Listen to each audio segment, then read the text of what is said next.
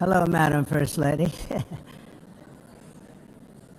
Thank you very much for being here. And Madam President, Mr. Secretary General, First Lady of the United States, distinguished delegates, ambassadors, and world leaders. 6 years have passed since I last stood in this grand hall and addressed a world that was prosperous and at peace in my first term. Since that day, the guns of war have shattered the peace I forged on 2 continents. An era of calm and stability gave way to one of the great crises of our time. And here in the United States, 4 years of weakness, lawlessness, and radicalism under the last administration delivered our nation into a repeated set of disasters.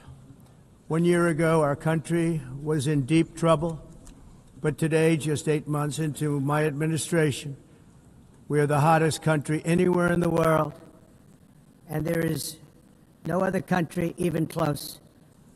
America is blessed with the strongest economy, the strongest borders, the strongest military, the strongest friendships, and the strongest spirit of any nation on the face of the earth.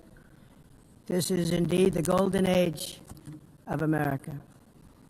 We are rapidly reversing the economic calamity we inherited from the previous administration, including ruinous price increases and record-setting inflation like we've never had before.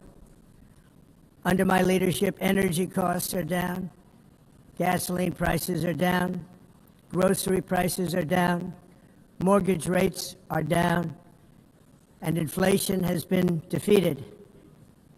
The only thing that's up is the stock market, which just hit a record high. In fact, it hit a record high 48 times in the last short period of time.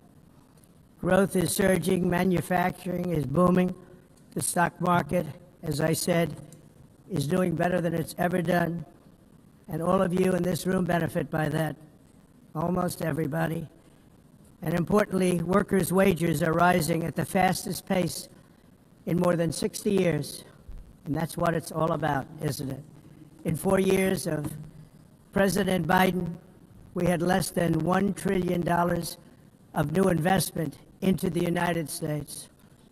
In just 8 months since I took office, we have secured commitments and money already paid for $17 trillion. Think of it, 4 years, less than $1 trillion, 8 months, much more than $17 trillion is being invested in the United States, and it's now pouring in from all parts of the world. We've implemented the largest tax cuts in American history and the largest regulation cuts in American history, making this once and again the best country on earth to do business. And many of the people in this room are investing in America, and it's turned out to be an awfully good investment during this 8-month period. In my first term, I built the greatest economy in the history of the world. We had the best economy ever, history of the world. And I'm doing the same thing again, but this time it's actually much bigger and even better.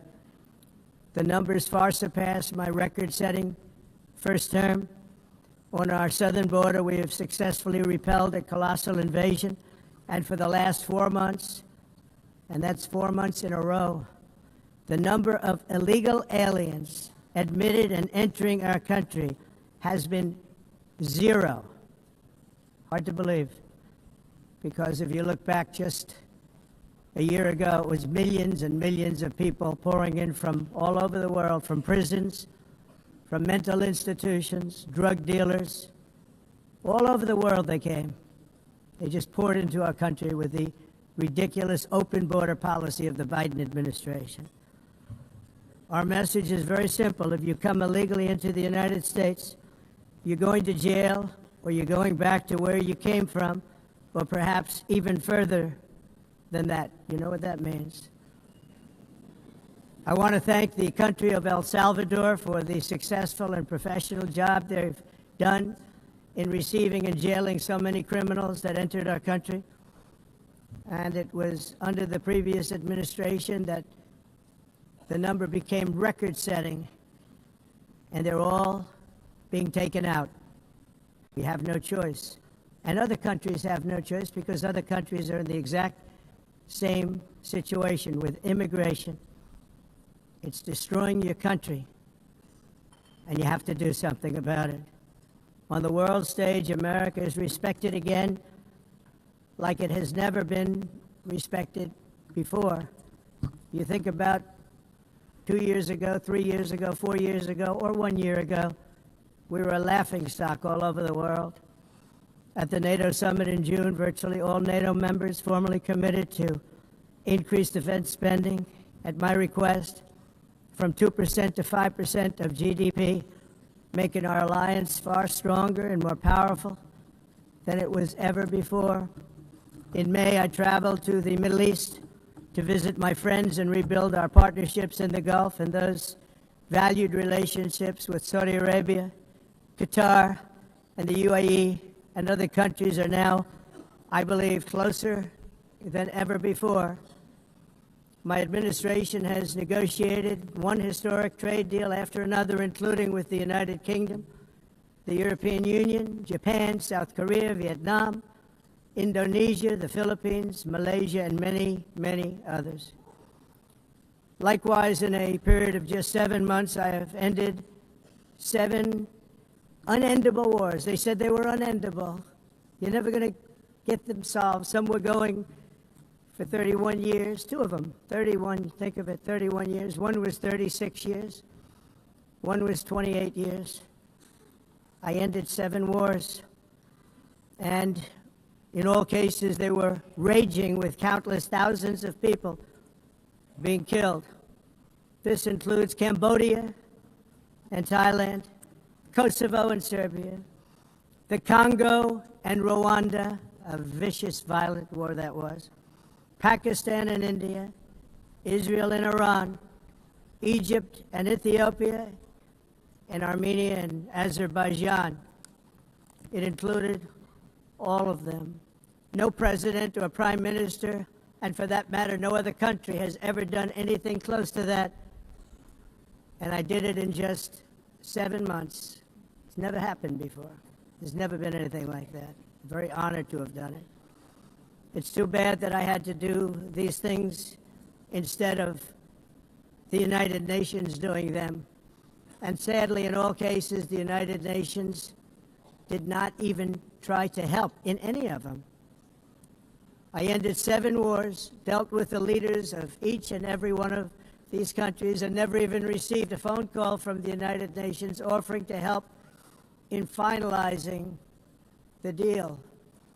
All I got from the United Nations was an escalator that on the way up stopped right in the middle. If the First Lady wasn't in great shape, she would have fallen, but she's in great shape. We're both in good shape. We both stood. And then a teleprompter that didn't work. These are the 2 things I got from the United Nations, a bad escalator and a bad teleprompter. Thank you very much. And by the way, it's working now. It just went on. Thank you. I think I should just do it the other way. It's easier. Thank you very much. I didn't think of it at the time because I was too busy working to save millions of lives. That is the saving and stopping of these wars.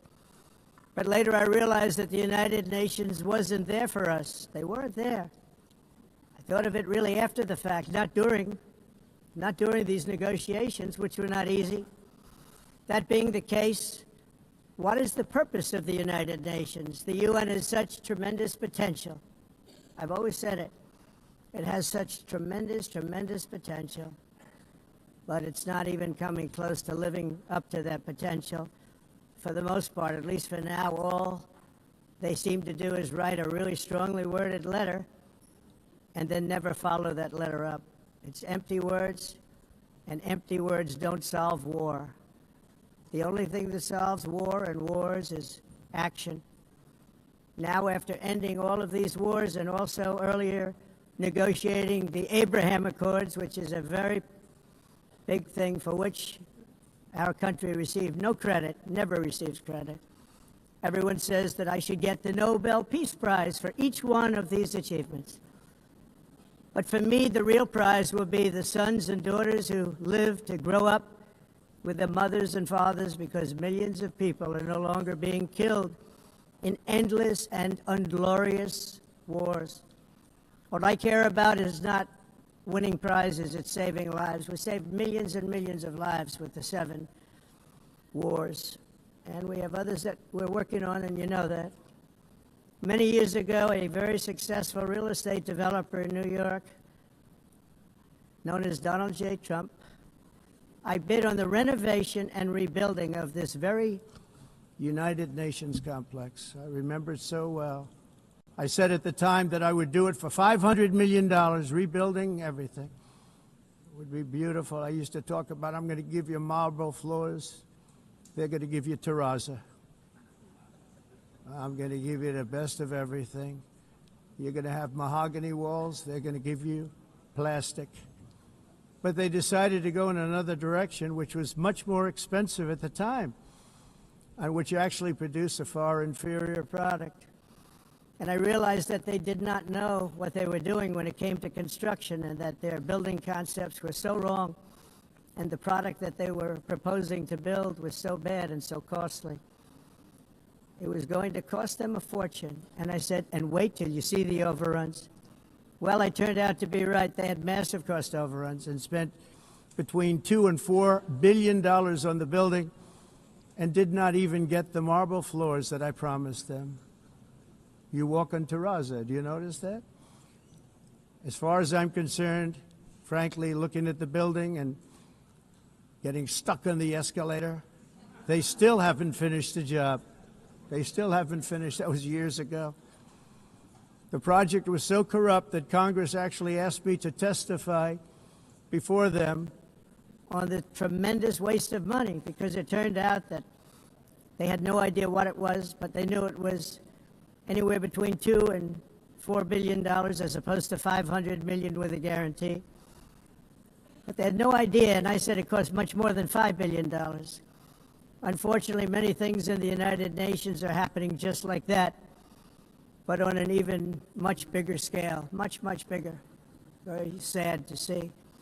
Whether the UN can manage to play a productive role, I've come here today to offer the hand of American leadership and friendship to any nation in this assembly that is willing to join us in forging a safer, more prosperous world.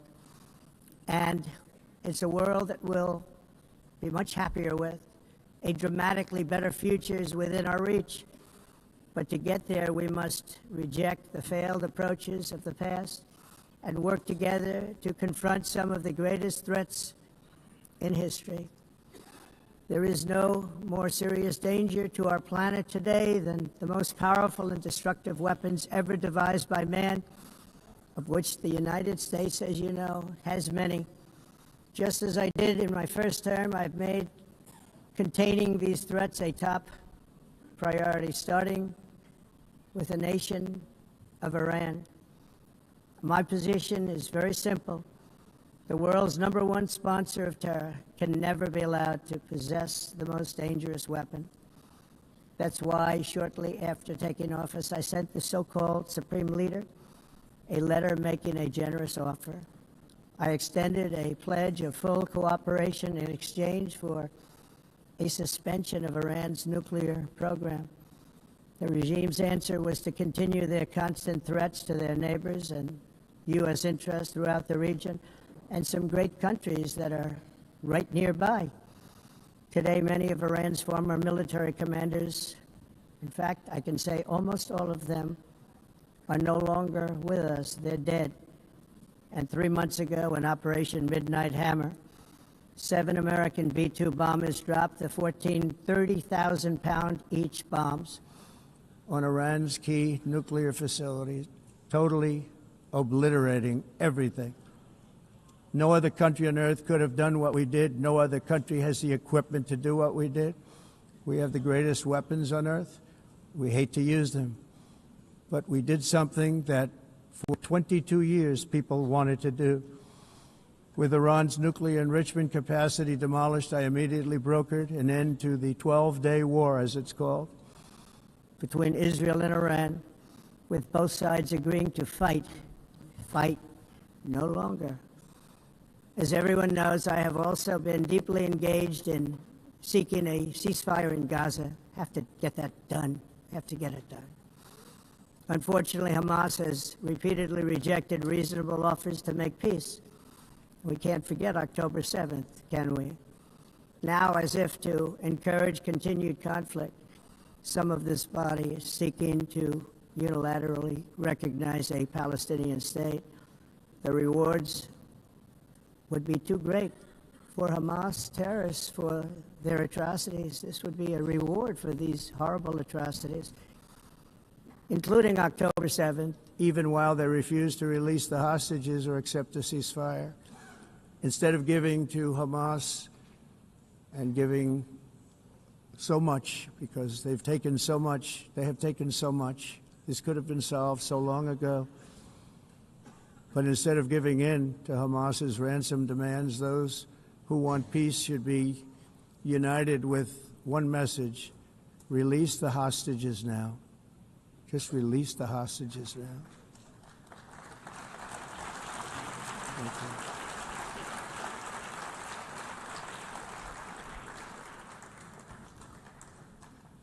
Thank you.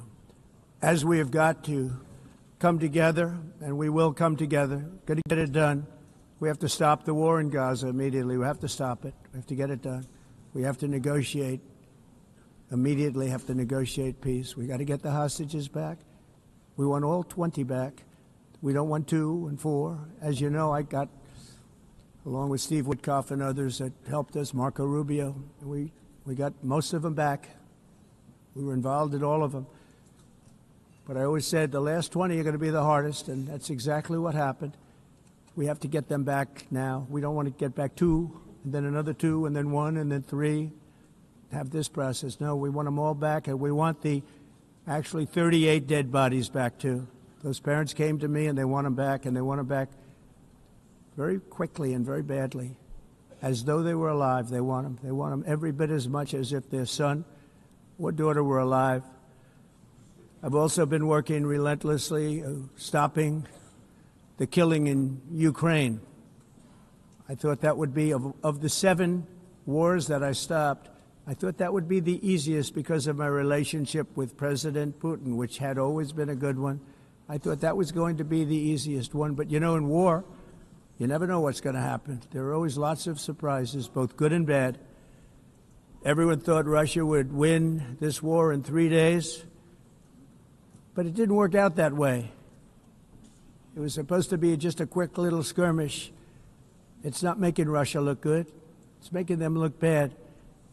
No matter what happens from here on out, this was something that should have taken a matter of days, certainly less than a week, and they've been fighting for 3.5 years and killing anywhere from 5,000 to 7,000 young soldiers, mostly soldiers, on both sides, every single week, from 5,000 to 7,000 dead young people, and some in cities, much smaller numbers, where rockets are shot, where drones are dropped. This war would never have started if I were president. This was a war that should have never happened. It shows you what leadership is, what bad leadership can do to a country.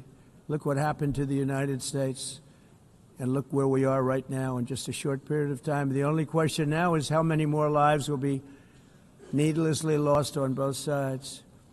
China and India are the primary funders of the ongoing war by continuing to purchase Russian oil. But inexcusably, even NATO countries have not cut off much Russian energy and Russian energy products, which, as you know, I found out about 2 weeks ago, and I wasn't happy. Think of it. They're funding the war against themselves. Who the hell ever heard of that one? In the event that Russia is not ready to make a deal to end the war, then the United States is fully prepared to impose a very strong round of powerful tariffs, which would stop the bloodshed, I believe, very quickly. But for those tariffs to be effective, European nations, all of you are gathered here right now, would have to join us in adopting the exact same measures. I mean, you're much closer to this. We have an ocean in between. You're right there. And Europe has to step it up. They can't be doing what they're doing. They're buying oil and gas from Russia while they're fighting Russia. It's embarrassing to them, and it was very embarrassing to them when I found out about it, I can tell you that. But they have to immediately cease all energy purchases from Russia. Otherwise, we're all wasting a lot of time. So I'm ready to discuss this. We're going to discuss it today with the European nations, all gathered here. I'm sure they're thrilled to hear me speak about it, but that's the way it is. I like to speak my mind and speak the truth. As we seek to reduce the threat of dangerous weapons today, I'm also calling on every nation to join us in ending the development of biological weapons once and for all. And biological is terrible, and nuclear is even beyond, and we include nuclear in that. We want to have a cessation of the development of nuclear weapons. We know, and I get to view it all the time. Sir, would you like to see? And I look at weapons that are so powerful that we just can't ever use them. If we ever use them, the world literally might come to an end. There would be no United Nations to be talking about. There would be no nothing. Just a few years ago, reckless experiments overseas gave us a devastating global pandemic. Yet despite that worldwide catastrophe, many countries are continuing extremely risky research into bioweapons and man-made pathogens. This is unbelievably dangerous. To prevent potential disasters, I'm announcing today that my administration will lead an international effort to enforce Biological Weapons Convention, which is going to be meeting with the top leaders of the world by pioneering an AI verification system that everyone can trust. Hopefully the UN can play a constructive role, and it will also be one of the early projects under AI. Let's see how good it is, because a lot of people are saying it could be one of the great things ever, but it also can be dangerous, but it can be put to tremendous use and tremendous good, and this would be an example of that. Not only is the UN not solving the problems it should, too often, it's actually creating new problems for us to solve. The best example is the #1 political issue of our time, the crisis of uncontrolled migration. It's uncontrolled. Your countries are being ruined. The United Nations is funding an assault on Western countries and their borders. In 2024, the UN budgeted $372 million in cash assistance to support an estimated 624,000 migrants journeying into the United States. Think of that. The UN is supporting people that are illegally coming into the United States, and then we have to get them out. The UN also provided food, shelter, transportation, and debit cards to illegal aliens. Can you believe that? On the way to infiltrate our southern border. Millions of people came through that southern border. Just a year ago, millions and millions of people were pouring in, 25 million altogether over the 4 years of the incompetent Biden administration. And now we have it stopped, totally stopped. In fact, they're not even coming anymore because they know they can't get through. But what took place is totally unacceptable. The UN is supposed to stop invasions, not create them and not finance them. In the United States, we reject the idea that mass numbers of people from foreign lands can be permitted to travel halfway around the world, trample our borders, violate our sovereignty, cause unmitigated crime, and deplete our social safety net. We have reasserted that America belongs to the American people, and I encourage all countries to take their own stand in defense of their citizens as well. You have to do that because I see it. I'm not mentioning names. I see it, and I can call every single one of them out. You're destroying your countries. They're being destroyed. Europe is in serious trouble. They've been invaded by a force of illegal aliens like nobody's ever seen before. Illegal aliens are pouring into Europe. Nobody is ever, and nobody's doing anything to change it, to get them out. It's not sustainable. And because they choose to be politically correct, they're doing just absolutely nothing about it. And I have to say, I look at London, where you have a terrible mayor, terrible, terrible mayor, and it's been so changed, so changed. Now they want to go to Sharia law, but you're in a different country. You can't do that. Both the immigration and their suicidal energy ideas will be the death of Western Europe if something is not done immediately. This cannot be sustained. What makes the world so beautiful is that each country is unique. But to stay this way, every sovereign nation must have the right to control their own borders. You have the right to control your borders, as we do now, and to limit the sheer numbers of migrants entering their countries and paid for by the people of that nation that were there and that built that particular nation at the time. They put their blood, sweat, tears, money into that country, and now they're being ruined. Proud nations must be allowed to protect their communities and prevent their societies from being overwhelmed by people they have never seen before, with different customs, religions, with different everything. Where migrants have violated laws, lodged false asylum claims, or claimed refugee status for illegitimate reasons, they should, in many cases, be immediately sent home. And while we will always have a big heart for places and people that are struggling and truly compassionate, answers will be given. We have to solve the problem, and we have to solve it in their countries, not create new problems in our countries. And we are very helpful to a lot of countries that are just not able to send their people anymore. They used to send them to us in caravans of 25,000, 30,000 people each. These massive caravans of people pouring into our country, totally unchecked and unvetted. But not anymore.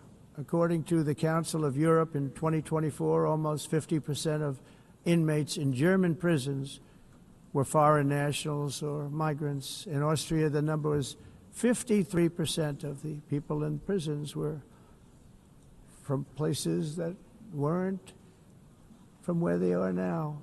In Greece, the number was 54%, and in Switzerland, beautiful Switzerland, 72% of the people in prisons are from outside of Switzerland.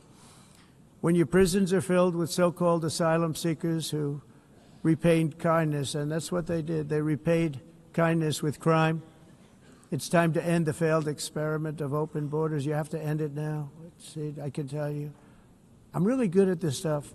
Your countries are going to hell. In America, we've taken bold action to swiftly shut down uncontrolled migration. Once we started detaining and deporting everyone who crossed the border and removing illegal aliens from the United States, they simply stopped coming. They're not coming anymore. We're getting a lot of credit, but they're not coming anymore.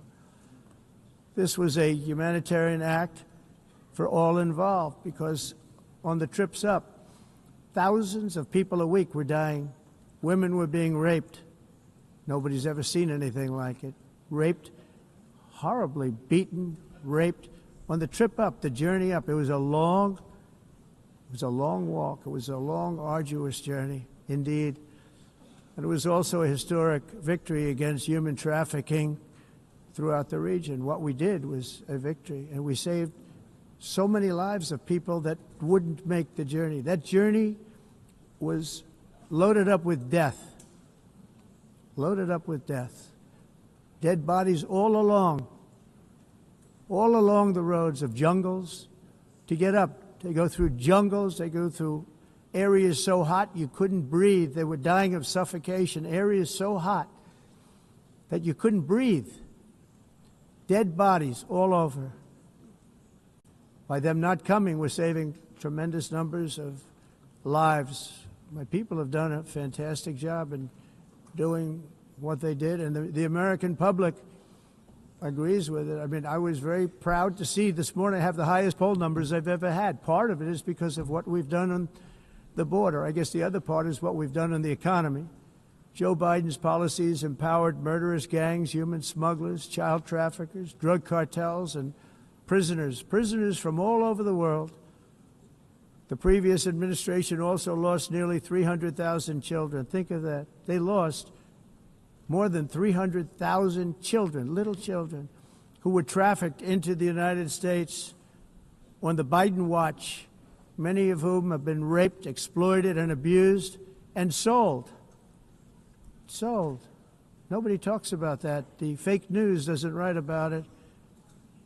With many others, young children who are missing or dead.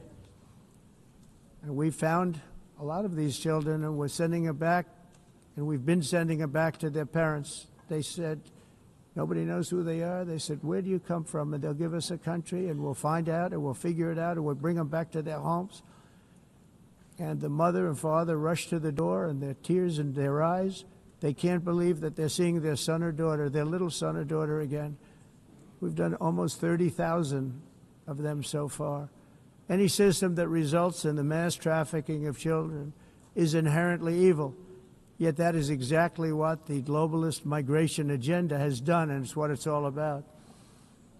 In America, those days, as you know, are over. The Trump administration is working, and we are continuing to work to track down the villains that are causing this problem, and also, as I said, to get back the 30,000 we've already returned.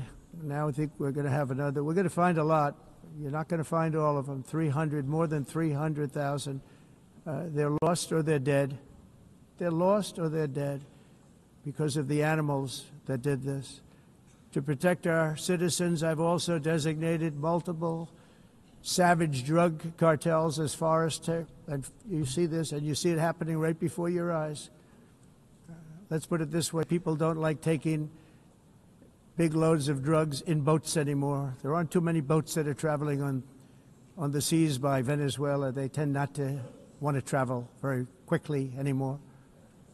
And we've virtually stopped drugs coming into our country by sea. We call them the water drugs. They kill hundreds of thousands of people.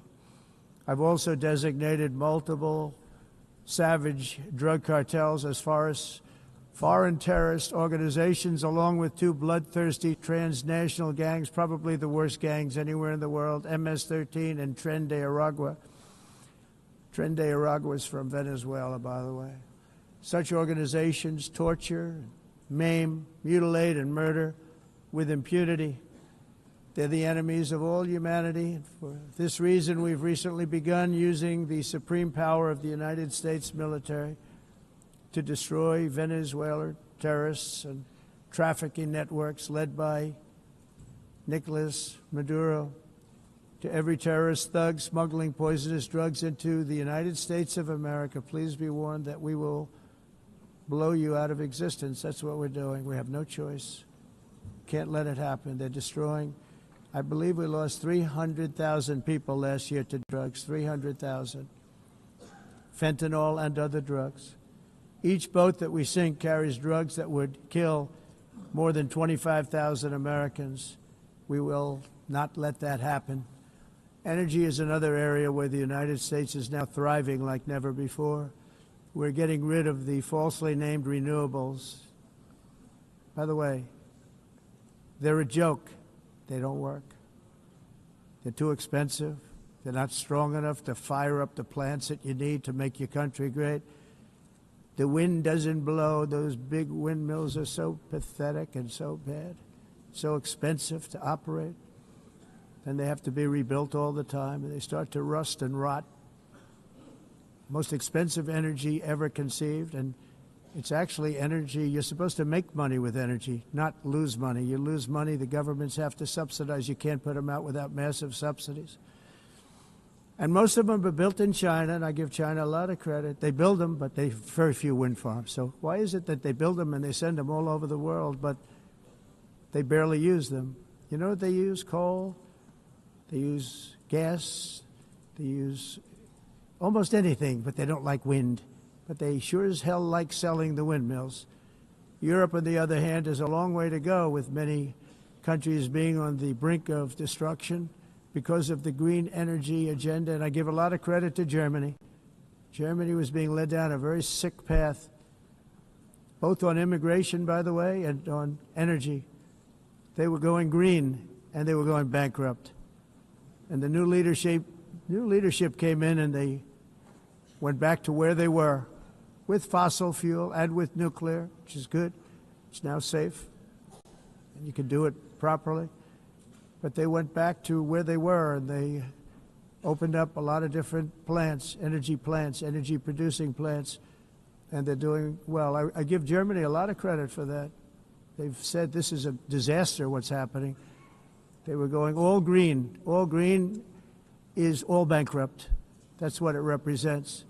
And it's not politically correct. I'll be very badly criticized for saying it, but I'm here to tell the truth. I don't care. It doesn't matter to me. I'm in New York City. I'm feeling a lot safer. Crime, we're getting crime down. And by the way, speaking of crime, Washington, D.C. Washington, D.C.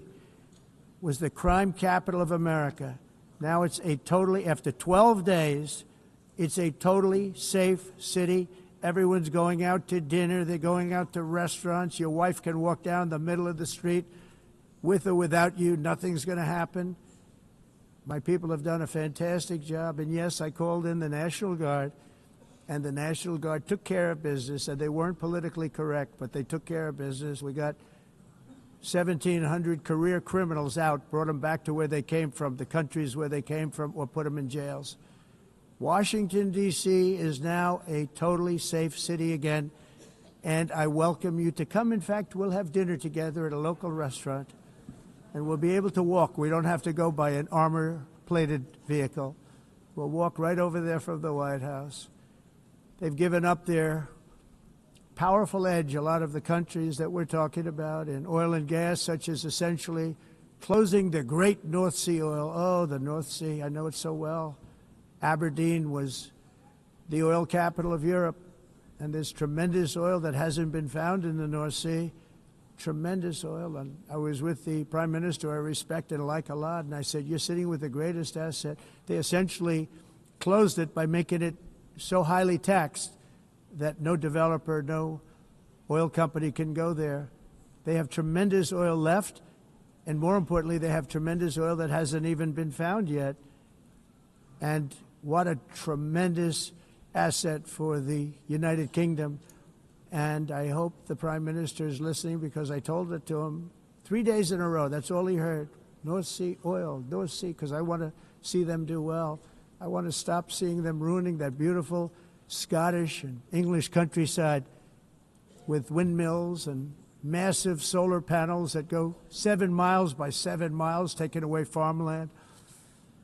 But we're not letting this happen in America. In 1982, the executive director of the United Nations Environmental Program predicted that by the year 2000, climate change would cause a global catastrophe. He said that it will be irreversible, as any nuclear holocaust would be.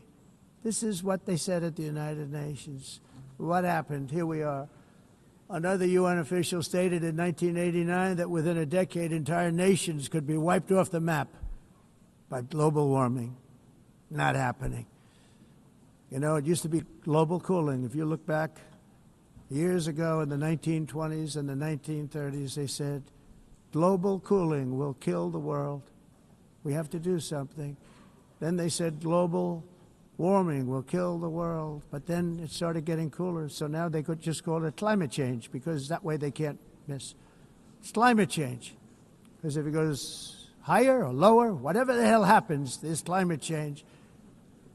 It's the greatest con job ever perpetrated on the world, in my opinion. Climate change, no matter what happens, you're involved in that. No more global warming, no more global cooling. All of these predictions made by the United Nations and many others, often for bad reasons, were wrong. They were made by stupid people that have cost their countries fortunes and given those same countries no chance for success. If you don't get away from this green scam, your country is going to fail.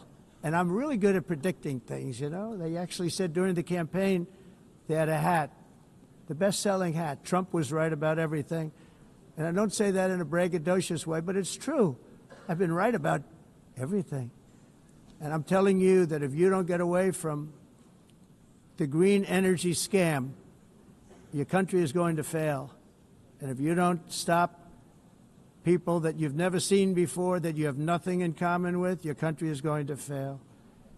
I'm the President of the United States, but I worry about Europe. I love Europe. I love the people of Europe. And I hate to see it being devastated by energy and immigration. This double-tailed monster destroys everything in its wake, and they cannot let that happen any longer. You're doing it because you want to be nice. You want to be politically correct, and you're destroying your heritage.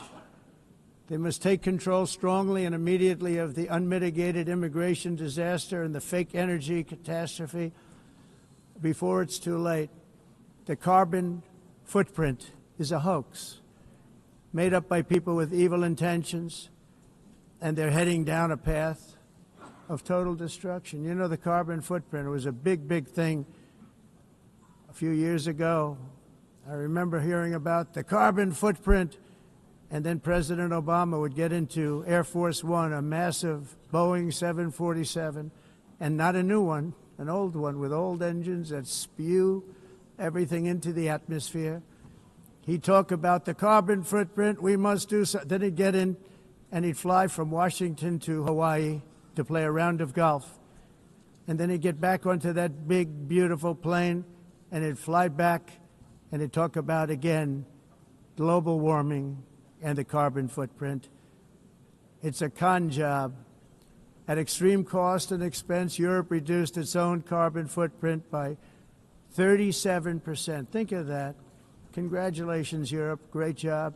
You cost yourself a lot of jobs, a lot of factories closed, but you reduced the carbon footprint by 37%. However, for all of that sacrifice and much more, it's been totally wiped out and then some by a global increase of 54%. Much of it coming from China and other countries that are thriving around China, which now produces more CO2 than all the other developed nations in the world. So all of these countries are working so hard on the carbon footprint, which is nonsense, by the way. It's nonsense. You know, it's interesting. In the United States, we have still radicalized environmentalists, and they want the factories to stop. Everything should stop. No more cows. We don't want cows anymore. I guess they want to kill all the cows. They want to do things that are just unbelievable, and you have it too. But, you know, we have a border, strong, and we have a shape, and that shape doesn't just go straight up. That shape is amorphous when it comes to the atmosphere. And if we had the most clean air, and I think we do, we have very clean air. We have the cleanest air we've had in many, many years. But the problem is that other countries, like China, which has air that's a little bit rough, it blows. And no matter what you're doing down here, the air up here tends to get very dirty because it comes in from other countries where their air isn't so clean. And the environmentalists refuse to acknowledge that. Same thing with garbage. In Asia, they dump much of their garbage right into the ocean. And over about a 1 week and 2 week journey, it flows right past Los Angeles. You've seen it. Massive amounts of garbage, almost too much to do anything about, flowing past Los Angeles, past San Francisco, and then somebody will get in trouble because he dropped a cigarette on the beach. The whole thing is crazy. The primary effect of these brutal green energy policies has not been to help the environment, but to redistribute manufacturing and industrial activity from developed countries that follow the insane rules that are put down to polluting countries that break the rules and are making a fortune. They're making a fortune. European electricity bills are now 4 to 5 times more expensive than those in China, and 2 to 3 times higher than the United States. And our bills are coming way down. You probably see that our gasoline prices are way down. You know, we have an expression, drill. Nós reduzimos os custos de energia porque nós faremos como a expressão, vamos fazer tudo isso e reduzir os custos de energia e os custos diminuíram nos Estados Unidos. Common to see one in Por exemplo, se você olhar electric costs nos países em approximately faturas de energia, 100 heat-related deaths. nós não mas nós nos Estados Unidos conseguimos usar eles e evitar aumento da temperatura, porque é muito caro também usar nado e ninguém usa Pretending to stop the global tudo isso hoax. The como a of asking mudança. industrialized nations, Esse agenda mundialista não tem nenhum sentido.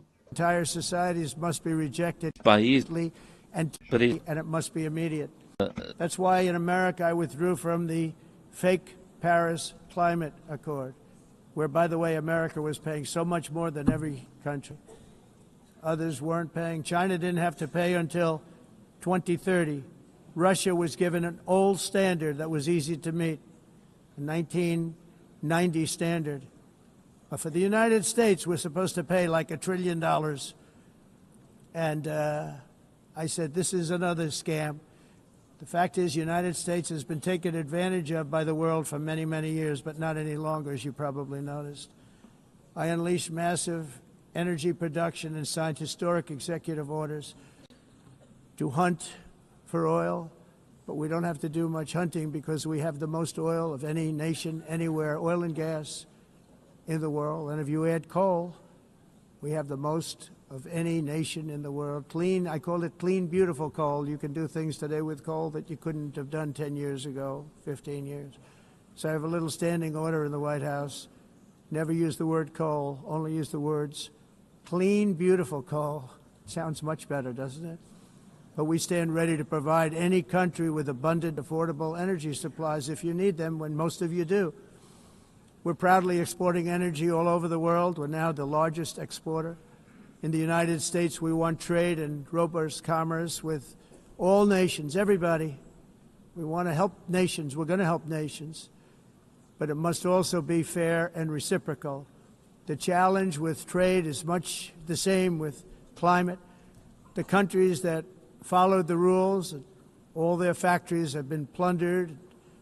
It's really sad to watch. They've been broken. They've been broken by countries that broke the rules. That's why the United States is now applying tariffs to other countries, and much as these tariffs were for many years applied to us, uncontrollably applied to us. We've used tariffs as a defense mechanism under the Trump administration, including my first term, where hundreds of billions of dollars in tariffs were taken in. And by the way, we had the lowest inflation, and now we have very low inflation. The only thing different is that we have hundreds of billions of dollars flowing into our country. But this is how we will ensure that the system works for everyone and is sustainable into the future. We're also using tariffs to defend our sovereignty and security throughout the world, including against nations that have taken advantage of former U.S. administrations for decades, including the most corrupt, incompetent administration in history, the sleepy Joe Biden administration. Brazil now faces major tariffs in response to its unprecedented efforts to interfere in the rights and freedoms of our American citizens and others, with censorship, repression, weaponization, judicial corruption, and targeting of political critics in the United States. I have a little problem saying this because I must tell you, I was walking in and the leader of Brazil was walking out. We saw him and I saw him, he saw me, and we embraced. And then I'm saying, can you believe I'm going to be saying this in just 2 minutes? But we actually agreed that we would meet next week. We didn't have much time to talk, like about 20 seconds. They were in retrospect, I'm glad I waited because this thing didn't work out too well. But we did talk. We had a good talk, and we agreed to meet next week, if that's of interest. But he seemed like a very nice man, actually. He liked me, I liked him. But if you, and I only do business with people I like. I don't when I don't like them, I don't like them. But we had, at least for about 39 seconds, we had excellent chemistry. It's a good sign. But also in the past, Brazil, can you believe this, unfairly tariffed our nation, but now because of our tariffs, we are hitting them back, and we're hitting them back very hard. As president, I will always defend our national sovereignty and the rights of American citizens. So I'm very sorry to say this, that Brazil is doing poorly and will continue to do poorly. They can only do well when they're working with us. Without us, they will fail, just as others have failed. It's true. Next year, the United States will celebrate the 250th anniversary of our glorious independence, a testament to enduring power and American freedom and spirit. We will also be proudly hosting the 2026 FIFA World Cup, and shortly thereafter, the 2028 Olympics, which is going to be very exciting. I hope you all come. I hope that countless people from all over the globe will take part of these will be great celebrations of liberty and human achievement, and that together we all can rejoice in the miracles of history that began in July 4th, 1776, when we founded the light to all nations. And it's something really that an amazing thing came out of that date. It's called the United States of America. In honor of this momentous anniversary, I hope that all countries who find inspiration in our example will join us in renewing our commitment, values, and those values, really, that we hold so dear. Together, let us defend free speech and free expression. Let us protect religious liberty, including for the most persecuted religion on the planet today. It's called Christianity. And let us safeguard our sovereignty and cherish qualities that have made each of our nations so special, incredible, and extraordinary. In closing, I just want to repeat that immigration and the high cost of so-called green renewable energy is destroying a large part of the free world and a large part of our planet. Countries that cherish freedom are fading fast because of their policies on these two subjects. You need strong borders and traditional energy sources if you are going to be great again. Whether you have come from north or south, east or west, near or far, every leader in this beautiful hall today represents a rich culture, a noble history, and a proud heritage that makes each nation majestic and unique, unlike anything else in human history or any other place on the face of the earth. From London to Lima, from Rome to Athens, from Paris to Seoul, from Cairo to Tokyo and Amsterdam to right here in New York City, we stand on the shoulders of the leaders and legends, generals and giants, heroes and titans who won and built our beloved nations, all of our nations, with their own courage, strength, spirit, and skill. Our ancestors climbed mountains, conquered oceans, crossed deserts, and trekked over wide open plains. They charged into thunderous battles, plunged into grave dangers, and they were soldiers and farmers and workers and warriors and explorers and patriots. They built towns into cities, tribes into kingdoms, ideas into industries, and small islands into mighty empires. You're a part of all of that. They were champions for their people who never gave up and who never, ever gave in. Their values defined our national identities. Their visions forged our magnificent destiny. Everybody in this room is a part of it in your own way. Each of us inherits the deeds and the myths, the triumphs, the legacies of our own heroes and founders who so bravely showed us the way. Our ancestors gave everything for homelands that they defended with pride, with sweat, with blood, with life, and with death. Now the righteous task of protecting the nations that they built belongs to each and every one of us. So together let us uphold our sacred duty to our people and to our citizens. Let us protect their borders, ensure their safety, preserve their cultures, treasure, and traditions, and fight, fight, fight for their precious dreams and their cherished freedoms. and in friendship and really a beautiful vision, let us all work together to build a bright, beautiful planet, a planet that we all share, a planet of peace and a world that is richer, better, and more beautiful than ever before. That can happen. It will happen. It will happen, and I hope it can happen and start right now, right at this moment. We'll turn it around. We're going to make our countries better, safer, more beautiful. We're going to take care of our people. Thank you very much. It's been an honor. God bless the nations of the world. Thank you very much. Bye.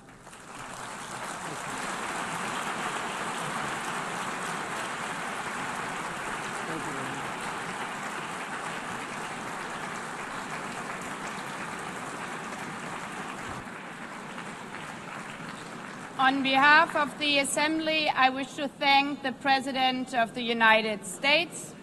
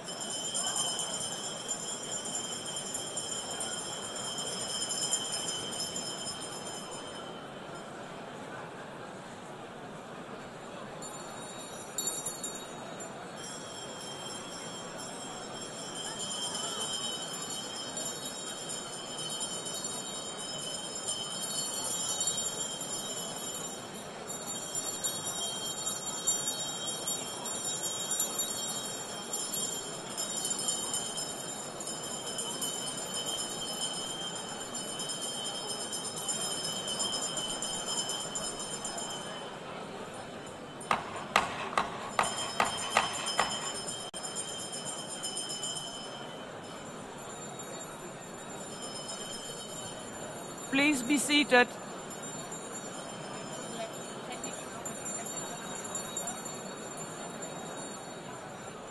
Please be seated.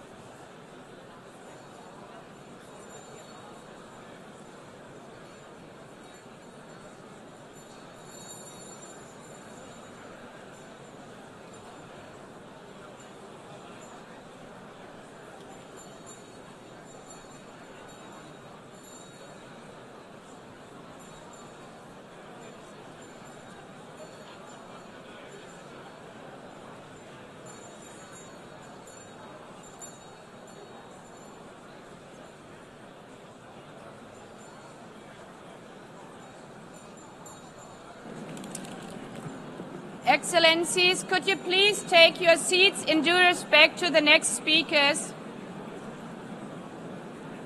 The second row, could you please take your seat right now?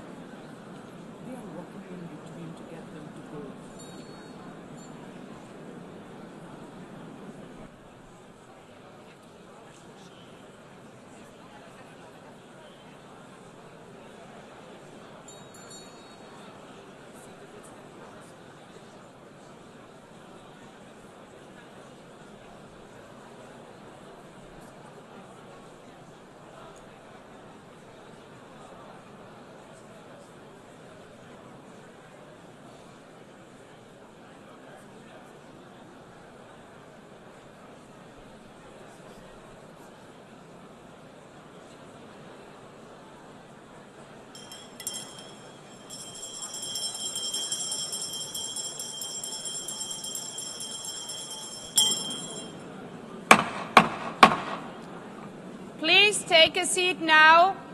With due respect to the next speakers, I would kindly ask you, gentlemen in the left row, please take your seats. We will continue.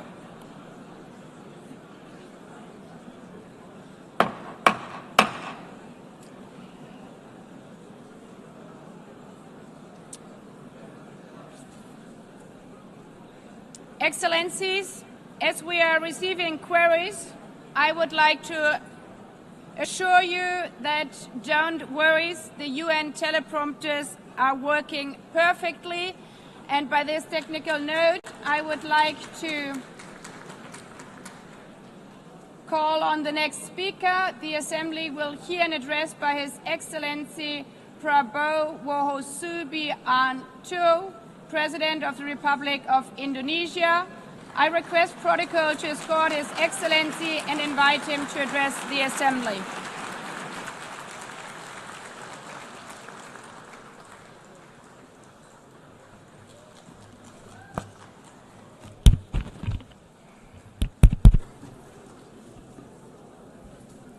His Excellency, Mr. Antonio Guterres, Secretary General of the United Nations, Her Excellency, Madame Annalena Baerbock, President of the United Nations General Assembly, His Excellency, Mr. Moses Abelian, Under-Secretary General for General Assembly and Management, Excellencies, Heads of States, Heads of Governments, distinguished delegates, ladies and gentlemen. It is indeed a great honor for me to stand in this august General Assembly Hall among leaders and representatives who represent almost all of humanity. We differ in race, religion, and nationality, yet we gather together today as one human family. We are here first and foremost as fellow human beings, each created equal, endowed with unalienable rights to life, liberty, and the pursuit of happiness.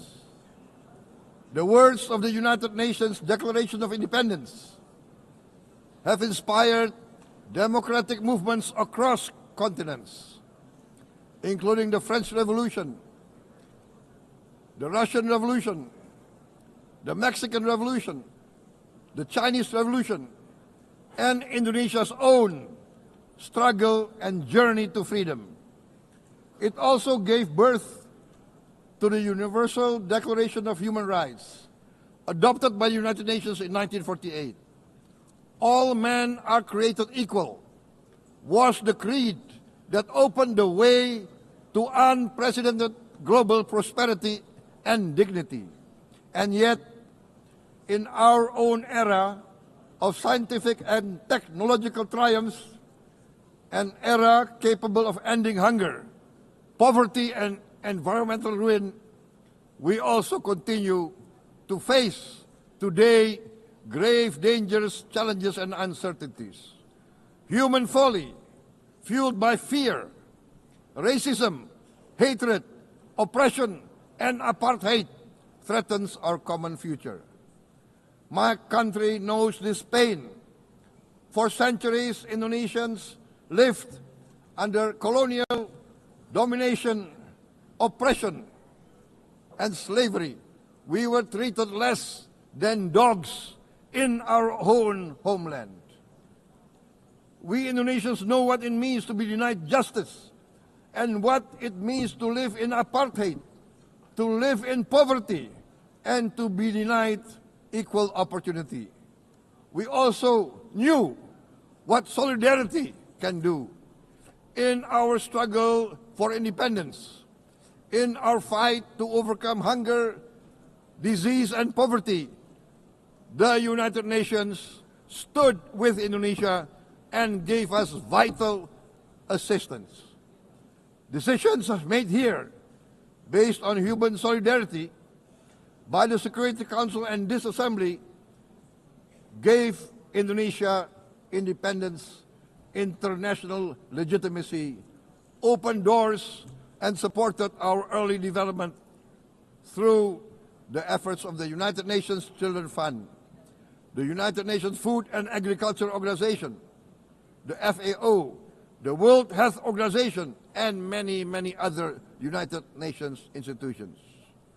And because of that, Indonesia today stands on the cusp of shared prosperity and greater equality and dignity.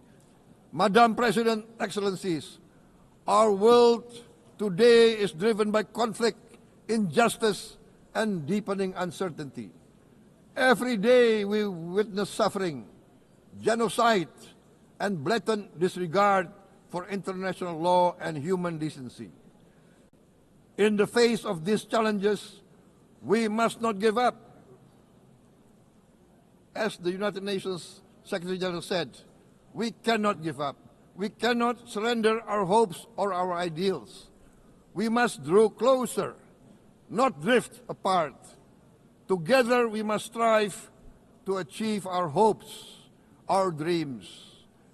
The United Nations was born from the ashes of the Second World War that claimed scores of millions of lives. It was created to secure peace, security, justice, and freedom for all. We remain committed to internationalism, to multilateralism, and to every effort that strengthens this great institution. Today, Indonesia is nearer than ever before to meeting the sustainable development goals of ending extreme poverty and hunger. Because years ago, this very chamber chose to listen and uphold social and economic justice. We will never forget. And today, we must never be silent while Palestinians are denied that same justice and legitimacy in this very hall. Excellencies, Thucydides warned, the strong do what they can, the weak suffer what they must. We must reject this doctrine. The United Nations exist to reject this doctrine. We must stand for all, the strong and the weak. Might cannot be right. Right must be right. Indonesia today is one of the largest contributors to United Peacekeeping Forces. We believe in the United Nations. We will continue to serve where peace needs guardians, not with just words, but with boots on the ground.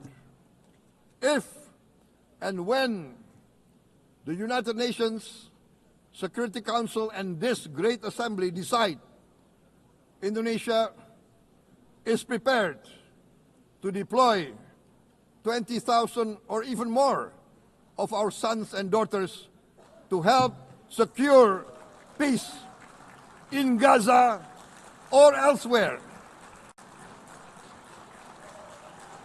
in Ukraine, in Sudan, in Libya, everywhere when the peace needs to be enforced, peace needs to be guarded, we are ready.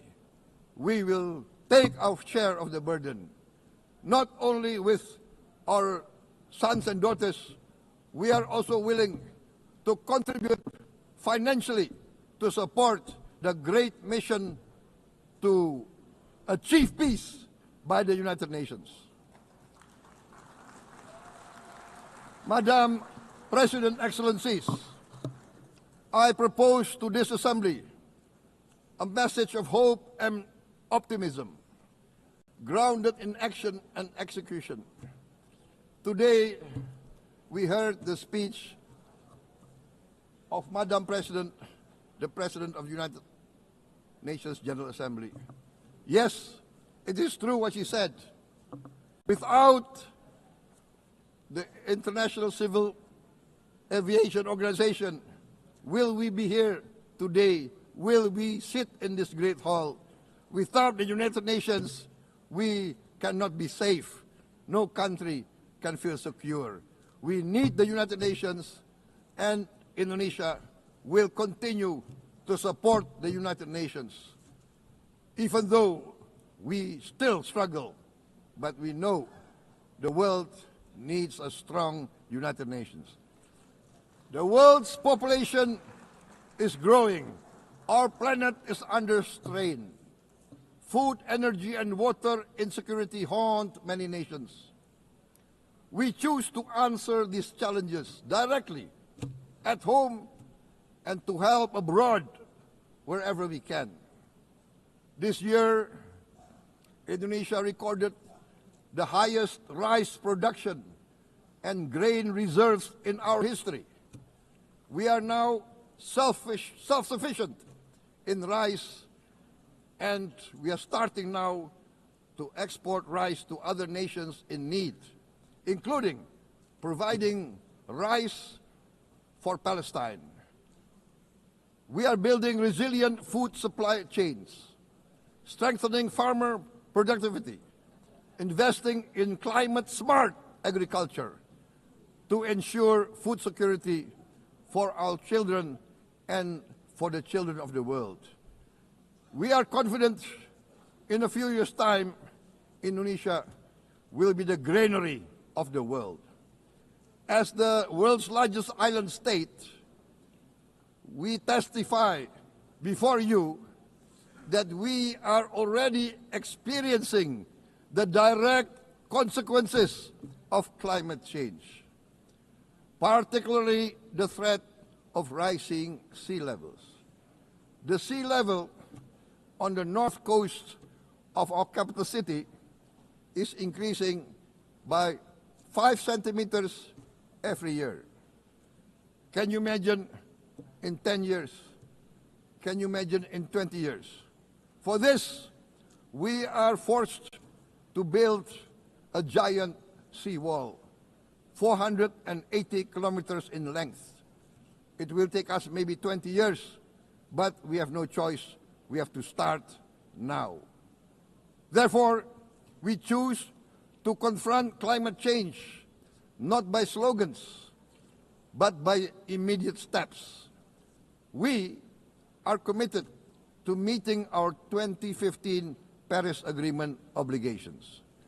We aim to achieve net zero emission by 2060, and we are very confident we can achieve net zero emission much earlier. We aim to reforest more than 12 million hectares of degraded forest, to reduce forest degradation, to empower local communities with quality green jobs for the future.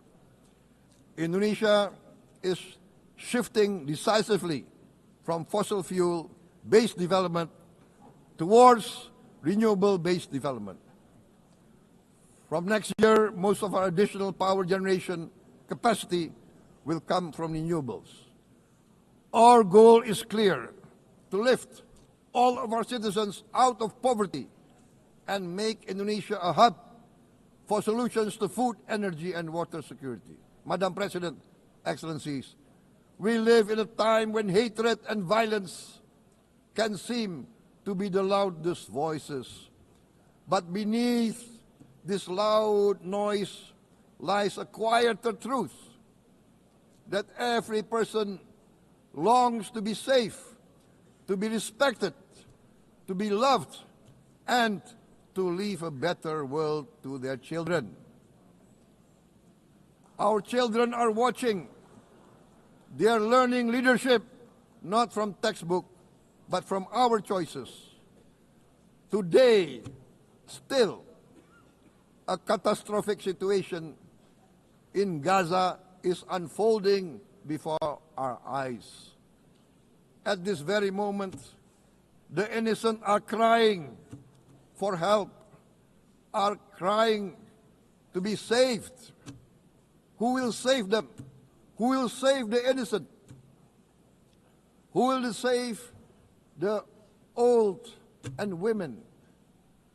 Millions are facing danger at this very moment. As we sit here, they are facing trauma. They are facing irreparable damage to their bodies. They are dying of starvation. Can we remain silent? Will there be no answer to their screams? Will we teach them that the human family can rise to the challenge? Madam President, we must act now. Many speakers have said that. We must stand for a multilateral order where peace, prosperity, and progress are not the privilege of a few, but the right of all. With a strong United Nations, we can build a world where the weak do not suffer what they must, but live the justice that they deserve. Let us continue humanity's great journey of ideals, the selfless aspirations that created the United Nations. Let us use science to uplift, not use science to destroy. Let rising nations help others to lift themselves. I am convinced that the leaders of the great world civilizations of the West, of the East, of the North, of the South, leaders of America, Europe, of India, China, the Islamic world, the whole world, I am convinced they will rise to their role demanded by history. We are all hopeful that the leaders of the world will show great statesmanship, great wisdom, restraint, humility, overcome hate, overcome suspicion. Madam President, distinguished delegates, we are greatly heartened by the events of the last few days, where significant leading countries of the world have chosen to side with history, to choose the right side of history, the path of the moral high ground, the path of rectitude, the path of justice, the path of humanity, to shun hatred, to overcome suspicion, and to avoid the use of violence. The use of violence will beget violence. No one country can bully the whole community of the human family.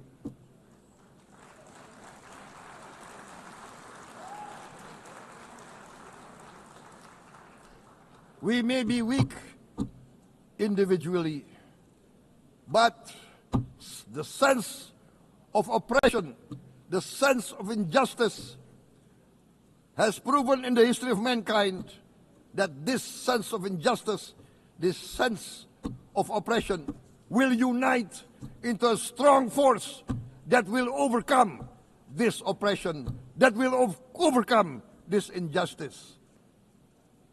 To close, I would like to reiterate again Indonesia's complete support for the two-state solution in Palestine.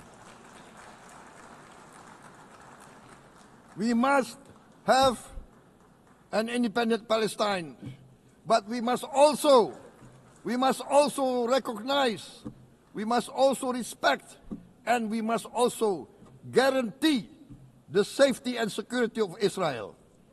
Only then we can have real peace, and no longer hate and no longer suspicion. The only solution is this two-state solution. Two descendants of Abraham must live in reconciliation, peace, and harmony. Arabs, Jews, Muslims, Christians, Hindus, Buddhists, all religions, we must live as one human family. Indonesia is committed to being part of making this vision a reality. Is this a dream? Maybe, but this is the beautiful dream that we must work together towards. Let us work towards this noble goal. Let us continue humanity's journey of hope, a journey started by our forefathers, a journey that we must complete. Thank you. Wassalamualaikum warahmatullahi wabarakatuh.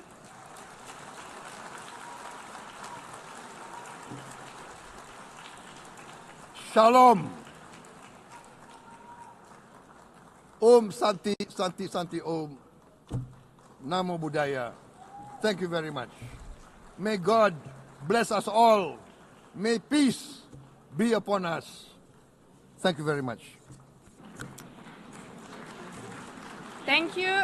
On behalf of the Assembly, I wish to thank the President of the Republic of Indonesia.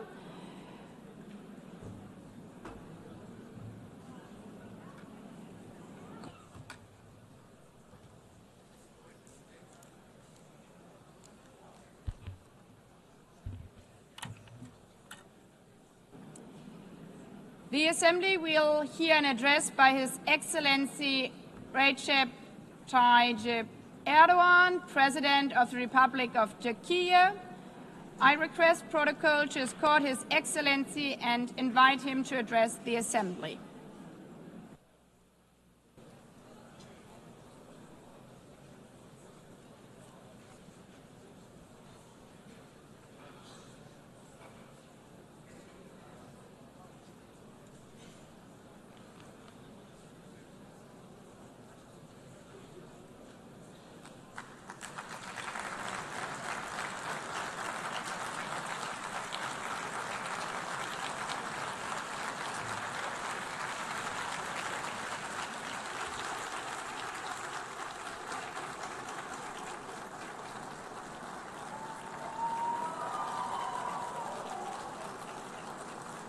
Sayın Başkan, Excellency President of UNGA, Excellencies Heads of State and Government, Distinguished Secretary General, distinguished delegation members, on behalf of myself and my nation, I greet you all with most heartfelt feelings.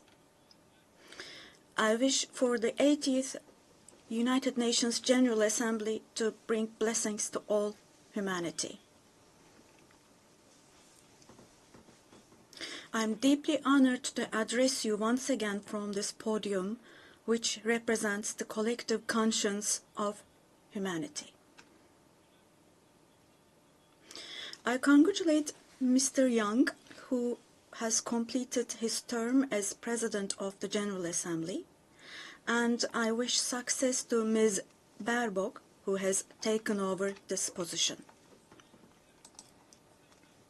At the outset of my speech, I would like to first express my regret at the absence today of the President of the State of Palestine, Mahmoud Abbas, at a time when Palestine is being recognized by an increasing number of countries. Today, we stand here on this podium. I stand here on this podium alongside my 86 million citizens, also for our Palestinian brothers and sisters whose voices are being silenced. I'd like to thank all the countries who announced that they recognize the state of Palestine, and I call on all the other countries who have not done so yet to do so, to recognize the state of Palestine as soon as possible. Esteemed President, distinguished members, the United Nations Charter was signed in San Francisco 8 years ago, and it entered into force on October the 24th, 1945. I would like to recall here again the first words of the first article of the UN Charter. Quote, "The purpose of the United Nations is to maintain international peace and security," unquote. As we celebrate the 80th anniversary of the UN in this hall, grave events are unfolding in many parts of the world that cast a shadow over the very first words of the UN Charter's opening article.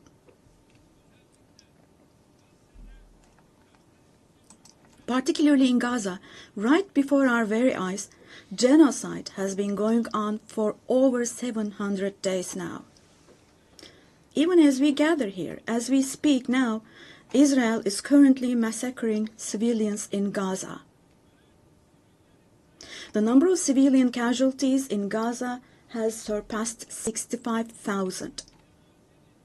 Unfortunately, the number of people who are still trapped under the rubble is not yet known, and more than 20,000 of those who died were children. For the last 23 months, a child has been murdered by Israel in Gaza every hour. Yes, every hour. These are not just figures, dear friends. All of these, each one of these is a person, a human being, innocent people. People are now being killed not with weapons, but with the weapon of starvation. In the 21st century, under the gaze of the civilized world, 428 people died of starvation. Out of those 428, 146 were children, and this number is increasing every day. Now, I will show you a photo, which is a picture from daily life in Gaza. The first photo, as you see, these are people. These are women with these cups that they are holding in their hands, cups and buckets. Just feel your conscience and answer the following question. Can we possibly have a reasonable reason for this brutality in 2025? But this shameful picture in Gaza has been unfolding and is being repeated every day for 23 months now. And there are 2.5 million Gazans who live in 365 square kilometers. And every day what happens is they are being dragged from one place to another. The healthcare infrastructure of Gaza is completely collapsed. Doctors have been killed, or they have disappeared while under custody. Ambulances have been hit. Hospitals targeted and destroyed. Treatment is not possible. Surgery is not possible. It's not possible to find medications. Now, dear friends, now, as Tayyip Erdogan, with a heavy heart, with my heart bleeding here, I'm telling you, innocent little ones, just 2 or 3 years old, without hands, arms, or legs, have become, unfortunately, a common sight to see in Gaza.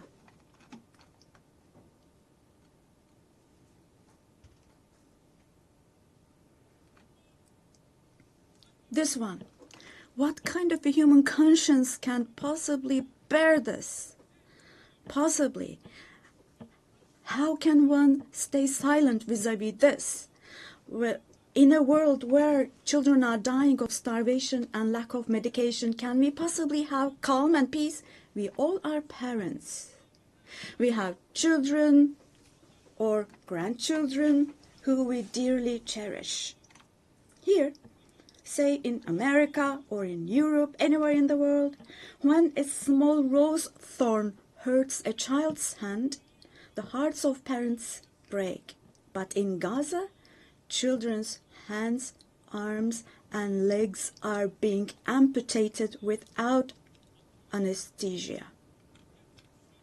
Now, I'm extremely sorry to say, but this represents the lowest point of humanity.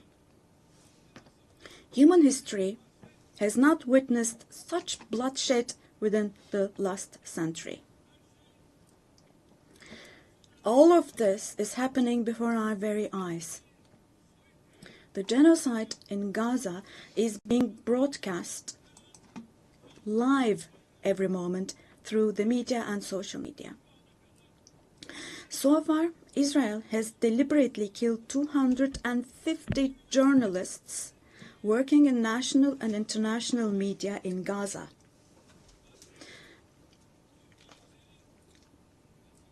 And they have closed all the entrance into Gaza, but they still have not been able to cover up the genocide.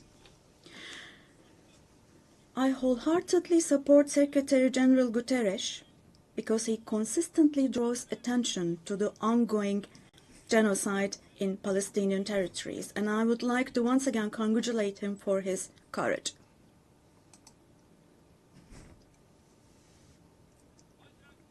But the United Nations has not even been able to protect its own personnel in Gaza, unfortunately.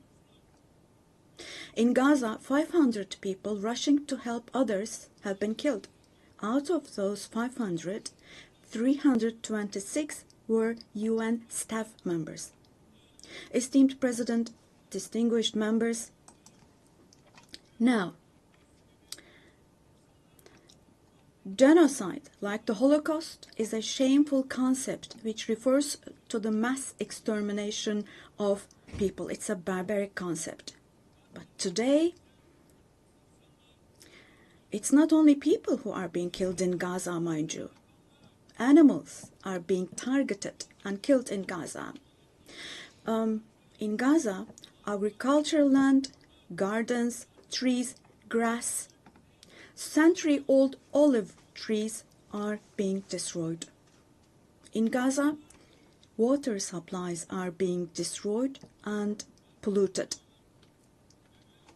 Buildings, homes, libraries, hospitals, schools, mosques, churches, and historical structures in Gaza are being deliberately destroyed. The soil of Gaza is being rendered useless for humans, for animals, and for plants. So now let me show you yet another photo. And let me ask you here, look at this photo. What could this photo here possibly have to do with security concerns?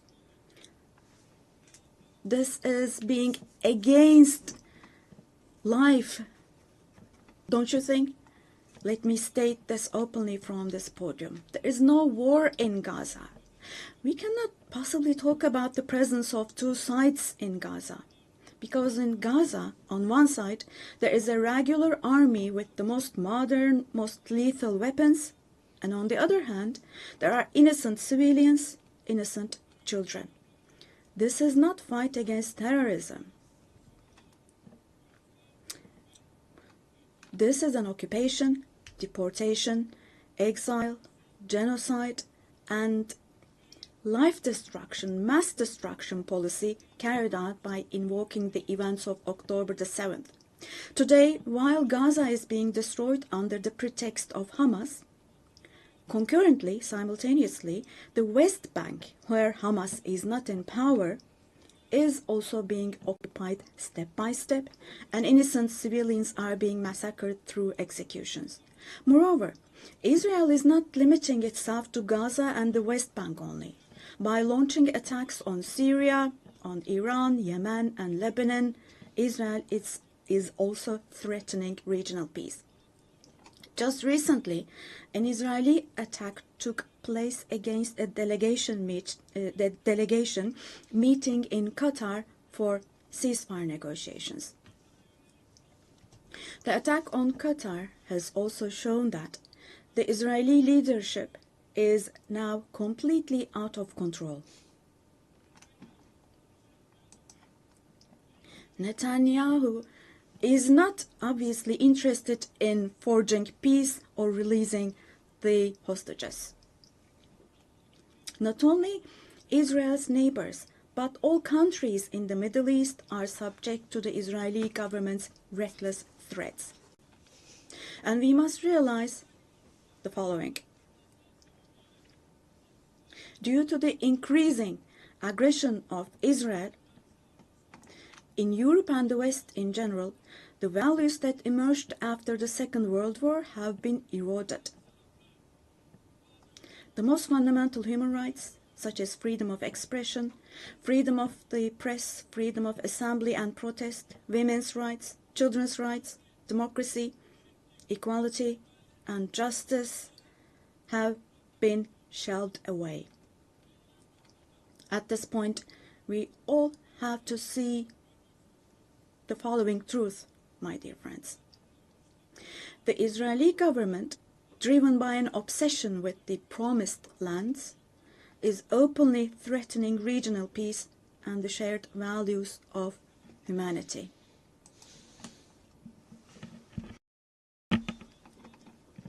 Three celestial religions.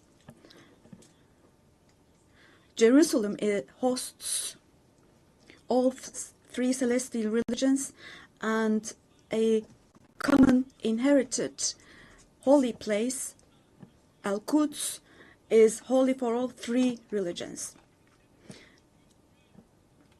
This madness disturbs conscientious Jews. It fuels anti-Semitism around the world. We cannot continue with this madness anymore.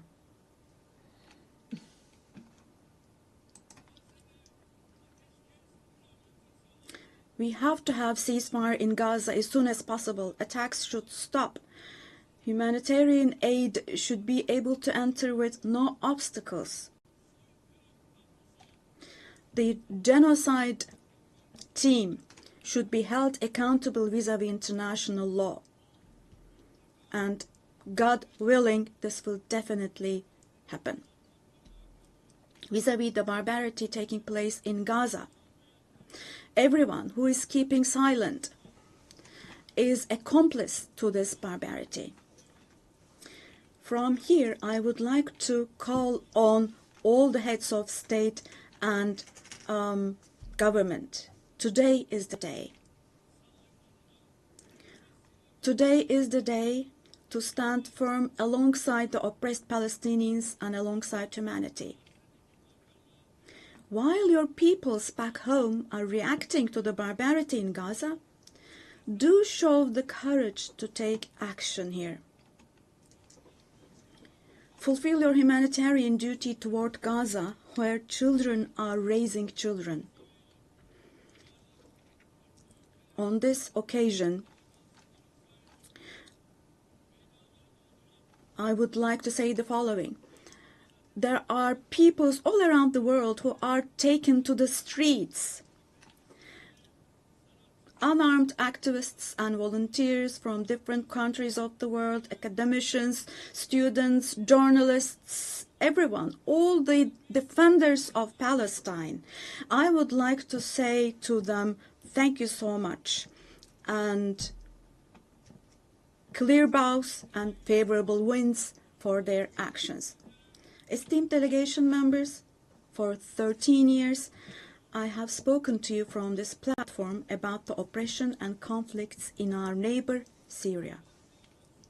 Just as I raise my voice today for the oppressed people of Gaza, likely for 13 years, I have also drawn attention to the cries of the Syrians, and here I became their voice and breath as well.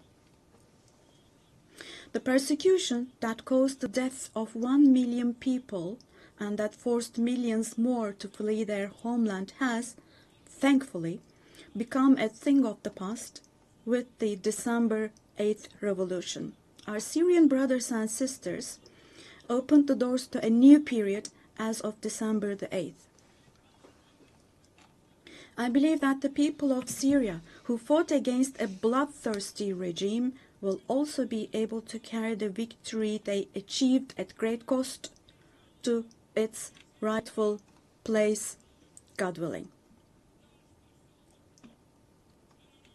We'll support with all our means the vision of a one and unified Syria with no forms of terrorism, especially ISIS, being present. A free Syria where security is established is what we want. As stability takes root in Syria, the winners for sure will be all the neighboring countries, our entire region, along with Syrians. And the brotherly countries in the Gulf. I would like to thank them for their contributions for Syria to recuperate. All the regional and international actors who share the same principles with us, God willing, we will continue with our cooperation with all those actors in the same manner. Esteemed friends, we hope that the nuclear issue with our neighbor Iran will be resolved through diplomacy as soon as possible.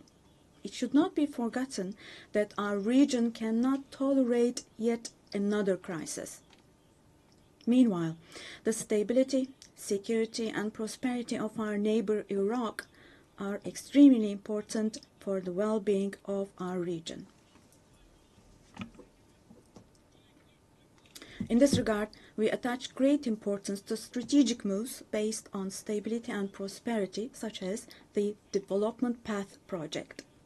In the north, we are hosting with great enthusiasm the Istanbul process between Russia and Ukraine, both of which are our neighbors. Through direct talks, we facilitated the exchange of several prisoners and corpses, and we worked to identify the modalities of peace negotiations between the parties. Don't forget, there is no winner of war and no losers of a just peace. So with this motto in mind, in the coming days also, we will continue to work hard for a peaceful ceasefire. Meanwhile, we have encouraged the parties from the very beginning to establish peace between Azerbaijan and Armenia. We are pleased that steps were taken on August the 8th, steps that will enable the establishment of lasting peace between the two countries. I would like to once again congratulate the President of Azerbaijan, Ilham Aliyev, the Prime Minister of Armenia, Nikol Pashinyan, and the American President Donald Trump, who contributed to this process, and I would like to congratulate them. On this occasion, I would also like to state that the normalization process between our country and Armenia is progressing as planned. Within the scope of the Ankara process, which is another of our mediation activities, we continue our efforts to resolve the conflict between Somalia and Ethiopia. I hope that the parties will successfully conclude this genuine initiative as soon as possible. Distinguished delegation members, we have been implementing the Montreux Convention, which guarantees security in the Black Sea, and we have been implementing this convention impartially and to the letter for exactly 89 years now. We want to see the Aegean Sea and the Eastern Mediterranean as a basin of stability and prosperity where the legitimate interests of all parties involved are respected. We are ready for constructive cooperation on all issues, particularly on energy and the environment, and we expect the same approach from our neighbors. On this occasion, I would like to particularly underline that projects which exclude Turkey and the Turkish Republic of Northern Cyprus in the Eastern Mediterranean, such projects which exclude us will not be successful. Turkey has rights and authority in the western part of the island of Cyprus, while the Turkish Cypriots have legitimate rights in the areas surrounding the island.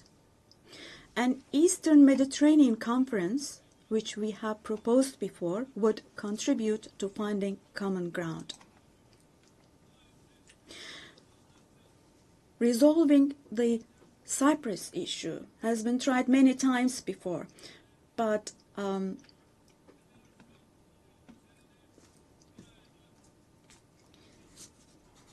due to the rigid stance of the Greek Cypriot side, no resolution has been found. We cannot possibly have this as a foundation for a resolution of the issue.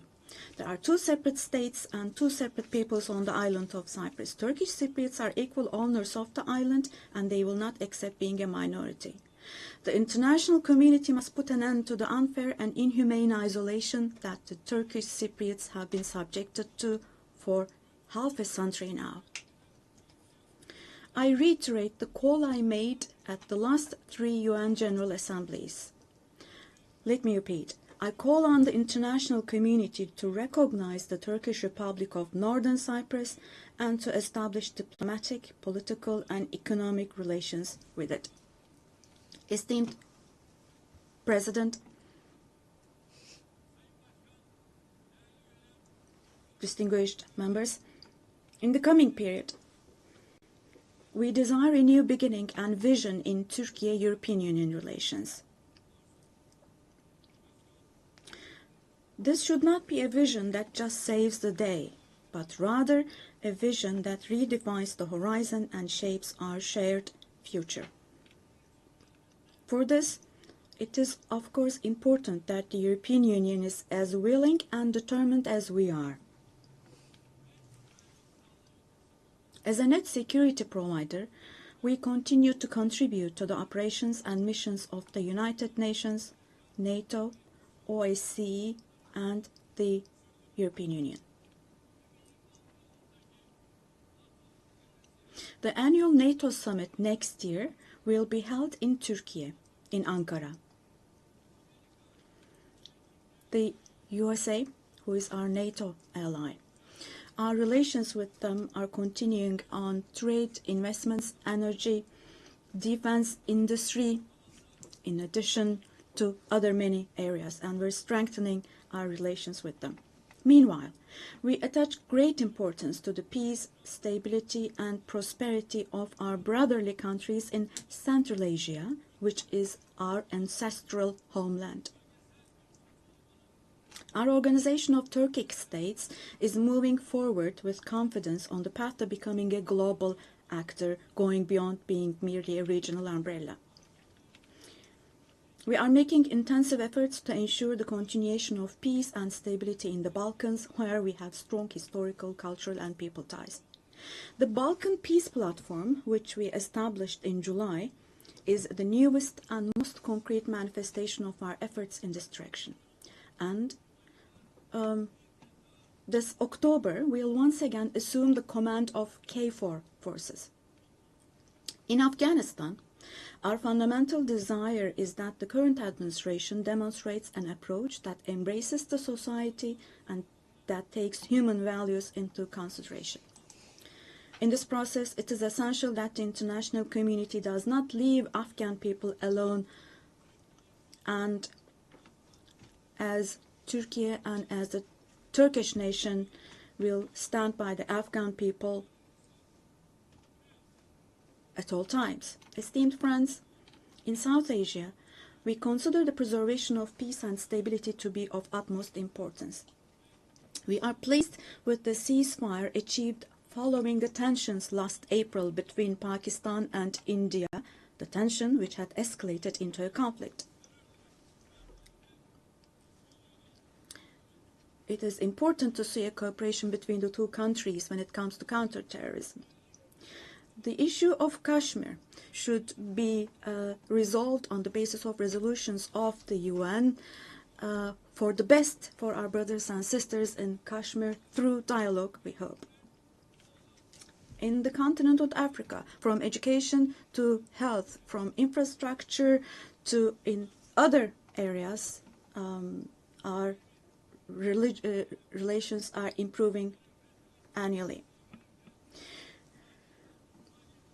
And while providing all possible support to Somalia, we are also continuing our humanitarian aid activities. In Sudan, the conflict that has been going on for over 2 years saddens us deeply. Stopping the bloodshed in Sudan and establishing sustainable peace is the shared responsibility of the international community.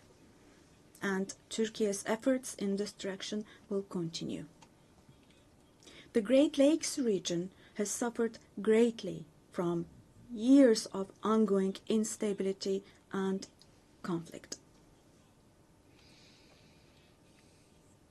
Our hope is that these conflicts in the east of the Democratic Republic of the Congo will give way to lasting peace and stability. We wholeheartedly support the efforts being carried out under the mediation of the US and the facilitation of Qatar. The increasing terrorist activities in West Africa, particularly in the Sahel Basin, are also of great concern to us. We will continue our unwavering efforts to ensure peace, tranquility, and stability for the peoples of this region with whom we share historical ties. Drawing inspiration from the historical double-headed Turkish Selçuk eagle, I would like to emphasize that our relations with Asian countries in Turkish foreign policy are of great strategic importance. We pursue a 360-degree approach in this policy. Within the framework of our Return to Asia initiative, we are deepening our engagement with regional organizations such as ASEAN, the Indian Ocean Rim Association, for example. We will continue to develop new partnerships with Asian countries, and we attach great importance to developing our relations with Latin America and the Caribbean region in a spirit of partnership and a win-win approach. We are determined to further strengthen the friendly ties we have established with all the countries in the region. Esteemed delegation members, increasing protectionist trends in international trade and disruptions in supply chains are leading to fundamental changes in the global economy. To successfully address current challenges, we support the reform of rules-based international trade, including the World Trade Organization. I believe access to affordable, safe, and sustainable energy is essential, particularly for developing countries, to be able to achieve their development goals.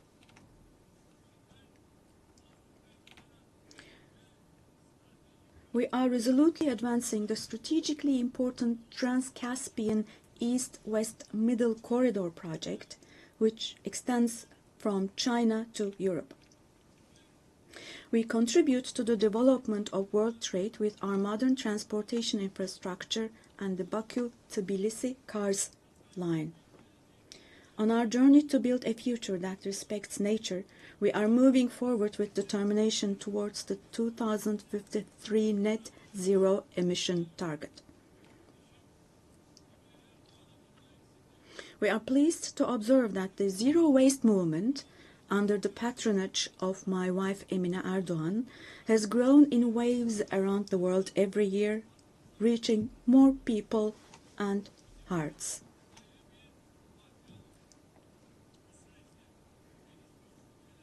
In this process, it is no longer a choice for developed countries to fulfill their responsibilities. It has now become an obligation for them. As one of the countries providing the most development aid in the world, we are striving to achieve the UN Sustainable Development Goals.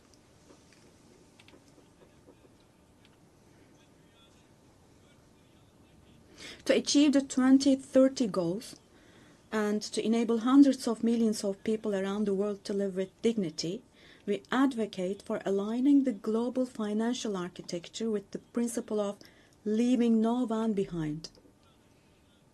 And here, let me also particularly draw your attention to the following. While we grapple with geopolitical challenges, humanity is also witnessing an extraordinary leap forward in artificial intelligence, AI. The transformative power and the benefits offered by these technologies, no society should be deprived of these benefits. AI technologies should be used for the benefit of humanity, not as a new tool of domination. The UN Technology Bank for the Least Developed Countries, which we host in Turkey, plays a critical role in closing the digital and technological gap.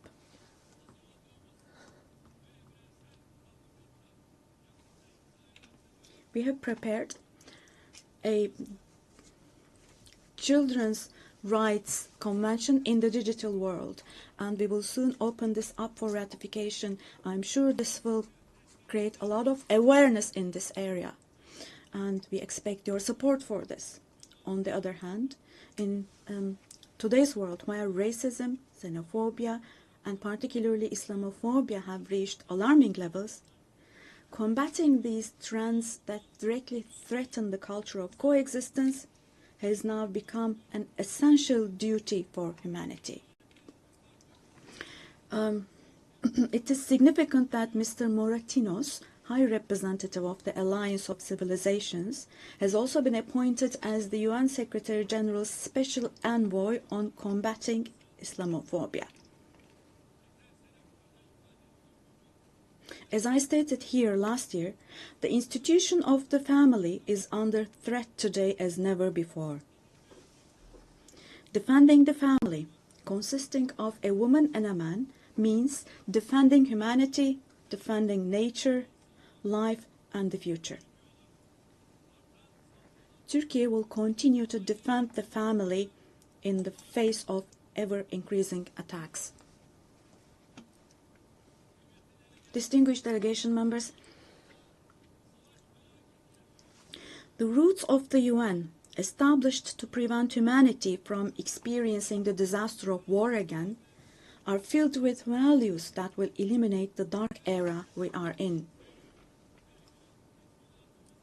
We fully support the UN 80 initiative launched by Secretary General Guterres to make our organization more effective and more efficient. I hope this initiative succeeds as a process that will further strengthen all the activities of the UN. I express our readiness to provide strong support to this process, also driven by our vision of making Istanbul a UN hub. I sincerely believe that it is our shared responsibility to take steps that will restore the founding spirit of the UN in its 80th year. We will continue to say, the world is bigger than five until a system is established where the righteous are powerful, not the powerful are righteous. Our duty is not to abandon the system, but rather to repair it and to make it work again. Without a doubt, a more just, a fairer world is possible. Turkey will patiently continue its fight for the construction of a more just world. So may God help and aid us all. Once again, let me greet you all with kind regards and thank you.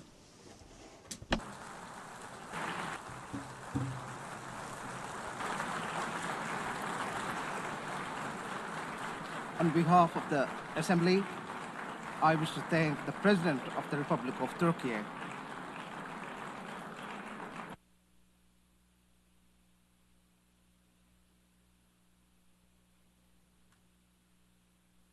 Assembly will hear an address by Her Excellency Dina Ercilia Boluarte Segara, President of the Republic of Peru.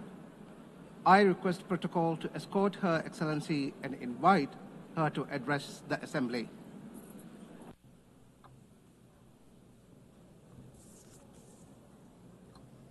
Señora. Madam President of the General Assembly, Annalena Baerbock. Secretary General of the United Nations, Antonio Guterres. Ladies and gentlemen, heads of state, ladies and gentlemen present here in this august forum. Peru is the center and cradle of great millennial civilizations, the last of which was the Inca Empire, which left us a legacy of greatness.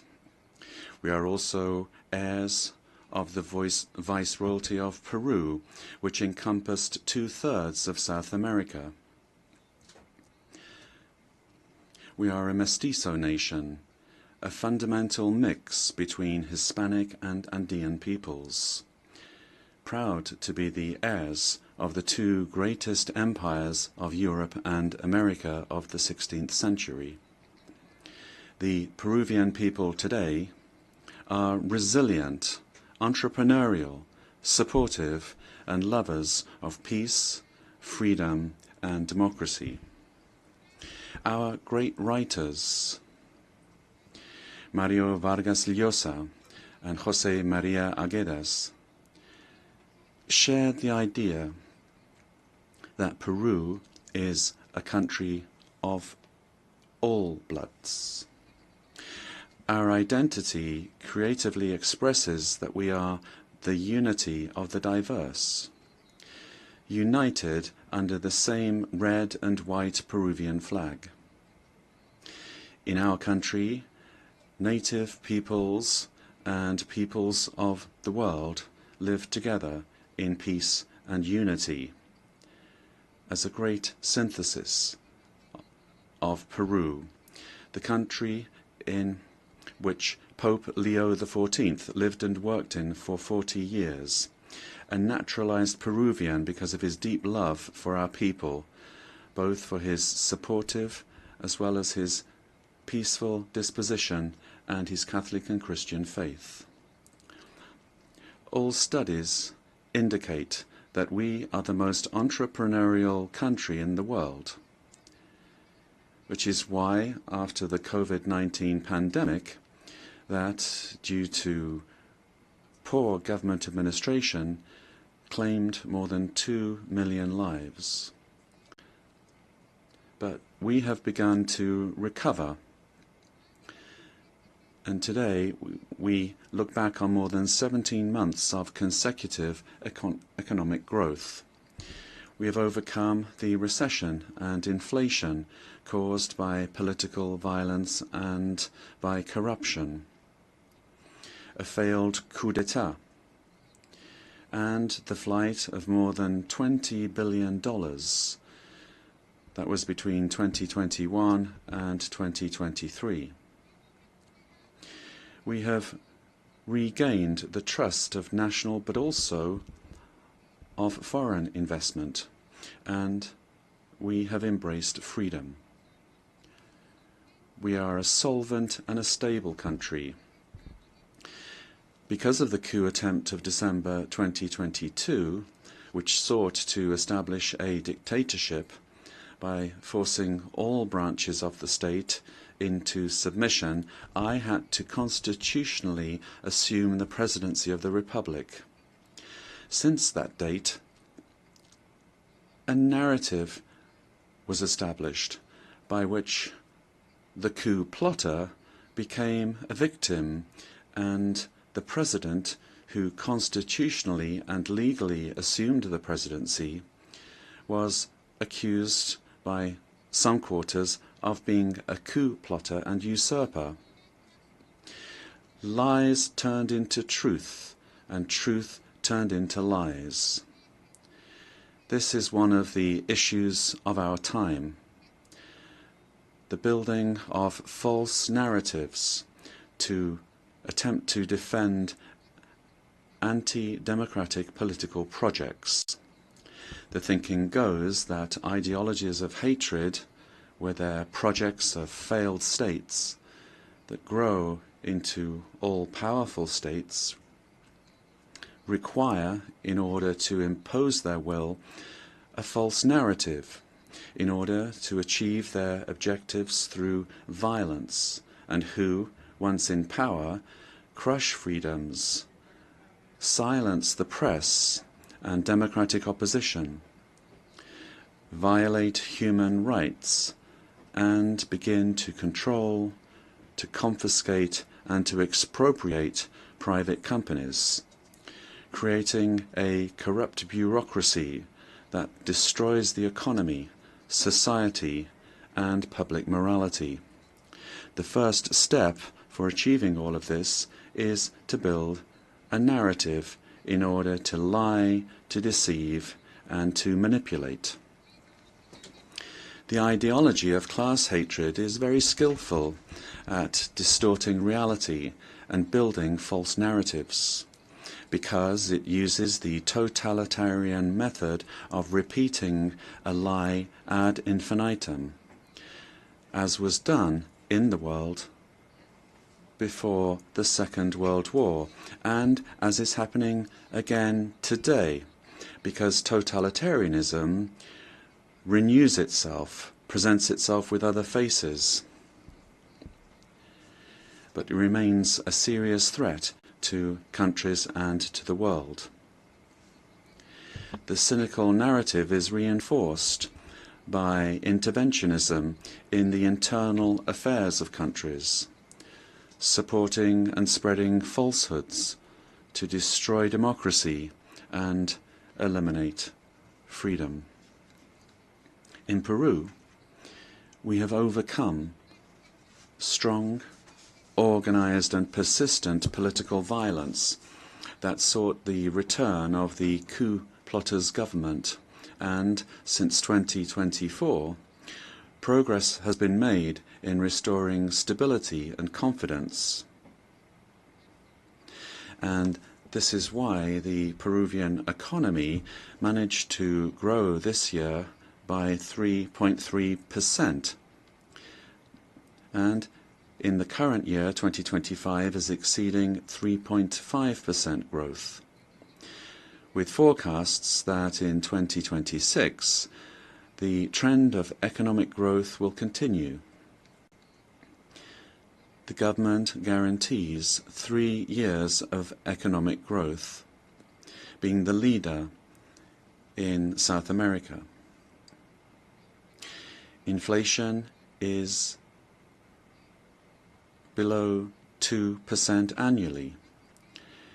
International reserves amount to more than $88 billion, and our currency remains stable, and it's getting stronger every day. Our external debt is less than 32.2% of GDP, one of the lowest in the Americas and in the world. And our fiscal deficit this year will be 2.2% annually.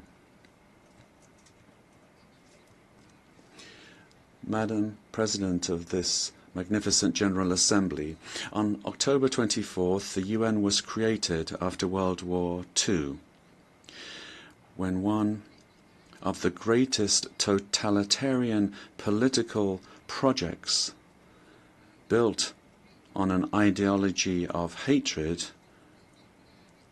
leading to the most serious genocide in human history, the Holocaust, was defeated. And this is something that we must never, I say never, forget. That dreadful war caused the death of 60 million human beings. All ideologies of hate, class hatred, and its elevation as a principle and driver of history, racial hatred, nationalist hatred, religious hatred, ethnic hatred, hatred against women, amongst others, are the causes for the worst crimes committed in human history. Ideologies of hatred build narratives as absolute truths that instrumentalize people and nations. The political constitution of my homeland, Peru, affirms that the defense of the individual and their dignity is the supreme goal of society and of the state. Peru, therefore, rejects the two principal hate narratives in the world, namely class hatred and religious hatred. These are the origins of wars and inhumane violence. In Peru, we suffered for more than 20 years from a messianic, dogmatic, violent and genocidal terrorism that cost the lives of more than 70,000 Peruvians. The terrorist hates elections and the citizens' right to choose and to stand for election. When they participate, they do so to destroy democracy from within. However, the narrative that they wanted to impose is a flagrant lie. The armed forces and the police, who defended the life and the freedom of Peruvians, are now accused of violating human rights. Thus, the heroes who defended life, democracy, and freedom are turned into victimizers, and the terrorists are turned into victims. In this way, the heroes who defended democracy are being persecuted in trials that drag on for decades, while the terrorists are compensated and considered victims. This is the world in reverse. The UN was a fundamental milestone in the 20th century, but in the 21st century, we must be more vigilant. It is our duty to prevent the world from plunging into new genocides and new violence. It is not acceptable in a civilized world that one country invade another using a false narrative to justify a war that first and foremost attacks the civilian population. It is not acceptable to slaughter civilians, to capture hundreds of young people, women, and even children, and use them as hostages. We live under the threat of international organized crime. In Peru, international crime based on extortion uses terrorist methods such as bomb attacks to submit citizens to its will. These criminal organizations that use weapons of war have created financial mechanisms to launder blood-stained money, sending large sums back to their countries of origin. They seek to normalize this violence, which requires, in order to be defeated, recognition by the UN as terrorist organizations and new national and international legislation to stop them being a threat to the democratic system and to the development of peoples. It is also imperative that we act against drug trafficking and illegal mining that destroys the environment, pollutes rivers, and condemns peoples and individuals to slavery. International crime has subjected thousands of women taken from their home countries through violence and deception and being exploited and deprived of their freedom. Ladies and gentlemen, we are living through times that recall the darkest chapters of our modern history, and Peru is convinced that the world does not need less UN, but more and a better UN, one that is in tune with the times. In times in which ideologies of hatred that caused and cause so much damage to humanity have taken refuge in lies, in misinformation, and which have penetrated democratic societies. Peru, as a founding member, is committed to an open multilateral system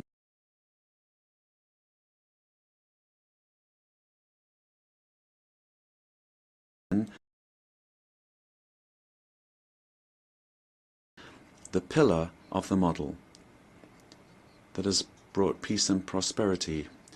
But we have to look at what's happening around us in the world.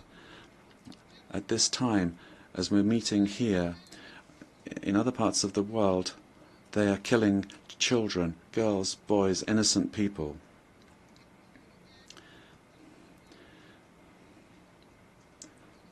Prosperity will only come if we are united and work together. And we have to adapt to new threats.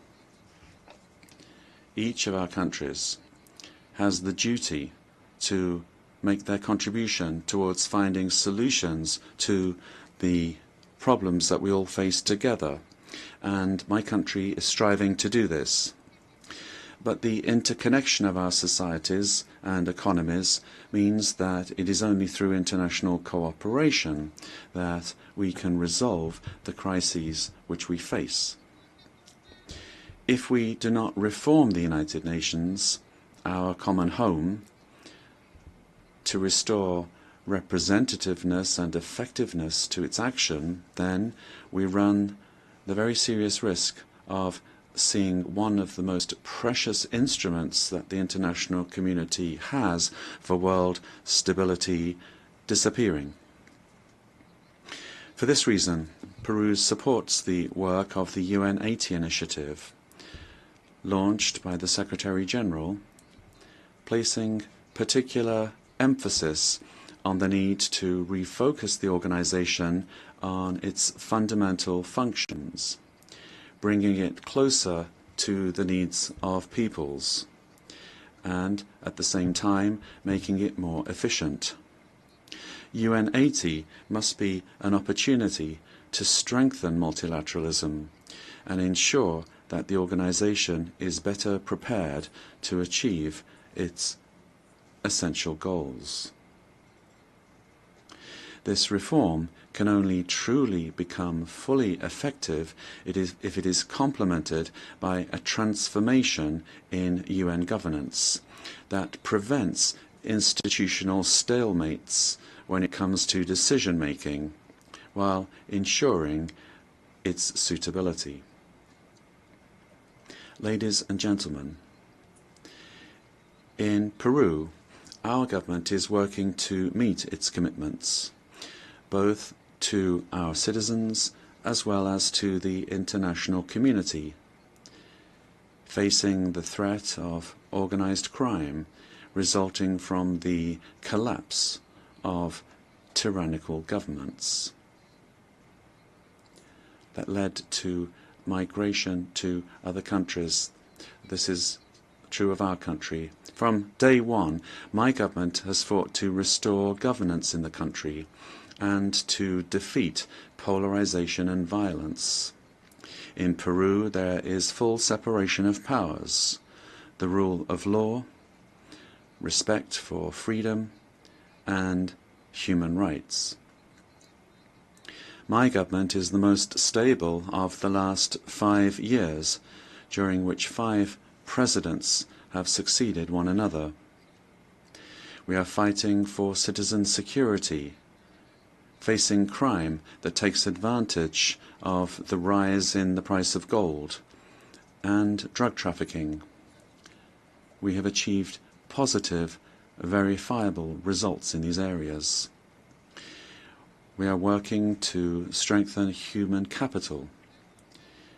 We are fighting child malnutrition and anemia. And we are building schools and hospitals throughout the country, which has not been done in recent years. The priority is children, women, and the Peruvian family. We are modernizing the country's infrastructure, ports, airports, roads, bridges, designing an economy that is better connected to the world, as well as a firm policy for fighting corruption. Our goal is to guarantee free and impartial elections, defeating the attempt of a violent minority that seeks their failure. Ladies and gentlemen, the United Nations Organization has always been present in the modern history of my country, particularly in its most difficult moments. Similarly to what is happening elsewhere in the world, and despite our efforts, Peru today finds its democratic institutions and the rule of law under attack by the polarization of politics, the cause and consequence of the return of extremist violence. We suffer from the scourge of transnational organized terrorist crime, which causes deaths, attacks, insecurity, and drug trafficking that destroys the social fabric. We face the threat of climate change that is destroying our Amazon, causing the melting of our glaciers, and putting our biodiversity at risk. We promote inclusive and sustainable growth in a context of opposing powers. But none of these problems is merely national, but global. This is why we need the United Nations to once again be a forum for dialogue and cooperation.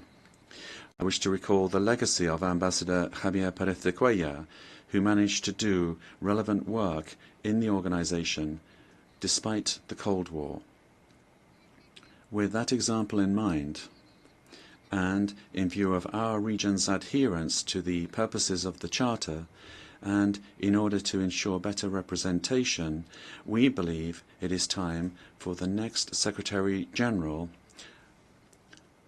to come from Latin America. Ladies and gentlemen, Peru is committed to ensuring that this General Assembly this year is not a mere commemoration, but the reaffirmation of our commitment to collective action that will revitalize the United Nations as a tool that supports peace and global unity, as well as development. We must stand firm in the truth in the face of narratives that try to conceal it, pervert it, or openly lie in order to hide agendas that do not correspond to our time, much less to the destiny of humanity. For this reason, it is essential that we strengthen truth against narratives that are based on hatred, the lie repeated that seeks to impose itself and only leads to destruction. But despite all of these obstacles, truth will find a way, and truth will set us free. Peace and unity for Peru and for the world, for all those on the planet. Ama Yuyacuspa, buscando el desarrollo de. Let us seek the development of our peoples, presidents of the world. Together, let us work together without hating one another. Let us work for the development of our peoples. Yes to life, no to violence, and no to war. Thank you very much.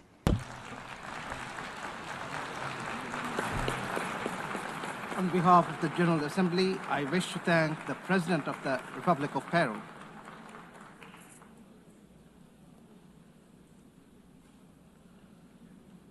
The Assembly will hear an address by His Majesty King Abdullah II Ibn al-Hussein, King of the Hashemite Kingdom of Jordan.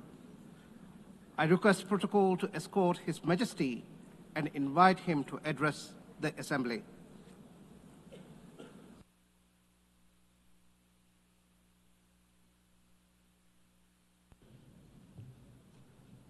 Bismillah ar-Rahman ar-Rahim. Mr. In the name of God, the compassionate, the merciful. General Assembly, and another occasion when I stand before you to address the same issue, the conflict in the Middle East. And not for the first time, developments on the ground have made me question the worth and utility of words in capturing the magnitude of the crisis. Yet not speaking about it would signal acceptance of the situation and abandonment of our humanity. And that I will not do. Our UN General Assembly was born 80 years ago, pledging to learn from, not repeat, history. The world vowed never again.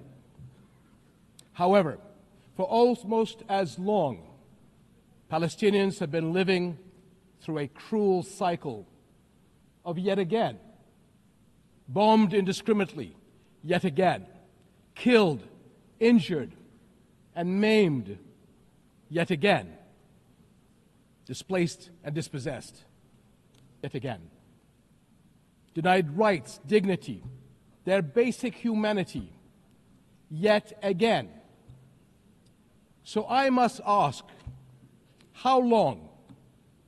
How long will it be before we find a resolution to this conflict, one that safeguards the rights of all sides and allows a level of normalcy in the lives of the families at its core? How long will it be before I stand before you and speak not of suffering and devastation in my region, but of prospect, prosperity, and potential?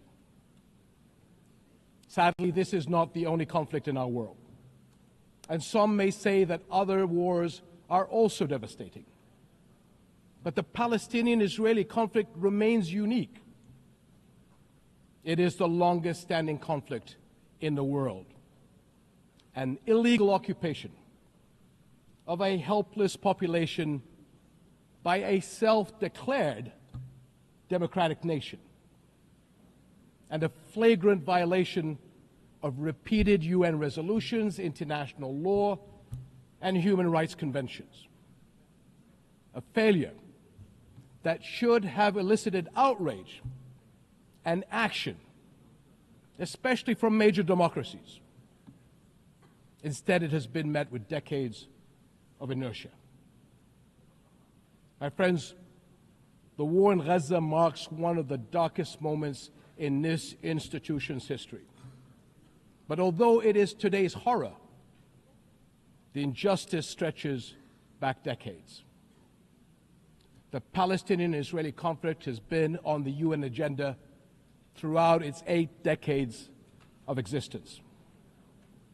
How long will we be satisfied with condemnation after condemnation without concrete action?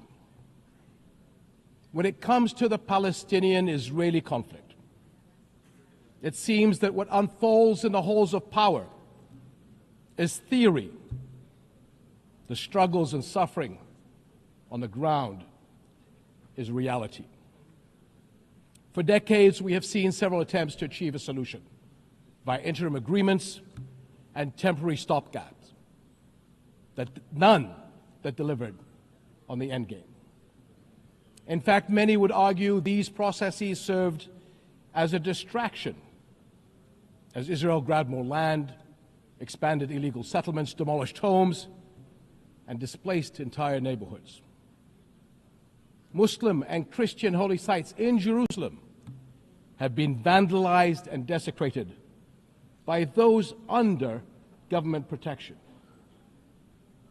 And throughout all these years, Israeli families too have not been able to live in true security because military action cannot bring the safety they need. Nowhere is that more evident than in Gaza. More than 60,000 Palestinians killed, 50,000 children injured or killed, miles of burnt out rubble, neighborhoods, hospitals, schools, farms, even mosques and churches in ruins, widespread starvation.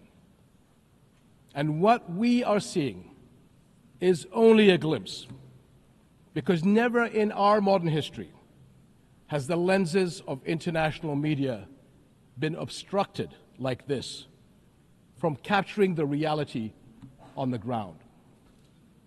Almost 2 years in, and the cruelty of this military campaign continues unabated. Furthermore, the current Israeli government's provocative calls for a so-called Greater Israel can only be realized through the blatant violation of the sovereignty and territorial integrity of its neighbors. And there is nothing great about that. I can't help but wonder if a similar outrageous call were made by an Arab leader, would it be met with the same global apathy? The international community must stop entertaining the illusion that this government is a willing partner for peace. Far from it. Its actions on the ground are dismantling the very foundations on which peace could stand, and intentionally burying the very idea of a Palestinian state.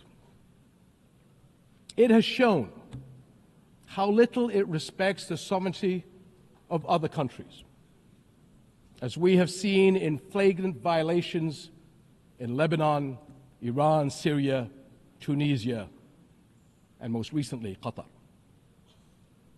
And its hostile rhetoric calling for the targeting of Al-Aqsa Mosque will incite a religious war that would reach far beyond the region and lead to an all-out clash that no nation would be able to escape. How long before we hold all nations to the same standards? How long before we recognize the Palestinians as people who aspire to the same things you and I do, and we act on that recognition? How long before we recognize that statehood is not something Palestinians need to earn? It is not a reward. It is an indisputable right.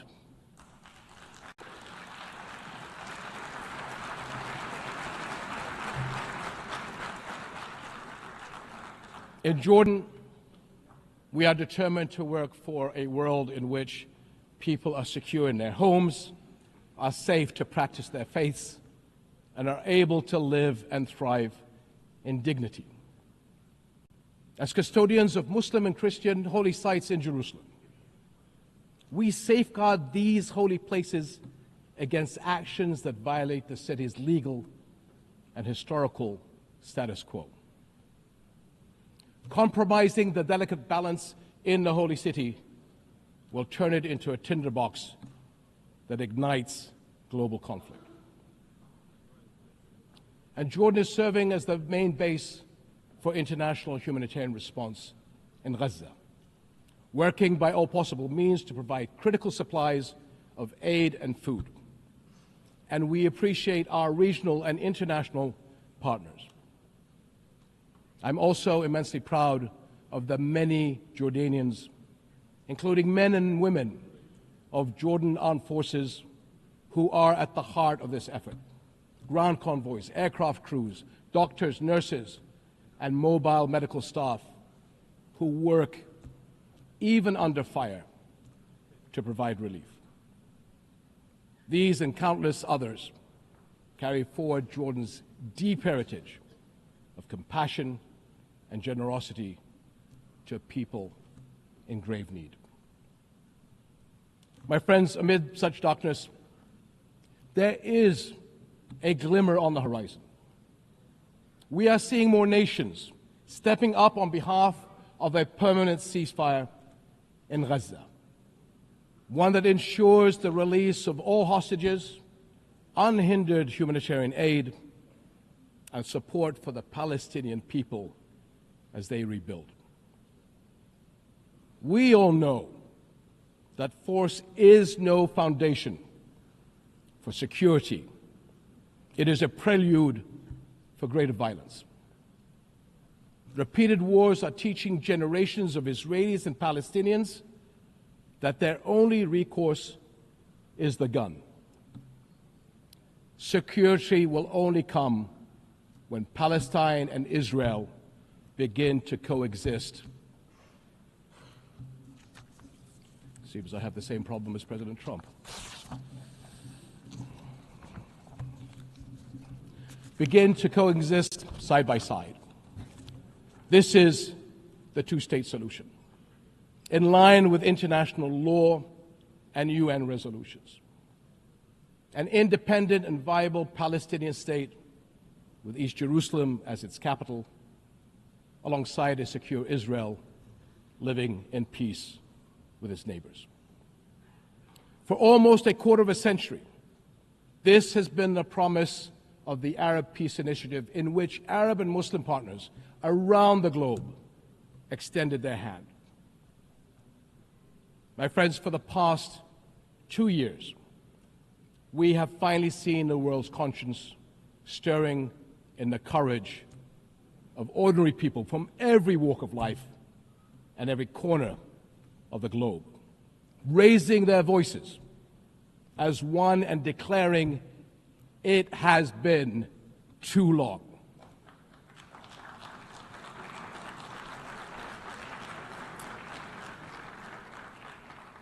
This United Nations must echo that call. It has been too long, and it must act on that call until peace is a reality. Thank you.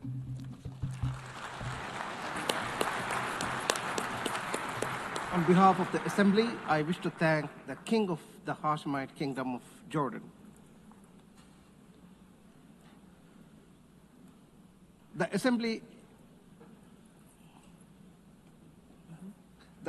will hear an address by His Excellency Lee Jae-myung, President of the Republic of Korea. I request protocol to escort His Excellency and invite him to address the Assembly.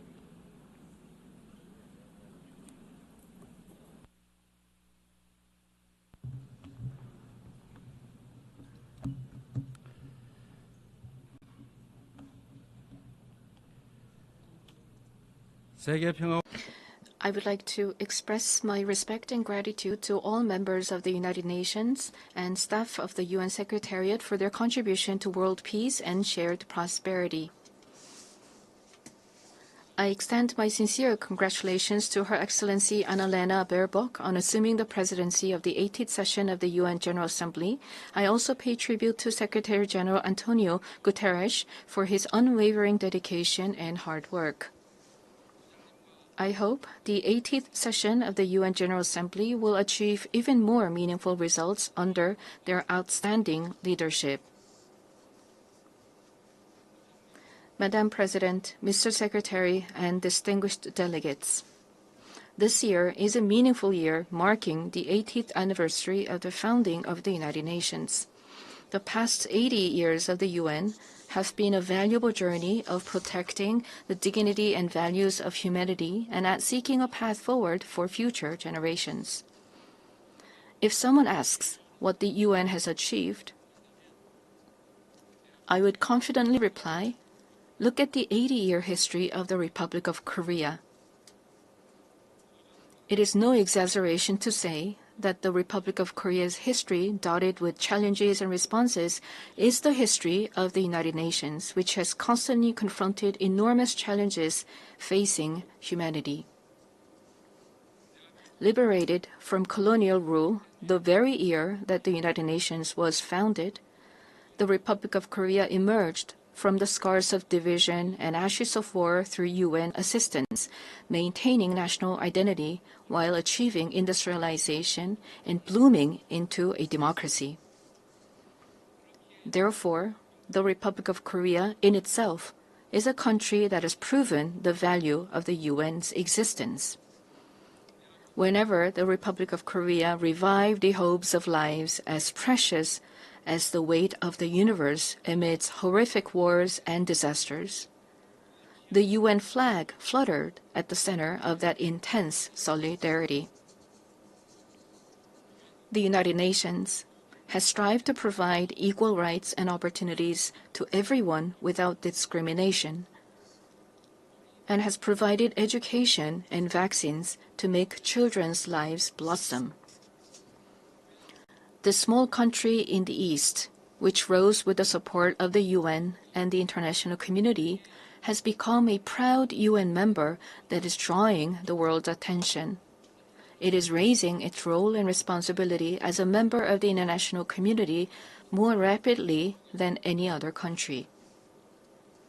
There were times when democracy and peace were in crisis, but each time the Republic of Korea rose with indomitable strength. Even a safe coup could not break the people of the Republic of Korea's strong will, desiring democracy and peace. The revolution of light that the people of the Republic of Korea achieved against the darkness of the insurrection last winter was a historic moment that demonstrated the brilliant achievement of the UN spirit. The remarkable resilience and strength of democracy that the Republic of Korea has shown will be ours as well as that of the entire world. I need you to take my hand and guide me away from all this, away to where the light shines through, to where the flowers bloom.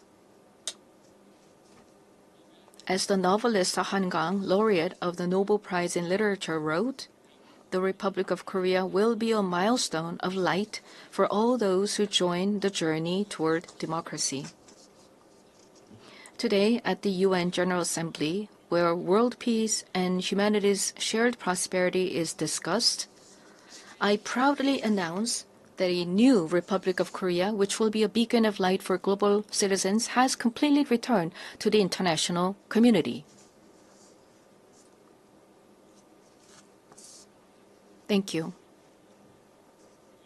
The Republic of Korea, which has grown thanks to the support and assistance of the UN, will not hesitate to take on the role of a leading nation, generously sharing its experience and history of restoring democracy.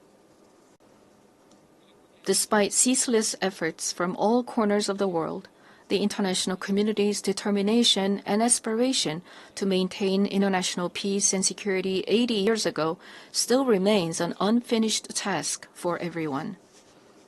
280 million people are still in a state of extreme hunger. Armed conflicts around the world, including in Ukraine and the Middle East, as well as the climate crisis, which has already become a real problem, threaten the survival of humanity. The answer lies in the wisdom of the pioneers who founded the United Nations, as well as the path that the people of the Republic of Korea demonstrated. There is only one way: more democracy. The people-centered government of the Republic of Korea, through the power of collective intelligence, is ceaselessly attempting innovations, seeking better alternatives in democracy. The way to solve common challenges facing the international community is no different. When all the countries experiencing the same problems gather here at the United Nations and continue multilateral cooperation, putting their heads together, we will all be able to move toward a bright future of peace and prosperity. I look forward to the UN 80 initiative presented by the Secretary General taking root as a vision that achieves UN's evolution and advancement in line with the demands of our time.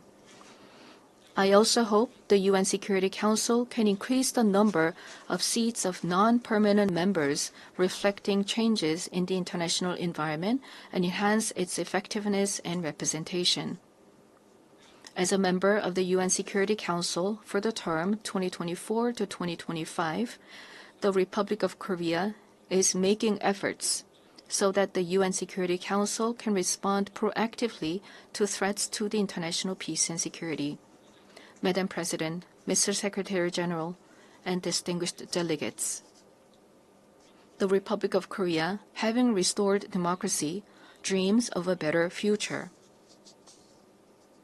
The Republic of Korea will fulfill its responsibility as a responsible global power that steadfastly upholds the values of freedom, human rights, inclusiveness, and solidarity championed by the United Nations.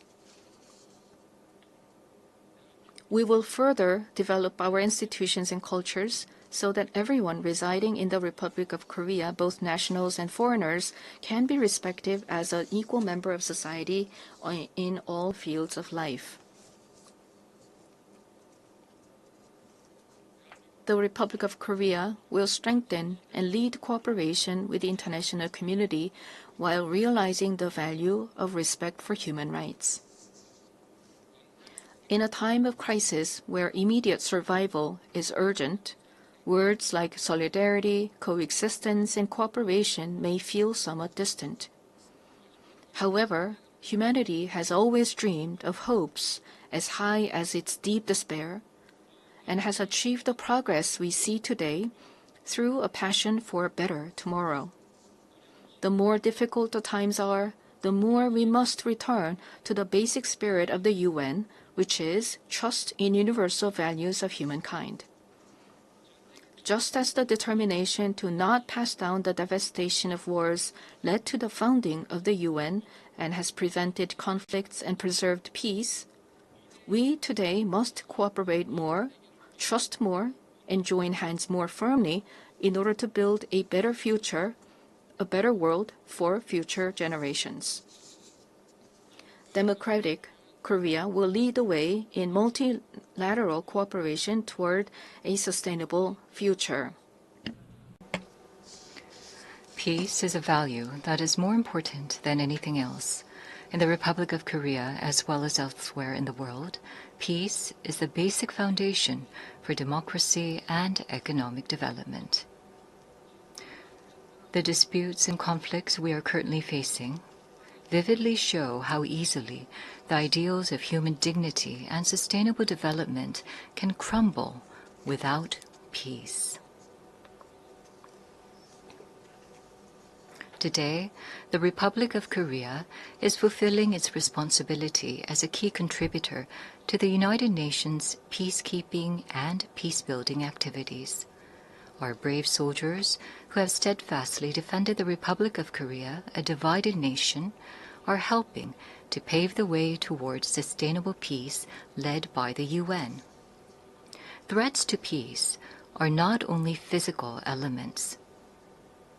In an era where artificial intelligence technology is critical to security capabilities and cyber attacks threaten national security, we must confront not only visible enemies, but also invisible enemies.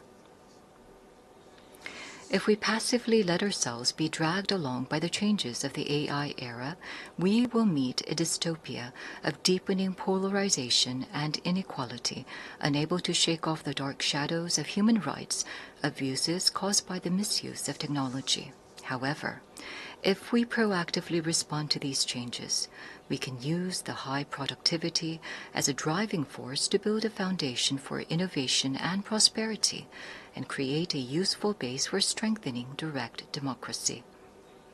I hope the open debate that I will preside over as UN Security Council President tomorrow will significantly contribute to the international community's efforts to promote the responsible use of AI. Furthermore, we intend to share our vision for the future of AI through the APEC AI initiative at the APEC Economic Leaders Meeting, which will be held in Gyeongju, Korea next month.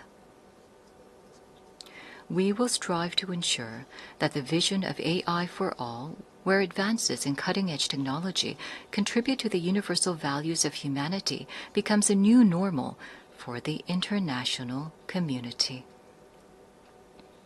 AI-driven technological innovations will be an important new tool for solving global challenges like the climate crisis. Over the past 80 years, the United Nations has paved the way for sustainable development and spearheaded efforts to address climate crisis threatening the survival of humanity. Nations around the world must respond to these efforts. The Republic of Korea is pursuing a great energy transition, leveraging science and technology and digital innovation to increase energy efficiency and expand the share of renewable energy. We will submit a responsible, nationally determined contribution within this year, joining the united will of the international community. At the 4th UN Ocean Conference that will be co-hosted by the Republic of Korea and Chile in 2028, we will also work to build substantive solidarity for the sustainable development of oceans.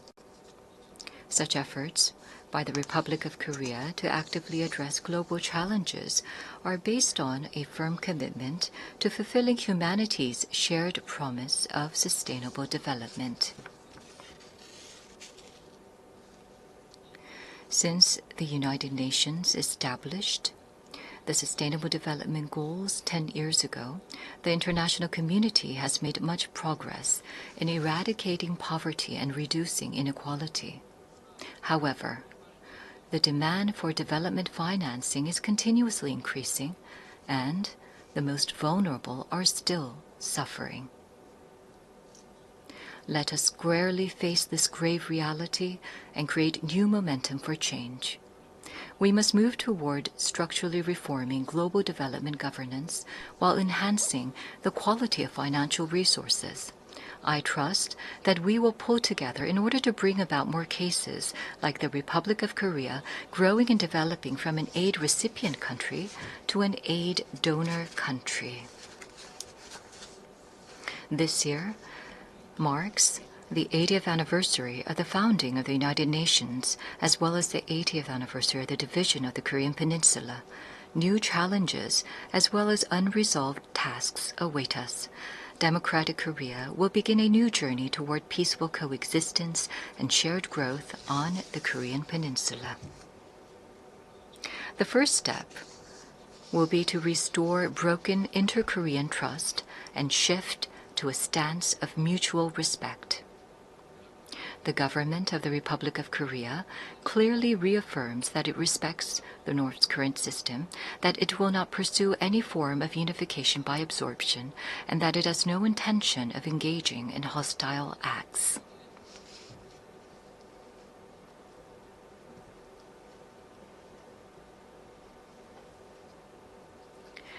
Based on these three principles, we intend to end the vicious cycle of unnecessary inter-Korean military tension and hostile acts.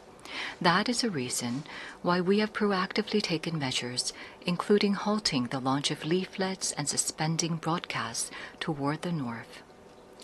Going forward, The government of the Republic of Korea will consistently seek a path to reduce military tensions and restore inter-Korean trust. The most certain peace is a state where there is no need to fight.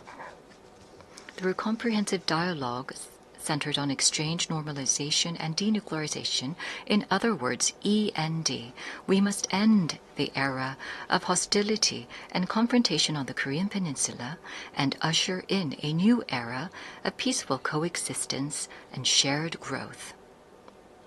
The fact that exchanges and cooperation are a shortcut to peace is a timeless lesson demonstrated by the history of fraught inter-Korean relations. By gradually expanding inter-Korean exchanges and cooperation, we will pave the way for sustainable peace on the Korean Peninsula. It is crucial for both the ROK and the DPRK, as well as the international community, to work together to establish peace on the Korean Peninsula. While striving to advance inter-Korean relations, we will provide our active support and cooperation for efforts to normalize relations with the international community, including between the United States and the DPRK. Denuclearization is undoubtedly a grave task, but it is time to seek realistic and rational solutions based on a cool-headed perception that denuclearization cannot be achieved in the short term. The international community must gather its wisdom in a pragmatic and phased solution, beginning with a stop in the sophistication of nuclear and missile capabilities, going through a reduction process, and reaching dismantlement. Realizing lasting peace on the Korean Peninsula would present new hope and possibility to humanity suffering from conflict. The Republic of Korea will end the Cold War on the Korean Peninsula through the END initiative and fulfill its responsibility and role to contribute to world peace and prosperity. A future where people from different nations cooperate and overcome global challenges together may sound like a rosy, dream-like vision. However, this is by no means an impossible dream. Peace is not merely the absence of armed conflict, but the realization of a community where differences are respected and people coexist. As long as respect and aspiration for diversity is inside us, we can always unite and embrace one another. K-culture is connecting people all over the world beyond borders, language, and cultural differences. The success and spread of K-culture prove that universal empathy is possible, transcending differences in all backgrounds. Gathering the energy of solidarity, coexistence, and consideration, the Republic of Korea, having ushered in a new diplomatic republic, is ready to move toward a sustainable future and a new page in human history. Though a difficult journey is expected, humanity has been able to grow and come this far by not giving up on challenges, even in the face of adversity. As the people of the Republic of Korea raised colorful cheering sticks in the face of a crisis in democracy, I call on the international community and the United Nations to lift the lantern of hope that will light the future of humanity. The Republic of Korea will boldly lead the way toward a new era of peaceful coexistence and shared growth on the Korean Peninsula, toward a better future together. Thank you very much for your attention. On behalf of the Assembly, I wish to thank the President of the Republic of Korea.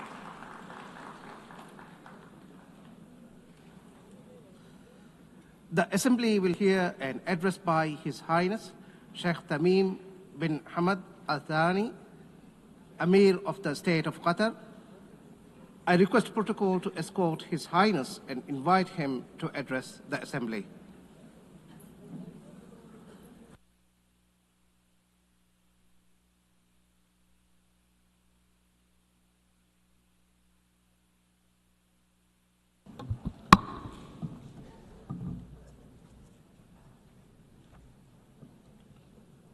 In the name of God, most compassionate, most merciful, Your Excellency, President of the General Assembly, Your Excellency, Mr. Secretary General, may the peace of God be upon you. The United Nations has been established 8 decades ago on the basis of principles that humanity has reached after 2 world wars.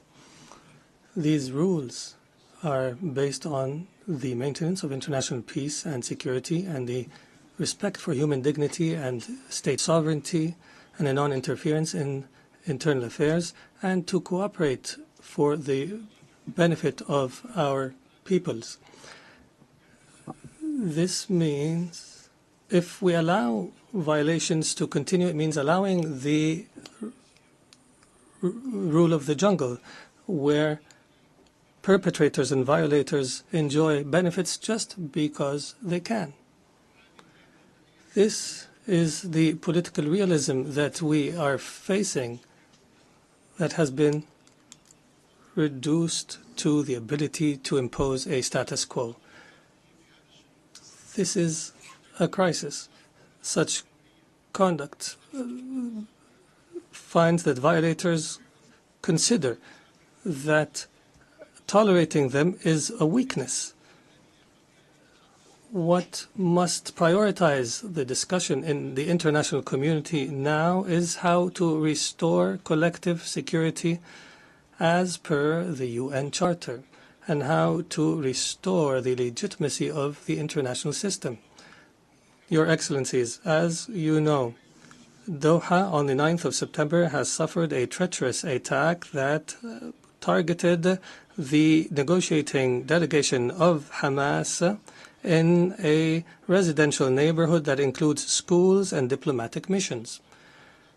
As a result of this attack, 6 martyrs have fallen, including a Qatari national who serves in the internal security forces, and 18 people have been injured. This aggression was a violation against our sovereignty and a blatant violation that is unjustified of international law. But the whole world was shocked because of the circumstances of this heinous act, which we have classified as state terrorism. Unlike the claim of the Prime Minister of Israel, this attack is not a legitimate right to follow perpetrators of terrorism. It is an act of a diplomacy that is dedicated to political assassinations, and it undermines any diplomatic efforts aimed at ending the genocide against the people in Gaza. It is also an attempt to kill politicians who are members of a delegation that engages in negotiations with Israel while they were studying an American proposal. As you know, Qatar hosts, as a mediator during the negotiations, hosts delegations of Hamas and Israel. Qatari mediation has, in fact, achieved, in cooperation with Egypt and the USA, the release of hostages. And the last agreement was negated by Israel unilaterally, preventing an ability to reach a permanent ceasefire and the release of all hostages and the withdrawal of the occupying forces from the Gaza Strip and the humanitarian access and the release of Palestinian prisoners. They visit our country and plot to attack it. They negotiate with delegations and plot to assassinate the members of the negotiation teams. It is difficult to cooperate with such a mentality that does not respect the most minimum standards of cooperation.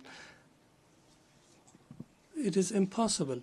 Is this not the definition of a rote government? The delegation,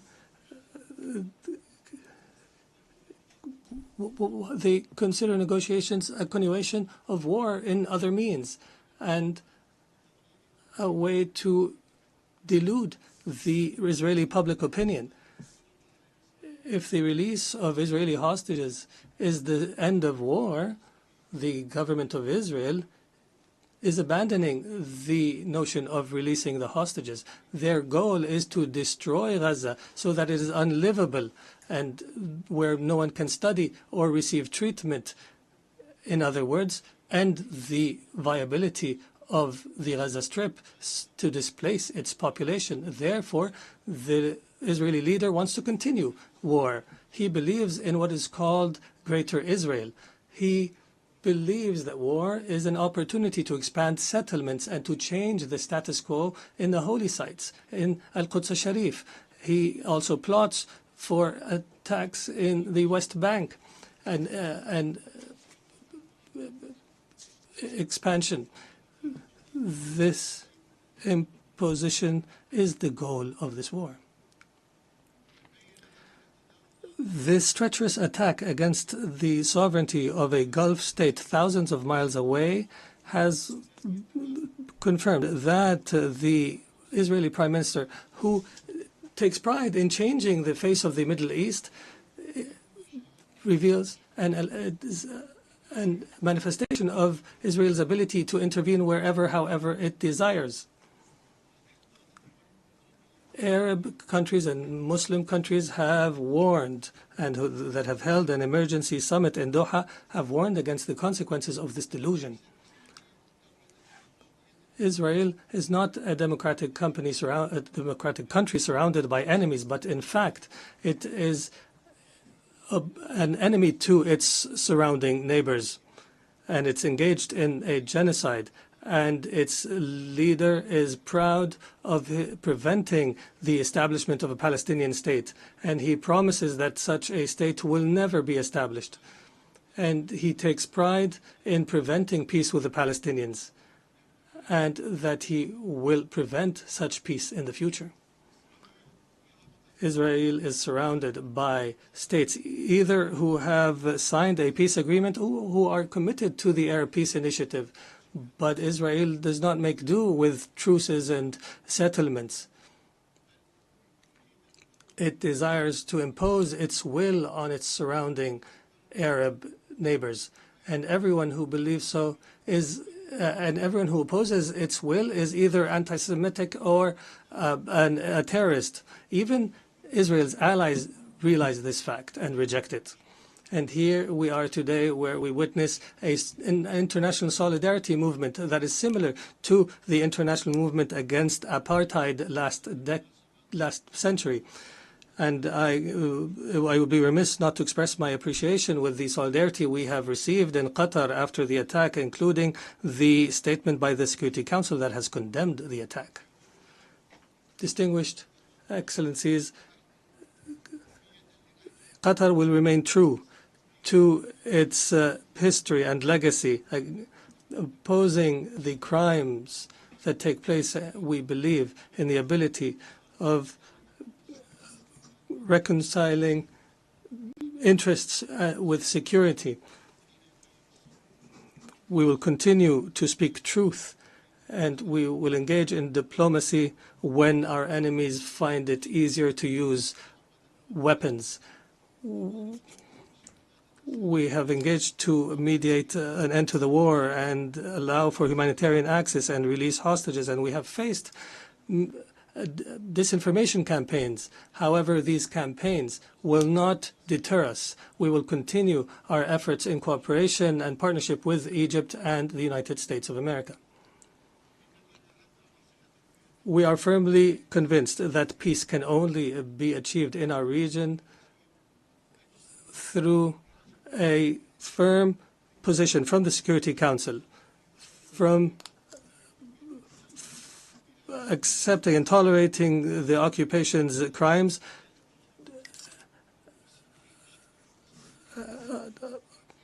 until allowing to the Palestinian people to enjoy their right to self-determination and establish their state with East Jerusalem as its capital on the borders of 1967 as per UN resolutions and the two-state solution that has been the consensus of the international community.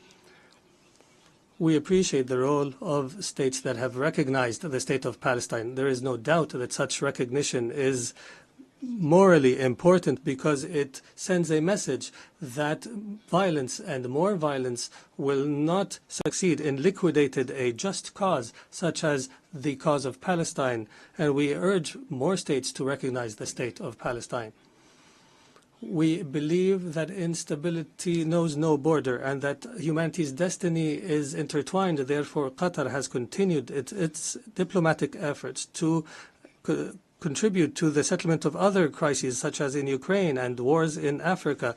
And our persistence have continued with partners in Africa in order to draft peace agreements. Most importantly was the signing of a declaration of principles in Doha between the DRC and the Congo River Alliance in March. Our efforts support the leadership of the U.S. to achieve a peace agreement in the east of the country, and Qatar will continue to engage as an international partner in order to achieve the peaceful settlement of conflicts and to seize opportunities to establish global peace. Your Excellencies, some states in our region still suffer the lack of security and stability. However, there is hope through some positive developments. In our dear Syria, since the end of last year, is going through a new phase that we hope will be a path towards achieving the aspirations of the Syrian people towards stability, development, and the rule of law after the end of a dark phase of the country's history. Egypt has stood by the Syrian people throughout the previous years. I recalled and urged to support Syria from this podium, even when it seemed to fall off the international agenda. The international community is called upon to assist Syria now in order to succeed through the transition phase after decades of suffering. Our experience in other Arab countries has taught us that building state institutions and establishing relations between a state and others is based on equality, and internal stability on the basis of respect for diversity are paramount issues at this stage. Qatar will not spare an effort to provide the necessary support to our brothers and sisters in Syria, and we have no doubt that the Syrians will be able to overcome this phase and to reject sectarianism in all its forms, and that they will reject external interference, especially the Israeli attempts to divide Syria and the conduct of Israel that is as though all areas south of Damascus are areas of Israeli influence. The Middle East has also witnessed positive developments through the election of President Imad Joseph Aoun in Lebanon and the appointment of Mr. Nawaf Salam as a prime minister, which is a step towards stability in the country. Qatar will continue to support Lebanon government and people and institutions, and will continue to support the Lebanese army. We emphasize the need to implement Security Council Resolution 1701 and the withdrawal of Israeli forces from the areas it occupied during the last war, and to end Israeli interference in internal Lebanese affairs. For Sudan, the people in Sudan continue to suffer an unprecedented humanitarian crisis because of the continued violence. We call once again on all parties to prioritize the national interest and to engage in a comprehensive dialogue that leads to a permanent peace and that preserves the unity of Sudan and its territorial integrity and independence, and that achieves development and stability. We declare our support for all international efforts that aim to achieve this goal. Distinguished Excellencies, Doha has always been a global capital that hosts major events in all spheres, and an area where leaders convene and decision makers from around the world to engage in negotiations and the formulation of solutions. Doha will host the Second World Summit for Social Development from the 4th to 6th November this year, and we look forward to welcoming you all during this conference. There is no doubt that the trust of the international community in Qatar is based on our successes in the past throughout the years. And accordingly, based on this legacy, we have submitted our application to host the Olympics, believing that sports is not just competition, but a bridge between cultures and a means to promote peace and understanding. And as such, we have also organized and hosted the FIFA World Cup, proving that we are able of hosting sporting events of this magnitude. In conclusion, the state of Qatar, realizing the seriousness of the challenges facing the international community, commits to our partnership in seeking truth, peace, and justice in international relations. Thank you, and may the peace of God be upon you.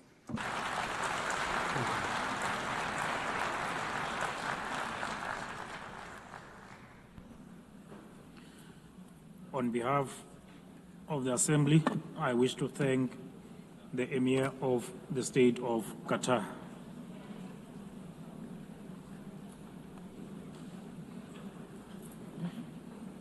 The Assembly will now hear an address by Her Excellency Jennifer Gillings-Simons, the President of the Republic of Suriname. I request the protocol to escort Her Excellency and invite her to address the Assembly.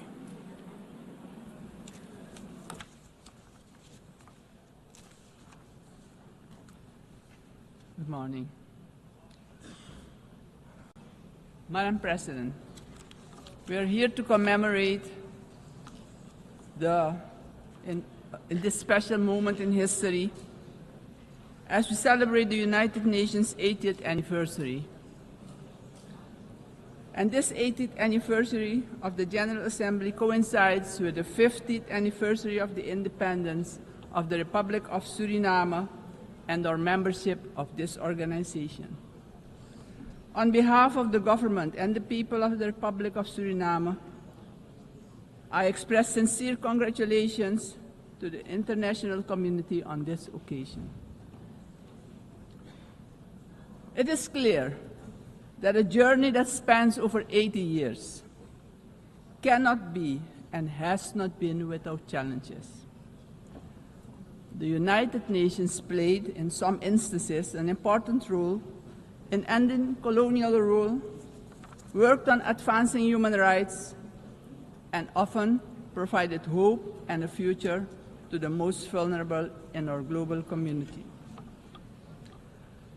This is also the organization that provided a voice to the global community and worked to establish a balanced world order aimed at adopting a framework for sustainable development agenda and contribute significantly to advancing human rights, more specifically the rights of women and children. The organization promoted education for all and universal access to health care. In some instances, the peaceful resolution of conflicts was achieved, preventing misery and saving human lives. Madam President, on the other hand, we must admit that the UN, at other times, regrettably has been unsuccessful in avoiding conflicts, wars, and violations of human rights. As we look at the world today, we see that in Europe, war has returned. Elsewhere, wars are displacing millions, killing many, and threatening global security and peace. In other countries and regions, for instance in the Middle East, we have witnessed unspeakable terror at the hands of terrorist organizations. the UN was not able to prevent that. At this moment, there are increased occurrences of grave violations of human rights and more specifically, the rights of children. For example, in Gaza, it is unbearable to even think about their suffering. Also, within our own region, which is the Caribbean, we have not been spared of rising tensions. It is with heightened concern that we noted the Secretary General's recent briefing on the Security Council meeting on the situation in Haiti, mentioning that the Haitians are enduring a perfect storm of suffering. Haiti is still paying a hefty price for being the first to throw away the shackles of slavery in the region of the Caribbean. Our hearts go out to the people of Haiti. Suriname strongly reiterates its position that conflicts should primarily be resolved through dialogue. And we remind the international community that Latin America and the Caribbean are proclaimed a zone of peace. We do not want military aggression in our region.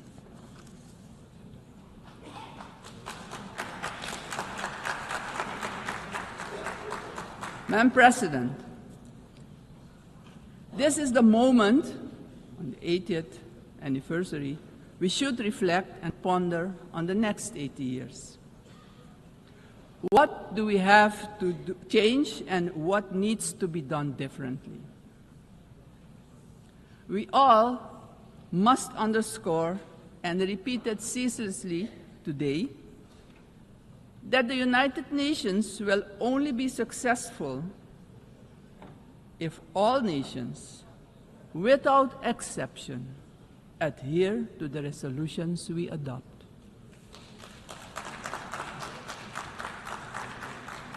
We can only keep the peace if we stop allowing that the votes of all the countries in the world can be nullified by one veto. Today, partially because of the work done by our organization, some poor countries have developed substantially, economically and otherwise. They have become powers who can't be ignored any longer. We have to remind ourselves that the world in which the United Nations was established 80 years ago does no longer exist. The task ahead, therefore, is that we, in the first place, renew our vows, recommit to the principles and objectives of the Charter of our organization, and recognize all the voices in the world, because people from all regions should have opportunities for a dignified life. Furthermore, the UN should adjust to the world we currently live in. This means, for example, the Security Council should expand to include all nations who exert major influence in the world. Exclusion of these players will only increase the risk of conflict and obstruct the beneficial cooperation necessary for humanity to develop and prosper.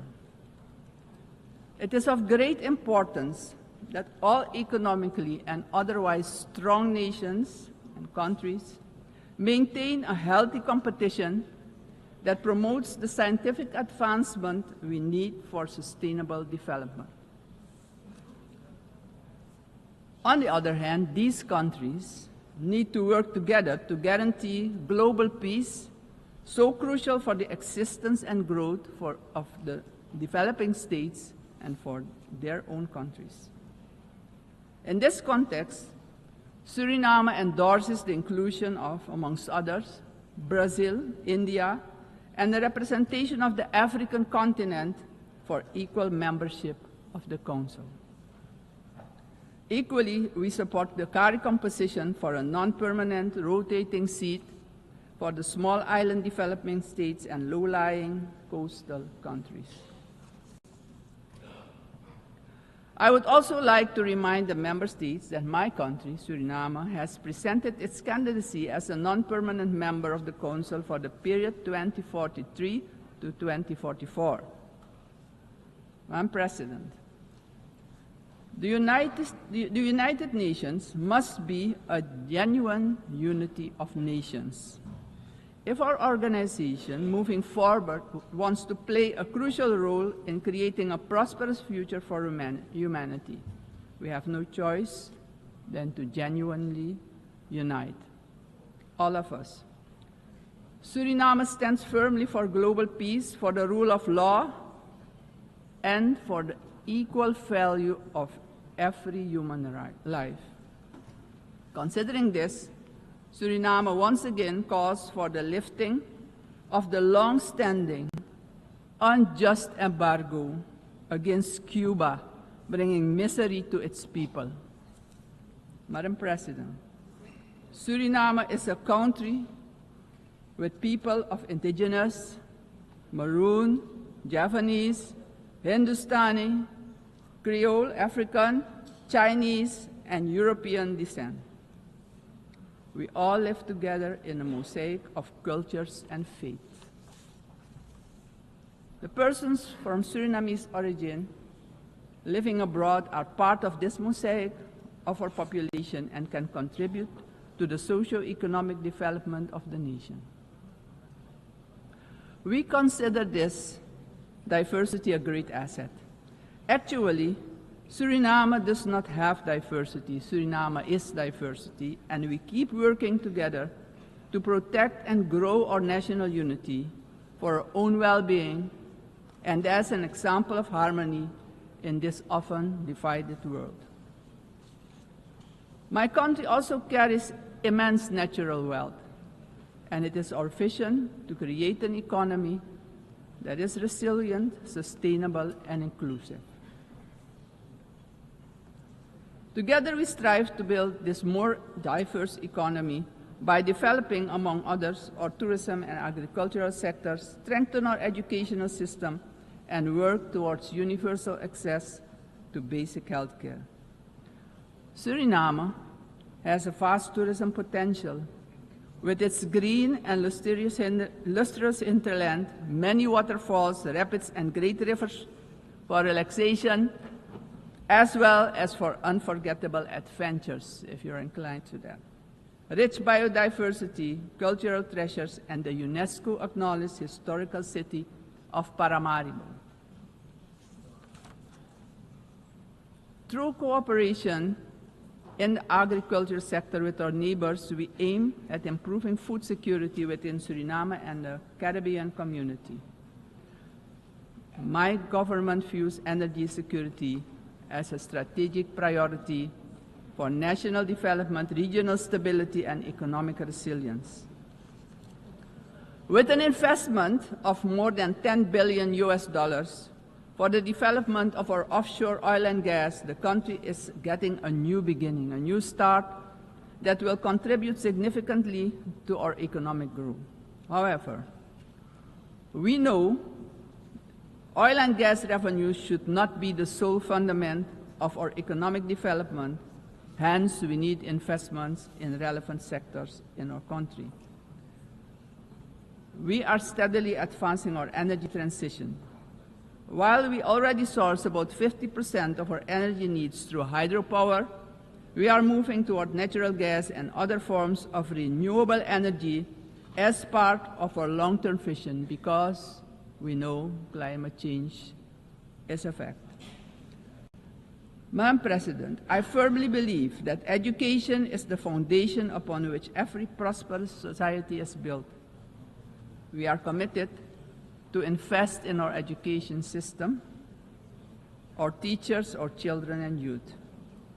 The future of any country depends on the talent and skills of its people. My country reaffirms strongly its commitment to upholding the rights of indigenous and tribal communities, ensuring that their livelihoods, tradition, knowledge systems are respected and preserved, and the acknowledgement of their collective land rights. Strengthening our institutions is high on our agenda. Suriname has worked tirelessly on the prevention of diseases, and despite challenges, we have achieved results that we as a country can be proud of. As of June 30, 2025, Suriname has officially been declared malaria-free by the World Health Organization after 30 years of continuous fight against this disease, the first in the Amazon region to receive such a recognition. We're aware of the responsibility to remain vigilant as government as well as a community to ensure that these gains are sustained. Suriname's example showcases that we too can surely make a valuable contribution in combating infectious diseases. Madam President, the Caribbean community is expanding its outreach. And in this light, Suriname also welcomes the recently concluded Second Africa CARICOM Summit held in the Republic of Ethiopia. This, Madam President, honors the historic, cultural, and human bonds between the regions of the Caribbean and Africa. Suriname also acknowledges the CARICOM 10-point plan for reparatory justice, which has our full and strong endorsement. Slavery was a crime, is a crime against humanity, and we're talking about reparations, yes. We will furthermore continue to contribute with CARICOM, aiming at enhancing the organization's geopolitical influence. Despite our commitment as a country to the Paris Agreement 10 years ago, we see that the climate crisis is worsening. It's worse than we feared. Our countries have least contributed to climate change and carbon emissions, but are hit the hardest by its effects, directly impacting the livelihood and economic growth of our peoples. Suriname calls for the urgent attention of the international community to address the detrimental impact of climate change facing the small island developing states and countries with low-lying coastal areas. Our forests stand strong.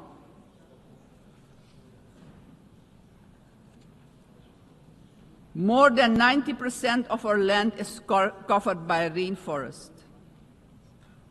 And this makes us the most forested country in the world. Your eyes have never seen so much green. Suriname is one of the 3 carbon-negative countries on Earth. Since 1992, our forest has absorbed nearly 290 million tons of carbon, and each year we capture more than we emit, and we want to keep it that way. The protection and conservation of our forest has been a priority. It doesn't stand by default, but by design. We have been logging sustainably for decades, and did so with the Sustainable Tropical Rainforest Management System developed in Suriname, an ecological approach to forestry. Also, the indigenous and tribal communities protect the forest by their continued stewardship. We are proud of the way we did it, but pride alone does not pay the bills and does not develop the indigenous and tribal communities. Madam President, we must not forget that these forests, our forests, are in competition with vast resources such as gold, diamond, bauxite, and more. We will need to make difficult choices. We want to keep our forest coverage at a minimum of 90%. But we cannot do it alone. The time has come for the world's largest emitters to share this responsibility not only with words, but with action, justice, and finance. Suriname strongly calls for global action, predictable climate finance for high forested, low deforestation countries, fair recognition of real carbon removals, and direct support for the communities who live in and protect these forests. Suriname, Madam President, therefore endorses the initiative of the COP30 presidency to launch the Tropical Forest Forever facility and calls upon the international community to contribute to its success.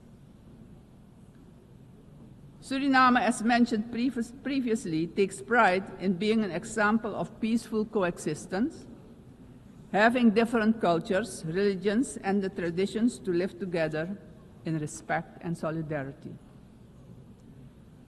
This is our gift to the world. The second gift, because we also have a forest that is delivering services to the whole world. This gift proves that harmony can prevail. As stated upon our admission to the United Nations in 1975, our republic indicated our willingness to engage with the international community.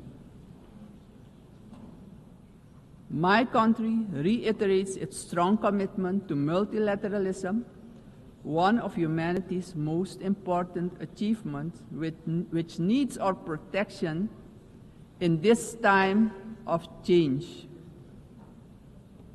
In closing, aggression and military force should be replaced with peaceful resolution and dialogue, because it doesn't solve problems, it creates destruction and misery. As a matter of urgency, I call on every member state to keep the peace, protect the planet and all human rights. Suriname has shown the world that living sustainably together is possible. We are really better together. Thank you, Grand Tanye, and may God be with you.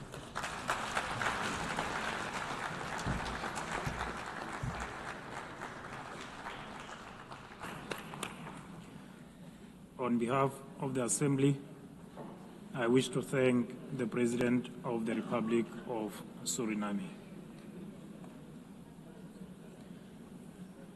The Assembly will hear an address by His Excellency Katinas Nauseda, President of the Republic of Lithuania. I request protocol to escort His Excellency and invite him to address the Assembly.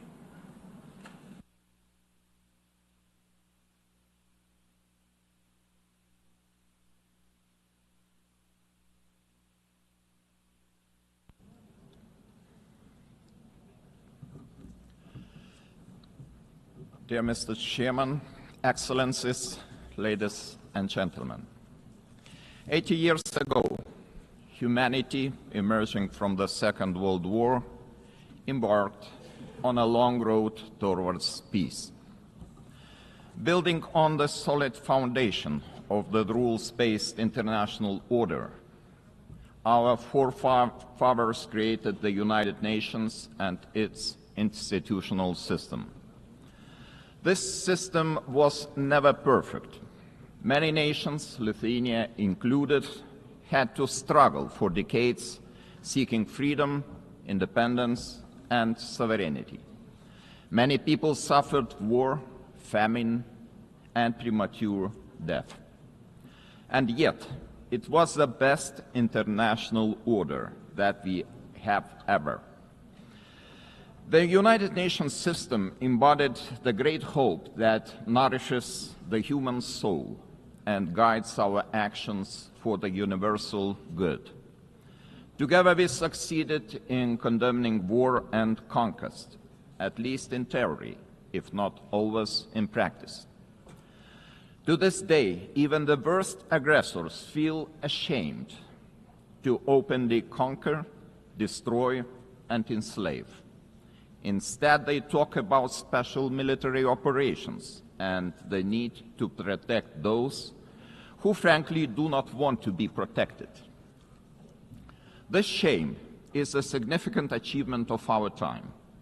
To the extent that current international norms limit the behavior of offenders, they help countless people to survive, escape torture, or even prosper. Thus, it is an ever-growing concern to witness these same norms being subjected to increasingly open and brutal attacks. Our international order is being slowly eroded by the irresponsible actions of those who should know better. The world is turning into a much more dangerous place. We have seen this before.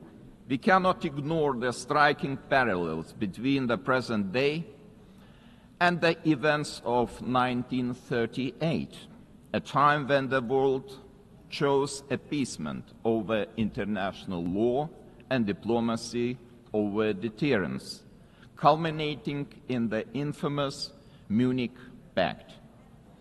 That was a short-sighted attempt to satisfy a dangerous revisionist aggressor by giving away the territory of a sovereign nation.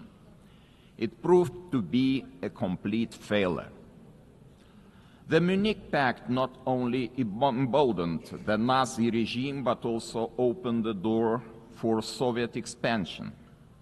Soon after, the secret protocols of the Molotov-Ribbentrop Pact carved Europe into spheres of influence and sealed the fate of many independent states.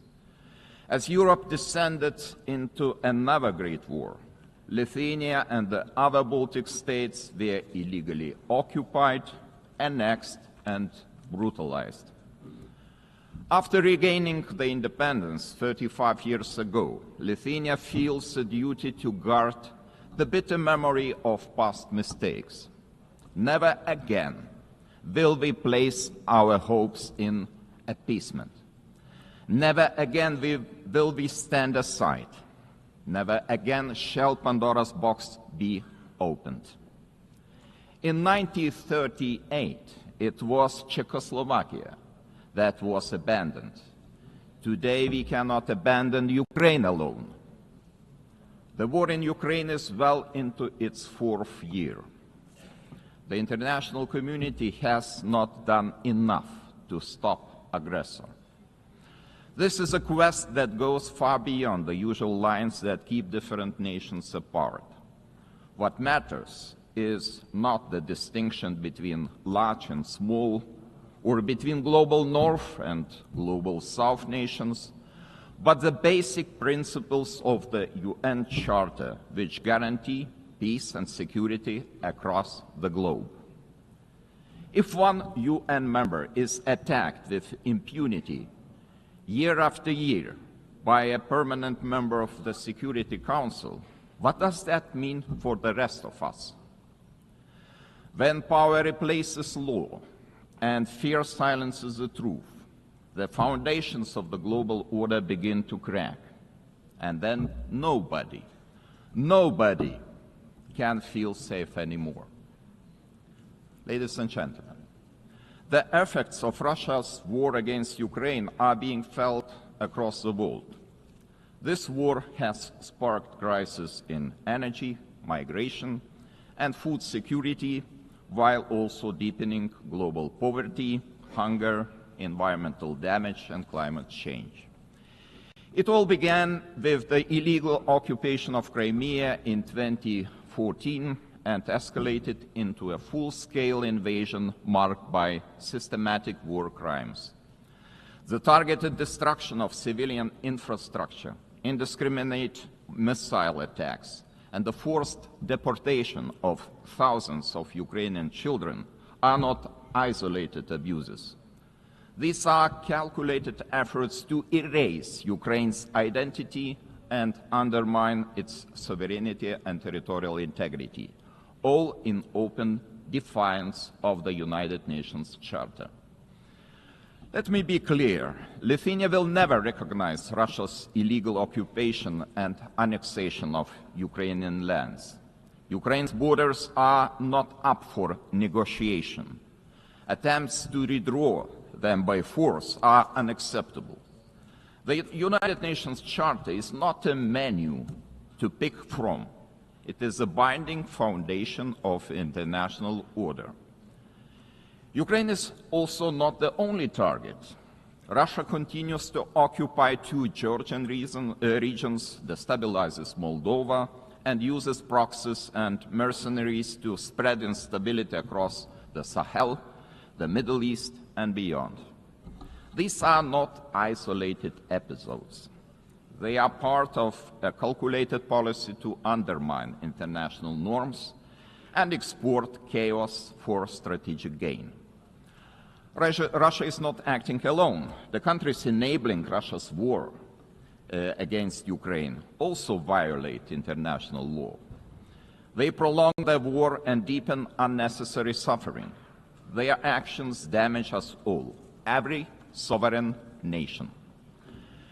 Lithuania therefore calls on the international community to maintain strong political, military, humanitarian and economic support for Ukraine. Having already provided more than 1 billion euros in assistance, half of which for reconstruction and long-term recovery, we are setting an example to follow. It is equally vital that the international community stop buying Russia's energy resources. Without all that oil and gas money, Moscow's war machine would finally stop. If history is any indicator, Russia will never stop using energy for its geopolitical goals. Wherever Russian energy resources flow, corruption, blackmail, and sabotage will follow. Let me remind you, this is a country that understands only the language of force. Ukraine's ability to deter aggression will be the decisive factor in the future. Moreover, peace will never be sustainable without justice. Russia's numerous war crimes, from mass killings and attacks on hospitals to the abduction, deportation, and indoctrination of children, demand accountability. My country strongly supports the Special Tribunal for the Crime of Aggression under the auspices of the Council of Europe. We call on all states to endorse this initiative. Accountability must have real consequences, legal, political, and financial. As a co-founder of Register of Damage for Ukraine, Lithuania calls on all eligible states to join this vital effort. Russia's frozen assets must eventually be used to help Ukraine defend itself and rebuild. I also cannot stress strongly enough that the return of all deported Ukrainian children and illegally detained civilians must be a global priority. We urge all states and institutions to strengthen international efforts and to ensure their safe homecoming. Ladies and gentlemen, as crucial as Russia's war of aggression against Ukraine is, it is only part of the broader global upheaval. Lithuania watches the current situation in the Middle East with deep concern. We join the international community in calling for the full and immediate implementation of the ceasefire in the Gaza Strip. To prevent starvation, humanitarian aid must be allowed to reach those in need without obstruction. At the same time, the unconditional release of all remaining Israeli hostages remains a crucial step towards ending hostilities. Lithuania is firmly committed to a just and lasting peace in the Middle East. We condemn all the actions that undermine this goal. The ongoing mediation efforts led by the United States, Qatar, and Egypt deserve our full support. There is no alternative but to revitalize a credible political process towards a two-state solution, ensuring that the state of Israel and an independent, democratic, contiguous, sovereign and viable state of Palestine can live side by side in peace, security and mutual recognition, with Jerusalem as the future capital of both states. Sadly, many states remain trapped in cycles of conflict, crisis, and long-term fragility. It is our shared responsibility to support those in need as destabilization spreads far and wide across international borders, regions, and continents. Our attention must also focus on the growing challenge of disinformation, which is increasingly being used to undermine democratic institutions and destabilize entire nations and societies. Lithuania calls on all members of the international community to defend truth as the supreme value and to fight attempts to rewrite history. Historical memory must be preserved. Ladies and gentlemen, as we face high global uncertainty, one choice remains entirely clear. Either we will repeat the mistakes of history, or we will find the resolve to defend the core principles of the United Nations. Today, Lithuania chooses to act. We call on the international community to respond to today's challenges with unity and determination. We call on the United Nations to return to its founding purpose, to prevent the scourge of war, to protect human dignity, and to uphold the rights of nations large and small.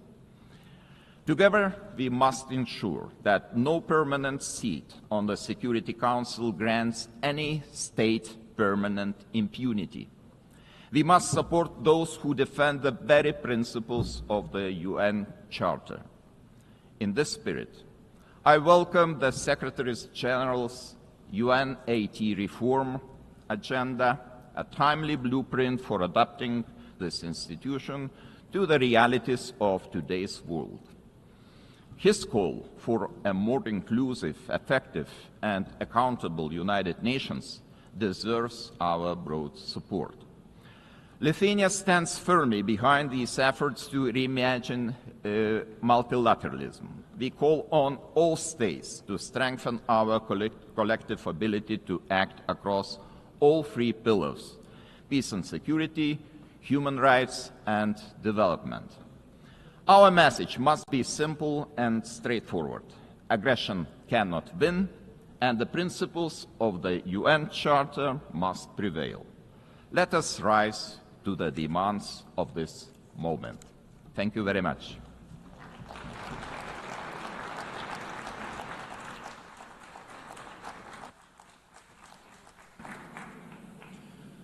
On behalf of the Assembly, I wish to thank His Excellency, the President of the Republic of Lithuania. The Assembly will hear an address by His Excellency Marcelo Rebelo da Sousa, the President of the Portuguese Republic. I request protocol to escort His Excellency and invite him to address the Assembly.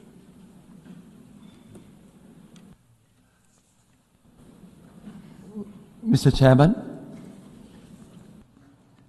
Excellencies, symbolic moment this one for United Nations. The celebration of 80 years, and for us, Portuguese, 70 years of membership. The time of judgment, of compromise, of renewal, multilateral ambition. Portugal is today what always aspired to be: a noble country to the world, listening, dialoguing, building bridges, deeply multilateralist and guided by the Charter of United Nations. A world with more cooperation and respect for international law is safer, more predictable, stable, peaceful, prosperous, plural, representative, and able to respond collectively to global challenges. 70 years ago, we were living still in dictatorship. And we found in this community the space to rediscover the real values and contributing to global solutions. And even now, in a changed world, fragmented, polarized, unpredictable, this community is a key community to defend basic principles of a coexistence between nations, cultures, civilizations.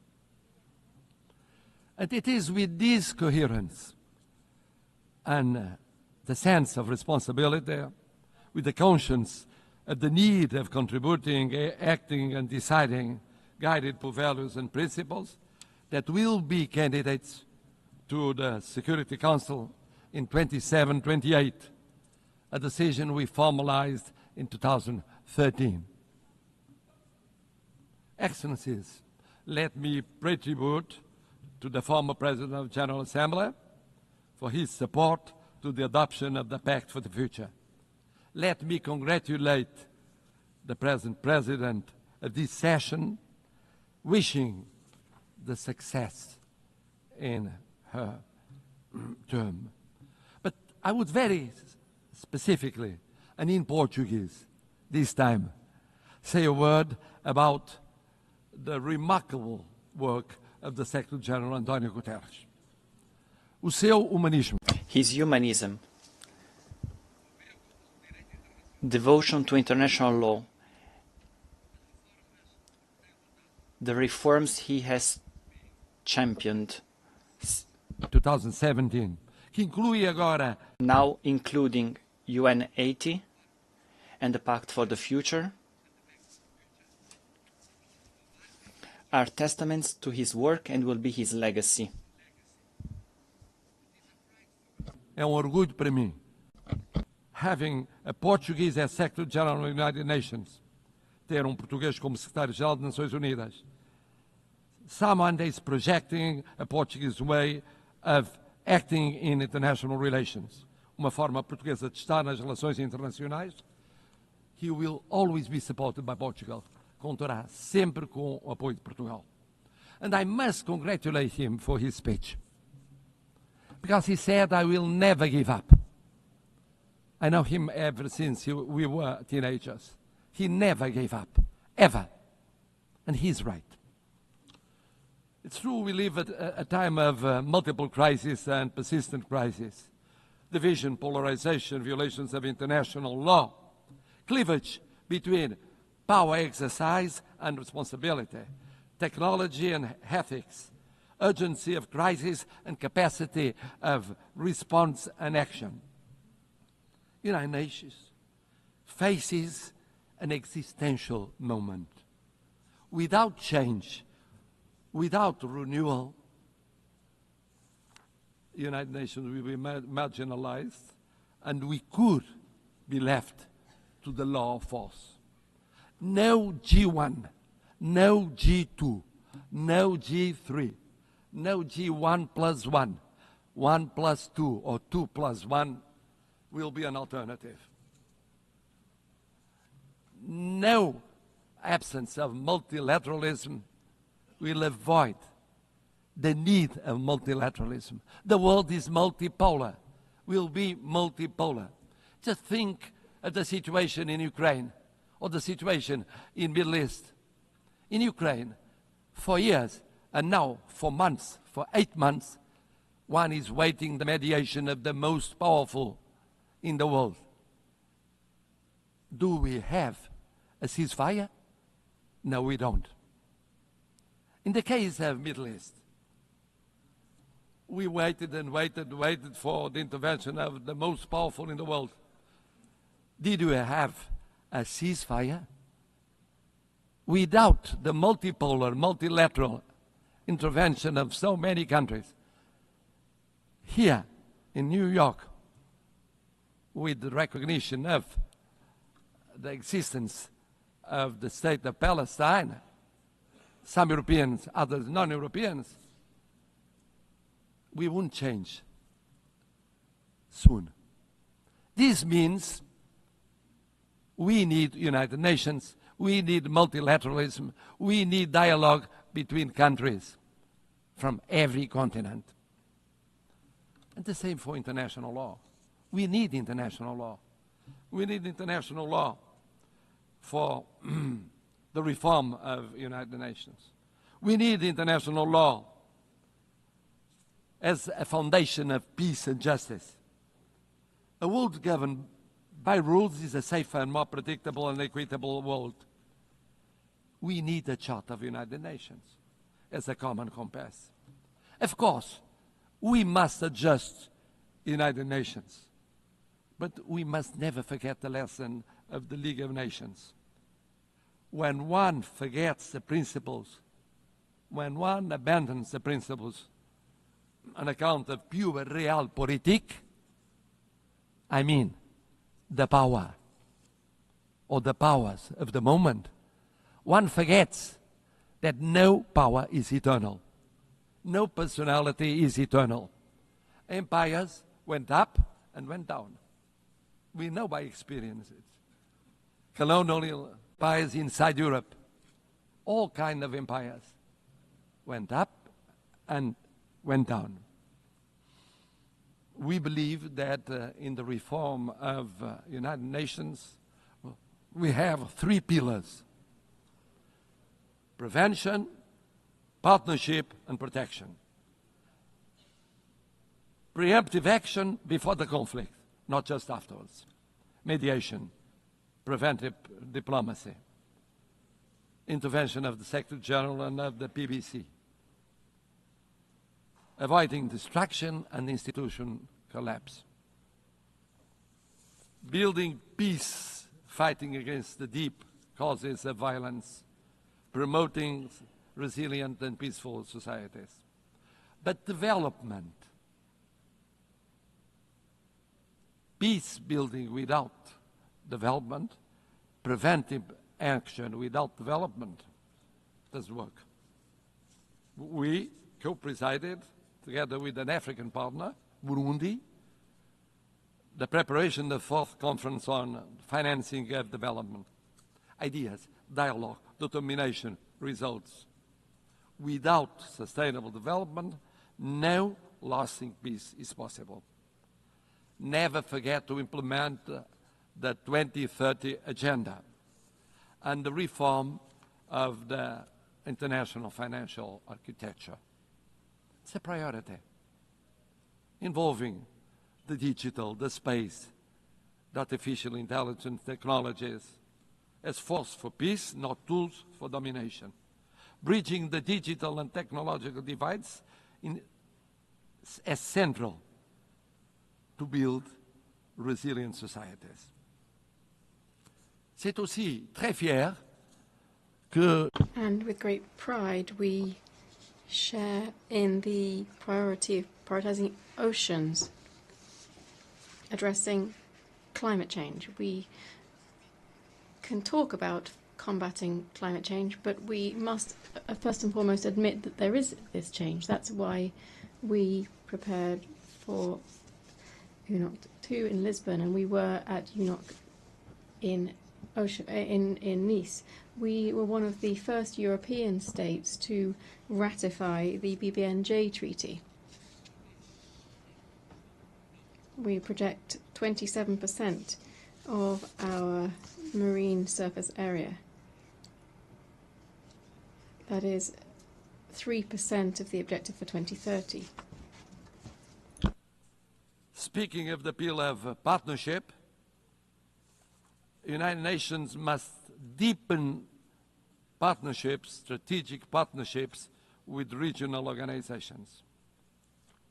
Portugal has the experience that is very specific. We have the experience of the community of Portuguese-speaking countries. Portuguese-speaking community, present in 9 countries, 4 continents, 1 language. Presentes em 9 países, 4 continentes, uma língua, A language, a short platform with its own voice at the UN. We hosted the 10th Global Forum of the Alliance of Civilizations. For the Alliance of Civilizations. Also, the conference UN Conference on Racism. Portugal organizou.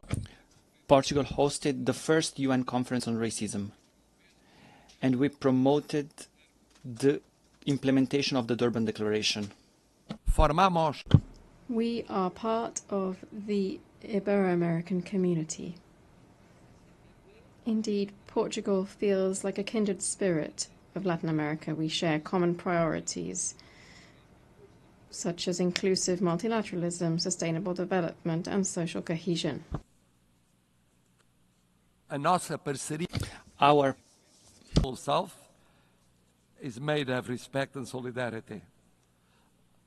Lançamos as primeiras We launched the first EU-African Union summits. Initiative of the first and second summits between European Union and the African Union. We cooperate actively with the PMA, CITES, and LLDC. At the same time, we think that protecting means also protecting the role of women, youth as agents of change, the access to education, leadership, political participation. The world needs more women and more youngest as leaders in the procedures of decision. Third pillar, protection. We participate for 65 years in peacekeeping. Thousands of armed forces and security forces participated in 25 missions in 4 continents, mostly in Africa. Peacekeeping now with 4 peace operations, a quick reaction force, punctual payment, example of intervention in every continent, defense of a predictable and stable financing, including for the missions that are promoted by Security Council or accepted by Security Council, but initiative of African Union. This year, we celebrate the 25th anniversary of the additional protocol to the Convention of Rights of Children involved in armed conflicts. It's a drama. It's a drama. Children going on being victims in every war scenario. We have the legal duty, the political and the moral duty of protecting them. And then, of course, humanitarian international law. One spoke of it, about the situation in areas of conflict. Geneva Conventions are not suggestions. They involve duties. We participated in the 6th Commission preparing the Convention on Crimes Against Humanity. Human rights. Human rights. Human rights mean personal rights, political rights, freedom of expression, economic rights, social, cultural rights, universal, interdependent, and inseparable. Não podemos ficar. We cannot remain indifferent concerning major crises. We just declared our decision of recognizing the state of Palestine. In the Middle East, now we think that the following step is creating conditions for a ceasefire, immediately releasing the hostages, humanitarian assistance, but also creating political, economic, and social conditions to strengthen the solution of 2 sovereign states, rebuilding economies and societies, giving an opportunity to peace, to the daily life of Israelis and Palestinians. so that they can live, not die. Live, not die. In Ukraine, sovereignty, independence, and integrity with global total ceasefire, immediate and unconditional, first step for a fair peace, respecting international law and respecting the Charter of the United Nations. In Sudan, intervening to react much more quickly to perhaps the greatest humanitarian catastrophe in Africa. On Haiti, in Haiti, where the suffering of the population is no longer tenable, this in light of the barbaric atrocities committed by criminal gangs and the recruitment of child soldiers, decisive UN assistance to the multinational security support mission is required before it is too late. Excellencies, at a time when we are witnessing the largest number of armed conflicts since the creation of the United Nations, Portugal is ready to take on greater responsibilities and represent a global voice in the Security Council, bringing the experience of almost lessons learned in recent decades and proximity to all the states here represented, without discrimination. And for that, our vision for the Security Council will act to prevent and creating partnership and protection, and with the reform of the Security Council to make it more representative and effective, to reflect the geopolitics of the 21st century and doesn't remain stuck in 1945, with representation of the African continent, with seats represented, and recognition of major emerging powers such as Brazil and India, with more transparent, a council that is more plural and consistent with the content and the spirit of the Charter. A Security Council which in 2024 met frequently since 1989. But it met frequently with less resolutions adopted and the highest number of vetoes casted. It's unacceptable that the use of veto continues to paralyze essential decisions. It is therefore unacceptable in the face of human suffering. The Charter is clear. A party to a conflict shall not be the judge of its own case. Portugal supports the ACT Group's code of conduct, measures to restrict the use of veto, and all initiatives that strengthen transparency and accountability within the Council. A last word. Portugal is presenting itself to the Security Council without hidden agendas, but rather with an agenda aligned with the values and objectives of the UN, with humility, but with confidence, contributing to a council that is more effective, representative, and close to those who expect protection from it. We are a predictable country, a bridge builder, a reliable partner, an uncompromising defender of the UN Charter. It is in this spirit that we want to serve, that we reaffirm our commitment to the United Nations today, and that we hope will earn your trust for the future of the United Nations, but mostly for the future of the world. More peaceful, more just, more respectful of dignity, human dignity, in so many conflicts that represent a shame for all of us. Thank you.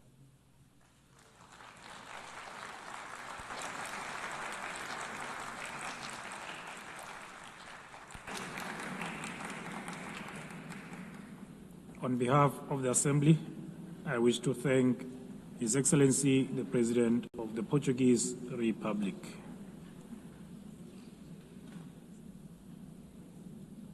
The Assembly will hear an address by His Excellency Yomandú Ussi, President of the Eastern Republic of Uruguay. I request protocol to escort His Excellency and invite him to address the Assembly.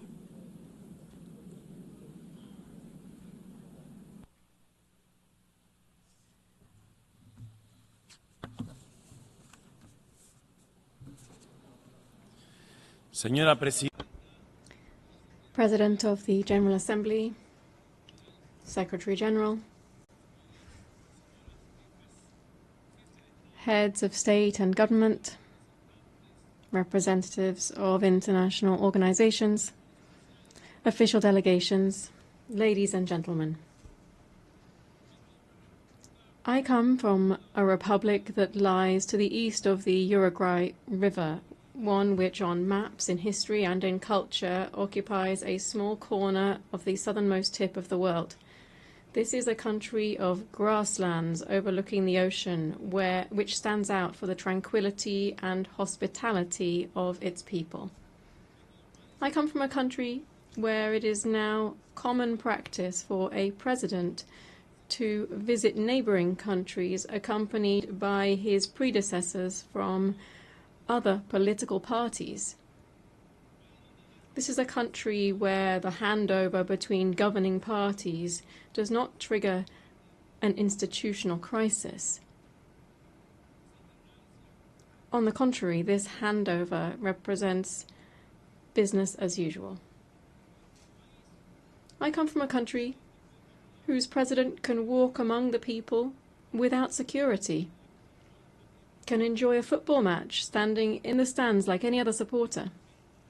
I come from a country whose political parties, almost all of them, more than half a century old, are always willing to agree on national solutions to national emergencies.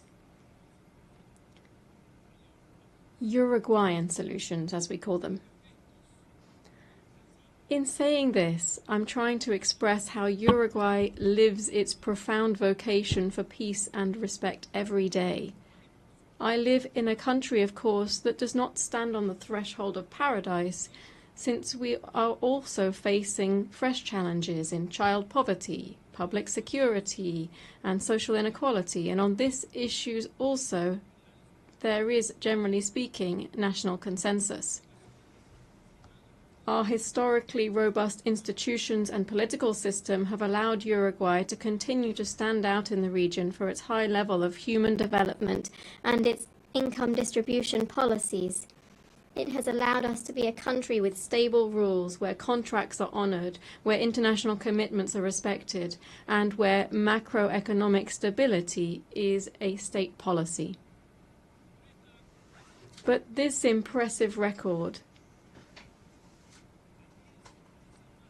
can also be seen beyond our borders, because Uruguay is recognized worldwide for its commitment to peace, its tireless pursuit of the peaceful resolution of conflicts, its unfettered respect for international law as the greatest guarantee of the sovereignty of peoples, and for being a fraternal and hospitable land for migrants from all latitudes.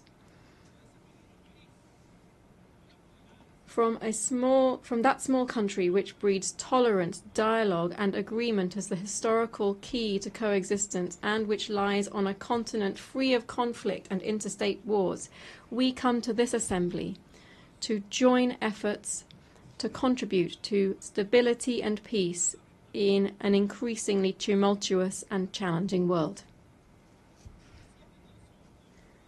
The growing geopolitical tension and increase in conflicts, together with the underfunding of efforts for a peaceful and rules-based global order, are posing enormous challenges on a planetary scale. A few facts suffice to illustrate this. According to the 2025 Global Peace Index, in 2023 there were 59 interstate conflicts. This is the highest number since the end of the Second World War. In 2024, global military expenditure rose by almost 10% in real terms when compared to 2023.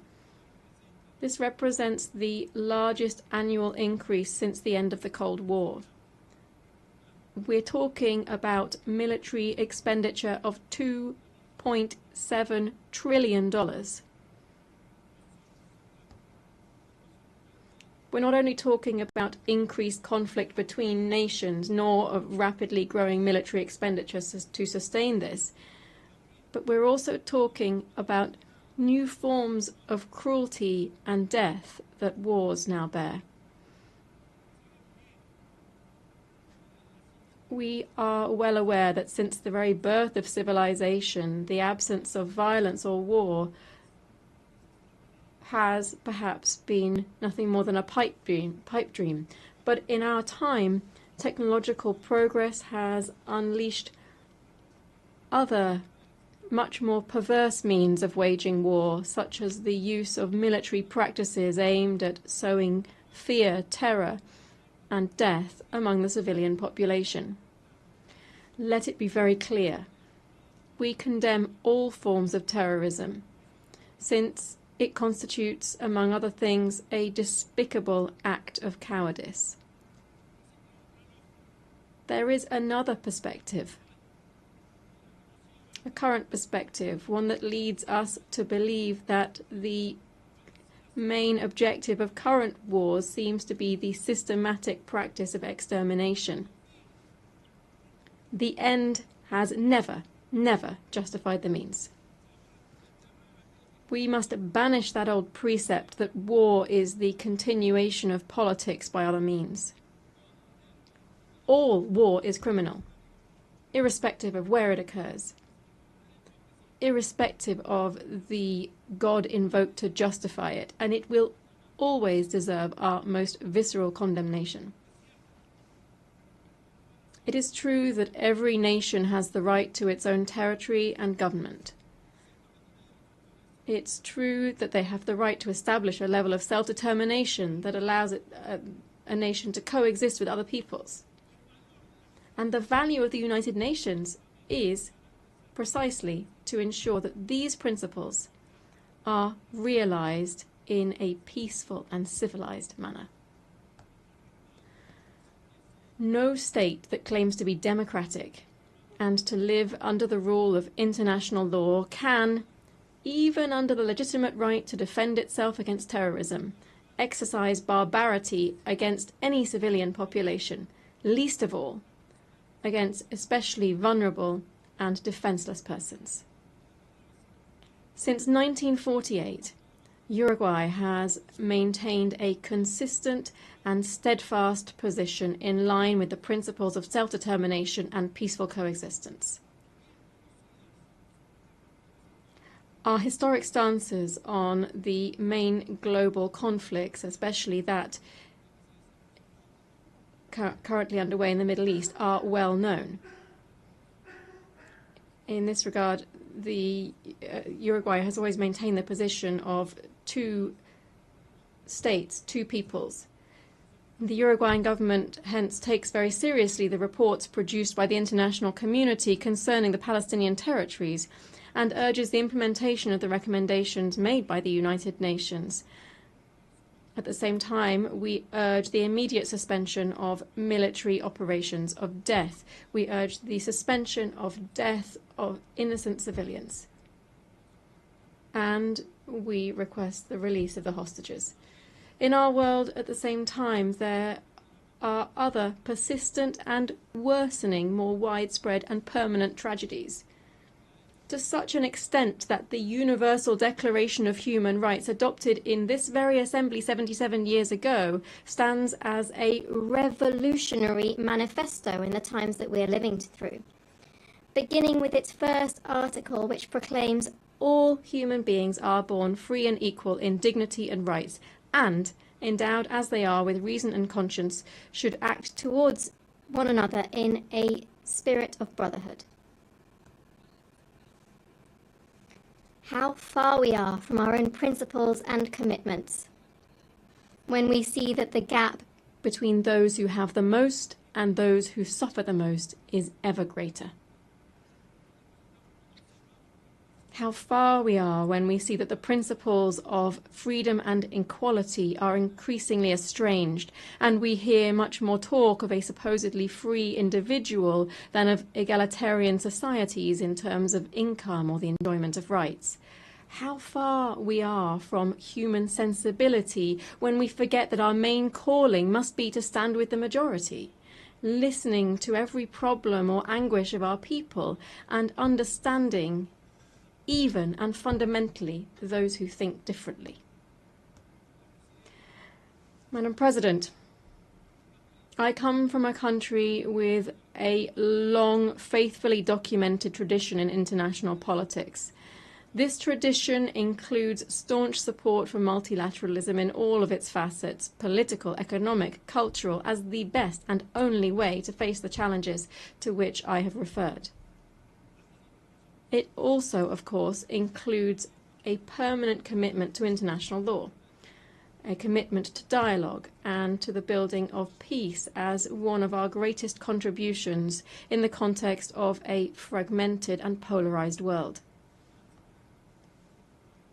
My country's entire political system is proud to contribute decisively to global tasks such as the maintenance of international peace and security, the consolidation and development of international law through participation in normative bodies and in international courts, through our support for disarmament, food security, global health, and commitment to addressing climate change. In this context, I wish to highlight my country's historic commitment to the multilateral peacekeeping system. In the last 35 years, and without interruption, Uruguay has deployed battalions to various United Nations peace operations. We've taken on this role to such an extent that we've become the leading country in Latin America and the second per capita worldwide in contributing to this type of missions. Moreover, we have done this with particular distinction because our troops have been specialized in the most emblematic role of these peace operations, that is, the protection of civilians in armed conflicts. The nations represented in this assembly are well aware that my small country is very far from standing out for its military might or its economic dominance. And it is there, paradoxically, that our strength lies. Because we are incapable of standing in anyone's way. On the contrary, our strength lies in intangible capacities that this world greatly needs, because we are a country that can be relied upon to promote dialogue and peace. Firstly, because those principles define us as a republic and are evident in our respect for the separation of powers and the rule of law, the strength of our democratic system, and our respect and promotion of human rights and social equity, among other things. Secondly, because this is how we have historically conducted ourselves on the international stage. As early as in 1907, for instance, my country took a firm stance at the Hague Conference on Arbitration, seeing it as an essential and obligatory mechanism for resolving conflicts between states. Just a few years later, in 1921, Uruguay was the first state in the world to accept the jurisdiction of the Permanent Court of International Justice, the predecessor of the International Court of Justice. On the basis of these and other historical precedents, I hereby reaffirm that Uruguay is in an excellent position to be able to offer itself to the world as a host for negotiations, as a promoter of networks of dialogue and mediation, leading to the construction of peace and the prevention of conflicts. Believe me, we are prepared for this ever more urgent and necessary challenge. Among other reasons, because we have learned, as my country's former president, Jose Pepe Mujica, said, that tolerance is the foundation for peaceful coexistence. Thank you.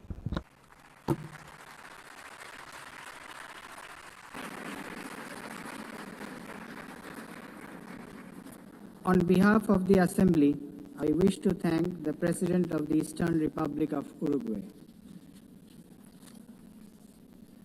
The Assembly will hear an address by Her Excellency Natasha Pirc-Musar, the President of the Republic of Slovenia. I request protocol to escort Her Excellency and invite her to address the Assembly.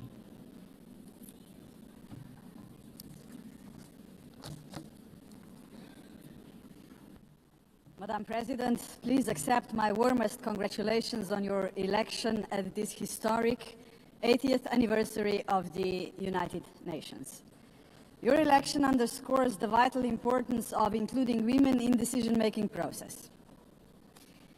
Ladies and gentlemen, Excellencies, in 1945, the end of the Second World War was greeted with celebrations, and hopes were placed in a new era of peace and cooperation, embodied by the creation of the United Nations.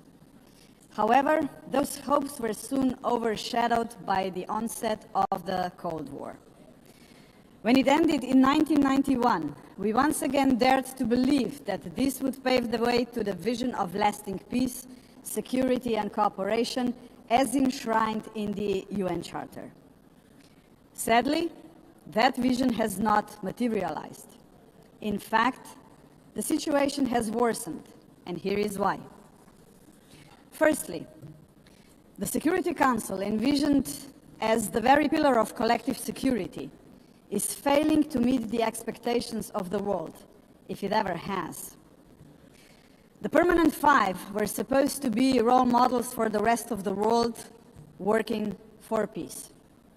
Some work in their own interests instead. Secondly, the promise of the Sustainable Development Goals is faltering. Progress is lagging, and with cuts in development assistance, millions of the world's poorest are pushed further away from the access to even the most basic services. Thirdly, international law appears to stand at the precipice of irrelevance. The independence of elected international judges, the integrity of human rights institutions, personal security of human rights defenders, and the authority of this organization are under siege. Fourthly, the Genocide Convention risks becoming a relic of the past. Some states have put the International Criminal Court to its greatest challenge ever. Its prosecutors, whose only duty is the pursuit of justice, and its judges, whose responsibility is to uphold the law, our international law, now face sanctions and intimidation. As if the states that sanction them would prefer to shield the alleged perpetrators of atrocities rather than confront the truth and help deliver justice. Fifthly, the landmark opinion of the International Court of Justice affirming that international law obliges states to prevent harming the climate already feels obsolete. And finally, states are withdrawing from the Paris Climate Agreement, from the Ottawa Treaty, and from the UN agencies, or simply cutting their finances. Each such act chips away at the support for multilateralism, a system designed not for the powerful few, but for the benefit of all of us. Madam President, how are we to explain these trends to our electorates, to our people, and above all, to our children? Shall we tell them that this is the new normal, that might makes right, that the strong may seize what they want because they can, that they can kill with impunity because they can, that they may pollute, wage wars, and trample on international law just because they can? Are we prepared to look our children in the eyes and say, "This is the world you will inherit and there is nothing we can do about it"? With the adoption of the Pact for the Future last year, we have charted a path toward a stronger, more forward-looking United Nations. But we must now create the conditions to fulfill our commitments. One way forward is to establish a permanent advocacy network to give the Pact unconditional, sustained political support. To this end, I propose the creation of a global forum for the future, an inclusive movement of states committed to multilateralism, mutual respect, and the defense of our shared vision. A movement determined to stand up for the Pact and drive its implementation at every level. As states consider how to implement the Pact for the Future, some solutions may be seen as inconvenient today, but in the long run, ladies and gentlemen, they are not optional. They are systemically necessary. The first example is the reform of the Security Council. We all recognize that it is the principal organ entrusted with the maintenance of international peace and security. But what it is not, and must never be, is a body that stands above international law to defend the interests of some at the expense of others. Jus Cogens norms must be safeguarded as a matter of principle. If the prohibitions against genocide and crimes against humanity are accepted as Jus Cogens norms, can any permanent member claim a legitimate veto right in such circumstances? Member states have attempted to address this question through many reform proposals, but with minimal progress. This is why we must dare to go further now. We, the General Assembly, must take a bold step and request an advisory opinion from the International Court of Justice on this very question. Second, we must confront the gap between our words and actions on gender equity. Progress has been made, but far too modestly. Over the past 80 years, 13% of leaders in multilateral organizations have been women. And no woman has ever served as Secretary General of the United Nations. And this, ladies and gentlemen, must change. So, Excellencies, ladies and gentlemen, let us make history. Today, the 80th session of the General Assembly is led by only the 5th woman to hold the presidency.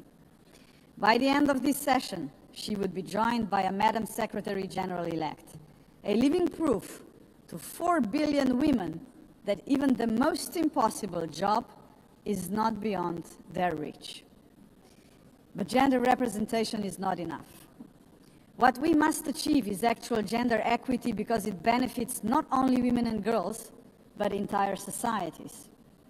True equity requires systemic change, and so women's empowerment must remain at the heart of our global agenda. International organizations must weave a gender perspective into every strand of policy making. And that should be a result of effective participation of women and girls themselves. Electing a Madam Secretary General would be historic, but it must only be the beginning of a much deeper transformation. Madam President, the Pact for the Future sets out clearly what must be done to change our world for the better. I have mentioned only 2 of the many challenges we must confront decisively. But we can only succeed as a community if we accept that there is no future for humanity without a fundamental change. The mandate of the Global Forum for the Future would be to push towards such a change. This is why it must be inclusive. It must not be merely a coalition of countries. It must inspire hundreds of millions of people. For when it comes to human dignity, the constituency of like-minded individuals is vast, diverse, and knows no borders. Human dignity is indivisible. We must fight for it no matter how great the obstacles are. And there are Many, we know that. Think of hunger. Time and again, humanity rose across continents to confront the scourge of hunger, to no avail. Worse still, hunger is now being weaponized, turned into a tool of war. We receive reports on a daily basis of how women and children are starved because they are marked as legitimate targets, as enemies. How cruel, how inhumane is that, ladies and gentlemen? We cannot allow this to happen any longer. 40 years ago, musicians stood against hunger. Instead of guns, they, the Band Aid, used music. The world heard them, but they were not loud enough, as hunger has not been eradicated. Today, we have science. We can address on a scale beyond imagination not only hunger, but every act of violence against human beings and all human fears. Granted, science, technology, and global connectivity are too often twisted by cynical leaders and warmongering regimes. But they can also be harnessed for the common good. Artists, influencers, and visionaries with audiences of millions can join forces with the governments of like-minded nations. Together, their voice in defense of humanity could become irresistible. Together, we can demand real action by all governments, all world and community leaders on the Pact for the Future, and hold to account those who betray human dignity to its very core, through wars of aggression, genocidal policies, and crimes against humanity. If we join forces and make ourselves heard, nobody can ignore us, not even the most arrogant governments and individual politicians. Of course, such initiatives cannot emerge out of thin air. They require leadership, strong, inclusive, and fearless leadership.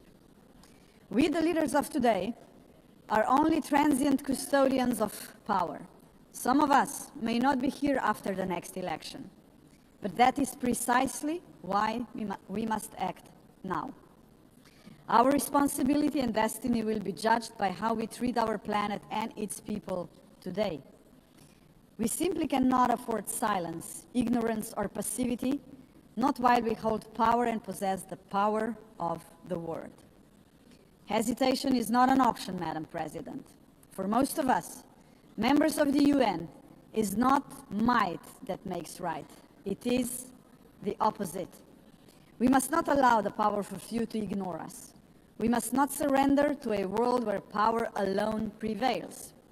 We, the majority of United Nations members, must be role models. We must work for a different world. The Global Forum for the Future can be a platform for the much-needed transformation in which partnerships with non-state actors and companies are indispensable. Profits must finally serve development for all. Innovation and sustainability must drive tolerance, mutual respect, and inclusive dialogue. Is that too much to ask? If we, the leaders of this planet, can offer nothing but terror, conflict, pollution, fear, inequalities, and war to 8 billion people, then we must confront the truth. We are complicit in crimes against our civilization and our planet.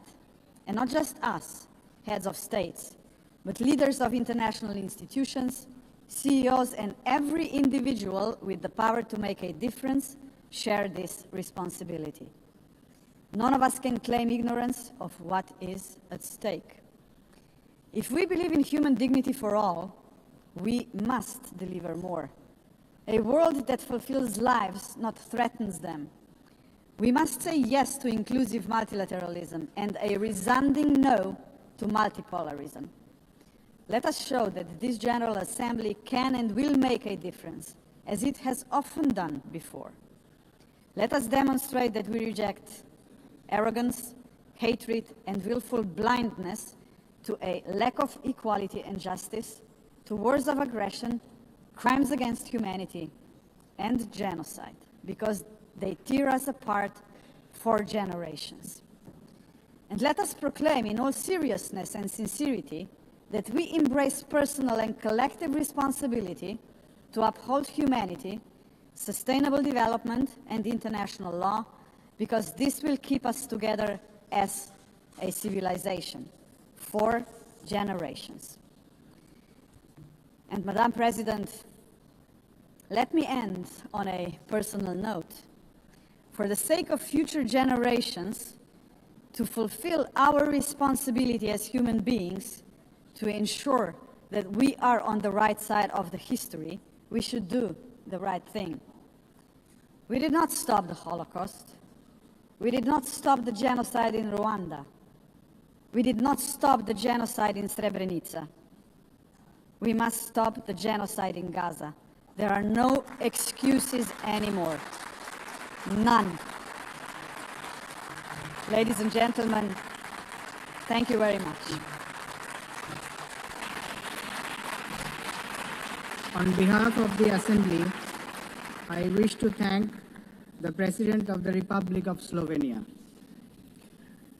The Assembly will hear an address by His Excellency Kassym-Jomart Tokayev, the President of the Republic of Kazakhstan. I request protocol to escort His Excellency and invite him to address the Assembly.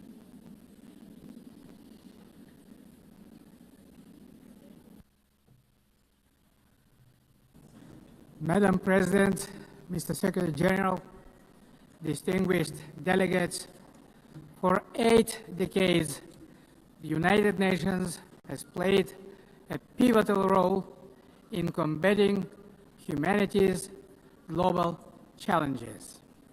Over that time, it has led our common efforts on collective security, nuclear non-proliferation, peacekeeping, development, poverty reduction, sustainability, and human rights. But we must also face the truth. The world around us has changed profoundly and, unfortunately, not for the better.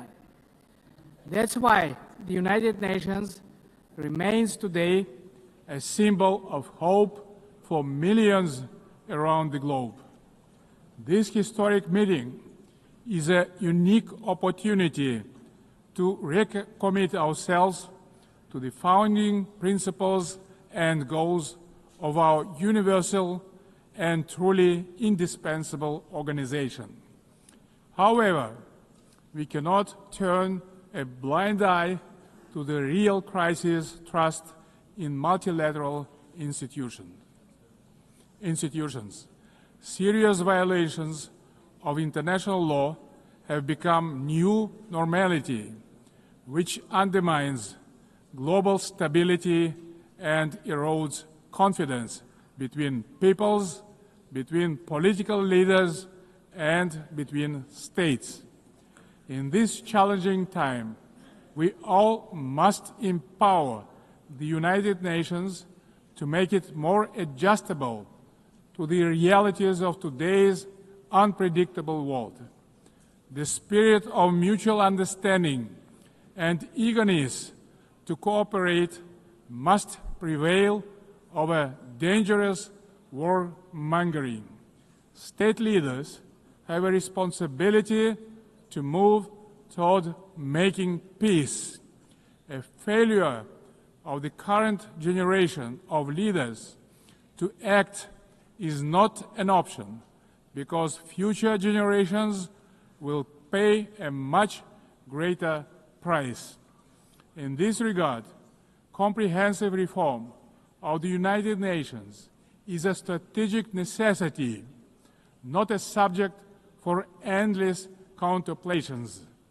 We need to establish a new group of truly dedicated people who will highly professionally and without any hesitations make concrete proposals for reforming the United Nations to make it better suited to the challenges of today and objectives of tomorrow. A central pillar of this bold effort to renew the United Nations should be a reform of the Security Council. major powers of Asia, Africa, and Latin America should be represented in the Security Council on the rotational basis. In addition, Kazakhstan strongly believes that the voices of responsible middle powers also need to be seriously amplified in the Security Council. In fact, they have already started to play a larger positive role in international relations, bringing balance and building trust. They can act as bridges within the United Nations when major powers are divided or failing to resolve pressing issues of common concern. Above all, a credible United Nations for the 21st century requires member states to take concrete steps toward durable peace and security. Otherwise, the United Nations is doomed to forever mitigate consequences while root causes forever proliferate. We can begin this process already today by reaffirming our steadfast commitment to the Charter of the United Nations. The founding principles of sovereignty, territorial integrity, and peaceful resolution of disputes must be upheld without exception. Selective application of the Charter undermines its credibility. The world needs a new consensus based on trust, inclusiveness, and shared responsibility. For example, the enemy state clauses of the Charter, historical remnants of the Second World War, have already been recognized by the overwhelming majority of the international community is obsolete. For all these reasons, it's time to have a serious conversation about Charter review. Today we face an alarming reality. Arms control treaties are collapsing, and with them, so are the foundations of strategic stability. Global military spending in 2024 hit a record $2.7 trillion. The global cost of violence reached nearly $20 trillion. Therefore, rebuilding a robust global security architecture should remain a top priority for the international community. We advocate relaunching high-level dialogue among nuclear powers and stronger multilateral action to drastically reduce the looming threat of nuclear weapons. More widely, we must begin the hard work of getting rid of the militant mindset. We can do so by tracking closely how much our countries invest in peace. Kazakhstan is ready to host a new dialogue on nuclear disarmament and non-proliferation. We can focus on informal, inclusive exchanges that reinforce the NPT and support progress toward the CTBT. We also call to advance our proposal to establish International Agency for Biological Safety and Security. Kazakhstan remains concerned by the Ukrainian crisis, which continues to seriously harm civilians, damage global trust, and undermine international security. Nonetheless, bilateral and international diplomatic efforts on this conflict should continue along with political flexibility to meet the long-term interests of both states. Territorial disputes are never easy to resolve and require mutual restraint and responsibility for the sake of future generations. The psychology of animosity drags all involved in conflicts to the abyss, leaving no chance to reach peace. The humanitarian crisis in Gaza has reached a disastrous scale that cannot be ignored. This conflict stems from a complex historical background. We cannot ignore the root cause of this belligerence. Kazakhstan calls for full protection of all civilians and unhindered humanitarian access in strict compliance with international humanitarian law. We reaffirm our support of the two-state solution, with the United Nations playing a central role. Kazakhstan acknowledges diplomatic initiatives aimed at regional reconciliation in the Middle East, including the Arab Peace Initiative, the New York Declaration, and the Abraham Accords, and others. They demonstrate that leadership and political will can turn division into cooperation and shared benefit. We also welcome the normalization of relations between Azerbaijan and Armenia under the mediation of the United States President. It shows that even entrenched conflicts can be settled through diplomacy and common sense. Guided by this principle, Kazakhstan consistently favors diplomacy over escalation and dialogue over force. Current geopolitical tensions sometimes tempt some leaders to claim that a clash of civilizations is inevitable. Yet, these divisions are not fact or fate. They are political choices. Global public goods such as science, medicine, sports, religion, and culture should not become subjects of geopolitical divisions and sanctions. These spheres of human activity bind us together under a humanitarian umbrella. When political leaders make irresponsible statements or take reckless decisions, manipulating religion and identity for political gain, they in fact seriously damage the trust and goodwill in striving for peace.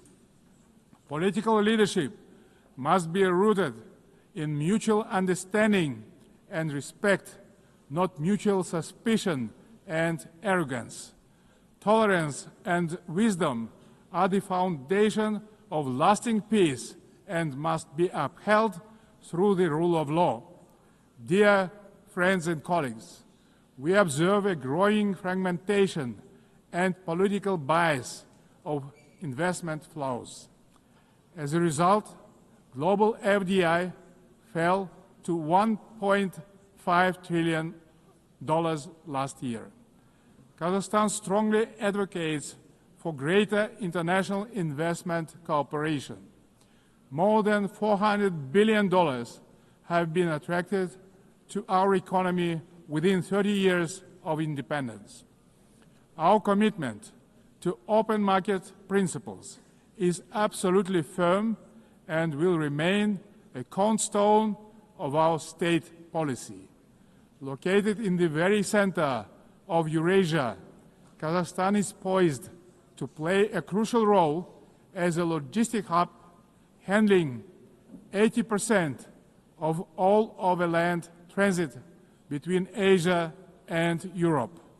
We are investing tens of billions of dollars in our transport and transit infrastructure, including the Belt and Road Initiative, the North-South and Trans-Caspian transit corridors.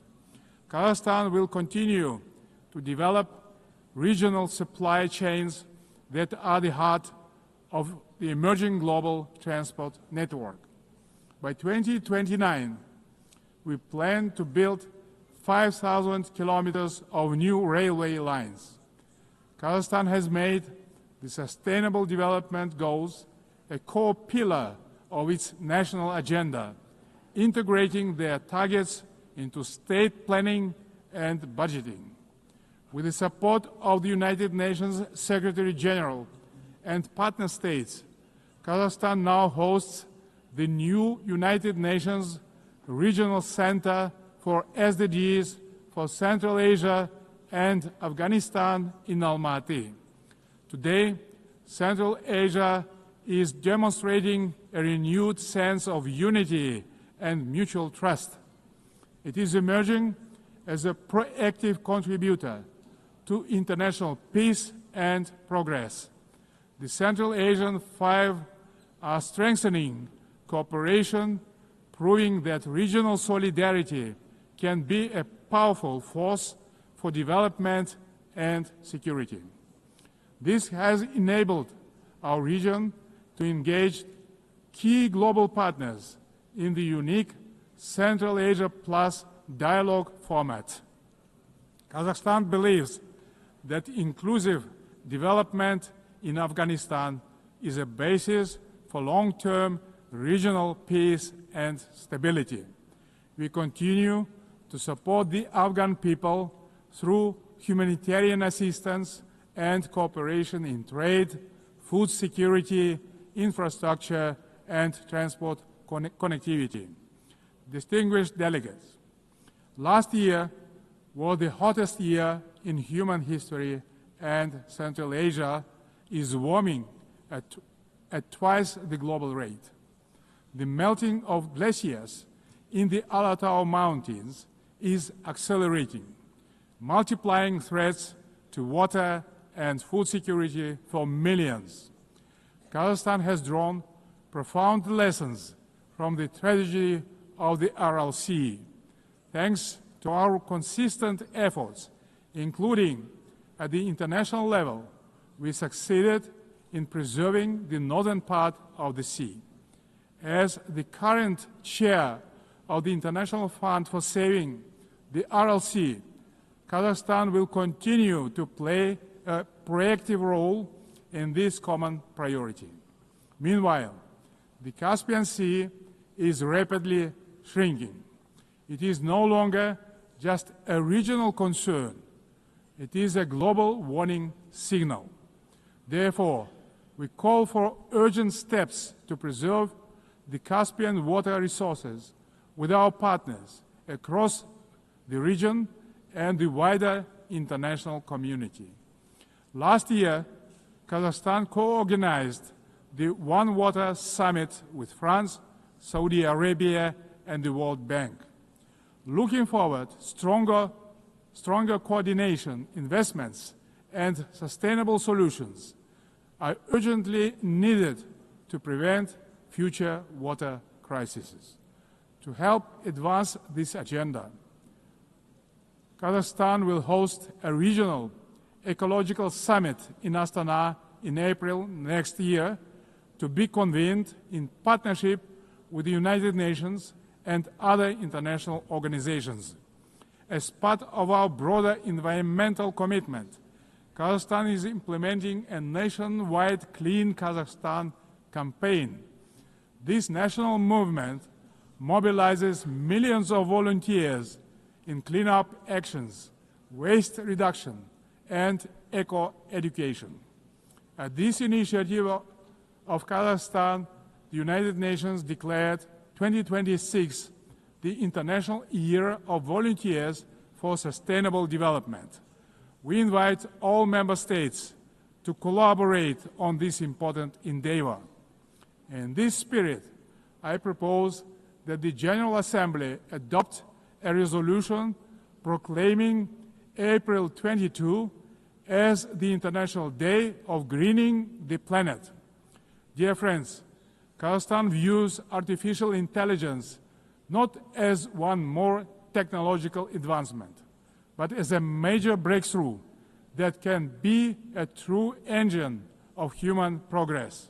Yet, as artificial intelligence accelerates, so do the related risks, specifically deepening technological, economic, and geopolitical divides. At the same time, we should not let ethical norms fall behind this rapid evolution. Pressing questions of fairness, accountability, and individual rights must be addressed with clarity and urgency. We must act collectively to ensure that every country can benefit from AI. Kazakhstan welcomes the establishment under UN auspices of the Global Dialogue on AI Governance. We stand ready to actively contribute to this platform to help ensure that AI remains safe, inclusive, and human-centered. In Kazakhstan, artificial intelligence will be integrated across all sectors of economy and public services. The basic infrastructure to deliver this plan is being built, and our bright young people are getting ready to turn this vision into reality. Our strategic goal is to transform Kazakhstan into a fully digital power within the next 3 years. Large-scale digitalization and widespread use of AI have become a national priority in Kazakhstan. E-government is an important pillar of our national development strategy. Around 90% of public services are already digitalized. Kazakhstan has recently launched its fastest national supercomputer ever. But AI and automation are expected to threaten jobs in many countries. That's why digital progress must go hand in hand with professional education. Therefore, Kazakhstan believes it is imperative not just to increase employment, but to valorize the technical professions. Ladies and gentlemen, amid global turbulence, Kazakhstan is pursuing a bold national renewal to build a truly just and fair state. Over the last 3 years, we have carried out large-scale political and economic reforms that are unprecedented in our part of the world. Through a national referendum, we introduced a single 7-year presidential term, thereby strengthening democratic accountability. We remain committed to the formula of strong president, influential parliament, and accountable government. Guided by strong wish to modernize Kazakhstan, I have proposed a single-chamber parliament for a national referendum to consider. Our objective is to continuously embrace the political system to make it more transparent, effective, and reflective of people's aspirations. At the heart of these reforms lies a clear principle: law and order must prevail. We believe that only governance rooted in common sense and the rule of law can ensure public order and protect the rights of all citizens.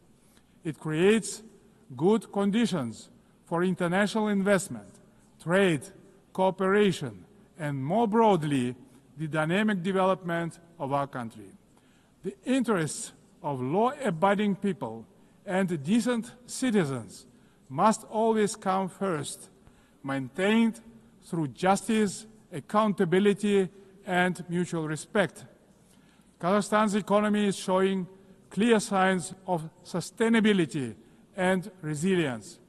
This year, economic growth is expected to exceed 6%, underscoring the sustainability of our economy as the largest in our part of the world. But we are not complacent. We will continue our efforts to ensure a long-term growth. Kazakhstan's energy strategy is based on 4 pillars: oil and gas, coal, uranium, and critical minerals. These precious assets are the basis of reliable energy partnerships. Climate change and the green agenda cannot be accepted by all countries that have huge deposits like coal, which nowadays can be cleaned up by advanced technologies. That's why we have committed to decarbonize our country in 35 years. Renewable energy is not the single solution to all energy problems. Agriculture is another driver of our development with huge potential for global markets. Kazakhstan's grain export capacity has amounted to 12 million tons, reaching a great number of international markets, creating new opportunities for trade expansion using enhanced transport connectivity. We will continue our cooperation with all major international partners and regional stakeholders to further diversify our external trade and economy, making it more inclusive and resilient. Excellencies, we will remain firmly on this path, deepening governance reforms at home while supporting global governance abroad. Kazakhstan will continue to serve as a bridge builder and peacemaker. It will also continue to choose balance over domination, cooperation over confrontation, and peace over war. We stand ready in cooperation with other players, stakeholders in the international community to renew the promise of the United Nations as a beacon of peace, justice, and cooperation. Thank you very much. On behalf of the Assembly, I wish to thank the President of the Republic of Kazakhstan. The Assembly will hear an address by His Excellency Matamela Cyril Ramaphosa, President of the Republic of South Africa. I request protocol to escort His Excellency and invite him to address the Assembly.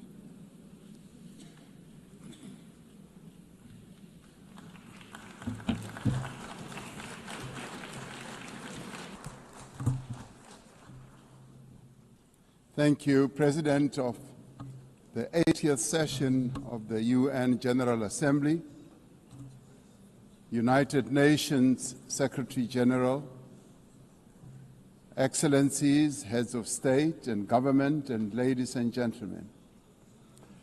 80 years ago, the United Nations was established to save succeeding generations of humanity from the scourge of war and to build a peaceful, prosperous, and just world arising from the devastation brought about by global conflict.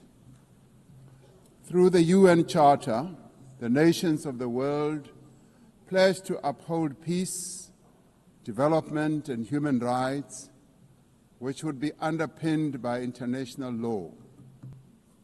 Now more than ever, we are called upon to uphold the values and advance the purpose of the United Nations. We are also called upon to advance cooperation and solidarity between nations. We are called upon to promote multilateralism and safeguard the institutions that enable it. South Africa's engagement in the international sphere echoes our domestic imperatives of eradicating poverty, reducing unemployment, and addressing the root causes of inequality.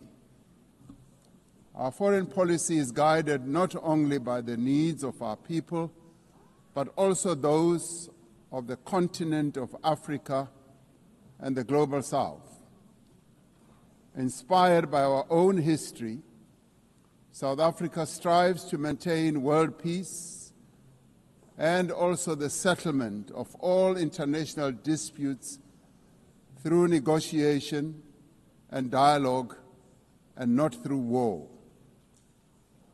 We therefore welcome the strong partnership between the African Union and the United Nations in promoting peace, security, and stability on the African continent. This year, South Africa is honored to preside over the G20. This is the first time that G20 Leaders Summit will be held on the African continent, the cradle of humanity. South Africa's G20 presidency is guided by the theme, equality, solidarity, and sustainability. To give full meaning to our theme of equality, solidarity, and sustainability, we have invited the G20 countries to join us in prioritizing the following areas. Firstly, in discussion to strengthen disaster resilience and response by addressing the increasing frequency and impact of climate-induced natural disasters. Secondly, to ensure that we have debt sustainability for low-income countries by crafting innovative ways to support countries to have low levels of debt to maintain economic stability. Thirdly, to discuss how to mobilize finance for a just energy transition by encouraging investments in renewable energy and sustainable technologies, without foregoing what we would call base load energy sources. Fourthly, by harnessing critical minerals for inclusive growth and sustainable development through the value addition processes, that is, beneficiation of these minerals at the source where the minerals are extracted, to foster the development of communities where these minerals are found.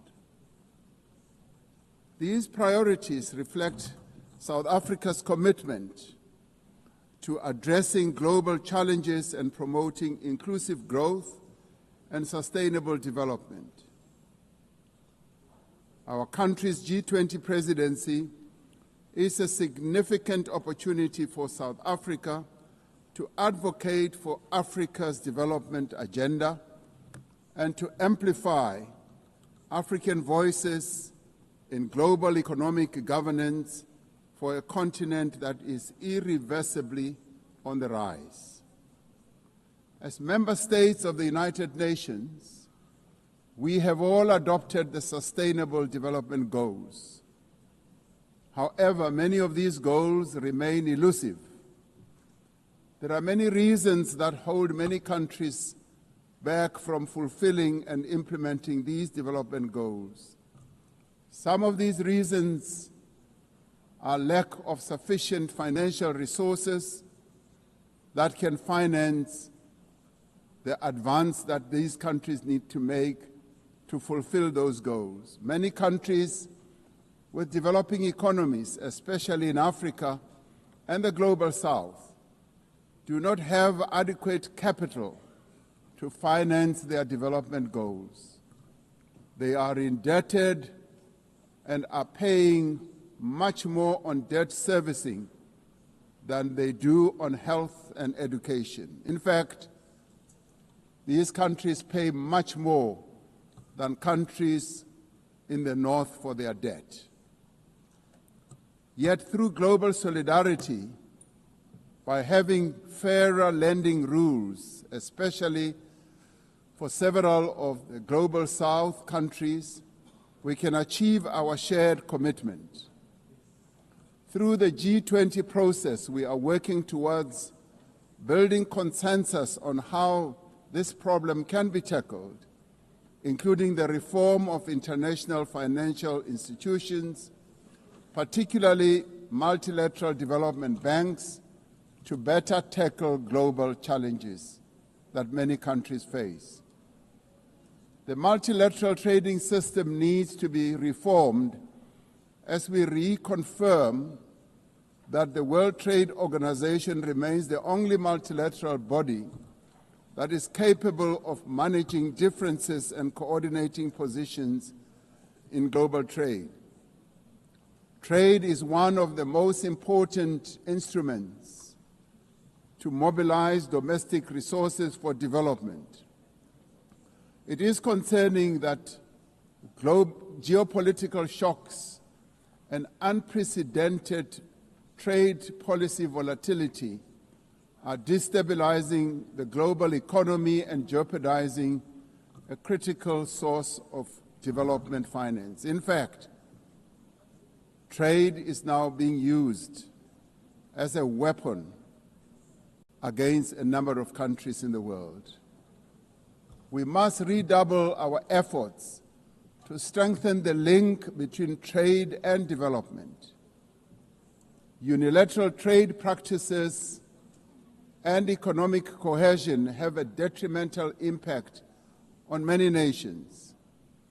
This includes the economic embargo against Cuba, which has caused untold damage to the country's economy over the years. This unfair embargo must be lifted, and we want it lifted sooner rather than later.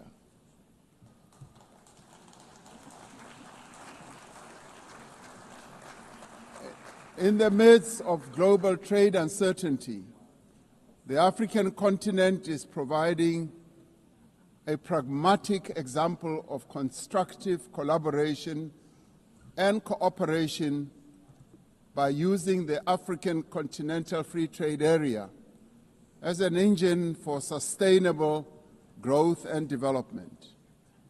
This will, with commitment, become the central pillar of economic cooperation and integration for our continent. As part of the effort to build more inclusive economies, South Africa's G20 presidency has launched an extraordinary committee of independent experts on global wealth inequality. This committee, chaired by Professor Joseph Stiglitz, a Nobel laureate, will deliver the first ever report on global inequality to G20 leaders when they meet in November in Johannesburg in South Africa. Climate change is an existential threat. We are failing future generations by our inability to reduce global warming. Climate change is reversing economic growth and development gains in many countries, especially in the global south. Although Africa carries the least responsibility for climate change, many countries on the continent of Africa experience much of its harshest effects.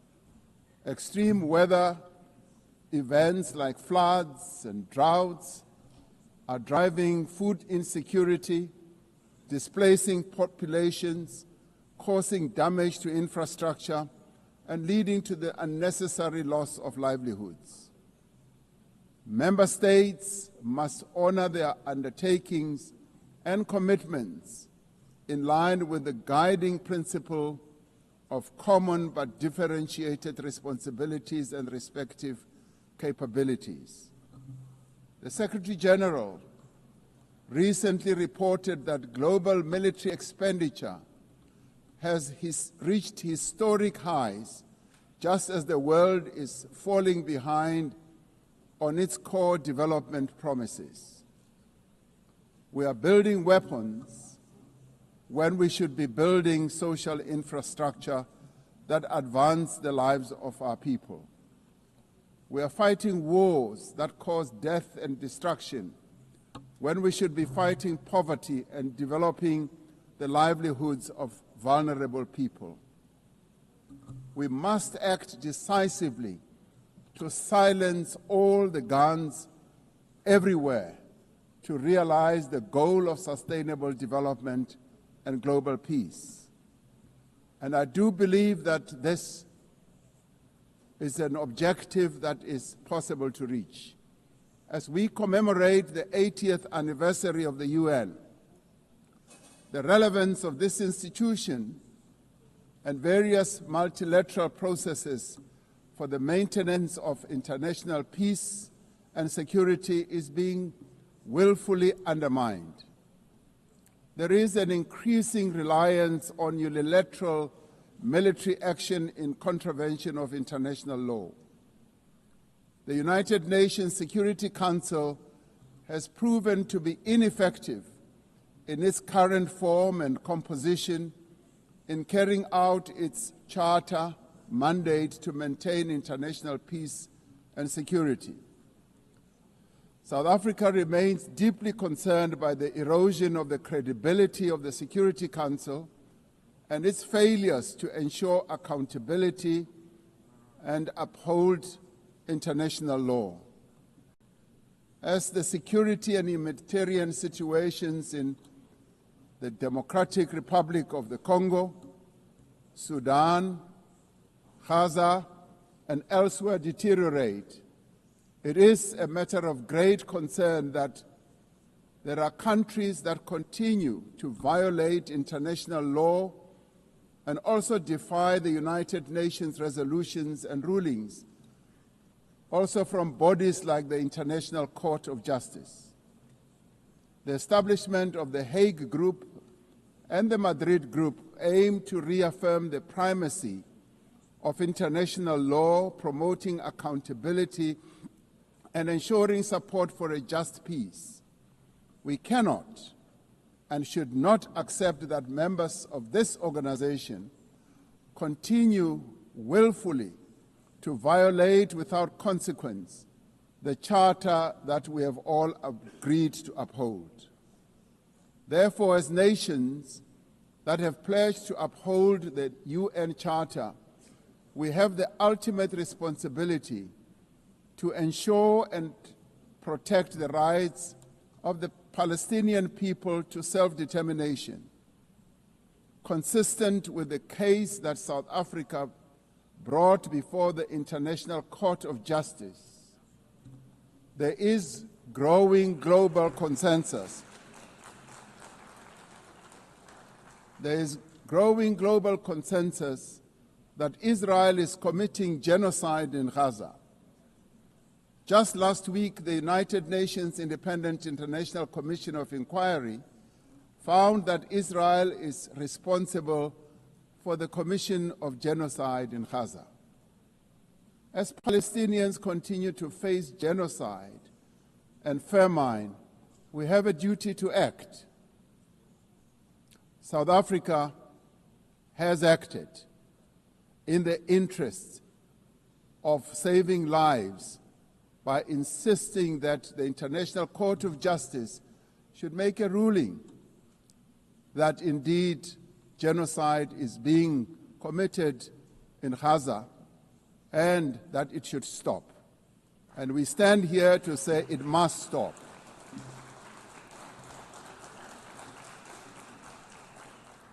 We welcome the historic high-level meeting held yesterday on the two-state solution yesterday in this very chamber. This reflects the determination of the global majority, a global majority that now stands at 142 and more countries, that Palestinians deserve a peaceful state alongside a peaceful Israel.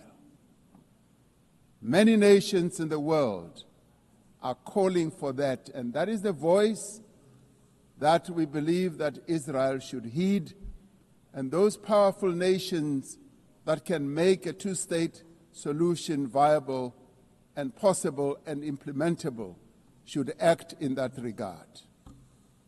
The long overdue announcement by increasing number of countries to recognize the state of Palestine is testament to this determination. We have a responsibility as the member states of the United Nations to reaffirm the right also of self-determination of the people of Western Sahara.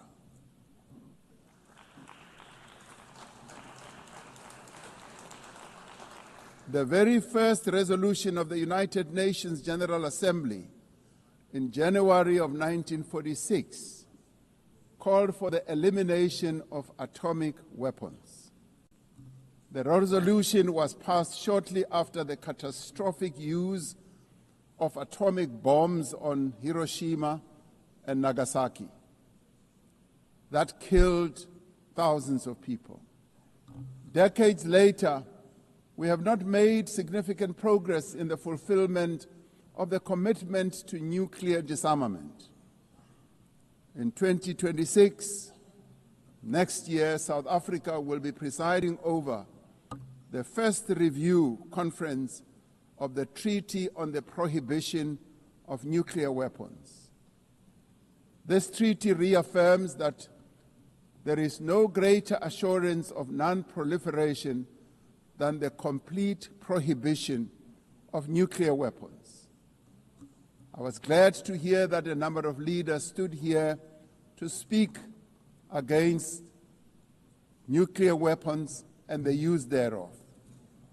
This year we celebrate the 30th anniversary of the Beijing Declaration and Platform for Action as a roadmap for the achievement of gender equality, the empowerment of the women and girls of the world.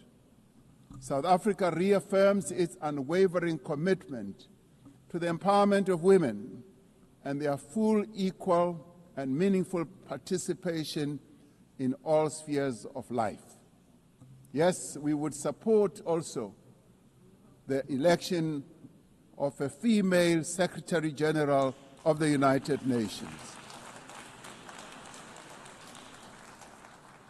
The Beijing Conference milestone reminds us of our shared responsibility to advance human rights, dignity, and justice for all. We are all equal, men and women, and there is no reason that we continue to hold the women of the world backwards. The right to development must be central to the policies and operational activities of the United Nations and its specialized agencies, programs, as well as funds. It must be at the core of the policies and strategies of the international financial and multilateral trading systems. As we celebrate 80 years of the United Nations, we must seize the opportunity to build a better United Nations for the next 80 years. What is needed now is a stronger and more capable United Nations, a United Nations that is based on the renewed commitment to its founding principles.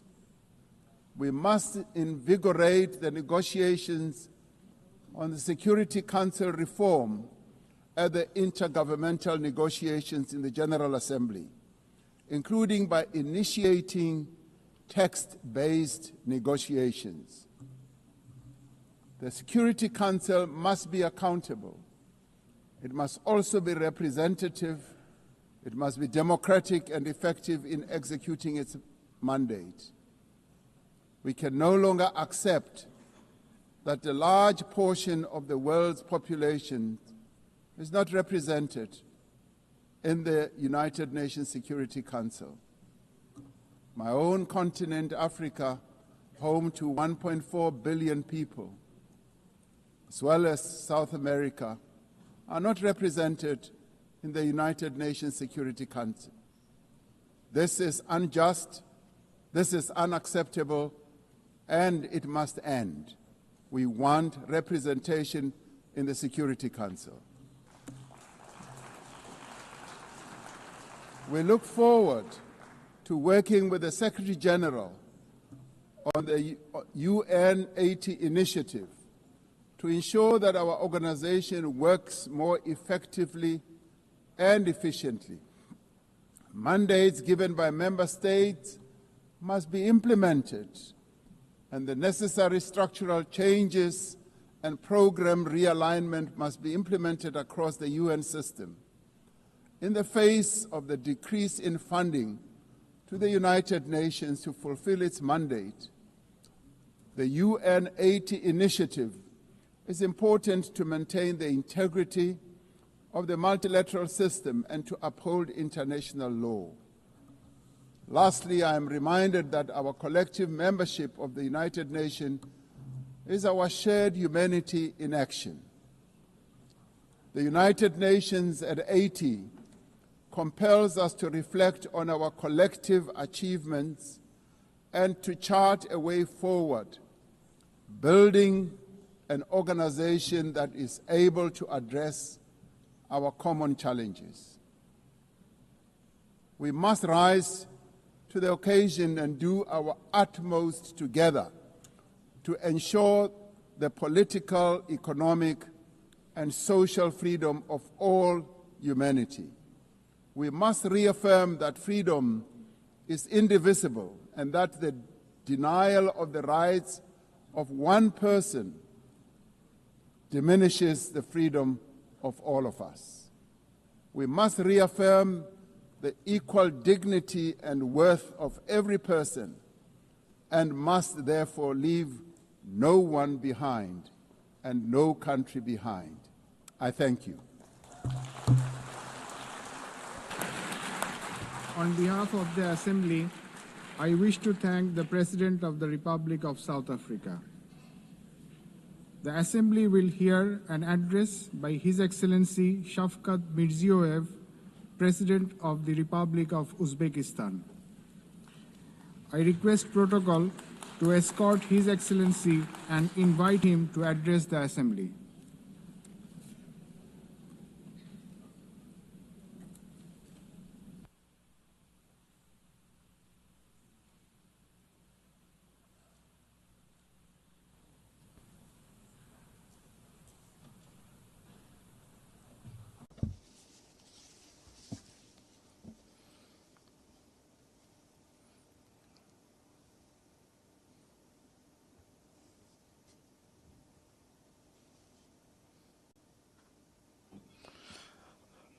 Distinguished Madam President, distinguished Secretary General, heads of delegations, ladies and gentlemen.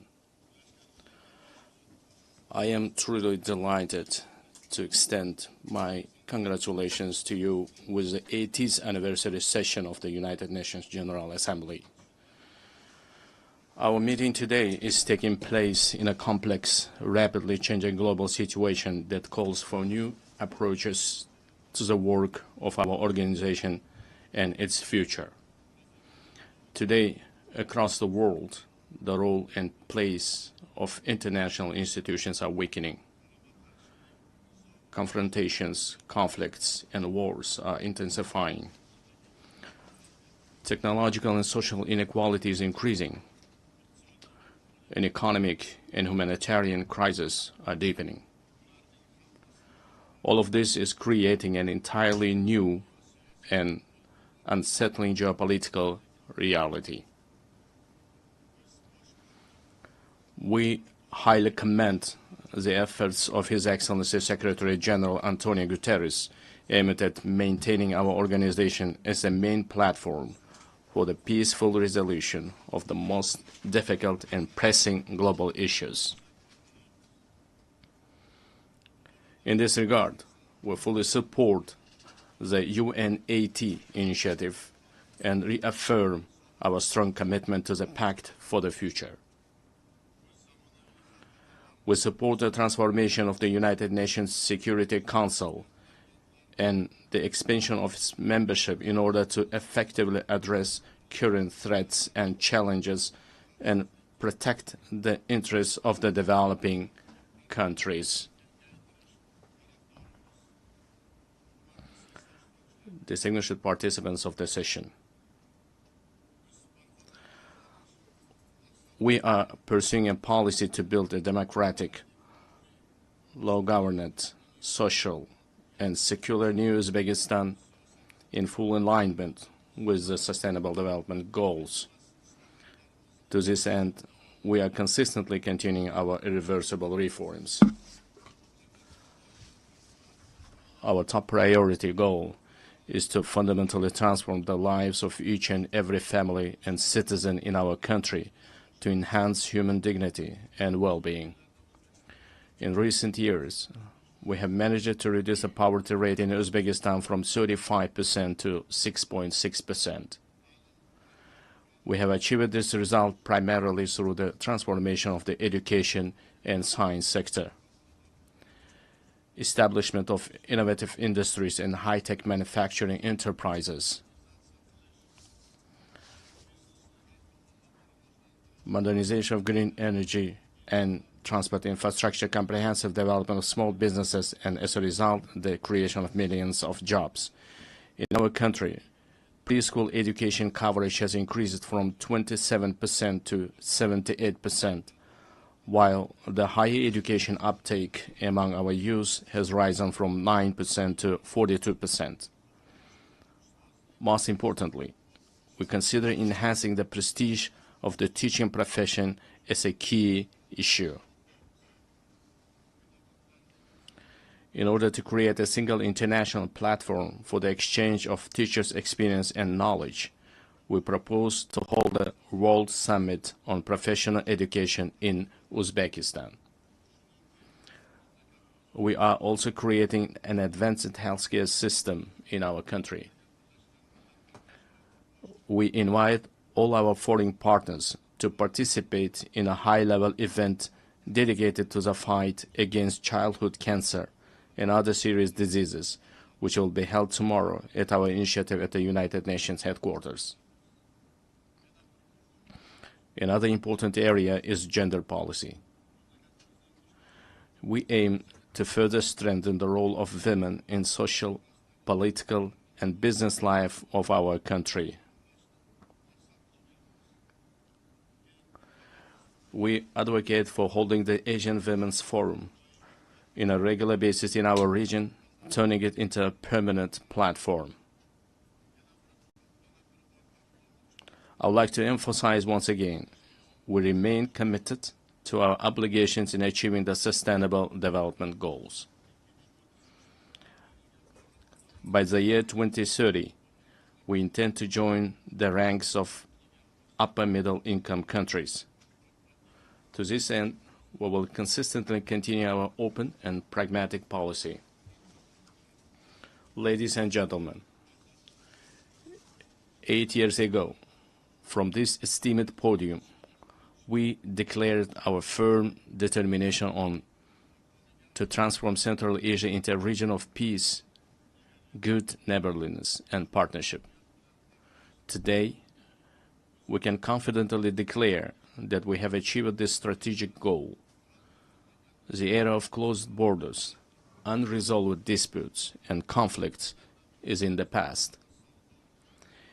In recent years, the volume of mutual trade, investments, and transportation of goods in our region has increased fivefold. We are implementing joint investment funds, cross-border trade, and industrial cooperation zones, and major infrastructure projects. We also recognize as a common achievement that the consultative meeting of the heads of the state of Central Asia have become an effective mechanism for deepening regional integration. I can confidently affirm that as of now,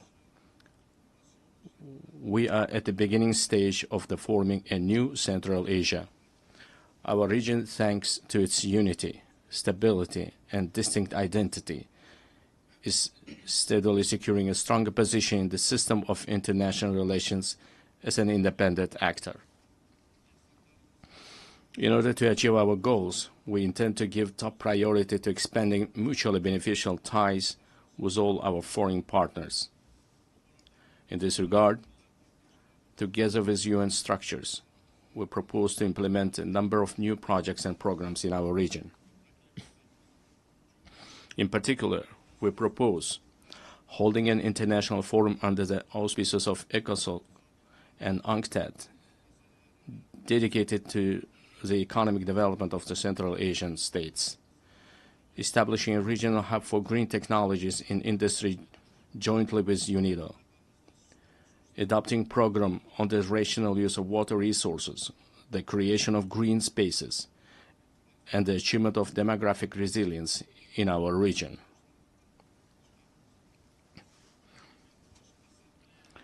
In addition, we propose the adoption of UN General Assembly resolution supporting the efforts of the Central Asian countries aimed at deepening regional partnership and economic integration.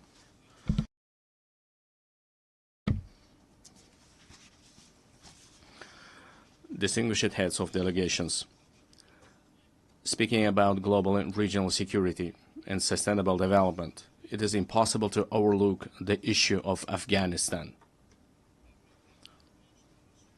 Supporting the aspirations of Afghan people for a peaceful and stable life requires the united efforts of the international community. I would like to emphasize that it is of utmost importance to prevent this country's isolation. We intend to implement large-scale economic and infrastructure projects in that country. We propose to adopt a dedicated UN resolution on the development of transport and energy corridors of international significance through the territory of Afghanistan. At the same time, we cannot turn a blind eye to the deeply worsening humanitarian crisis in the Gaza Strip. We call for an immediate cessation of hostility and the continuation of political negotiations. In line with the UN resolutions, we remain steadfast supporters of the two-state solution principle. We are also deeply concerned by the situation around Ukraine. We welcome the start of the high-level dialogue aimed at resolving the crisis through diplomatic means. Distinguished participants of the event, effective measures are being undertaken to implement the global counterterrorism strategy in Central Asia. In cooperation with the UN Office of Counterterrorism, a regional council on rehabilitation and reintegration was established. We propose to transform this council into an international competence center. This very body will serve as an important platform for exchanging experiences on adapting to peaceful life for those repatriated from conflict zones. Furthermore, we stand ready to provide all the necessary conditions for the establishment of the Regional Office of Counterterrorism in Uzbekistan. Dear ladies and gentlemen, in today's world full of threats, we are witnessing how vulnerable the global transport system is. These challenges primarily have a negative impact on the stability of landlocked developing countries. It is of utmost importance to ensure the security of international transit corridors and to establish efficient logistics networks. In this regard, we believe the time has come to introduce a global mechanism on strengthening transport connectivity to achieve sustainable development goals. I would also like to draw special attention to the increasingly acute challenges of climate change. For instance, the consequences of the RLC desiccation must remain at the constant focus of the international community. We are consistently continuing our work to restore the RLC ecosystem.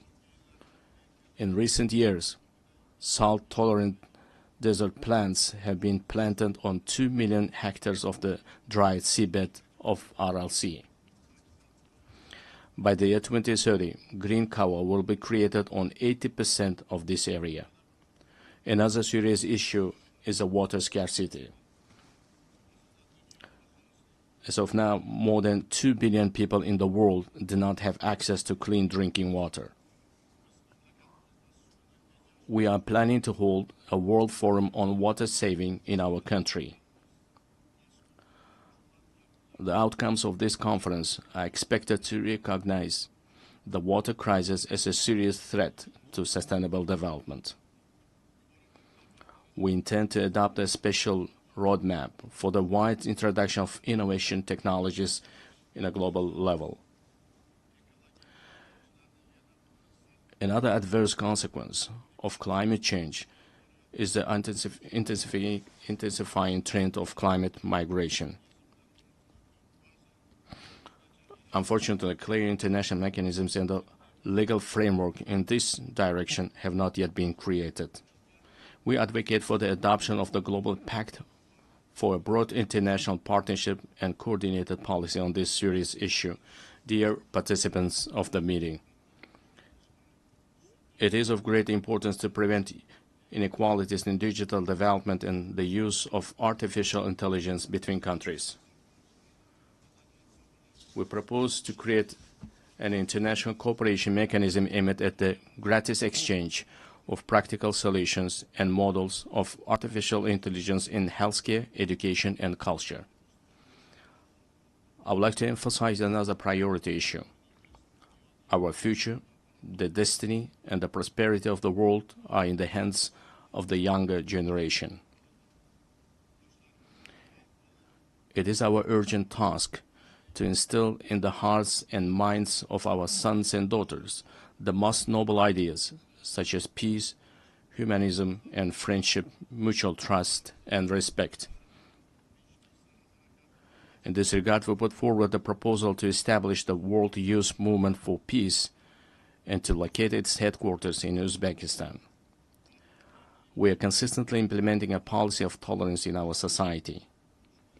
At the same time, we will actively continue our efforts to deeply study the ideas of Islamic enlightenment and promote them to the world.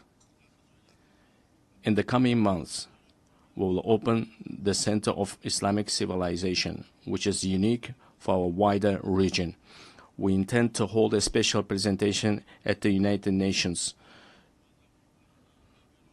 of the rich spiritual and scientific heritage of our great ancestors, thinkers and scholars such as Imam Bukhari, Imam Tirmizi, and Imam Maturidi. Dear ladies and gentlemen, the new Uzbekistan is a supporter of mutual solidarity, open dialogue, and close partnership with all countries. We are always ready to contribute to strengthening dialogue among peoples, cultures, and civilizations, and to achieving universal human goals. I thank you very much for your attention. On behalf of the Assembly, I wish to thank the President of Republic of Uzbekistan. We have heard the last speaker in the general debate for this meeting. The next plenary meeting to continue with the general debate will be held immediately following the adjournment of this meeting. The meeting is adjourned.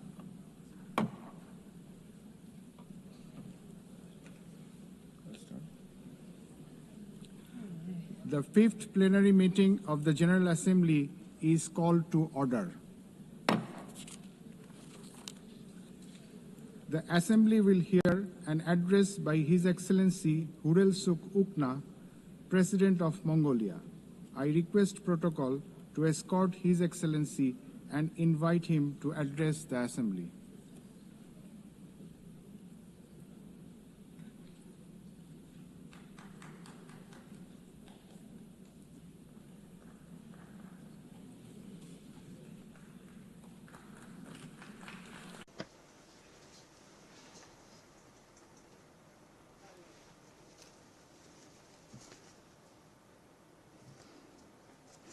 Madam President, Mr. Secretary General, distinguished delegates, ladies and gentlemen, at the outset, I wish to extend my sincere congratulations to Ms. Annalena Baerbock on assuming the important role of the President of the General Assembly at this historic moment marking the 80th anniversary of the United Nations, and my best wishes for a successful session. 8 centuries ago, the great Chinggis Khan established the Great Mongolian Empire, bringing together the West and the East under the rule of justice and principled statecraft. Spanning the vast expanse of Eurasia, the Pax Mongolica era heralded a period of remarkable progress and flourishing for humankind. The Pax Mongolica embodied progressive ideals that form the basis of today's collective efforts to maintain global peace and stability.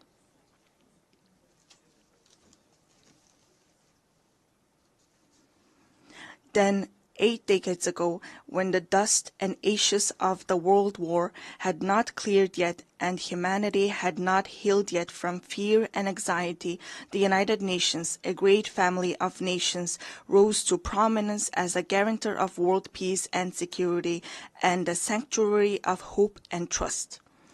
Since its establishment, the United Nations has illuminated humanity's path, serving as a steadfast beacon of hope and trust for nations to maintain peaceful coexistence and share a prosperous future.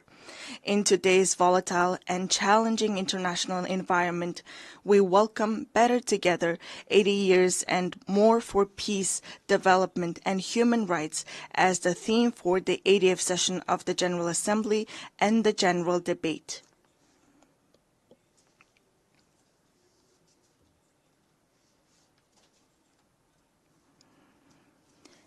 Indeed, this theme calls upon us to assess and reflect upon the United Nations' achievements and challenges over the past 80 years, further strengthen its work in accordance with the United Nations Charter and the principles of international law, and combine our collective voices and efforts in pursuit of concrete and tangible outcomes.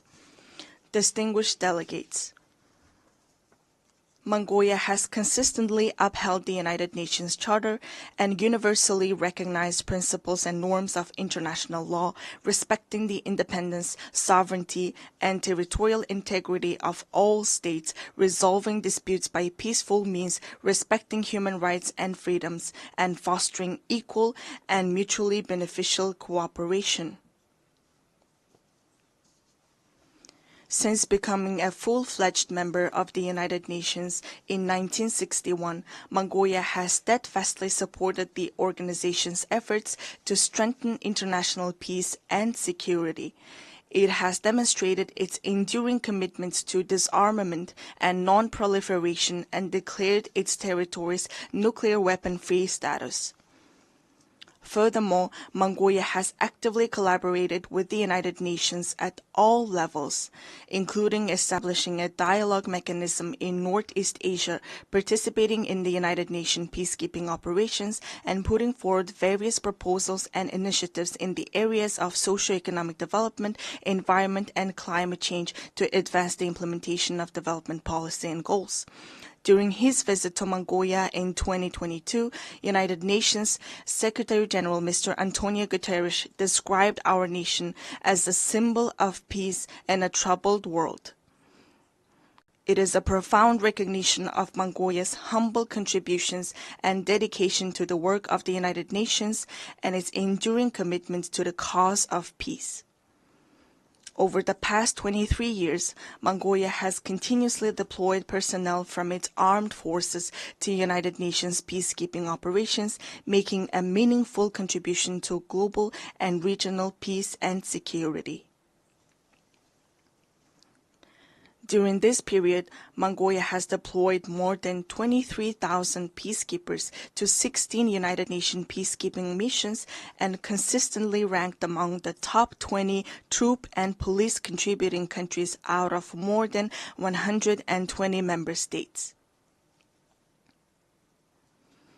As we mark the 25th anniversary of UN Security Council Resolution 1325 on women, peace, and security, it is a pleasure to announce that through the steady increase in the deployment of female military personnel, the proportion of women peacekeepers from Mongolia has reached 14% in 2025. Mongolia will continue to extend its unwavering support to the United Nations in its efforts to maintain international peace and security, and it remains committed to contributing to peacekeeping operations. Distinguished delegates, at this critical juncture, with only 5 years remaining until the 2030 agenda deadline, global progress toward achieving the Sustainable Development Goals stands at the mere 17%. According to the Sustainable Development Report 2025, Mongolia's implementation of the SDGs has reached 66.7%, ranking it 14th in the United Nations Multilateralism Index. This is a testament to our decades-long efforts and a worthy achievement.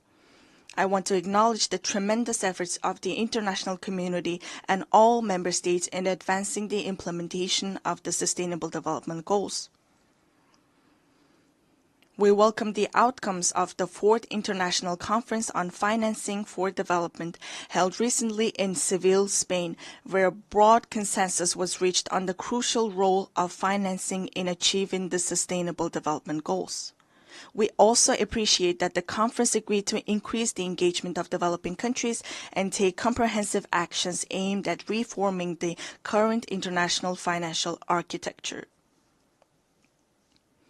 Within the framework of implementing the Seville commitment adopted at the conference, it is essential to direct international development cooperation towards supporting the most vulnerable groups and addressing their challenges.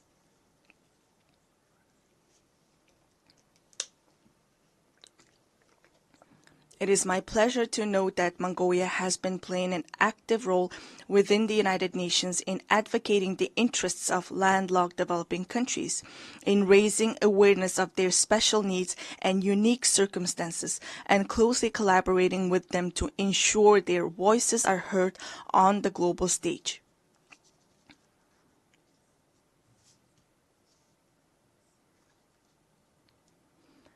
The 3rd United Nations Conference on Landlocked Developing Countries convened in August in Turkmenistan and adopted the Avaza Program of Action for 2024 and 2034.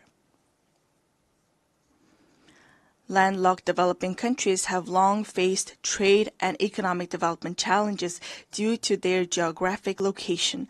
Member states have committed to implementing the program to advance the development of landlocked developing countries over the next decade and bring positive improvements to the livelihoods of more than 600 million people living in these countries.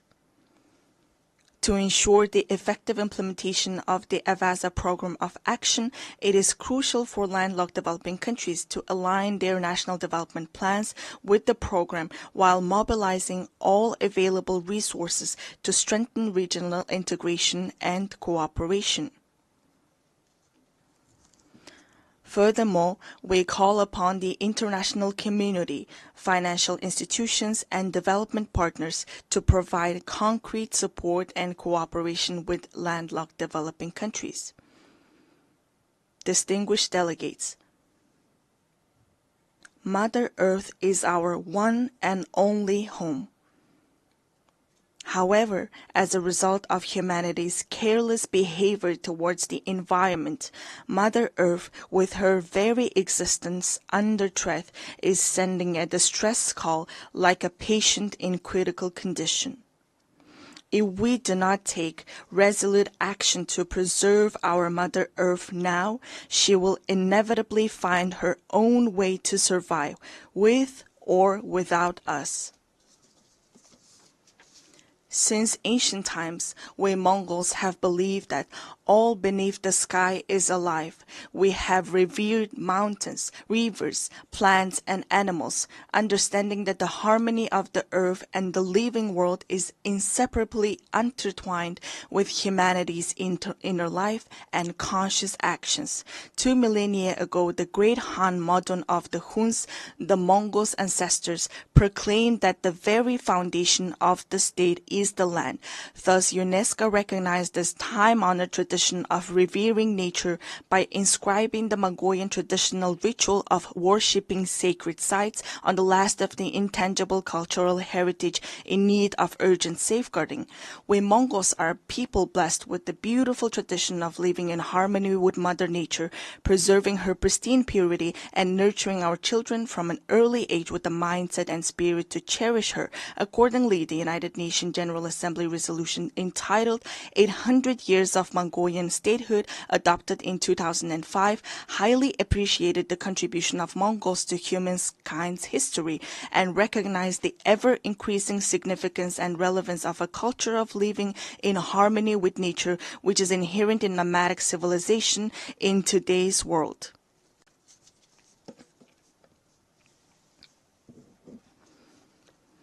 Today, we are committed to sharing our cultural heritage and traditional knowledge, rooted in a profound respect for living in harmony with nature, with the international community as a valuable contribution to building resilience and enhancing adaptation to climate change.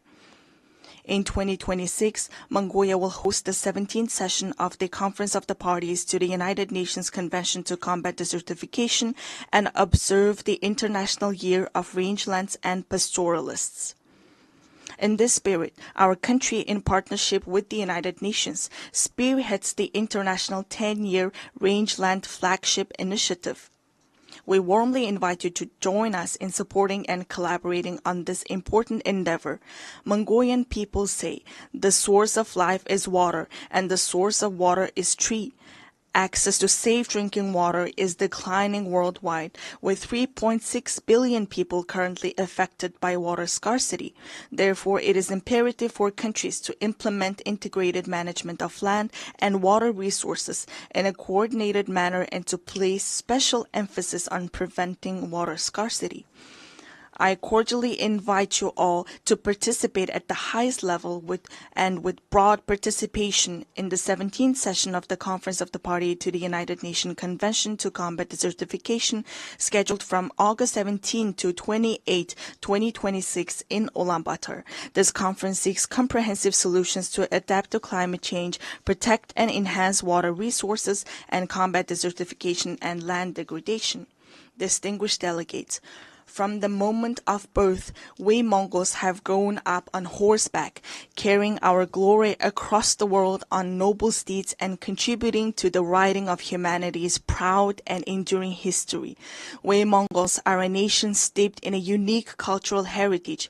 We honor our noble horse in our state emblem, craft our state flag with the mane and tail hair of our swift steeds, and the souls of people around the world are spellbound by the haunting melody of horse fiddle known as the Morning Hor.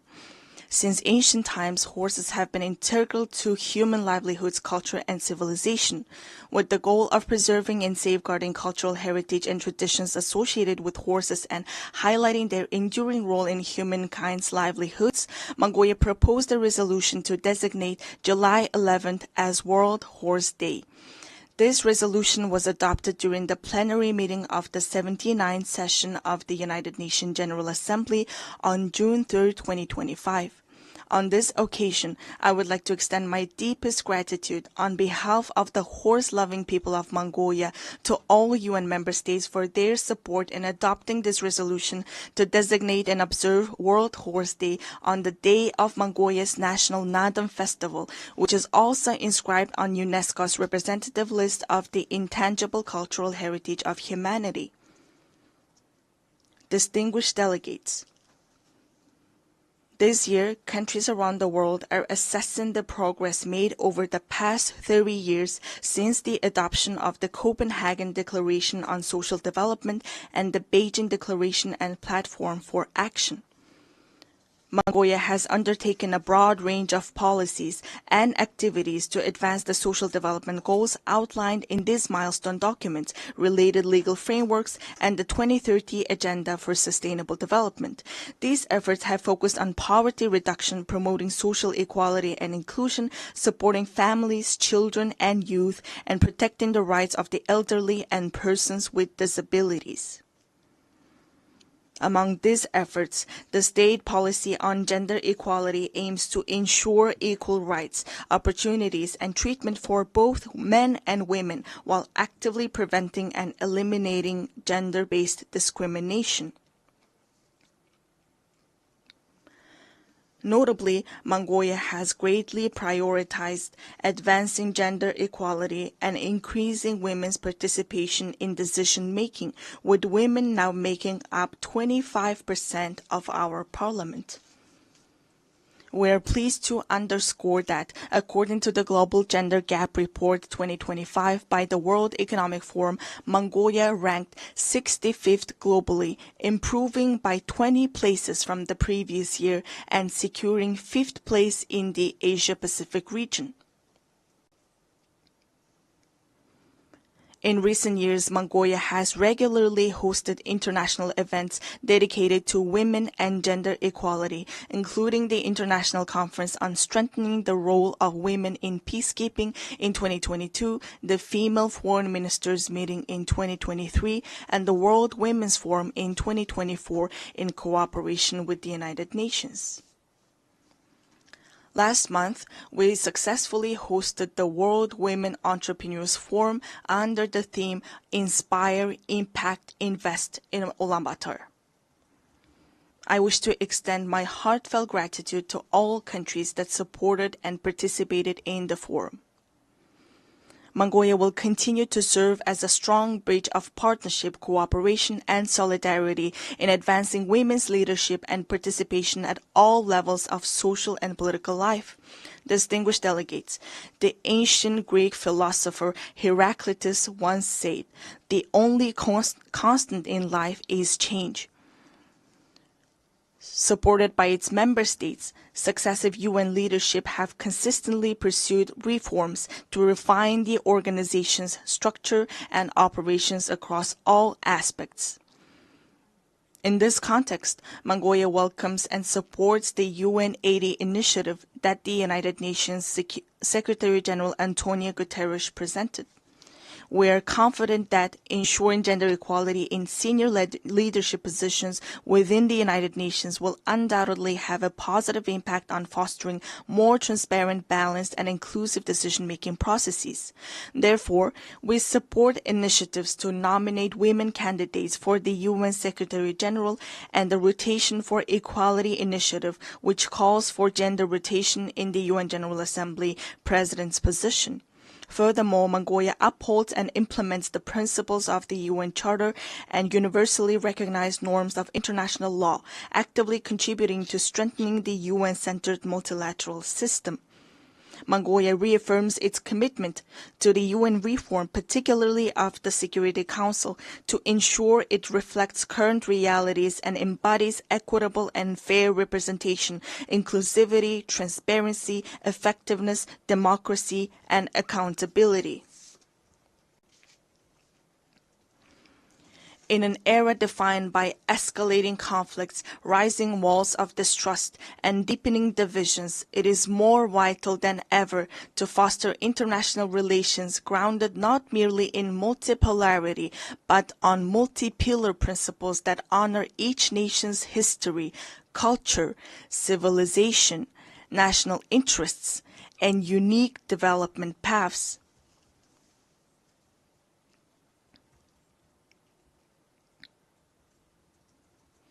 The United Nations was established 80 years ago with the noble goals of saving humanity from the scourge of war and maintaining international peace and security. The United Nations, the cornerstone for the peaceful and harmonious coexistence among nations, must be reinforced and empowered through strong multi-pillar principles that ensure equal rights and balanced influence.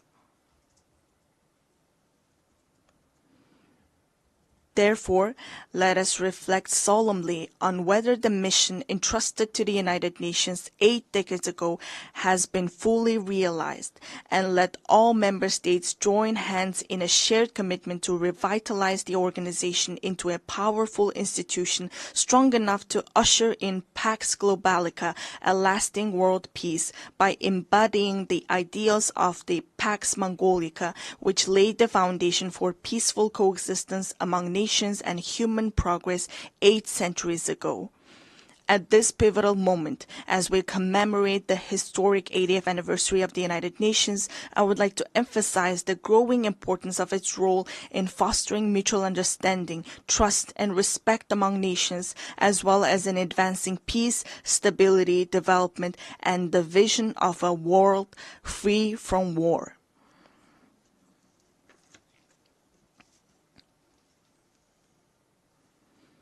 Mongolia has consistently pursued a peace-loving and multi-pillar foreign policy, made tangible contributions to international peace and sustainable development, and remains committed to fulfilling this responsibility with honor. I extend my heartfelt congratulations to you all on the momentous occasion of the 80th anniversary of the United Nations. May the eternal blue sky bless us with peace throughout the world. Thank you for your attention.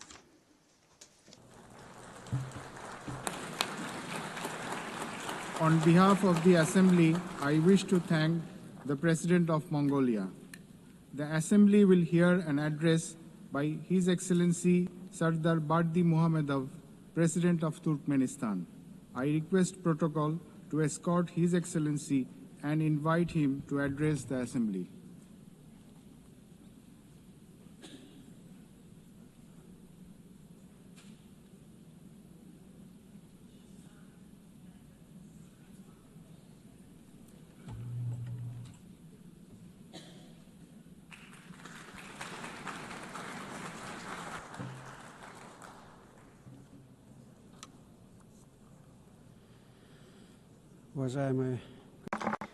Distinguished Mr. President, distinguished heads and members of delegations, ladies and gentlemen, first of all, allow me to congratulate you on the opening of the 80th session of the United Nations General Assembly and to wish you a productive session.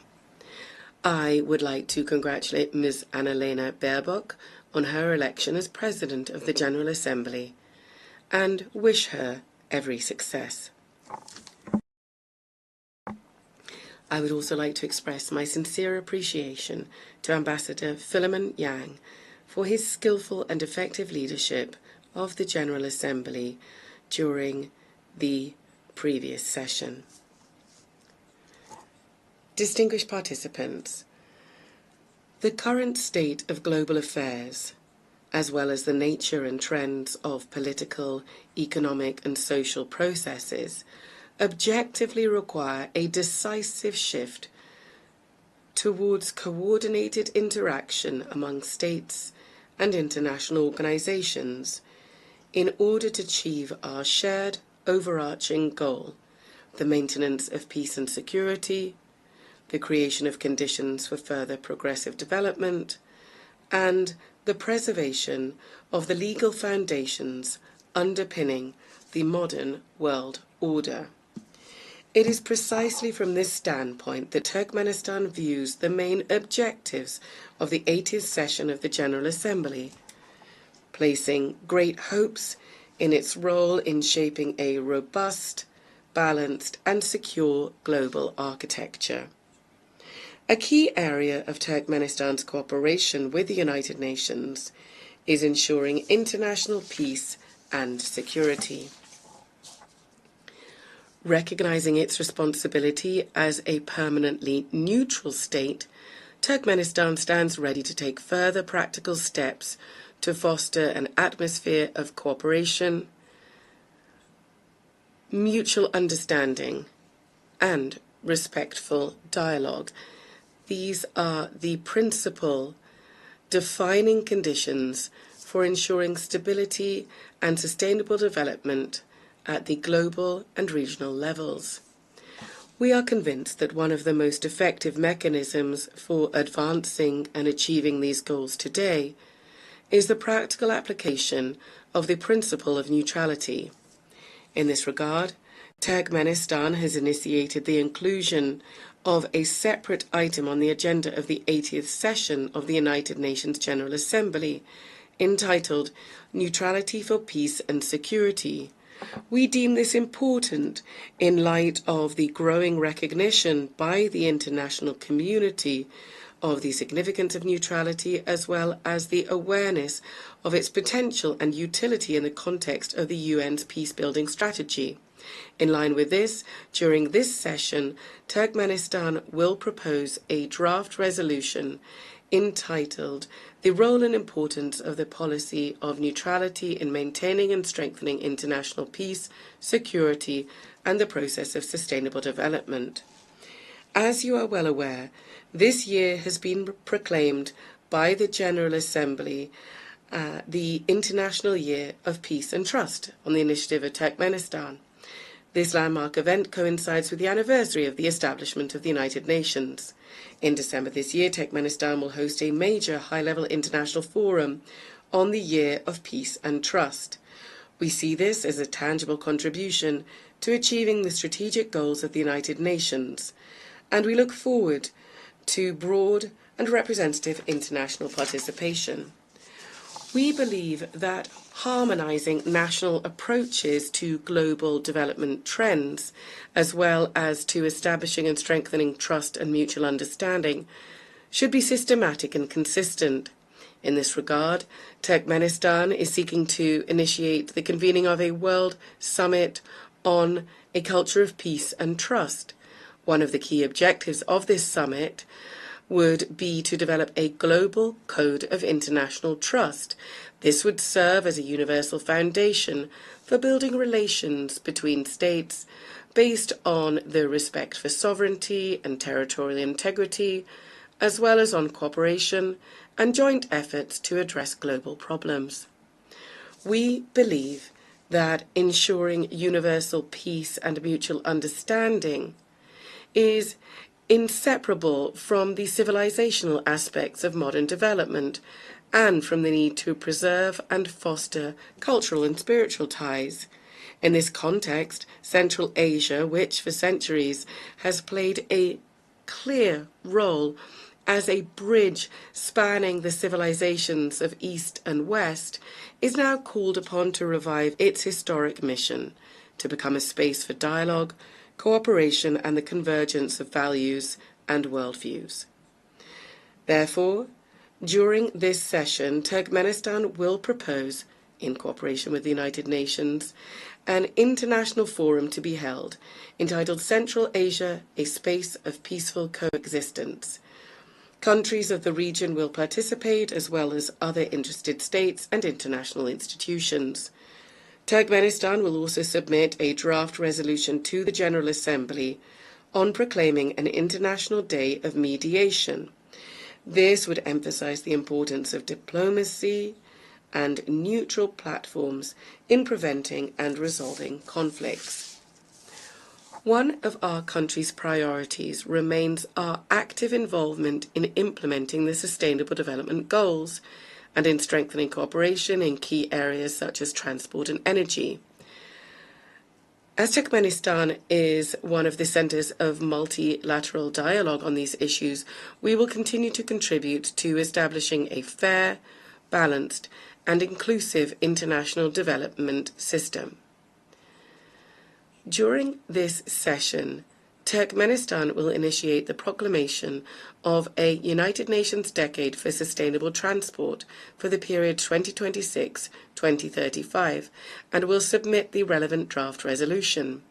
We are convinced that this will help to consolidate the efforts of the international community in developing transport corridors, enhancing their sustainability and ensuring accessibility for all countries. Our country will also submit a draft resolution to the General Assembly entitled The Key Role of Reliable and Stable Energy Connectivity in Ensuring Sustainable Development. At present, one of the priority issues on the development agenda is the digital transformation. We are convinced that this transformation must be balanced. It must reflect the realities and legitimate interests of all states, including the developing world, and also must be free from politicization and bias.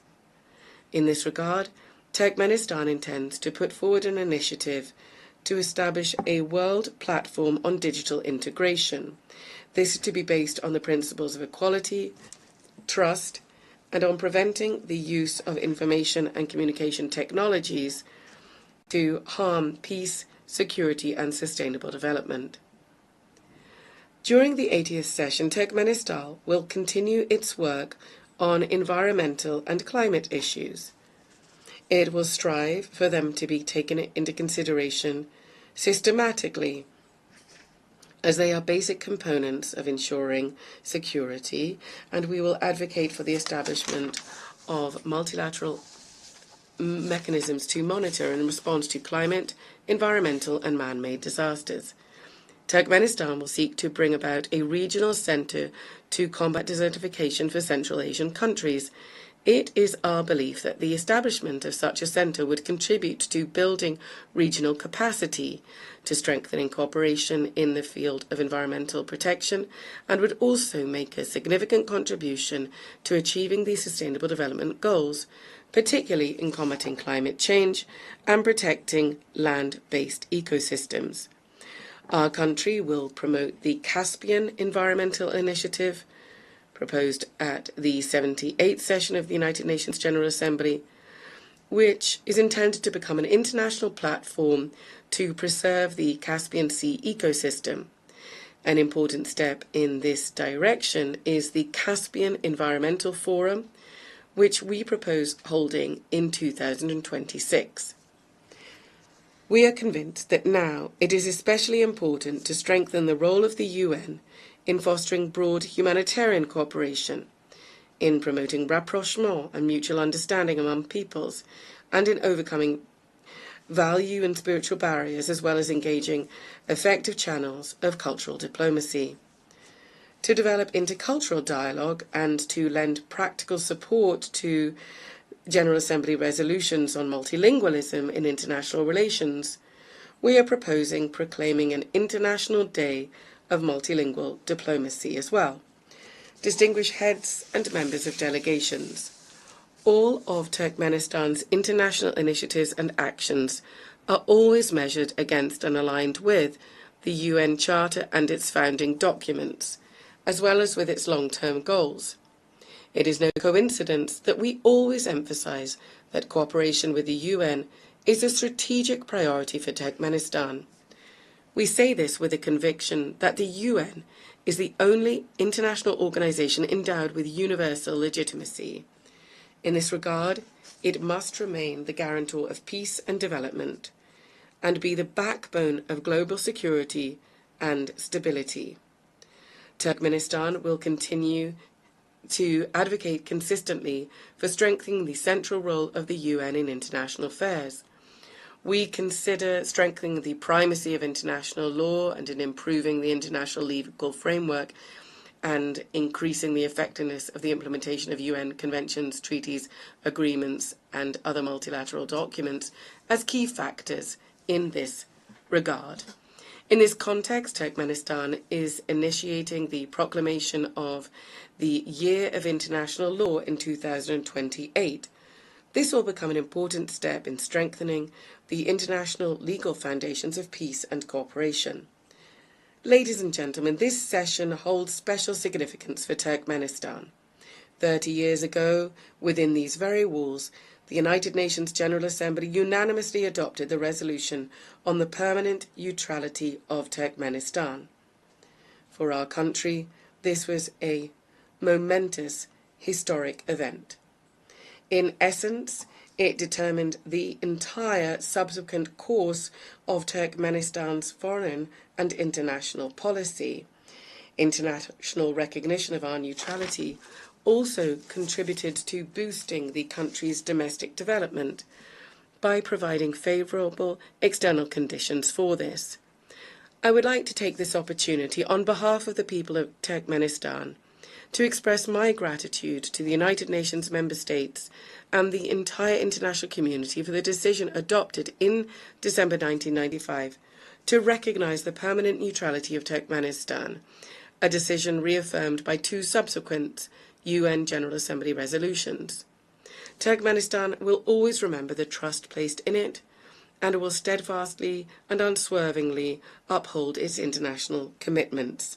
Once again, I would like to congratulate all delegations on the opening of the 80th anniversary session of the United Nations General Assembly and wish you every success in strengthening our cooperation and mutual understanding.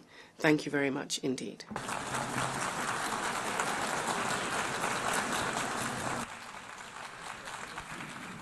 On behalf of the Assembly, I wish to thank the President of Turkmenistan.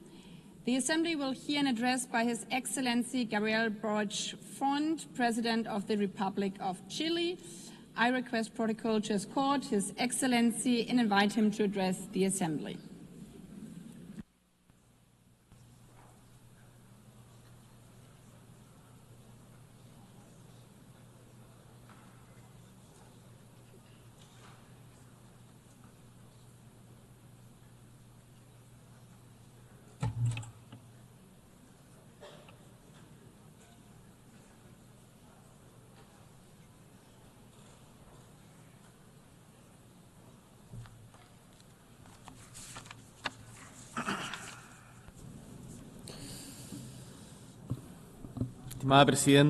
Distinguished President, members of the United Nations General Assembly, guests, peoples of the world, residents of New York.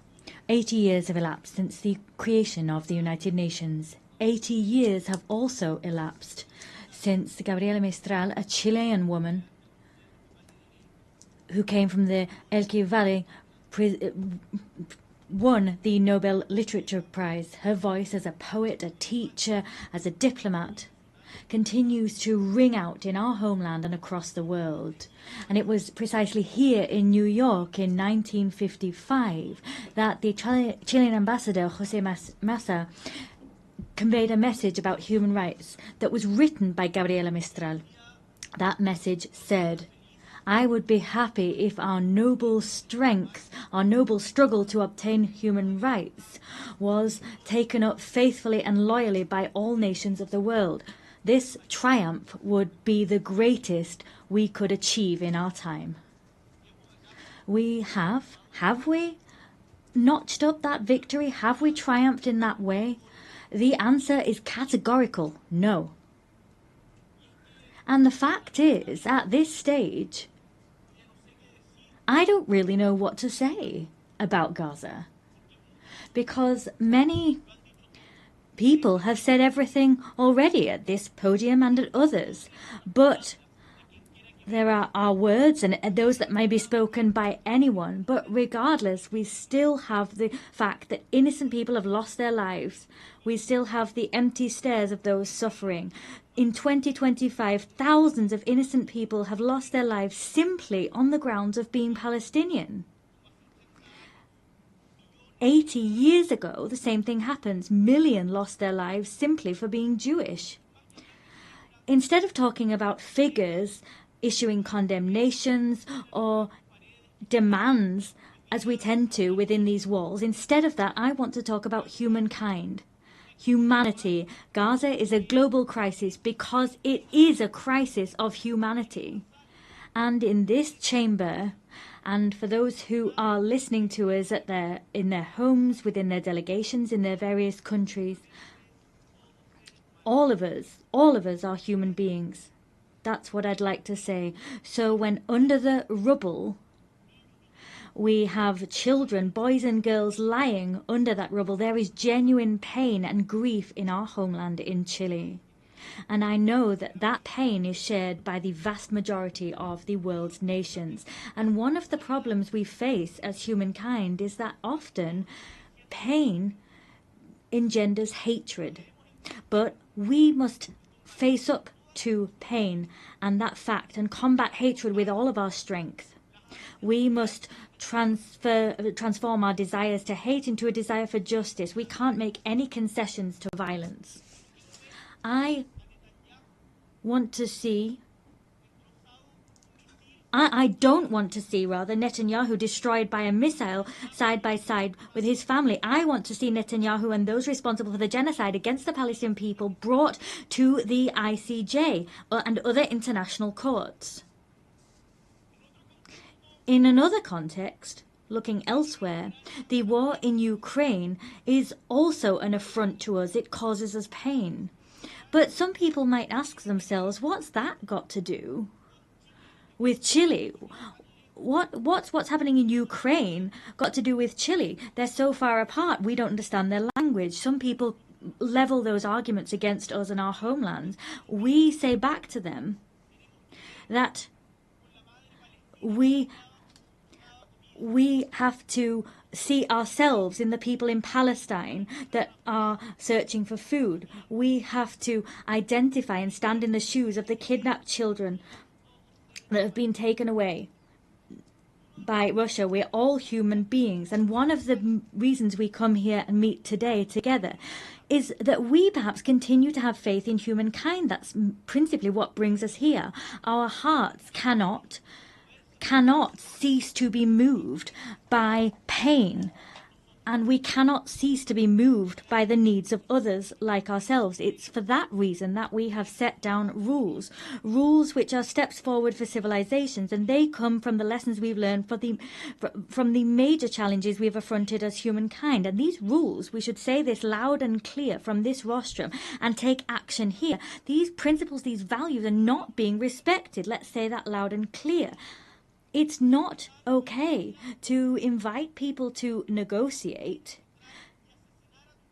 to invite a neutral country to negotiate and then assassinate someone that's helping negotiations. That's what happens with Qatar. We can't bomb the nuclear facilities of another country. We can't invade countries like Iraq, saying that there are weapons of mass destruction that don't exist. That's not okay. It's not okay to invade a sovereign country like Ukraine and then impose negotiations on those people. And we all seem to resign ourselves to the fact that that's going on, as was recalled by the French writer Albert Camus when he talked about the experience of the Second World War.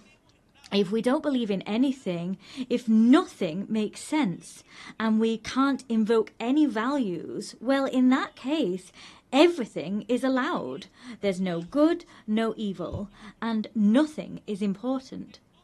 So, if we were to accept that reasoning, we'd have to admit that reason stands on the side of the successful party and no one else. And the rule which we use to assess humankind, the yardstick, would simply be effectiveness. So, in other words, the law of might is right. I want to say to you that ultimately this way of reasoning is the justification of killing.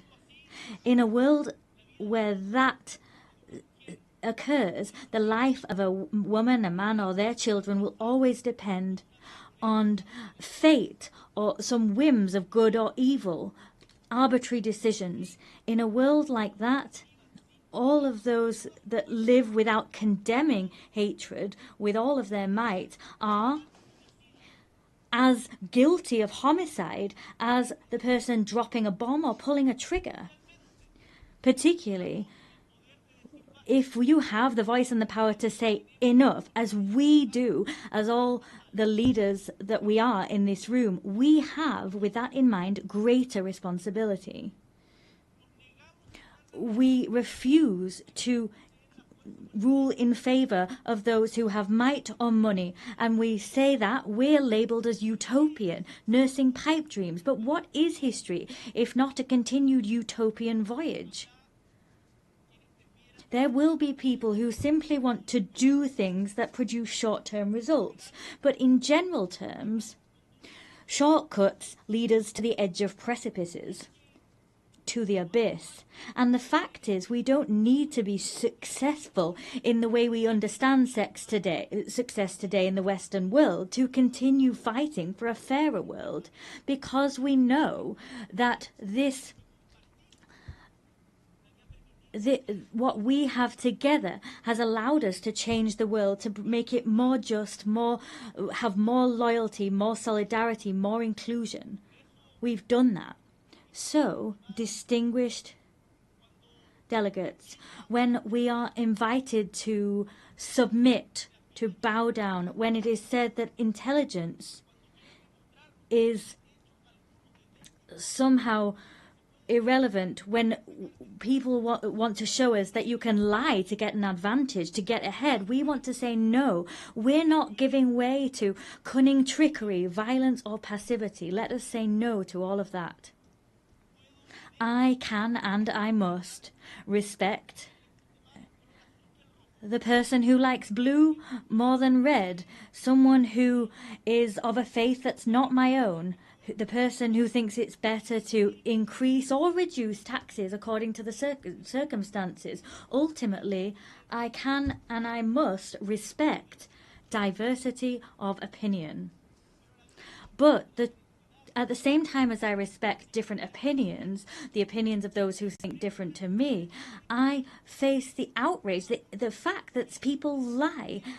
And what's all the more outrageous is that they're aware that they're lying. Perhaps, for example, it's been said at this very rostrum today that there's no such thing as global warming. This is not an opinion. It's a lie. And lies must be fought against. Of course, we can discuss the best way of tackling global warming, or we can talk about who are more responsible than others, but we can't deny global warming. We can argue, we can discuss how the Nazis managed to govern such vast swathes of Europe, but we can't deny the Holocaust. We can study the secondary effects of a vaccine, but we cannot state with no evidence whatsoever that vaccines cause autism. The world needs a true, genuine dialogue between those of us who think differently, between people who have different visions of the world. It's for that reason that we created the United Nations, for that precise reason, to have dialogue and to decide that brutality is not acceptable, to decide that human rights must be protected regardless of ideologies or who's the victim or who's the torturer. That international law is the guarantee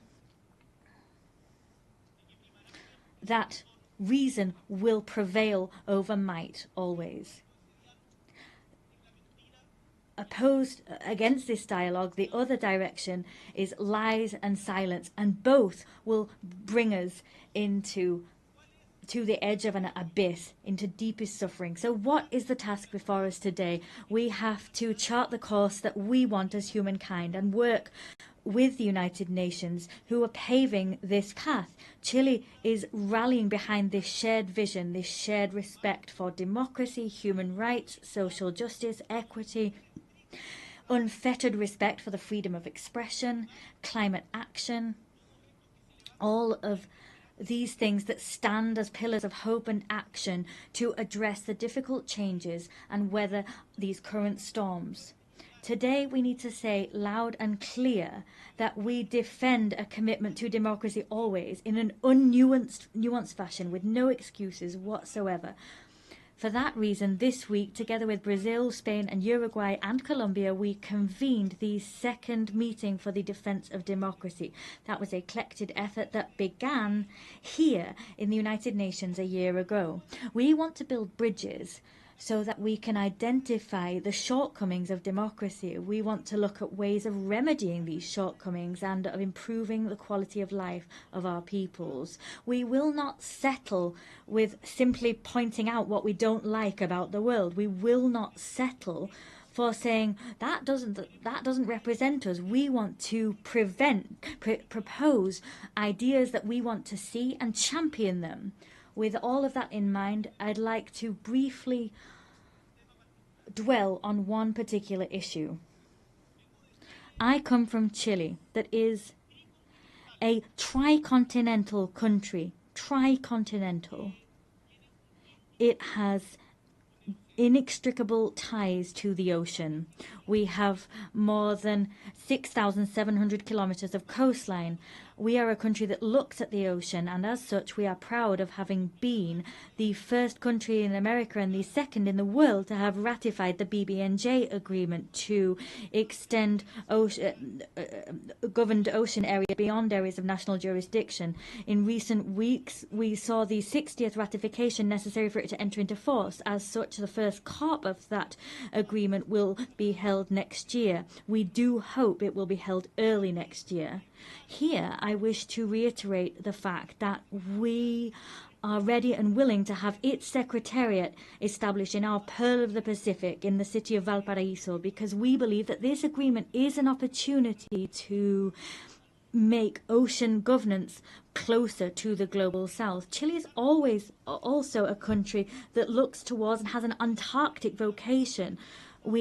Our leadership in scientific research is clear. We provide logistical support for research, and we have campaigns for the protection of this area. When you've gone to Antarctica, you will have done so through Chile. In 2 weeks, we'll have another meeting of the Commission for the Preservation of Marine Antarctic Resources. So I call upon states parties now to approve the proposal of the Marine Protected Area for Dominion 1. That was the proposal established by Chile and Argentina. We cannot simply exploit resources if we don't adopt appropriate preservation measures, because ultimately we'll see the destruction of marine life, which we also depend on. Let us not forget that we are part of one single ecosystem.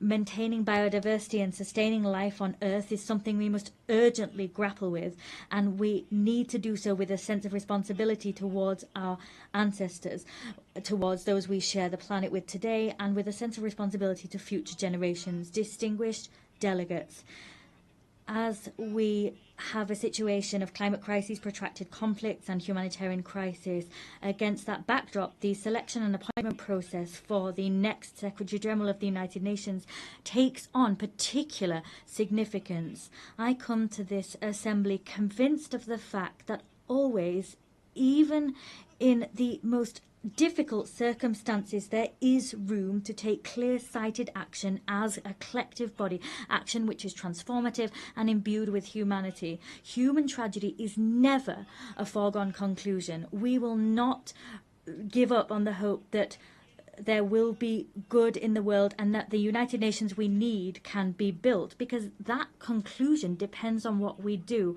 I want to say to you that regional balance must be respected in the Secretary General appointment process. It's time for Latin America and the Caribbean to have their moment. We are a war-free region with a rich diplomatic tradition. We forge consensus. We are unwaveringly committed to the UN Charter and have been since its very inception. Tackling the historic gender imbalance within the United Nations is important. We've never had a woman Secretary General, and that is something we must remedy. 80 years of history without a woman having been appointed Secretary General. The UN must reflect the progress made by the world and recognise that a woman at the helm is not just a symbol of equity, but also represents and reflects the fact that women are half of the population, and appointing a woman as Secretary General will send out the clear signal that women can occupy all parts of the world and nothing's closed off to them. Chile wants to actively contribute to that collective effort, and for that reason it is for me a great honour to announce from this rostrum that Chile will nominate our former President, Michelle Bachelet Jeria, as candidate to the post of Secretary General of the United Nations. Que además nos está acompañando. She is here with us at this session. Michelle Bachelet is not only someone known to all of you on the global stage, she is a woman whose own trajectory is fully in line with the values that inspired this organization. She was head of state of Chile twice. Incidentally, she was also the first female head of state. She was also the Minister for Health and Defense. She was the Executive Director of UN Women and also High Commissioner for Human Rights at the United Nations. Michelle Bachelet has governed, has negotiated, has solved problems, and has listened. Her trajectory, what she's done throughout her life, combines empathy with strength and resolve, experience with openness, and she combines all of these with a proven ability to make decisions and to take action in times of mistrust and fragmentation. I firmly believe, and I know that this conviction is shared by my nation, that Michelle Bachelet is someone able to build bridges between the North and the South, between the East and the West, between urgent needs to find solutions and the urgent need to defend principles. With her leadership, the United Nations will be able to restore credibility, effectiveness, and a sense of purpose in the face of current challenges. She will build on the legacy of Antonio Guterres that I can say has given the best of himself from the good of humankind within this institution. With humility and a sense of conviction, Chile presents this candidacy with the conviction, the certainty that Michelle Bachelet will be able to make a decisive contribution to making the United Nations once more a place for meetings, place for solutions, and active hope for the world as a whole. Distinguished delegates, 80 years. Let us look back at those decades and let us take stock of these strides forward seen in international governance. In spite of the challenges we're facing, we can also say that we have made progress. But we are eaten away at by the feeling that that progress is under threat. Who will draw the maps of the future? We want to believe that those cartographers will not be those waging assaults on multilateral institutions and eroding their credibility. We don't want them to be those who humiliate the weak. We want all peoples together to draw the maps of the future. Together we represent all of those people, and together we will trace out clear maps so that we have not only a possible and viable future, but one that is full of dignity for everyone and respects them. And to achieve that goal, this organization, let us remember the organization that was built on the ashes of the Second World War after the failure of the League of Nations, this organization is crucial. And renewing it, changing it, reforming it is an urgent need. So, as a renewed organization, but one with the same purpose, it will be an organization that everyone works together in. The words of Victor Jara, that great Chilean singer, great Chilean artist, he talked about this great love of earth which has helped us to live. He loved peace, to enjoy life, love and freedom for everybody. He talked about those things so that his children could exist, his city could exist, and his people could exist. Let us, distinguished colleagues, move together, free and equal, similar and different. Let us walk along this shared path of seeking truth, justice, happiness, and justice. I thank you.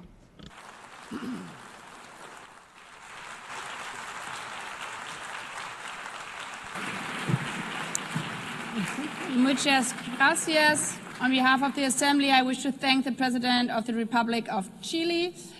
The Assembly will hear an address by His Excellency Emomali Rahmon, President of the Republic of Tajikistan. I request the protocol to escort His Excellency and invite him to address the Assembly.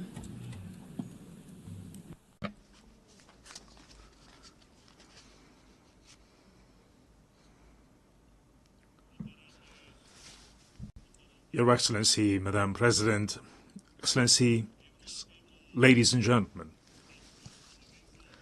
Today, as we commemorate the 80th anniversary of the adoption of the United Nations Charter, I extend to all member states my heartfelt congratulations and best wishes on this occasion. The contemporary world is undeniably experiencing a period of instability, turbulence, unpredictability, and escalating complexity. Geopolitical tensions, efforts to reshape a framework of international relations, conflicts and confrontations in different parts of the world, along with series of security threats and challenges, have posed significant risks to lasting peace and safety. At the same time, the consequences of climate change and growing social inequality impose restrictions on the process of sustainable development and sustainable global development. In such a complex and turbulent circumstances, the role of the United Nations as a platform for inclusive dialogue, cooperation and the promotion of peace and security worldwide becomes more important than ever. In this regard, our countries should make joint and consistent efforts in international practice to protect this principle, return to full compliance with international law. In this process, strengthening equal cooperation among small and large states is also considered to be an important and timely step. Madam President, Tajikistan's National Development Strategy 2030 is fully aligned with the Sustainable Development Goals, and we support a full and timely implementation of this item of global agenda. Unfortunately, developing countries, particularly those mountainous and landlocked, face multiple challenges and difficulties in achieving these goals. Particularly vulnerable countries feel the need to take serious measures to ensure sustainable development, financing, and improve access to financial resources.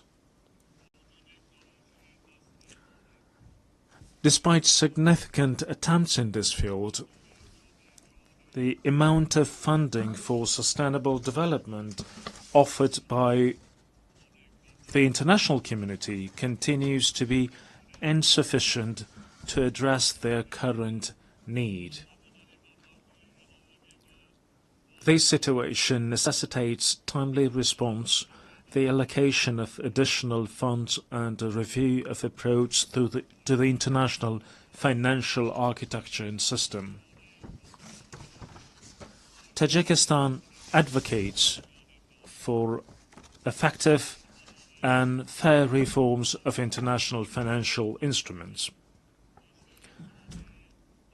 At present, we are observing varying degrees of economic progress among nations, and the influence of developed nations and international financial organizations could play a significant role in tackling this issue.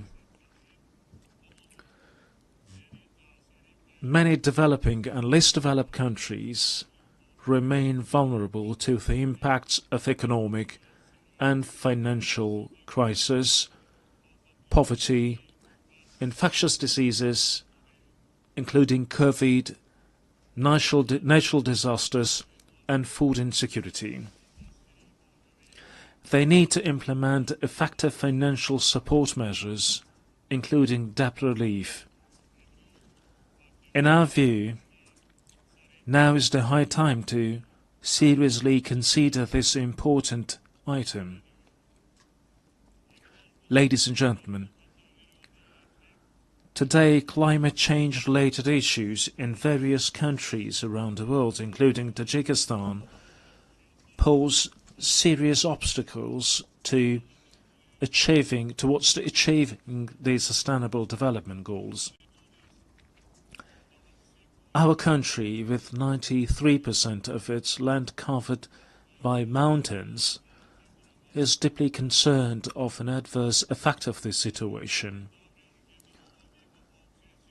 Changes in the hydrological cycle, a series of floods and droughts, and severe dust storms over the past decades have had a direct impact on Tajikistan's water and energy resources and food security.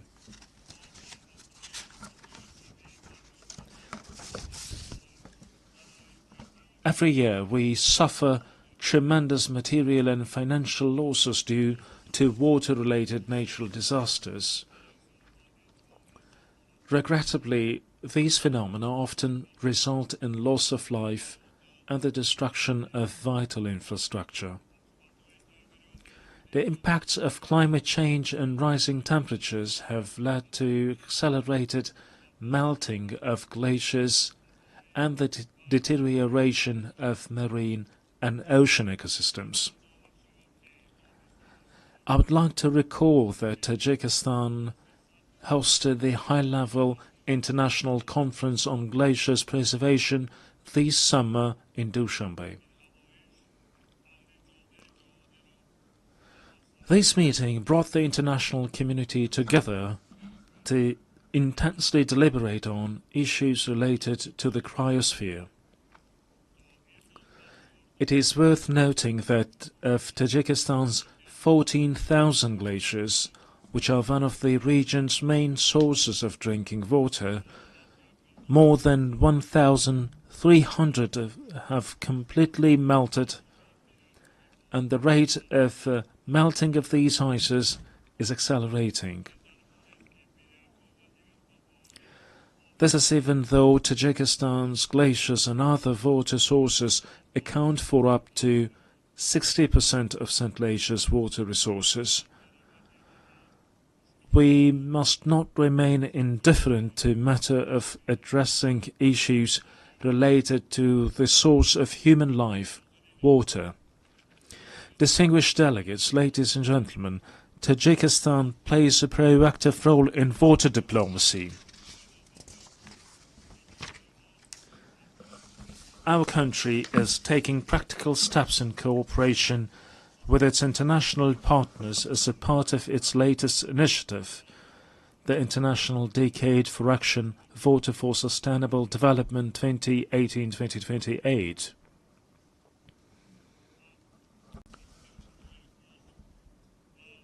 I call on member states and stakeholders to actively participate in the next event within the Dushanbe water process, the high-level international conference which will be held in Tajikistan next year. This event will undoubtedly give a new impetus to our continued joint efforts within the framework of the Water Action Agenda. We are confident that it will also serve as a solid foundation for preparations for the 2028 United Nations Water Conference in Dushanbe. Madam President, strong institutions and legal literacy are the ground of a just and stable society. Today, the international community is witnessing disrespect for and violation of international law, which is the foundation of order, peace and stability throughout the world. We emphasize the need for strict adherence to international law and the resolution of all disputes and disagreements within the framework of the law. Being deeply aware of this reality, Tajikistan proposes that the United Nations General Assembly considers proclaiming an International Year of Legal Literacy. We call on all member states to join this initiative and strengthen the global culture of transparency and justice. Ladies and gentlemen, The rapid adoption of digital technologies and the effective use of artificial intelligence can noticeably contribute to the achievement of the Sustainable Development Goals. I would like to extend my profound gratitude to all member states for their unwavering support of Tajikistan's proposal to adopt a special resolution entitled "The Role of Artificial Intelligence in Creating New Opportunities for Sustainable Development in Central Asia." I'm confident that the resolution adopted by the General Assembly on July 25th of this year will serve as a key instrument for the safe and equitable use of artificial intelligence in our region. We, in this context, consider the establishment of a regional Center for Artificial Intelligence in Dushanbe to be favorable. This center would undoubtedly facilitate an implementation of joint initiatives and projects among Central Asian countries in the field of artificial intelligence. It is worth noting that, along with the improvement of digital technologies, the number of new security threats, particularly cybercrime, is also growing. We therefore emphasize that cybersecurity must be an important component of collective security. It is evident that, along with cybercrime, terrorism, extremism, illegal weapons smuggling, drug trafficking, and other forms of transnational organized crime continue to pose a serious threat to the global security. Tajikistan supports the further expansion of international cooperation on global security within the framework of the Dushanbe counter-terrorism process. We are determined and willing to establish constructive interaction within this process with international organizations and the UN member states to even more enhance efforts to counter the aforementioned threats and security risks. We believe that relevant UN agencies, in particular the Office of Counterterrorism, can make an effective contribution to the comprehensive implementation of global counterterrorism strategies and programs and strengthen their support to all member states in this area. Distinguished participants, Tajikistan gives full support of the resolution of all disputes and conflicts through political and diplomatic means. We must redouble our efforts to enduring, lasting, and comprehensive peace based on international law. A year ago, from this podium, I proposed considering a special United Nations resolution proclaiming a decade of promotion of peace for future generations. A year later, the adoption of such a resolution has become even more pressing. In today's complex and volatile world, this initiative will create conditions for international cooperation to achieve lasting peace.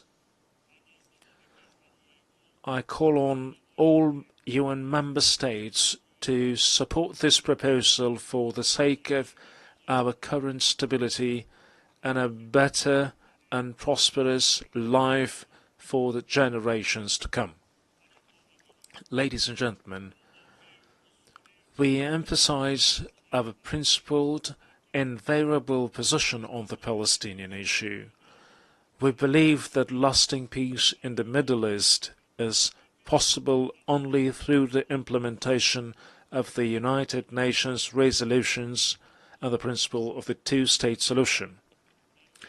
In this regard, we recall the need to resolve this issue exclusively through negotiations and diplomatic means in accordance with the international law, particularly the Charter of the United Nations. We call for a lasting ceasefire in Gaza and access to humanitarian aid. Tajikistan also supports peace and stability, overall security and socio-economic development in neighboring Afghanistan. We are ready to render our full assistance in these processes and in this regard call on the international community to provide humanitarian assistance, especially to regions affected by drought and recent severe earthquakes. Distinguished participants,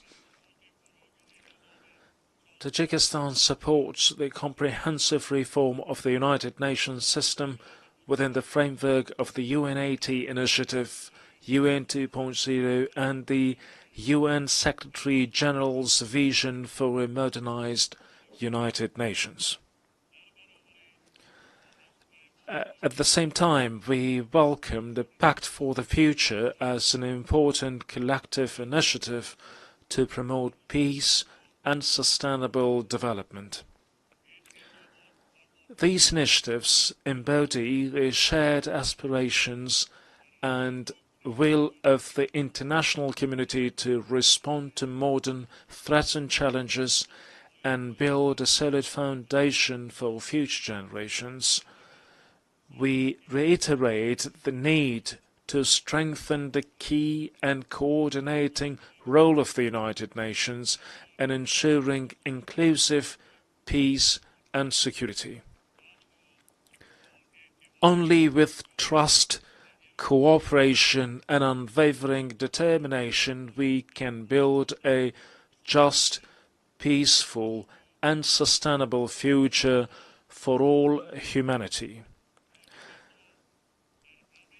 Tajikistan stands ready to cooperate with partner countries and all United Nations member states in achieving these noble goals and addressing other pressing issues on the global agenda.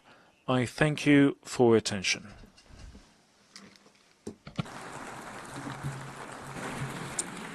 On behalf of the Assembly, I wish to thank the President of the Republic of Tajikistan. The Assembly will hear an address by His Excellency Joseph Aoun, President of the Lebanese Republic. I request protocol to escort His Excellency and invite him to address the Assembly.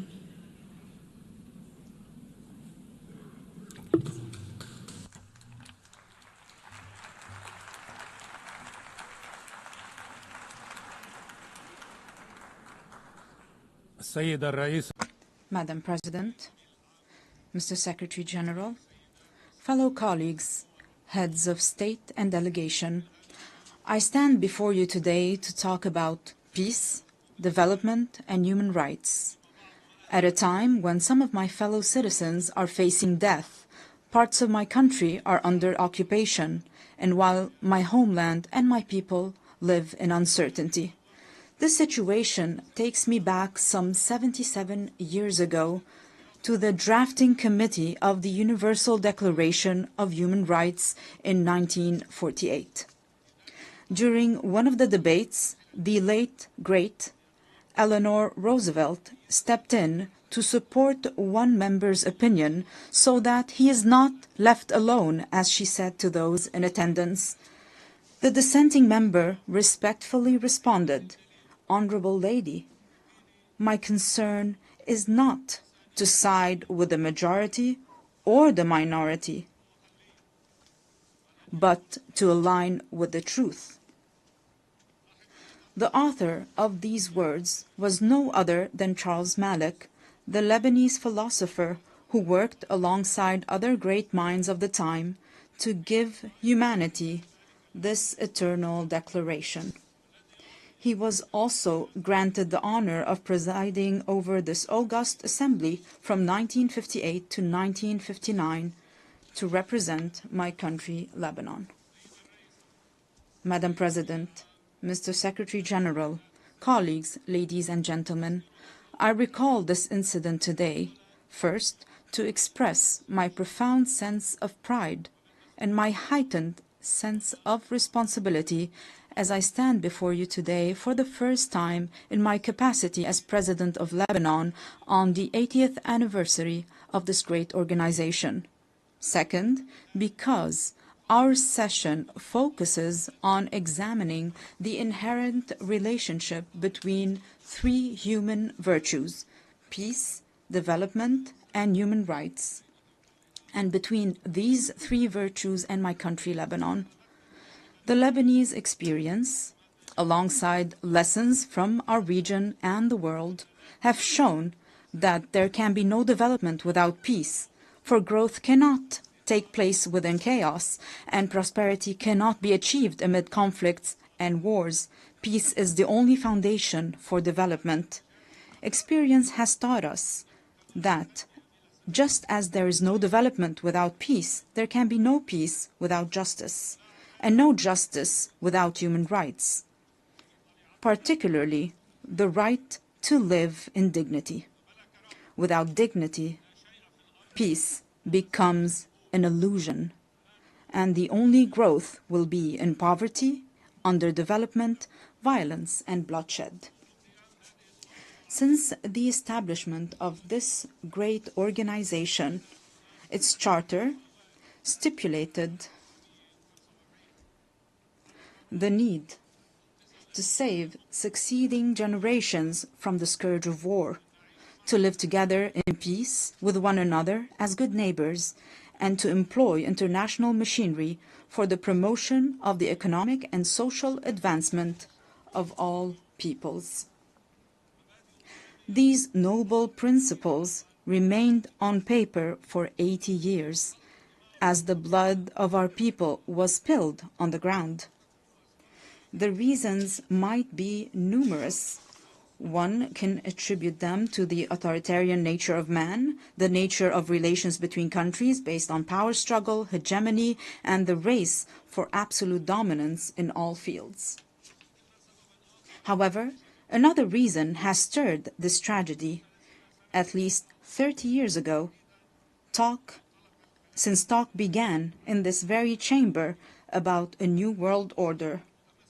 The reason is related to the issue of identity and plurality within any society or within societies and countries, especially in the era of globalization. On the one hand, people need one another. On the other hand, they fear for their identity. This led to an emerging issue that drove humanity back to the path of conflict. Let us acknowledge here that religion remains a primary factor in defining the identities of human groups.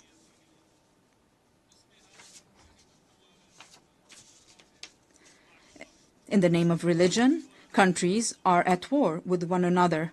In the name of religion, many countries have imploded from within. Furthermore, religion continues to shape the world in profound ways. While Islamophobia and xenophobia grow in the West, the East is still haunted by the memory of colonialism and the remnants of old religious wars. Despite remarkable scientific progress, the world finds itself trapped in a bygone era. Madam President, Mr. Secretary General, colleagues, at the heart of this dilemma, Lebanon plays a unique role. This is its raison d'être. This is the significance of Lebanon and its message to the world. Amid the global clash over religious identities, Lebanon stands out as a nation where Christians and Muslims coexist as equals under a constitution that guarantees equitable representation to both communities in the Parliament and the Council of Ministers, with full citizenship for all individuals.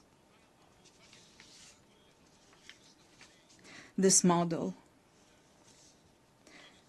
is open for progress. This model was criticized by some. However, it offers a unique, evolving approach, as the late Pope John Paul II observed. Lebanon is more than a country. It is a message of freedom and plurality for the East and the West. End of the quote. I reiterate and emphasize a message of freedom and plurality. In a region where people are killed or kill over their religious belief, or even for displaying a symbol of faith, in a weary world torn between those who want to impose religious attire and others intent on banning it, Lebanon offers a unique, unmatched, and irreplaceable model. A model that deserves to live, that must exist for the region and for the world. A model that allowed me, as an Arab Lebanese, to serve as the only Christian head of state from East Asia to the coast of Europe. My country, Lebanon, the land of human secularism with profound faith, without any imposition or prohibition of any kind. A model that requires all those who are committed to a better future for humanity to ask the following two questions. First, why would there be an international and UN obligation to preserve Lebanon? And second, how can we achieve this goal? First, indeed, there is a human obligation to preserve Lebanon. If this model falls, this model of coexistence between two different religious communities that are completely equal, where else around the world can we replicate this experience? If Christians were to disappear from Lebanon, this equation, this delicate balance will fall, and with it, justice. If the Muslim community in Lebanon no longer exists, this balance will also fall. And this will also undermine justice. The fall of Lebanon, precipitated by the loss of any of its integral components, would foster the rise of extremism, violence, and bloodshed, both in our region and in the world. It is clear to me today that many of the underlying causes of the war on Lebanon, as well as the deeper, more insidious motivations behind it, have been aimed at dismantling Lebanon's unique model. These actions serve to justify an Orient fractured by conflicting identities and perpetual ethnic rivalries, destined to remain in a state of ongoing conflict. While certain may benefit from this situation, however, it is ultimately in the interest of the world and humanity to strive for international peace. Hence, the success of the Lebanese experience will set a benchmark for any country. This model today is a vibrant, steadfast, and energetic country determined to live, resolutely refusing to succumb to adversity. What it takes to save it?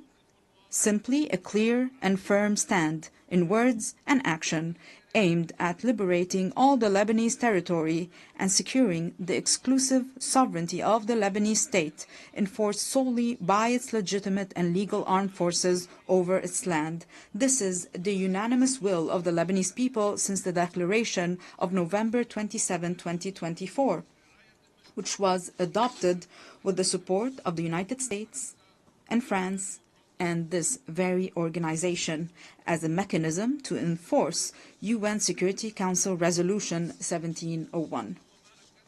I reaffirmed this commitment in my inaugural address following my election as president in January 2024, and it was also approved by the government in its ministerial statement of February 2024. Throughout our negotiations with President Trump's envoy, Ambassador Tom Barak, we worked on drafting a paper to guarantee full stability on our land, to which we are still bound and still await the same commitment by other concerned parties on our borders as well. This is what Lebanon seeks. Let me be more frank. Allow me to feel some pride for my country and my people, for they do deserve it. Ladies and gentlemen, we are truly an exceptional country by all measures. We are a country that each year receives people from the Lebanese diaspora, the equivalent of a third of the country's residents. This underlines the unwavering connection between the Lebanese people and their homeland.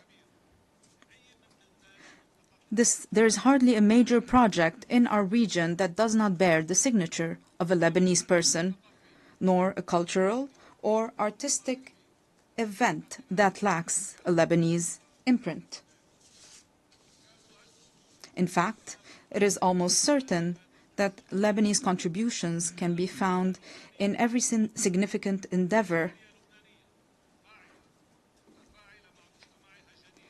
Among the member states of this distinguished organization, one could scarcely find a nation that does not have within its borders a member of the Lebanese diaspora who is engaged, productive, and creative. These individuals integrate harmoniously with their host societies. We, ladies and gentlemen, are a country capable of embracing modernization, and we have started already implementing a gradual program of financial and economic recovery. Together with an independent financial audit, a fair restructuring of the banking sector, and the modernization of the administration, we have also taken on the fight against corruption and organized crime to rebuild the trust of the Lebanese people in their state and the world's confidence in Lebanon. Simultaneously, we have launched legislative and institutional reforms consecrating the independence of the regulatory bodies of the state's productive sectors and enhanced the independence of the judiciary, aligned with international standards in the fight against money laundering and the financing of terrorism. Our government has also recently joined the United Nations Convention on Biological Diversity, in line with our history of commitment to the principles of international legitimacy. We are also set on advancing public freedom, combating hate speech, and empowering young men and women in the decision-making process. We can only be prosperous if our citizens, all our citizens, live in dignity. Ladies and gentlemen, our country is dedicated to investing in quality education, and we are expanding today this investment to encompass a knowledge economy. Lebanon is also an essential crossroad for global trade corridors.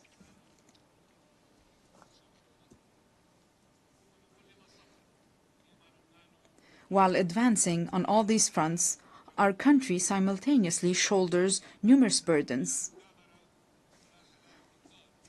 And we shoulder these burdens with responsibility and seriousness. Most pressing among them are the persistent instabilities along our southern border. We call for the immediate cessation of Israeli aggression, the full withdrawal of its occupying forces from all Lebanese territory, and the release of our hostages that we shall not forget nor leave behind. And we insist on the complete implementation of UN Security Council Resolution 1701. This will be achieved with the help of the mandate given to UNIFIL, working in coordination with the Lebanese army over a transitional period to achieve peace and stability. In this context, allow me to extend my gratitude to the members of the Security Council who adopted the resolution to renew UNIFIL's mandate to help us achieve lasting peace and stability. However, the deep underlying causes of our crises extend beyond our immediate borders. This is why it is our moral, human, and political obligation to call for an immediate end to the devastation taking place in Gaza. We urge the revival of a new political track aimed at finding a just and permanent solution to the Palestinian question based on the resolutions of international legitimacy the principle of the two-state solution, ensuring the right of both states to a secure and dignified existence, as ratified by your General Assembly with a majority of 142 states out of 164 states in the New York Declaration. The second major burden Lebanon is carrying now is the unprecedented displacement situation taking place on its soil, which, measured by capita, stands as the largest in history. Lebanon looks to the United Nations and its specialized agencies, as well as to the Syrian authorities, to address this critical issue. Through direct negotiations and with the support of the Kingdom of Saudi Arabia, we aim to reach comprehensive understandings and agreements across different aspects of our bilateral relations, the goal being the dignified and safe return of the displaced Syrian citizens, as well as the restoration of the special relations between Lebanon and Syria in good neighborliness and close cooperation in various fields, overcoming the misunderstandings of the past. The third burden crippling us today is the reconstruction of Lebanon following the Israeli aggression on our soil, especially with respect to the infrastructure necessary for the return of the Lebanese Authority to the Lebanese border towns and to the rebuilding of homes and villages bulldozed and demolished by the aggression. For there will be no stability if it is not rebuilt and its beauty restored. Furthermore, there's the issue of providing the necessary means to our legal armed forces so that they may take on the task of defending and safekeeping our national integrity. We remain hopeful about the public initiatives to organize international conferences dedicated to that purpose. Ladies and gentlemen, Lebanon does not seek special privileges or favors. Indeed, it calls upon the international community to act with responsibility, fairness, and equality, thereby enabling Lebanon to reclaim its role as a land of freedom and plurality. This very spirit underpinned the Distinguished Assembly's resolution on August 16, 2019, to grant Lebanon's request to establish the Human Academy for Dialogue and Conversions within its borders, a resolution that was for a time overshadowed by the many crises Lebanon has faced in recent years.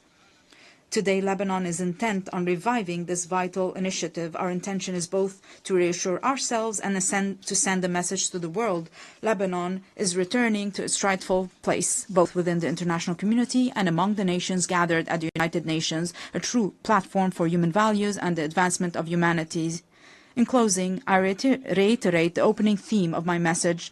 While I stand here today advocating for peace, my countrymen are being killed. The conflict is still very fierce between Lebanon being a land of life and joy and a platform that spreads both values to the region and the world, and Lebanon being a place of sorrow and wars, spreading both woes to the region and the world.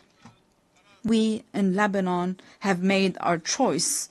We choose to be a land of life and joy, and we shall abide by it. I call upon you all, for the sake of peace in our region, for the good of humanity, stand with us.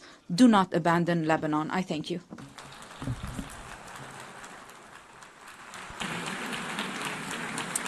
On behalf of the Assembly, I wish to thank the President of the Lebanese Republic. The Assembly will hear an address by His Excellency Emmanuel Macron, President of the French Republic. I request protocol to escort His Excellency and invite him to address the Assembly.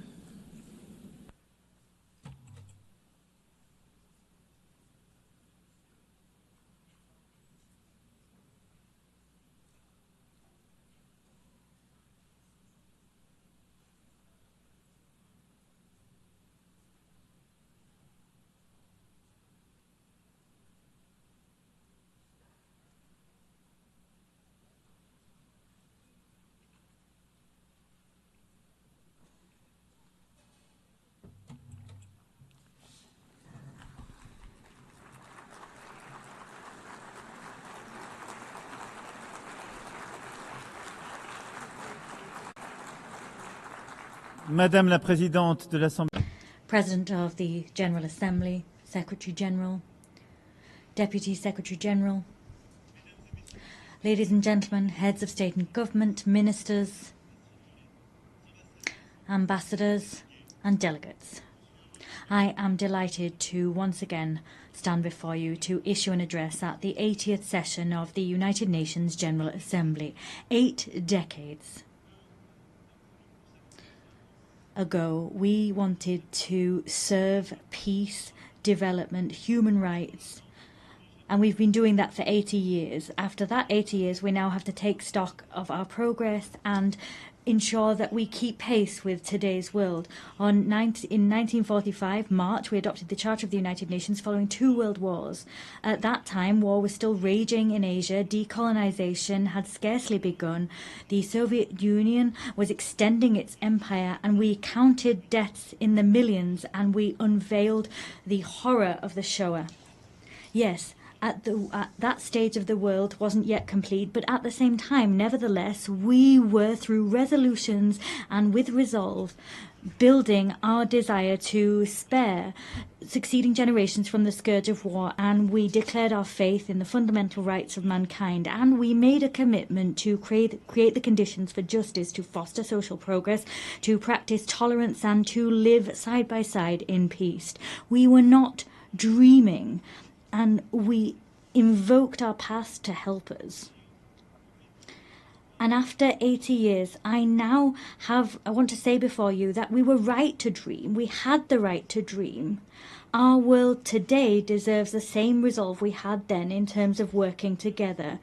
51 of us were at San Francisco, and now 193 of us are gathered here in the General Assembly. The text that created this organization enshrined the principle of collective action and enshrined common values. It defined robust processes. And I know, nevertheless, how great frustration is.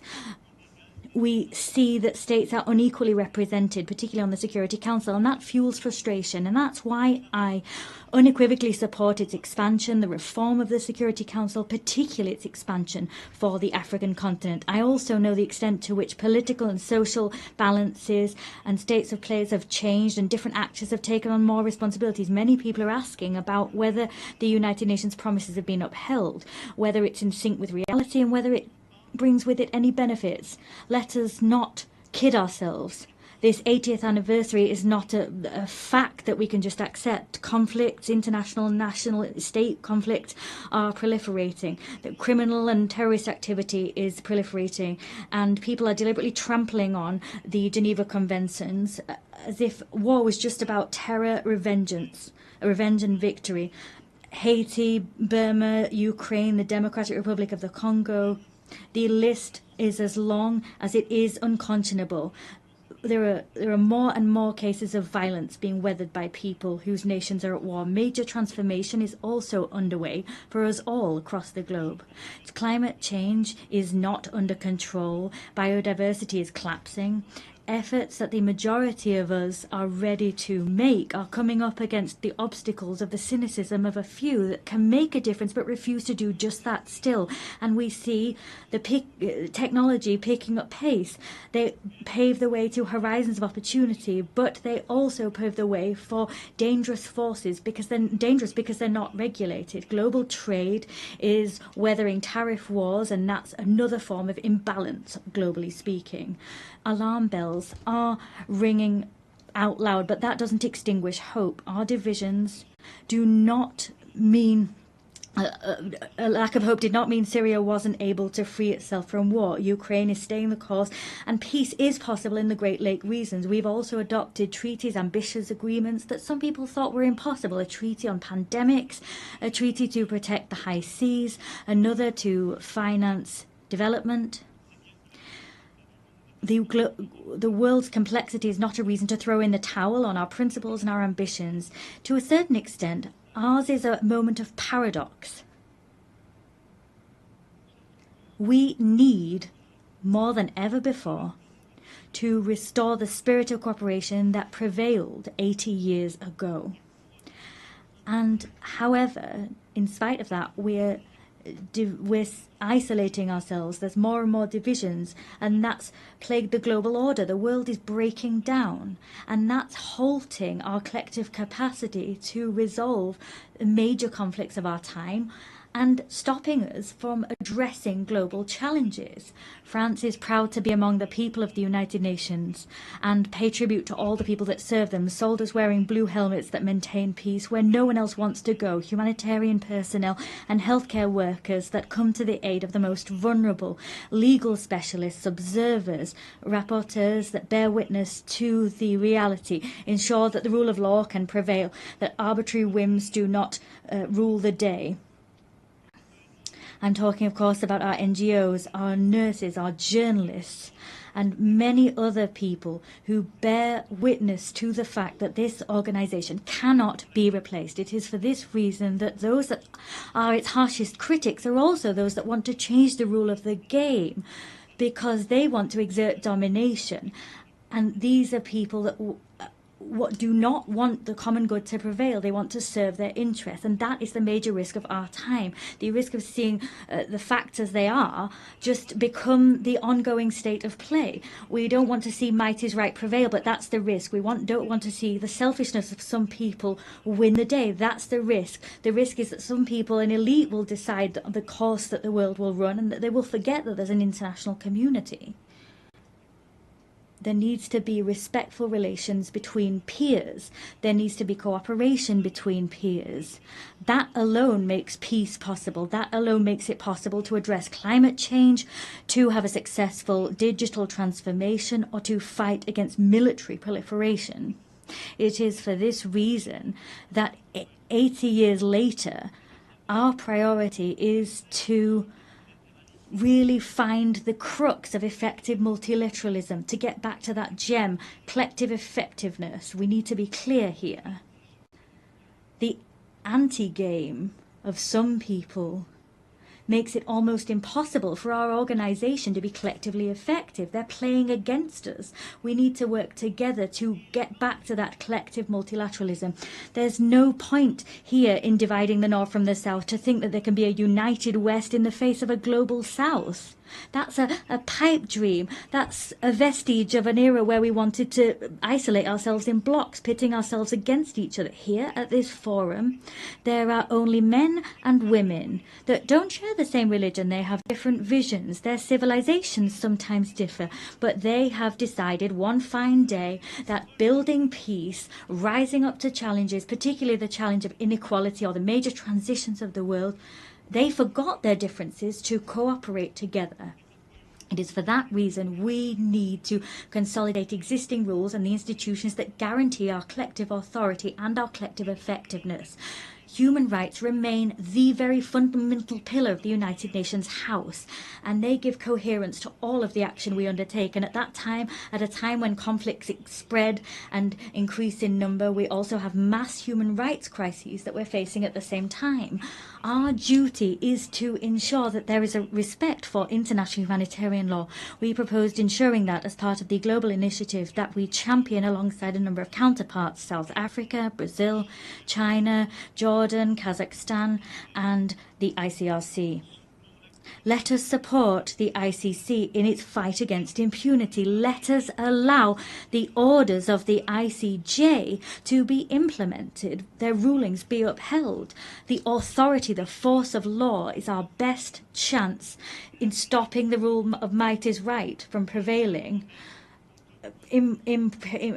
Upholding our values is the only way of throwing out a double standards principle. We've always called out that principle since we came together as a global parliament. Peace and security are everything. For that reason, it's so important for Ukraine to resist Russia and have peace. They need to get their territory, their children, their wealth, and their future back. The Russian aggression is not a problem of Europe, but rather a problem which plagues us all. It's our problem. It poses the eternal question of the force of law against might is right, freedom against imperialism. Ukraine didn't want war. Ukraine wants peace. France too wants peace. The Europeans want peace. The United States of America want peace. As such, Ukraine has a fundamental right, that is to live in security and to no longer fear that Russia will attack once more. It is for this reason France, with the United Kingdom, built a coalition of the willing, bringing together 35 nations to give Ukraine crucial security guarantees for the long term. As such, we're creating the conditions for a robust, just peace which will allow the Ukrainian people to really be masters of their own fate. And what happened in recent weeks in Poland's airspace, Mr. President, Romania, the provocations that we saw in Estonia and elsewhere are the proof that all European people are also challenged by threats of Russian destabilization. And unity can thwart those. Ukraine has often said it's ready for a ceasefire and can agree to negotiations. It accepts them. It's now up to Russia to prove that it can choose peace, even at a time it's stepping up attacks against Ukrainian civilians and the provocations to which I've just referred. France is ready as we wait to stand shoulder to shoulder with Ukraine alongside our European partners and all those that understand that we need to hold Russia back to preserve the global order. And I welcome the proposal we saw a few hours ago from the President of the United States, recalling the gradual weakening of the Russian economy. I welcome what he said, the on-the-ground failures of Russia. In more than 1,000 days, Russia's hardly gained 1% of Ukrainian territory. There have been so much loss, so many civilian victims, and few territorial gains. I welcome the fact that the President of the USA believes in Ukraine's ability not only to hold the course, but to uphold and ensure its rights prevail with us. It's because there is this refusal of double standards that France will stand side by side with Ukraine as we do for peace in the Middle East. Yesterday, we adopted a credible plan to put an end to the war in Gaza, to preserve a two-state solution, Israel and Palestine, to allow the release of all hostages and to save so many lives. We've charted a course towards peace, which requires first and foremost that hostages still in Hamas's hands are released, that strikes on Gaza cease. And I am delighted that Saudi Arabia and France have convinced a large number of the members of this assembly to sign the New York Declaration. 142 members of this assembly have signed that declaration. We've held out our hands to forge the path towards peace, immediate peace, release of hostages, ceasefire, stabilization of Gaza, the demilitarization and the dismantling of Hamas, and a reciprocal recognition of two states and a Palestinian state which is demilitarized, which recognizes Israel, an Israeli state which recognizes the state of Palestine, and all the states of the region that have not yet done so, we hope will recognize the state of Israel. Through this mutual recognition, that is in fact a path towards peace. It's also the stability of the region as a whole that we seek to build. There cannot be any security or stability for Israel if we have a permanent war being waged with its neighbors, peace with Palestine, in the West Bank and in Gaza, and throughout Jerusalem, peace in Lebanon. There, the struggle against terrorism cannot be waged to the detriment of sovereignty of the Lebanese people. And it's for that reason I am delighted at the work that we have undertaken hand in hand with the United States of America, with the United Nations and UNIFIL to build this path that will make it possible to restore Lebanese sovereignty, to make the Lebanese armed forces once again able, with UNIFIL, to really anchor their sovereignty and to build this monopoly over weapons, a monopoly that can only be held by the Lebanese armed forces. Lebanon breathes easier when Hezbollah is weaker, and the rest of Lebanon will breathe even better when all of armed caches, when all of the arms held by Hezbollah are back in the hands of the Lebanese armed forces. There's no other choice. We'll soon hold a support conference for the reconstruction of Lebanon. And we'll also support the conference that our Saudi friends will hold, supporting the Lebanese armed forces. In the same vein, Syria must recover its unity and its sovereignty. Syria is freer since Assad's regime fell. I received the transitional president in Paris. I welcomed him there. I'll see him again tomorrow. And with several states of the region, we are striving so that Syria can respect all components of its civil society, because that's where its strength lies. At the same time, it's in finding that unity once more, they will be able to also fully recover their sovereignty. The region can only be in peace if the Iranian nuclear program that has been partially destroyed is once again fully under control. It is for this reason France, Germany, the United Kingdom triggered by way of a collective agreement a process leading to the restoration of all international sanctions previously imposed upon Iran. That alone Iran alone is responsible for being in breach of its obligations, but they have decided to open the doors to the IAEA and allow them to inspect HEU stocks and to conduct inspections. The next steps to come will be decisive. Either Iran makes a gesture and goes back to the path of peace and accountability that make it possible to get back on course and for the IAEA to do its work and for stockpiles to be transferred, or sanctions will have to be imposed. I'll have an occasion to meet with the President, if needs be, tomorrow. On each of these crucial issues, France puts forward concrete proposals, solutions. The plan for the war to stop in Ukraine exists. The plan to make peace in the Middle East is on the table. A plan to put the Iranian nuclear program back under proper control exists. The plan to restore the full sovereignty of Lebanon in the south exists. We always want to be the partner of all of those who share this demand that everyone take effective action. However, there is a risk that we will stop taking action and look away from too much suffering. The humanitarian tragedy currently in Sudan is undoubtedly the biggest of those facing us today. It's up to us collectively to rally, to mobilize, as we did in Paris in 2024. Let us coordinate our efforts to act together so that the warmongers accept negotiations and put power back in civilian hands. In the same way, in the Great Lakes region, the sovereignty and territorial integrity of the Democratic Republic of the Congo must be upheld.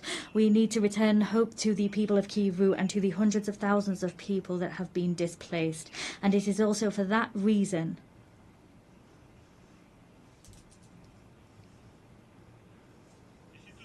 and it's also for that reason that we will meet next month in Paris, all of those able to respond to the humanitarian urgency and bring together initiatives of peace. And I'm delighted at what's been done by the African Union, by so many neighbors, Qatar, USA, but the humanitarian emergency needs to be addressed. We cannot forget any of these conflicts. We have no right at any time to lose heart. This capacity to take a leap of action is our source of strength. That's what brought us together 80 years ago. We have no right to get tired, to show fatigue. Well, there are so many crises, one after the other. I'm quite clear-sighted alongside you when I look at today's world. Everywhere we see the risks of proliferation once again return and new threats emerge. There is an urgent need to rebuild a credible framework, a verifiable framework to combat any nuclear proliferation, to rebuild a credible framework to once again contain these threats, ballistic proliferation. I'm not forgetting bacteriological, chemical threats or the new risks that posed by AI, cyber technology, space technology, quantum technology. We have common frameworks, but they've been weakened in all of these domains in recent years, sometimes because some people sort of said they were outdated, and sometimes because the rules for verification weren't properly observed, sometimes because the pace of technological development meant that these frameworks, their capacity to innovate, was not enough. Technological change was going too quick. However, we've got no right to give up. We have to build that crucial framework for peace. The same demand for effectiveness, effective multilateralism is one that we need to uphold for our global challenges. The Secretary General attaches great importance to our organization, and he has ambition for it, and that's shown through his initiative UN 80, and I share his concerns about our organization. Yes, we need, at this time of disarray that I talked about as a result of these major issues of war and conflict, we can't forget there are so many global challenges that mean that we must all come together. Let us stare straight in the face global imbalances, all economies affected. all economies, and I'm speaking as one of the richest among them, but also middle-income countries, developing countries, and of course the poorest nations among us.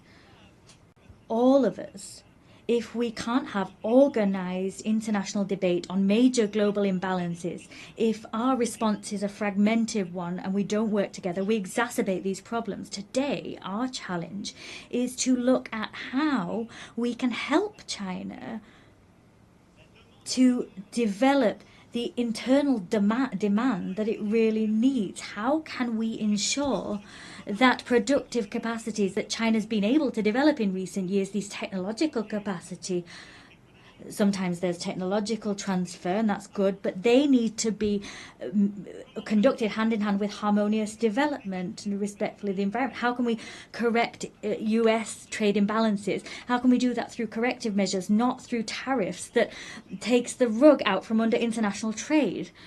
There's Europe that needs to respond to collective needs for collective investment, and we need to shoulder that responsibility. These challenges mean that we need to cooperate. There needs to be cooperation between major economies, but we can't pit the G7 against the BRICS, and that's the very rationale behind our agenda for the French G7 of 2026. Of course, we'll work with the Canadian presidency of G7 and the coming presidents of G20. We need to return to that spirit of cooperation that is vital, because that's what will allow us also to have a common agenda to finance our global challenges. Let's take a look at things today. Everywhere we're reducing, eroding our common ambitions to finance major global challenges. Collective financing for healthcare is plummeting, as is financing for food security, as is financing for education. These challenges are, however, our challenges, even more than they were before the pandemic, the COVID-19 pandemic. And so it is absolutely pivotal that together we prove ourselves able to develop concrete solutions and find new financing to address our challenges. The European Union decided to mobilize. The Commission's President's speech was great in this connection. We are mobilizing financing as Europeans to meet these challenges, but we must do so within a renewed framework. That's what we tried to do together during the pandemic itself with our African partners, during the financing summit which we held in 2021. The work we did there was work we continued at the 4P summit, where we developed this pact for the prosperity of peoples and the planet. Ultimately, the agendas were the same. Together, we need to work together better to address global economic imbalances. We must develop an agenda of growth everywhere, but we must do that to also help countries to finance education, healthcare, stabilization and food security, and help them to address challenges of biodiversity and the climate. Let us come off the horns of a dilemma. We don't need to choose between growth, climate change and biodiversity. We can do everything if we mobilize private and public financing within a framework that brings together, reconciles east, west, north and south. That's the framework we've built. And now what we need to do is expedite the transition that's already underway. And I thank you all. The heads of the World Bank, the IMF, have commented on these efforts, but we need to go faster. The frameworks we developed have already become obsolete. We need to mobilize more private financing to accompany transitions in middle-income countries, developing countries and the poorest nations. We must develop guarantee mechanisms that losses will be covered, and we need to mobilize more private financing to help those countries and help them to grow. That is vital if we want to avoid crises, destabilization tomorrow. This agenda is an agenda which brings us together and in some way forces some people to cast aside selfishness and avoids a situation whereby others are alone facing their challenges. It is for that reason we must also continue. Whatever the ill winds that blow, continue to mobilize to stop biodiversity loss and help the climate. As I was saying, together we were able to notch up victories recently. The Nice Treaty that entered into force through collective rallying. We finally have a regulation framework for our oceans. That was something we've been waiting for decades. The same collective mobilization is what we must see on plastic.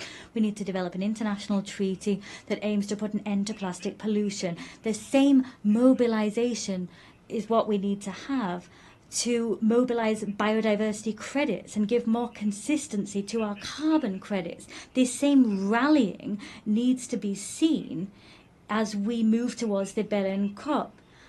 France and Europe will be at that meeting, and we will be in step with the 2030 goals. We will mobilize all financing necessary to usher in this transition, whether that be public or private financing.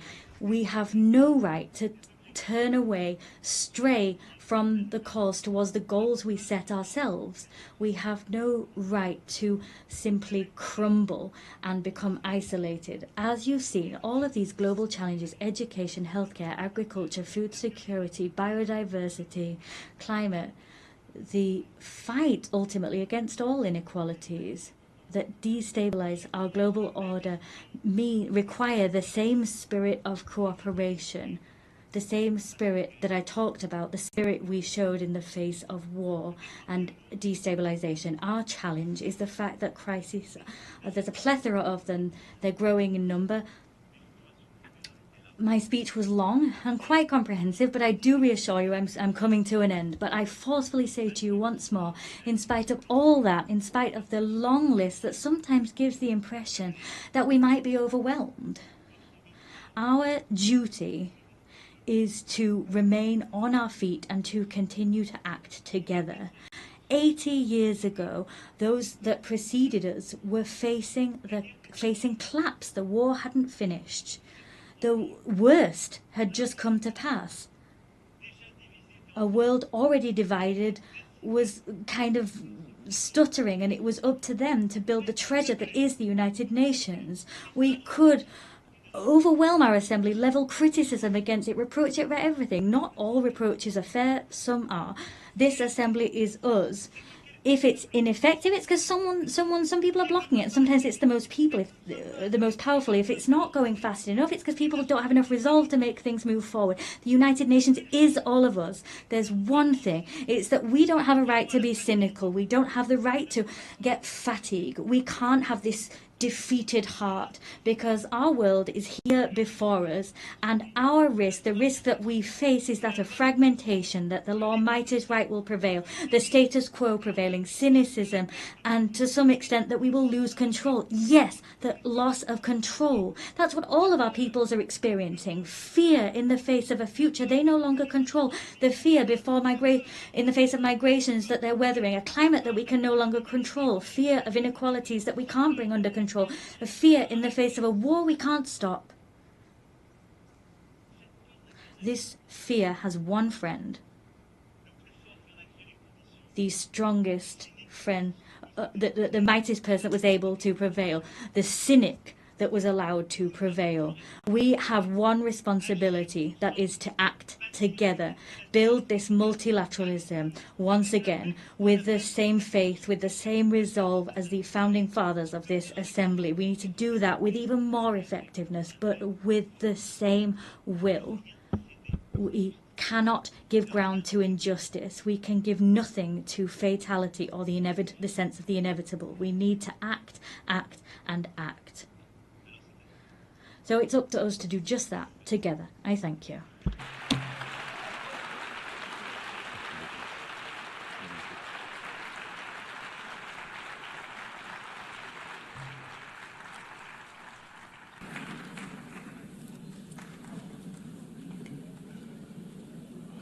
On behalf of the Assembly, I wish to thank the President of the French Republic.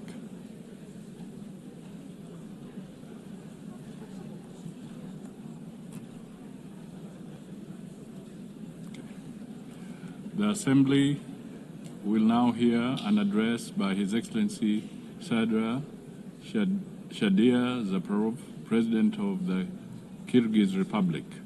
I request protocol to escort His Excellency and invite him to address the Assembly.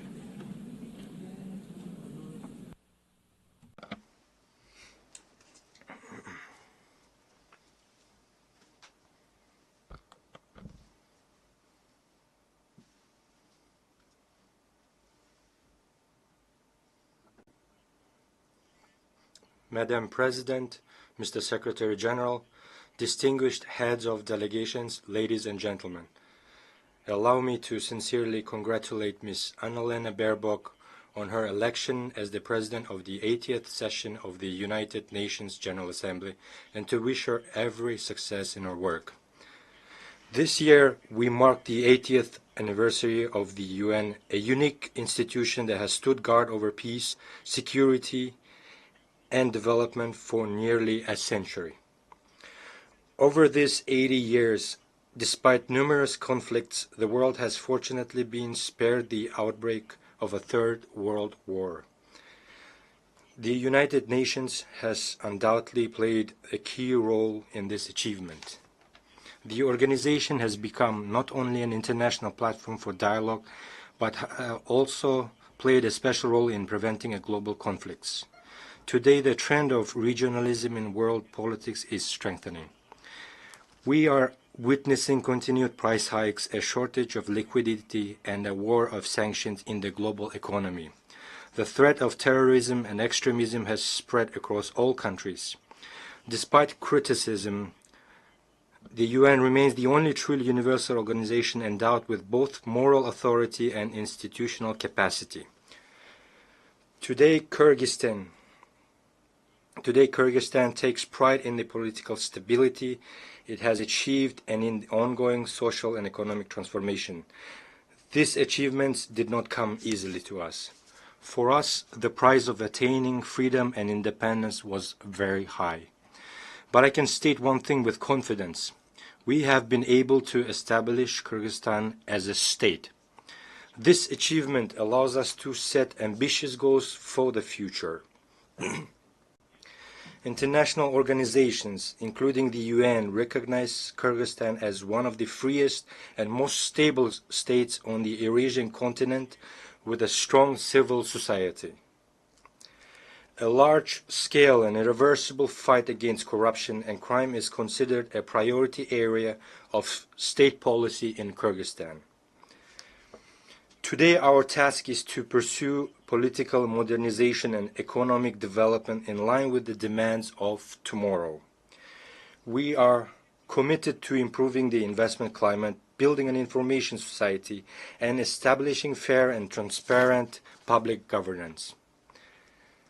Ladies and gentlemen, every year in New York, leaders of all world's nations gather to once again remind themselves and each other of the great mission for which UN was created. I too have come to New York with this mission. Today, my diplomatic staff have prepared a polite text that takes into account the international diplomatic situation. However, this year, standing at this high podium, I decided not to speak as a diplomat. This year, from this podium, I wish to speak not only as the head of state, but as an ordinary person and a citizen of my country, openly expressing my true thoughts and reflections on the international events happening in the world. This year marks the 4th time I am delivering a speech at the UN General Assembly. For 3 consecutive years, I came here and delivered pleasant, beautiful words. But today, I have decided to speak openly and directly about the problems that trouble the hearts of millions of people. In different parts of the world, in Europe, the Middle East, Africa, and Asia, new armed conflicts and wars are erupting. Millions of people losing their homes are forced to abandon their native lands, and millions become victims. Who suffers the most? First and foremost, ordinary people. We cannot turn a blind eye to the suffering of many peoples. Palestine, Ukraine, Sudan, Syria, and others were where hostilities continue, civilians are dying and human rights are being violated. The world community, applying double standards, prioritizes these conflicts as more or less important, depending on its own geopolitical interests.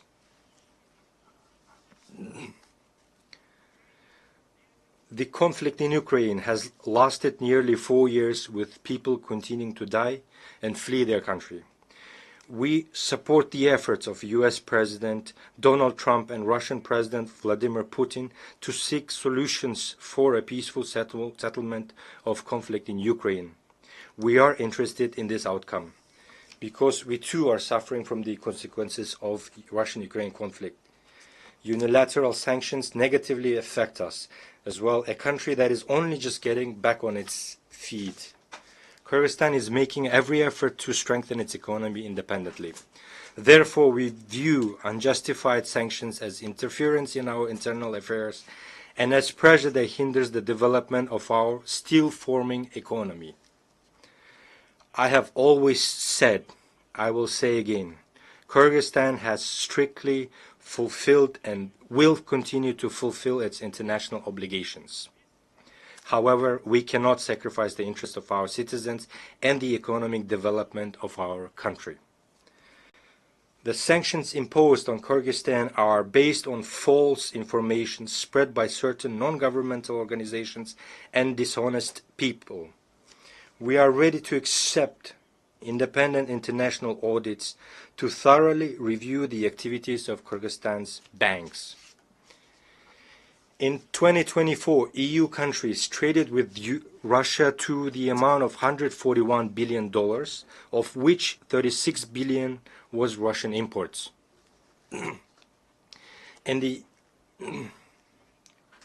and the UK, which imposed sanctions on 2 of our banks, the same year traded with Russia for $2.2 billion. Frankly speaking, some keep the option of cooperating with Russia in defense of their own interest, but forbid others from doing the same. How should this phenomenon be called? Before demanding something from others, be an example to yourself. You demand from us not to cooperate with Russia, yet you yourselves are cooperating extensively. We, in fact, have far deeper economic relations with Russia than you do. Therefore, economically speaking, we cannot refuse cooperation with Russia. We do not seek confrontation with others. We cooperate with virtually the entire world, pursuing a multi-vector foreign policy. For example, every year we sell gold worth of $1 billion to the UK alone. My foremost duty as the president of the country is to ensure the security of my citizens and my nation, and to improve their economic well-being. We oppose the politicization of economic cooperation and trade. Therefore, we demand the lifting of sanctions against 2 of our banks. Distinguished ladies and gentlemen, the UN Secretary General has already described the Gaza Strip as a graveyard of thousands of children. More is needed to stop the war and the horrific events in Gaza.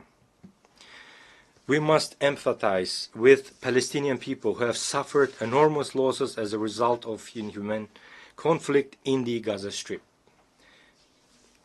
We must not remain indifferent to the human tragedy unfolding before the whole world. We demand an end to genocide against the Palestinians and the commencement of international judicial investigation by the UN International Court of Justice. My country has always firmly condemned violence and terrorism in all their forms, including the terrorist attacks on Israel on the 7th of October, 2023. Such terrorists must be punished harshly. However, the fight against terrorism and the methods used to eliminate terrorists have their own rules and procedures.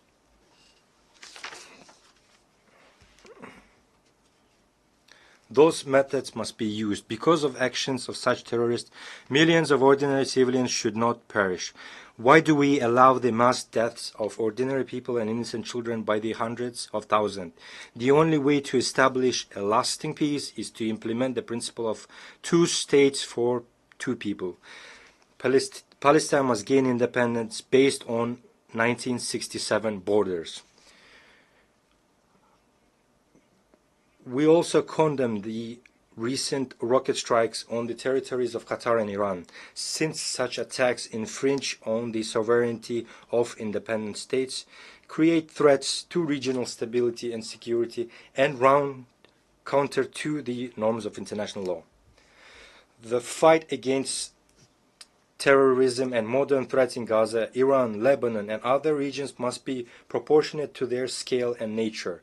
Civilians, women, and children must not suffer and be sacrificed. Distinguished ladies and gentlemen, as a neighboring country, Kyrgyzstan considers it important, especially in these difficult times, to provide comprehensive support to the Afghan people by integrating Afghanistan's economy into the regional and global economic processes. To isolate Afghanistan at the international level and deprive it of foreign assistance is wrong. It is unjust. We believe that the use of financial instruments for geopolitical and ideological gain, thereby deepening the humanitarian crisis, is an act of injustice and inhumanity. Therefore, we are convinced that the assets of Afghanistan frozen by Western countries in the amount of $9 billion must be returned to the Afghan people as soon as possible. These funds could contribute to the restoration of infrastructure, expansion of access to credit through local banks, the development of agriculture, and the creation of new opportunities for millions of people living in poverty.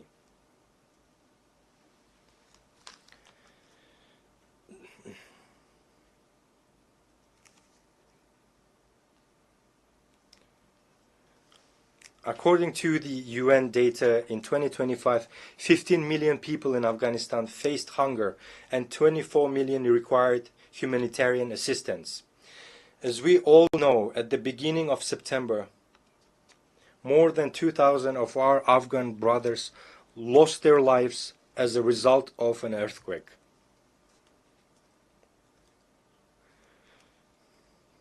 Tragically, due to lack of financial resources and weak infrastructure, timely assistance could not be provided to those affected. We call upon the leaders of Western countries to immediately return these assets for the sake of future of the Afghan people. If you truly want the Afghan people to overcome poverty, hunger, as soon as possible, return them without delay. Only then will your words about human rights and interstate obligations correspond to your actions. Distinguished participants, today's challenges in African countries, from conflicts to food insecurity, require not sympathy in words, but solidarity in action. Africa is 54 countries with a population of more than 1.5 billion people. It is the second largest continent after Eurasia. Africa possesses enormous reserves of resources, and we are confident that in the near future, Africa's role in the global economy and international politics will multiply several times. Therefore, the continent's colossal natural wealth must serve the accelerated development of Africa itself and the fulfillment of its own interests. The peacekeeping work of the UN must be strengthened. My country began sending its peacekeepers on UN missions at the dawn of its independence in the early 1990s. This once again proves that we are sincerely wish to contribute to the cause of strengthening peace and security in the world. The contribution of a state should not be determined by its size, but by the depth of its commitment and sincere desire for peace and solidarity. We support the strengthening of international treaties, including the Treaty on Non-Proliferation of Nuclear Weapons. It is important to educate the younger generation to perceive a world without nuclear weapons. It is essential to raise awareness among young people about the devastating consequences of weapons of mass destruction. The International Day for Disarmament and Non-Proliferation Awareness, initiated by Kyrgyzstan and supported by the UN member states, is an excellent platform for implementing this concept. Kyrgyzstan is one of the initiators and the depository of Treaty on Nuclear Weapon-Free Zones in Central Asia. We have acceded to all fundamental international instruments on disarmament and non-proliferation, including the Treaty on Non-Proliferation of Nuclear Weapons and the Comprehensive Nuclear Test Ban Treaty. In line with the principles of consistency, this year the Kyrgyz Republic made the political decision to sign the Treaty on Prohibition of Nuclear Weapons. We firmly believe that our planet must exist without nuclear weapons. This human invention must be used solely for peaceful purposes. Ladies and gentlemen, for sustainable development and regional integration, the countries of Central Asia require equal dialogue and active cooperation. Despite complex historical and geographic factors, Kyrgyzstan has peacefully resolved its border issues with neighboring countries, in particular Tajikistan and Uzbekistan. This process involved lengthy negotiations and at high political levels, expert levels, and was resolved with due respect for the interests of all sides. I can state with confidence that today the borders between Kyrgyzstan, Tajikistan, and Uzbekistan are borders of friendship, trade, and cooperation. This experience confirms that peace is possible where there is political will, respect, and dialogue, which enabled us to resolve existing contradictions and embark on a path of creation and development.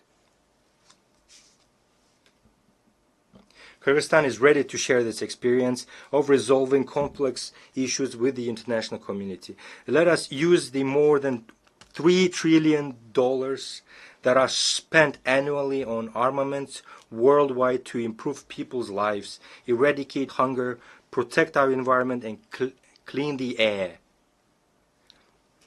After all, there are no borders when it comes to breathing air. We all breathe the same air. Therefore, I call on us to live not in a race for who has the most powerful weapons, but in a competition for whose country has the cleanest nature and air. Dear friends, climate change is a reality we are witnessing today. We face threats of drought, melting glaciers, changes in ecosystems, and loss of biodiversity. Kyrgyzstan, as a mountainous country, is particularly vulnerable to these changes. We are already experiencing the threat of declining water resources and risks to agriculture and biodiversity. Although Kyrgyzstan is landlocked, it actively participates in international environmental initiatives and can play a significant role in supporting agreements aimed at protecting global ecosystems. The Kyrgyz Republic consistently advocates for recognition of the interconnection of natural systems from mountains to oceans, which are two poles of a single system. The future of the oceans begin on the mountaintops. In this context, we ratified the agreement on conservation and sustainable use of marine biological diversity and became among the first 60+ countries to join the agreement. Rivers that sustain marine and coastal ecosystems originate in mountains. Thus, the protection of mountain ecosystems and the sustainable management of the oceans are interconnected. At present, the country is preparing the second Bishkek Plus 25 summit, scheduled for 2027, as a central platform for states, international organizations, and experts on sustainable development of mountain regions. We invite all of you to take an active part in this event. Dear friends, as former UN General Secretary Dag Hammarskjöld once aptly said, the UN was not created to lead humanity to heaven, but to save humanity from hell. Today these words are more relevant than ever. The organization was born from the horrors of war, but lives and on thanks to faith in cooperation, dialogue and respect. Now more than ever, it is important to preserve and strengthen the system of multilateralism as a shield against anarchy and unilateral decisions. There is an urgent need to develop fundamentally new international mechanisms that adequately respond to contemporary challenges and threats. Our organization needs to change. This is no longer a choice, but a requirement of time and today's realities. In this context, we support the effort of the Secretary General to reform the UN under the initiative UN80. It is also time to improve the reform work of the UN Security Council. At present, 50 members of the Security Council effectively decide the fate of all world's states. Questions of war and peace, security and stability depend on whether they can reach a consolidated position. Moreover, the 5 permanent members of the Security Council can always block any decision. Kyrgyzstan advocates for a necessary measure to improve the UN Security Council in a way that takes into account the interest of majority of states. In this regard, it is important to achieve a compromise on all aspects of Security Council reform as soon as possible. This reform must be based on principles of universality, broad geographical representation, and wide support among UN member states. Kyrgyzstan considers it legitimate and fair to expand the rights of African states to membership in the Security Council and to eliminate historical imbalances. More than 60 member states, including Kyrgyzstan, have never been elected to the Security Council, while some countries have been elected 5 or 6 times. We think it's not fair.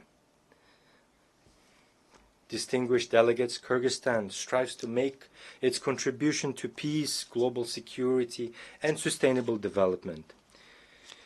In order to draw the attention of the UN and the world to the challenges faced by small states, Kyrgyzstan has put forward its candidacy for non-permanent membership in the UN Security Council for the period 2027-2028. The support of countries that have never been elected to this Security Council will strengthen confidence in equality among members and thereby raise the authority of organization and reinforce trust in it. We sincerely believe in the principle of justice, and I ask UN member states to support us in the elections in June next year. Every country should have the opportunity to serve as a member of the Council and contribute to the cause of maintaining peace and security. I can confidently say that Kyrgyzstan is among those states with the experience needed to raise meaningful issues in the Security Council. We will firmly uphold international law, justice, the protection of human rights, and support the multilateral system based on mutual respect, balance of interest, and responsibility to future generations. Distinguished ladies and gentlemen, our challenges are shared, and our responses must be united. Our words must match our deeds. We cannot afford inaction. Peace requires effort. The future of our planet is in our shared responsibility. Thank you very much for your attention.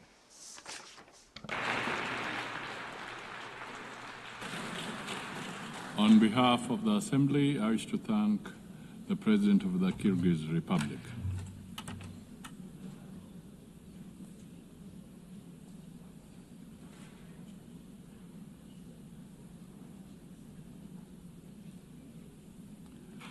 The Assembly will hear an address by His Excellency Gustavo Petro Urrego, President of the Republic of Colombia.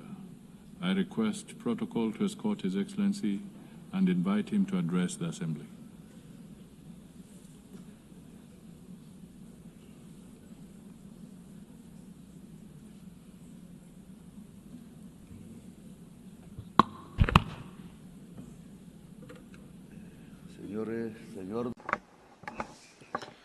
President of the General Assembly, this is my last statement as President here. It's the fourth time. In my first speech, I announced that it was very likely that there would be conflicts in Ukraine and Gaza and in Palestine, and that I suggested that there be a peace conference, but those who don't have bombs or large budgets are not heated here. Well, 4 years later,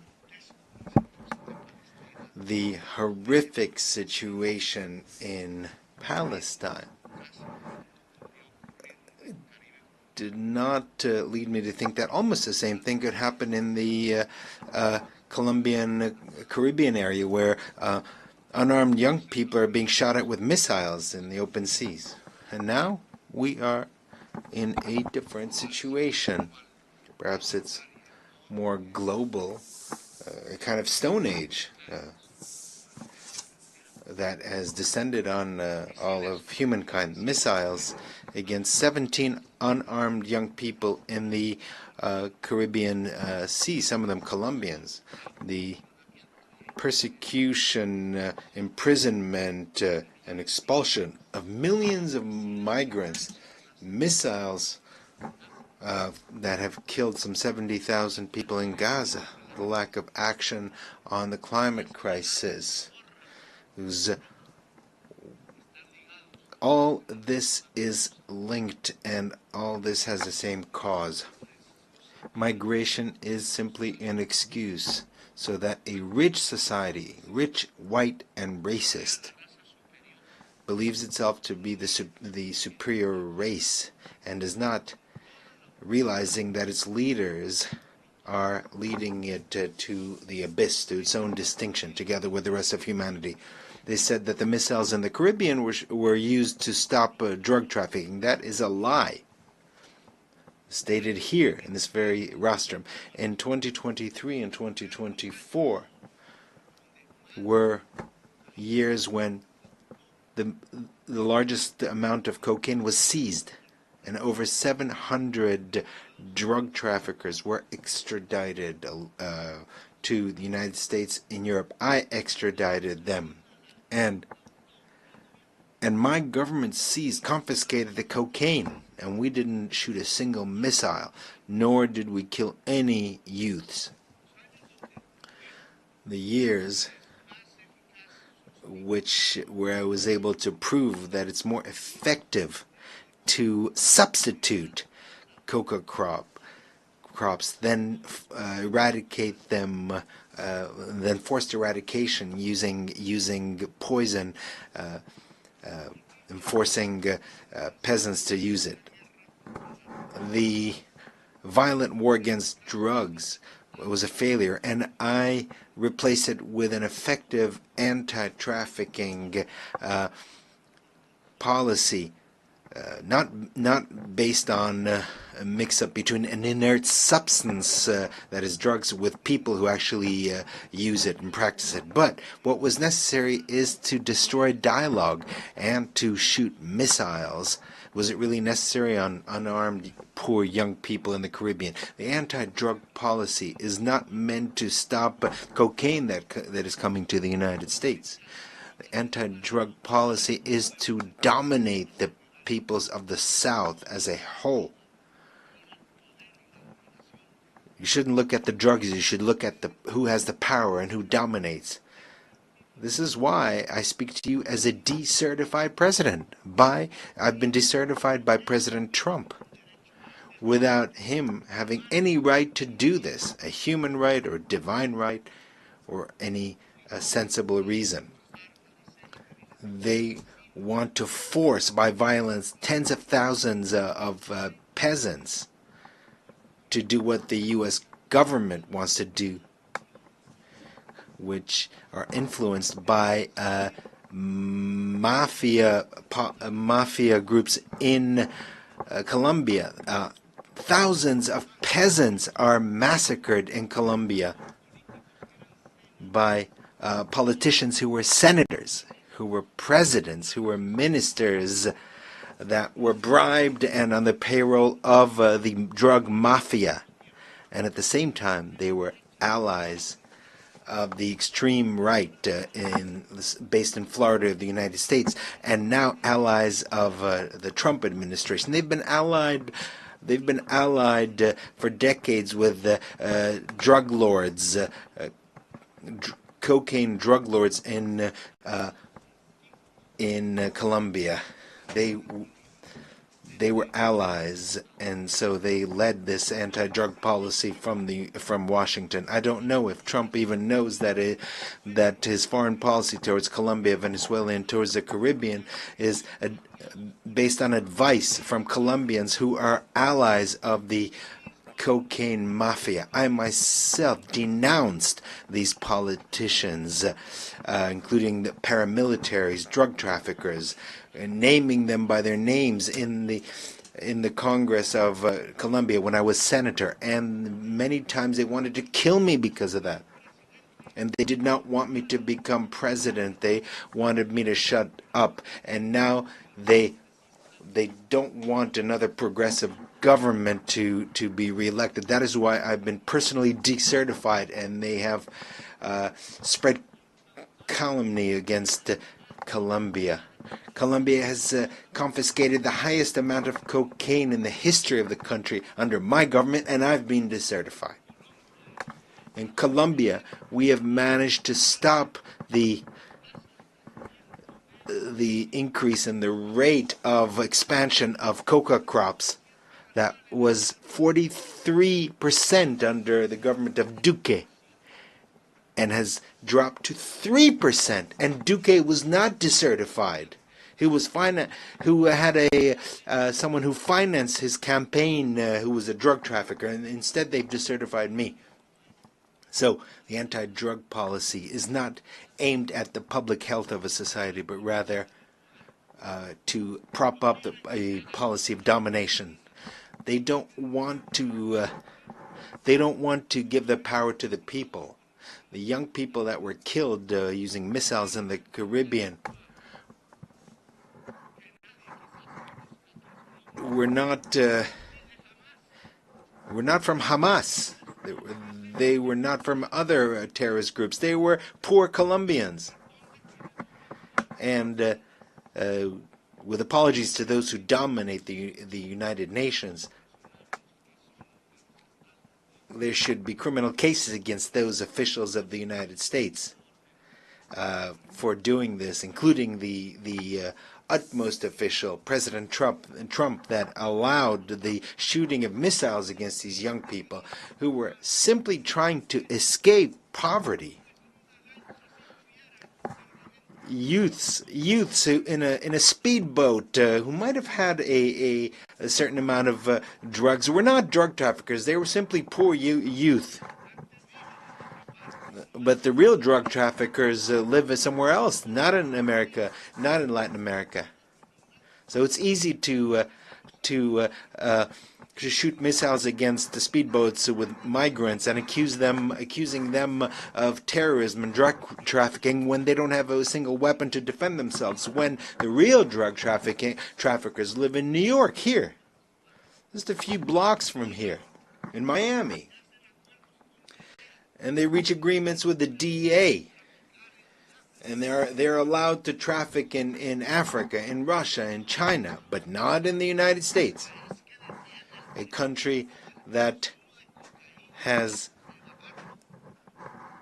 not managed to reduce its consumption of cocaine.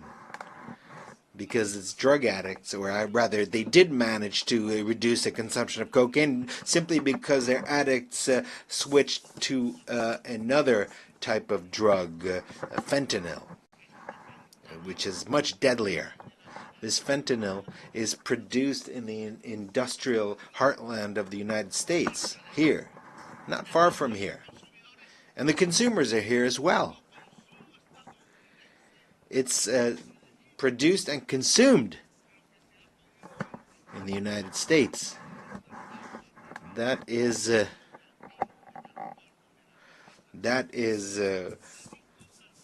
worst.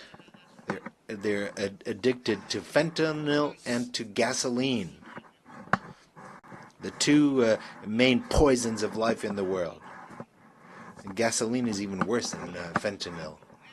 Only the black-skinned people here, those who are ancestral here, that were thousands of years have been here, or young people, or women who don't want to see their children die of any color of their skin. The people are still hooked on fentanyl or hooked on television. Only they can stop this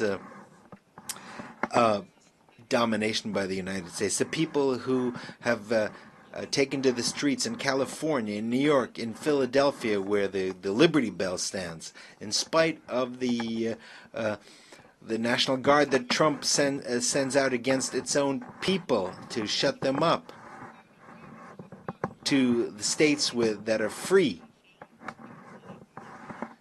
These states are no longer uniting their efforts in the face of tyranny. The President of the United States does not know that 1 million Latin Americans have died. The largest share of them from Colombia. And another 1 million will die in North America in 10 years because of fentanyl. Cocaine killed 3,000 people a year today.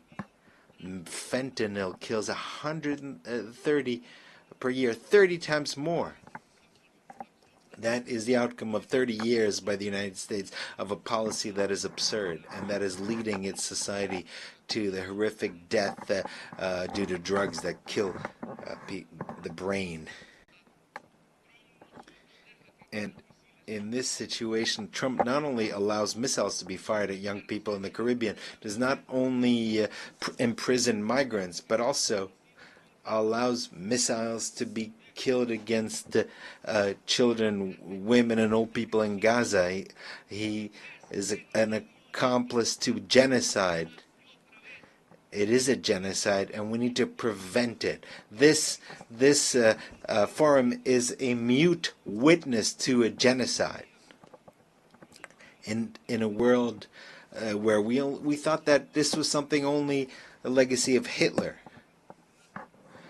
Here they don't speak of life, of the climate crisis. What is happening is the death of thousands of children. Meanwhile, we in Colombia have not increased the rate of killings. We have the lowest unemployment rate in the country this century. We have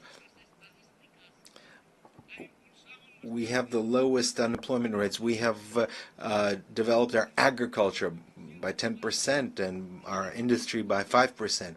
We have more tourists than ever who have come to see the beauties of our country, our cultural and natural beauties. And we are seeking peace by negotiating with drug traffickers and with rebels. I will always be ready to discuss, to negotiate, to save lives, and to eradicate coca crops, but based on their own voluntary decision by Colombian peasants. Let us not be bribed by the drug traffickers, as was the case in previous governments in Colombia. And 25,000 hectares have already been eradicated voluntarily. We have been successful in this new policy. It's not an anti-drug policy, but an anti-drug traffickers policy. That is something different. And we're grateful to the countries that have helped us. such as Qatar, Cuba, Mexico, Vatican, Norway, Brazil, and Venezuela.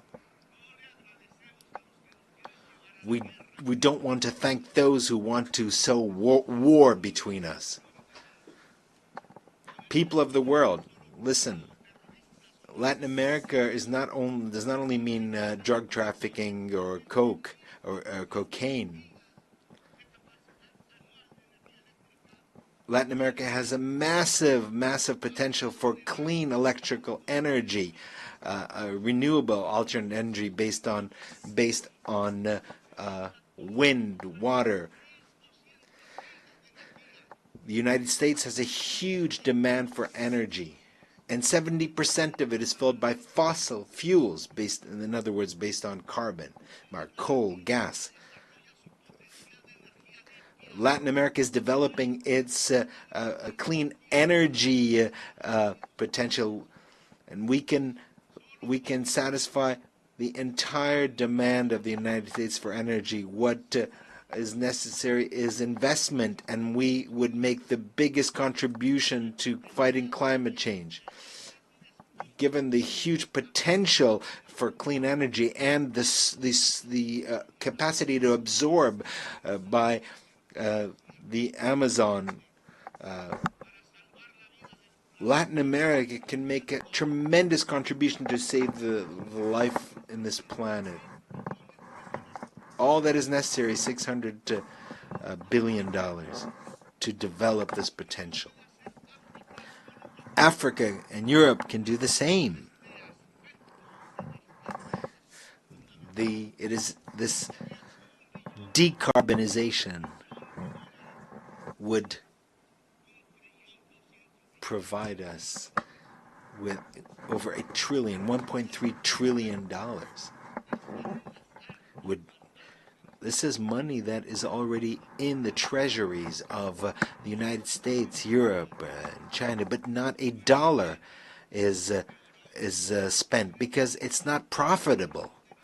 Or rather, it might be profitable in terms of human life, including life in the United States, in Europe, and China. However, they don't want to depend on Latin America and Africa. They know that to bring together the clean energy of Africa and Latin America would not only decarbonize the planet, save it from the climate collapse, but it would also change the global power of which is discussed here. But that power is spoken in terms of bombs. But this would truly create a global democracy and change the means of production, because life and humanity would become the priorities, and they would edge out greed. Greed is the poison of life, and Mao spoke of this. Chairman Mao. According to science, we have 10 more years until we reach a point of no return in terms of the climate. And once we reach that point, we won't be able to do anything. We will simply observe the disasters, and we'll feel them in our own families and cities. Because it will be irreversible. The extinction of life, extinction of human life there'll be an irreversibility of the process, and no technology, no political or social force will be able to do anything about it to stop this collapse. And we only have 10 years left. That is what science tells us. But here people don't believe in science. The most powerful man in the world does not believe in science. That is the irrationality. And Germany, the country of great philosophers, of Kant, Feuerbach, and others, was became prey of irrationalism in 1933, and today it's this country that is becoming irrational. The solution is to stop consuming fossil fuels and to quickly switch to water, wind, hydrogen. But the word decarbonization sounds subversive at the conferences of the most powerful countries, the G7 or G20 or Davos, among the rich. Just as 5 centuries ago, the word democracy sounded subversive here, or in Bogota, and in Paris, and in Madrid. These dollars that I mentioned here, 600 billion or 1.3 trillion. This is significant. This is just a little more than what the rich countries pledged at the COP in Paris, and they have not fulfilled their pledges because they are not interested in decarbonization. And what has come is basically loans from multilateral banks, which are just small amounts compared to what is needed. The climate crisis means that in all public budgets, investment in decarbonization and adaptation should be the priority. A global financial policy is necessary that is different. The debt risk premium should be abolished. Which countries are the riskiest? They are the countries that have the highest greenhouse gas emissions, such as this one. These are the riskiest countries. Whereas the countries that absorb CO2, and we have jungles and a lot of water in the south, we absorb the CO2 of the north. But the market does not agree with that. So the debt of the poorest countries must be forgiven. There should be swaps, debt swaps for adaptation and mitigation and investment in the climate crisis. So people from the United States and those from Wall Street, from London, you want to collect the interest payments from the debt of our countries. What you will find eventually is cemeteries, because we'll all be dead. The money will be useless in the midst of all the cemeteries. Another subversive word is to plan. A global plan. The word plan has been forgotten because it was not necessary to plan. Because to plan is anathema.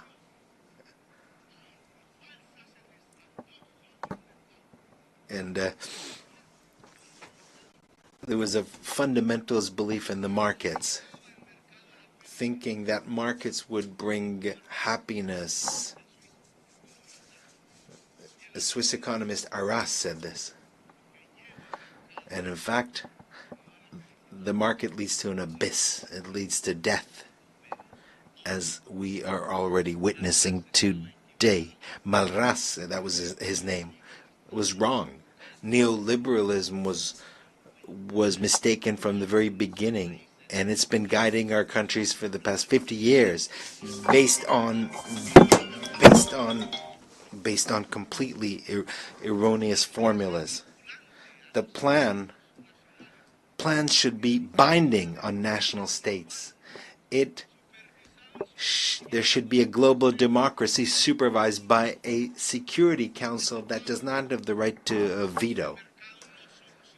Because we have to understand that the market will not resolve the the climate crisis because it has produced that crisis.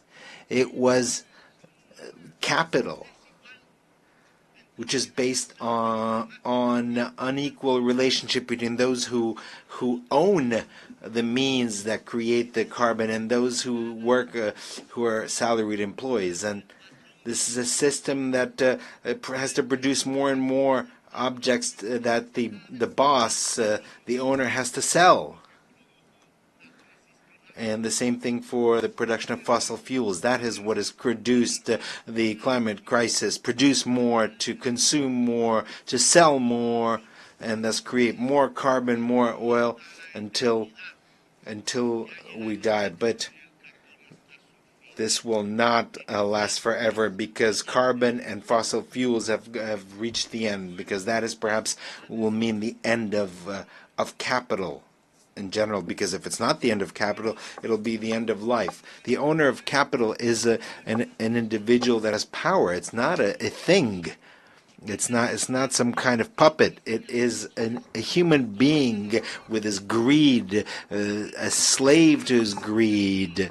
That is the individual who will seek to make sure that more and more oil is produced in their countries, even if it poisons his life, and continue to dig for more oil, even if it destroys the atmosphere and destroys life. So we have to choose either life or greed, either the Stone Age or local and global democracy, freedom or death, as Bolivar said. And that was his slogan, his red and black, white and white banner.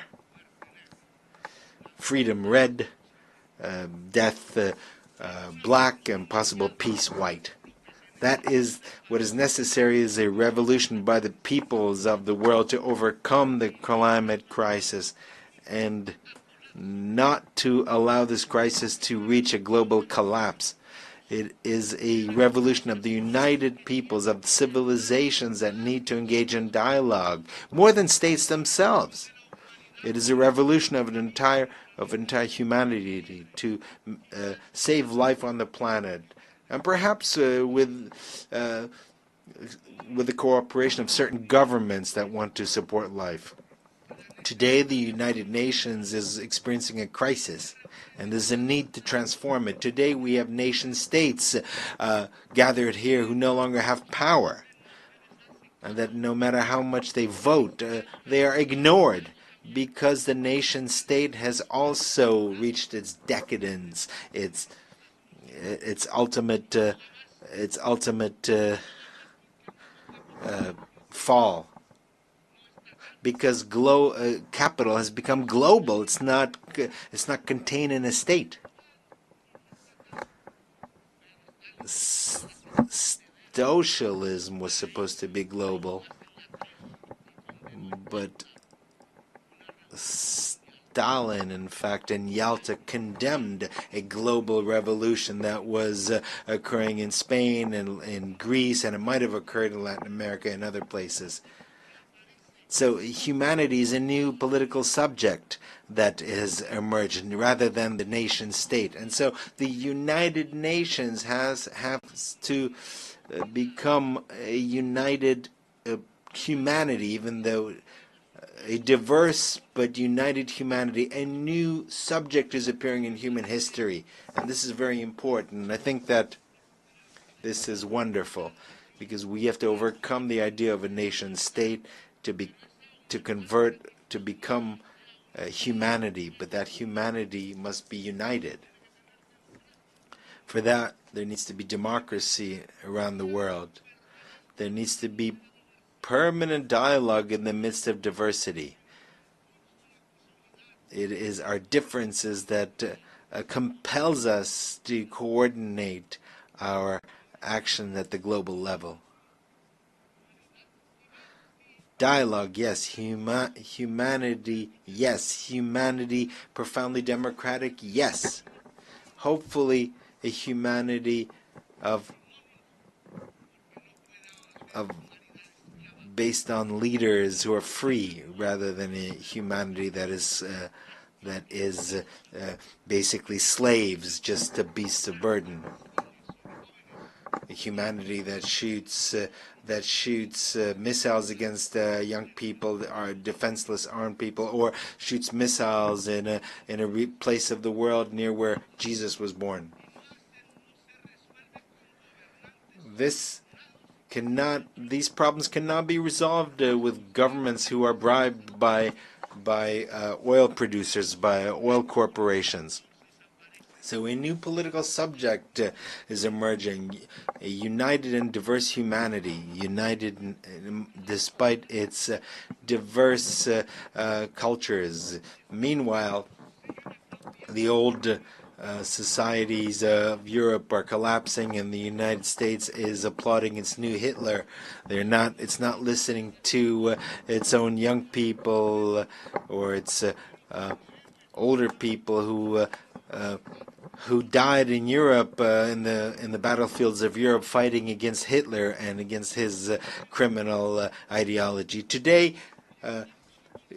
the same thing is being done as Hitler did, building concentration camps for migrants. It's stated that migrants are of an inferior race, and they blame them just like Hitler blamed the Jews.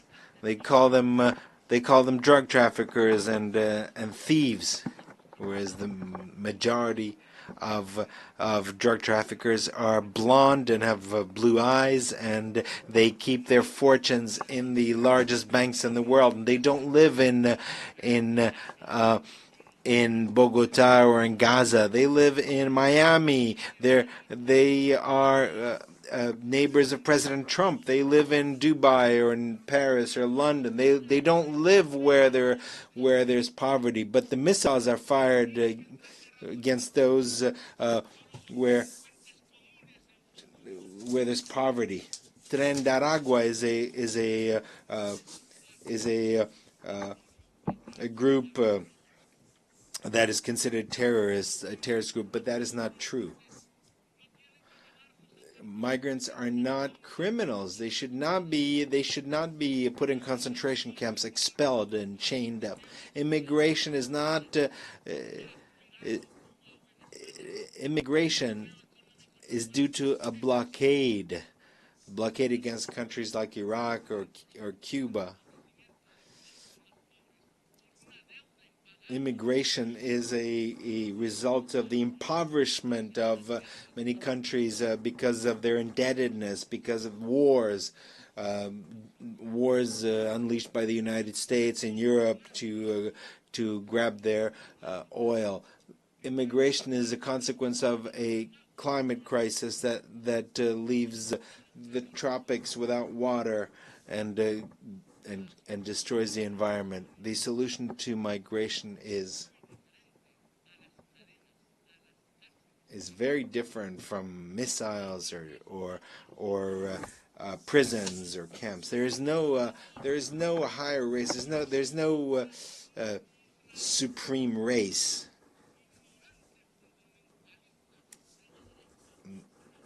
Only ignorant extremists think like that. All of humanity is made in God's image. They use immigration as a scapegoat to do nothing against the climate crisis, which will put an end to life. They use immigration to get the votes of the whites, but what is necessary is to put an end to the consumption of CO2 and oil, and stop drilling for oil. We need a different world, a humane world. And first and foremost, we need to stop the genocide in Gaza. Humanity cannot allow a single day more of this genocide, or for the genocidal Netanyahu and his allies in Europe and the United States to continue. The United Nations must uphold the decisions of the International Court of Justice. International law is the basis of civilization and of its wisdom as distilled in history, and it must make sure that the decisions of international justice are implemented, are applied. Diplomacy has been tried in Gaza. It could not resolve the situation. I'm sorry, and I'm sorry, President Macron. We can keep insisting and insisting in when every single day, every single minute, a missile is fired and destroys the bodies of babies and children in the Arab state of Palestine. Every day, there are decisions, resolutions that are vetoed in the Security Council. Every day, more and more children die. More and more bombs, more and more dead.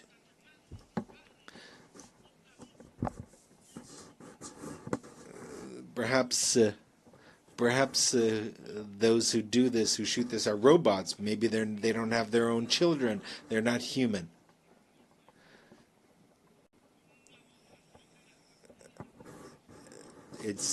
Can we stop the genocide with a vote, the General Assembly? Yes, that's what we should do rather than a vote in the Security Council, because that is vetoed.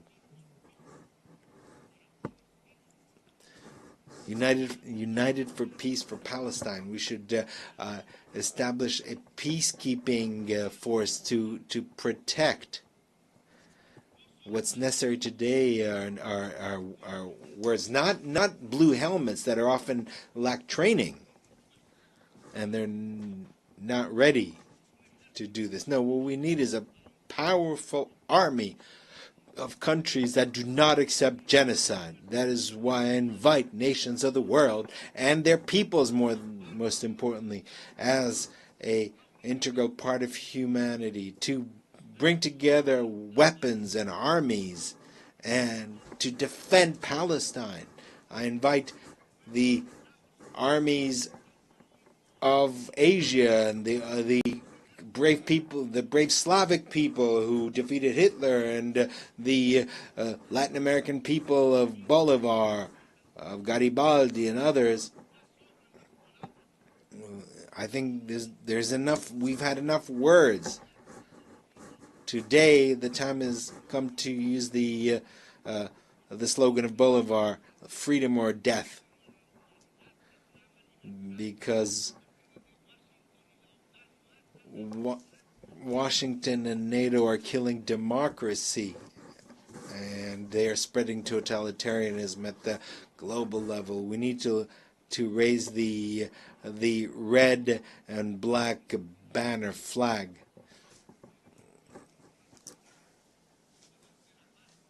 Without forgetting the white color, which was the color of peace and the color of hope in the heart of humanity. The United States no longer teach democracy, but rather kill democracy, especially among its immigrants, filled with greed. The UN should begin its change by stopping the genocide in Gaza with a army of liberation and salvation, and there should be a decision here taken in the General Assembly without any veto. After Gaza, we can start working on decarbonization so that we can found a truly global democracy and a new Security Council can be established without any vetoes, and where its decisions would be binding, and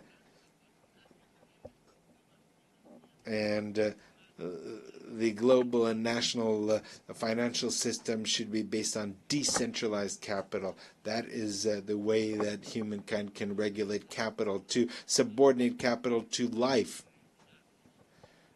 to regulate it to people. That is the path by which the United Nations will move from an alliance of states to an alliance of cultures and peoples. If we overcome the climate crisis and if we unite as humanity, we will managed to make the United Nations an assembly of peoples which seeks to make sure that every individual is free, making sure that every human being achieves their potential, and because the intelligence of human beings, illuminated by science, will make it possible to not only save life, but to fulfill the mission of humanity by expanding life into the stars. A humanity that is united and free can look at the stars and reach the stars, as the Romans, the legionnaires, thought of Judea when they used the word astra, or star. It's the time of freedom or death. A real death for missiles, but freedom is also real in the heart of human beings and its capacity to rebel and to resist. Thank you very much.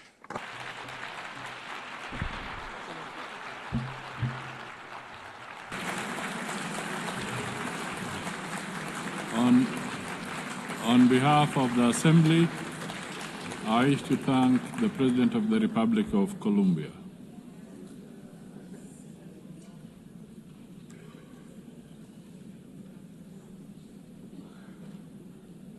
The Assembly will now hear an address by His Excellency Karol Nawrocki, President of the Republic of Poland. I request protocol to escort His Excellency and invite him to address the Assembly.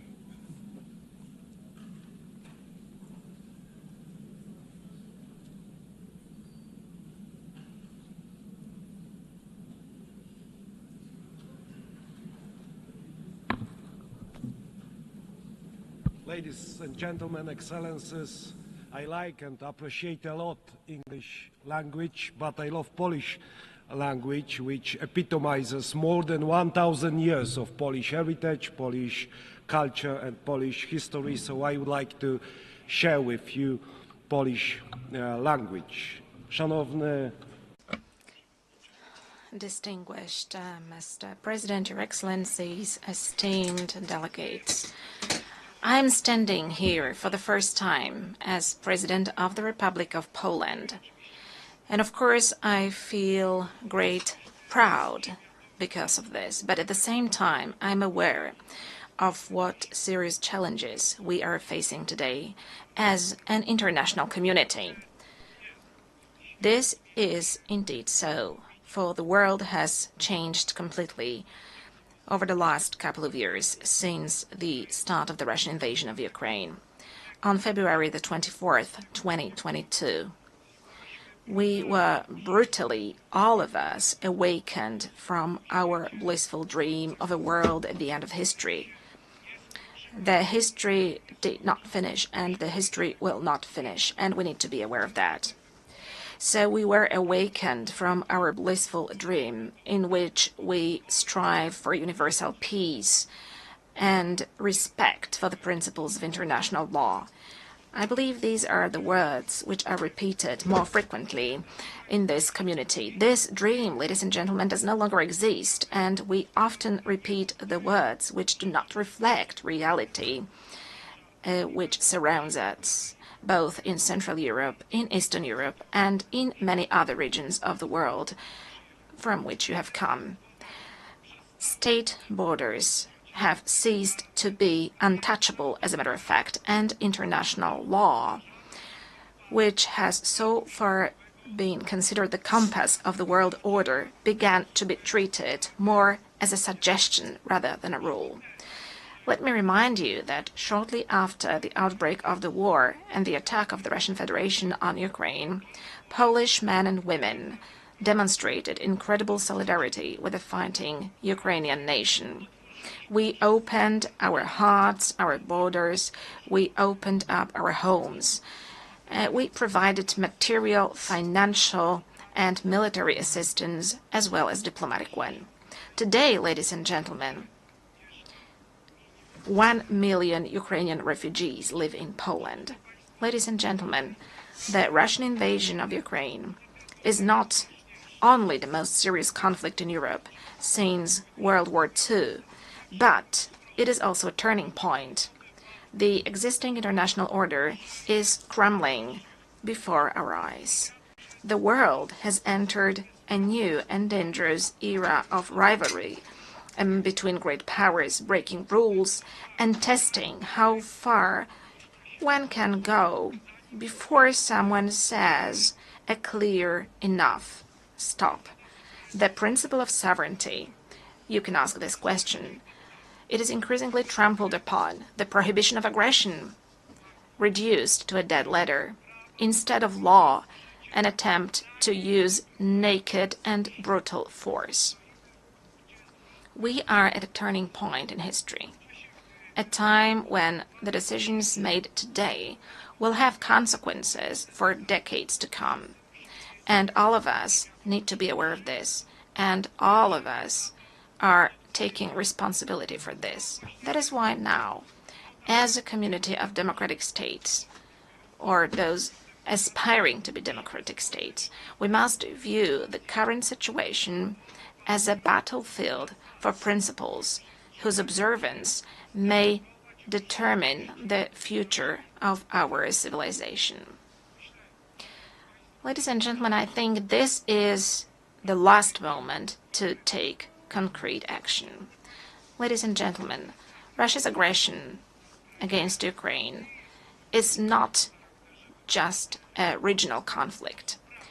It is a test of whether the principles on which the UN is based will stand the test of time, or whether they will succumb to the weight of the imperial and colonial ambitions of a state which considers itself above the law and which has repeatedly ignored the resolutions of the assembly, of this assembly, of other assemblies, and to a certain extent, all of us take responsibility for that. Further repeating the words about peace and security, which have to be spoken out loud, but which should be followed by concrete action. Moscow speaks of the need to address, and I quote, the root causes of the conflict. I share this view, but I believe that the root causes of Russian aggression are primarily ideological. Russia refers to an imperial vision that treats entire nations as a colonial property. It denies them subjectivity on a regular basis, claiming that they are artificial constructs, and it justifies the invasion as a historical correction. And ladies and gentlemen, in Poland, in Central Europe, in Eastern Europe, we know all of that. We have known it for at least 86 years. It is the same set of notions which appears also in the 21st century during our discussions, plenary sessions, and assemblies. To us in Central Europe and in Eastern Europe, this set of notions is nothing new. Whether we are talking about Poland, the Republic of Poland, in the first half of the 20th century, or whether we are talking about Ukraine today. As a historian, I view the present also through the lens of the past. That is natural. After centuries of conquests, wars, partitions, deportations, rapes, and crimes, in the 20th and in the 21st century, Russia has simply not abandoned its imperial ambitions. One of my great predecessors, the late President Lech Kaczynski, understood this perfectly well when he spoke in front of the Georgian parliament in 2008. His words, spoken at that time, have stood the test of time. President Lech Kaczynski said, ladies and gentlemen, today Georgia, tomorrow Ukraine, the day after tomorrow the Baltic states, and later, perhaps, it will be time for my country, for Poland. When Russia attacked Georgia, it was not clear to everyone that this was only the beginning of the Kremlin's new imperialism. Unfortunately, the wind of history, which we know and understand so well in Poland, is beginning to blow again. Once again, we are experiencing Russian imperialism also on our soil in Poland. 2 weeks ago, on the night of September 9th to 10th, the Russian drones attacked the territory of a NATO member state on the territory of Poland. A dozen or so drones violated my country's borders deliberately, because I assure you, ladies and gentlemen, that this was not a coincidence. It happened on orders issued in the capital of a country which is a permanent member of the Security Council. As a result, for the first time since World War II, Poland was forced to open fire on hostile objects over our territory. And rest assured, ladies and gentlemen, as Commander-in-Chief of the Armed Forces and as President of Poland, that Poland will always react adequately and it stands ready to defend its territory. Poles, ladies and gentlemen, were not scared of the Soviets in 1920, and they defended the European civilization. They defended the Soviets in 1920. Polish people and the countries of Central Europe did not give up their spirit of freedom and sovereignty for 45 years of Soviet colonialism after 1945. And Polish people, as well as countries of Central and Eastern Europe, will not be scared of Russian drones either. But, ladies and gentlemen, this is not the point. The point is, how long are we going to agree to such acts of violating our international community? And that is precisely why, ladies and gentlemen, in Poland we're allocating significant amounts to develop our defense capabilities. That is why we are building the resilience of our country, but also of our part of Europe. Since the victims of similar provocations by Russia are also the Baltic states, our friends, the Estonians, for example, as well as Romania. As a leader in the region, we are working to strengthen the close ties among the Bucharest 9 countries. And that is why we are developing cooperation within the 3 Seas initiative. As the voice of the region, we emphasize that we do not consent to Moscow's ruthless acts of provocation against us and other European nations, testing our reactions and intimidating our societies. We do not agree to that.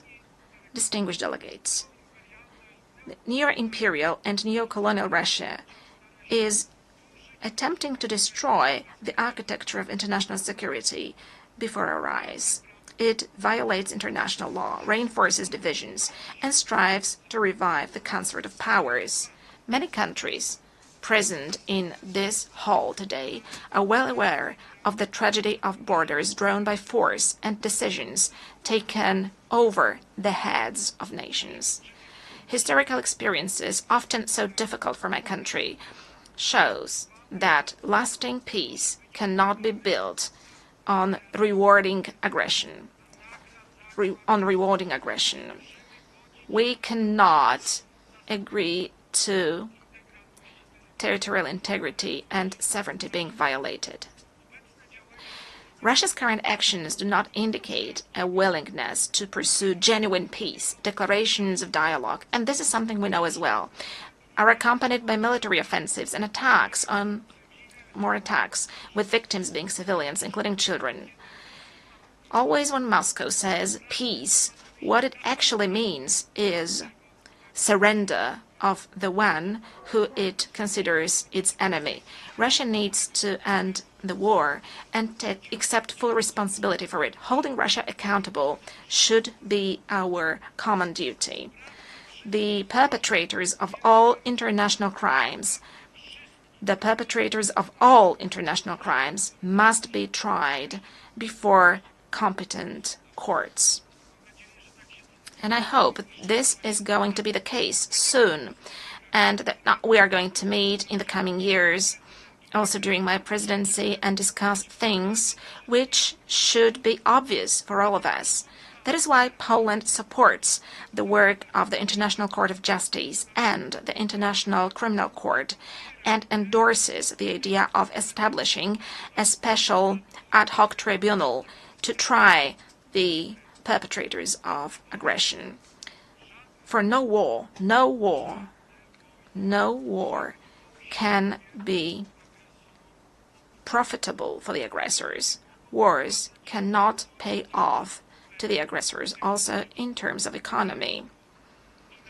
States and nations deserve full compensation also from those who started the Second World War. Because if we want to build a community of states, of democratic states, a common European Union, then we have to agree together that war must not pay off in terms of economy to any aggressor.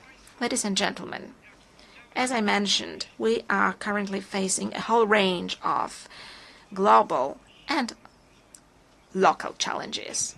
The eyes of the world, and ours too, are currently looking at the Middle East.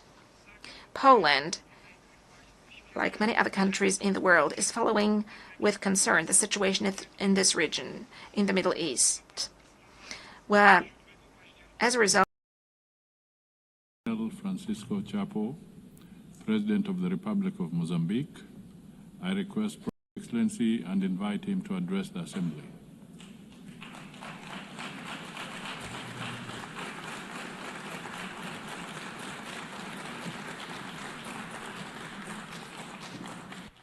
Muito obrigado.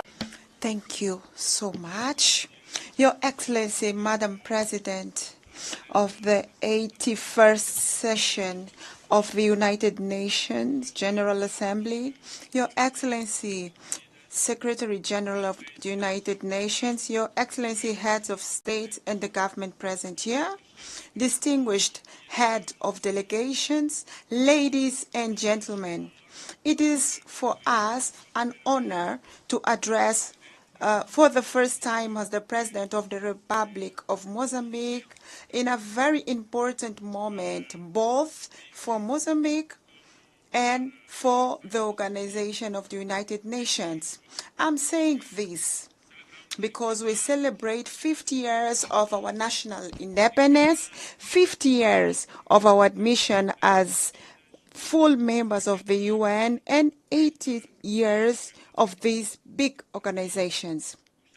Therefore, we would like to congratulate the President, Her Excellency Madam Annalena Baerbock, for her presidency of the 80th session, as well as commend the work of the outgoing President, His Excellency Philemon Yang, that did a wonderful work. We cannot fail to pay tribute to the Secretary General of the United Nations, Engineer Antonio Guterres, for his tireless advocacy in the defense of multilateralism, for the attention to Africa's priorities, and for his vision in launching the UN 80 initiative. Today, 8 years after its creation, we are pleased to witness the progress that the United Nations has helped to achieve. The independence of the Republic of Mozambique, as well as the many African countries and other continents of this planet, this is one of one of the evidence of this legacy of the UN. Despite multiple challenges that the UN faces, it remains firm at the forefront of the global processes, which is why we emphasize that any reform effort aimed at making it more responsive and with better capacity to address contemporary realities will only be complete when we include the reform of the Security Council of the UN. Your Excellencies, the year 2025 has tested the limits of multilateralism with the United Nations at the epicenter. We have witnessed the intensification and escalation of conflicts and growing sense in the whole world, and we also see a growing sense of impunity. The ongoing conflicts in various corners of the world and the crisis remind us that the promise to save the future generations from the scourge of war, written in the letter of 1945 Charter, remains unfulfilled. 8 years of building multilateralism institutions, safeguards, and principles that have governed global affairs are now at risk. The result is clear. Wars are multiplying, the climate crisis is worsening, debt are mounting, tariffs are rising, the disillusion is spreading, and above all, the nuclear spectra is returning. Added to these threats, we also have the economic consequence of successful crisis in the world. We are talking about the pandemic of COVID-19, the war in Europe, in the Middle East, and the wars in Africa. From the rising of commodity prices to financial volatility globally. All of this generates unsustainable debt and ever-deepening inequalities in the society. We are witnessing a concerning setback of the international commitment. With only 5 years to go until 2030, the agenda of SDG is at risk because the targets have not been met and we still have a long to go. And the climate crisis accelerates and intensifies all other crises that we know. Droughts are turning up the population with famine, cyclones into humanitarian disasters, displaces into despair, which is exploited by unscrupulous stakeholders. It was in this context that the historic opinion of the International Court of Justice of 23rd of July 2025 unequivocally reaffirmed that the states have binding legal obligations to protect the climate and the environment from the greenhouse gas emissions. This is a milestone of universal significance. For countries such as Mozambique, which bears no historical responsibility for the climate crisis, but are amongst those that are the hardest hit by its consequences. Droughts, cyclones, floods, inundations. This decision is very important. It's a legal principle for us. It's a call to climate justice. It's a call to global solidarity and immediate actions from the side of all of us. The environmental crisis is compounded by the technological challenge. Artificial intelligence and other emerging technologies offer extraordinary opportunities, but also serious risks of exclusion, manipulation of the society, and even militarization throughout autonomous weapons. These advances pose new challenges to the defense and human dignity, justice, and labor. As long as we do not fully understand how these models work, we cannot entrust them critical tasks without robust safeguards in place. Otherwise, we are going to destroy the world. For that reason, Mozambique advocates a technological and climate diplomacy capable of regulating risk and democratizing benefits through genuine transfer and sharing of knowledge, of technology, so that the science and technology are not factors of exclusion, but rather instruments of climate justice and inclusive development in the world.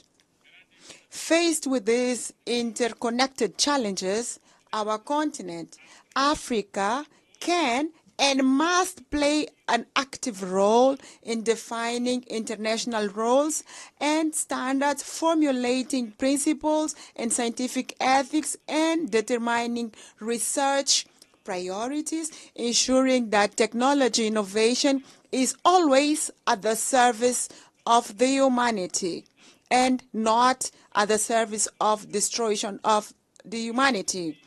In face of this crisis, the isolation is not the answer. Constructive dialogue and strengthening of multilateralism are. The Pact for the Future, adopted in 2024, offers concrete and innovative responses for relaunching of multilateralism adapted to challenges to the 21st century. Mozambique, as an African country with vast natural resources and unparalleled cultural wealth, has distinguished itself in the promotion and strengthening of democracy in the African continent. Since we moved forward with political pluralism, we've been working tirelessly to consolidate the foundation of a robust democratic system, holding regular and transparent elections that reflect the will of people and ensure that every Mozambican citizen has the voice and a say in the decisions that shape the future of our nation in Mozambique. Indeed, our presence in this podium is a result of a free and a transparent process of the Mozambican people from Rovuma to Maputo, from Zumbo to Indico, and in the diaspora. We have historically had an ongoing commitment to dialogue and building bridges between different political and social actors.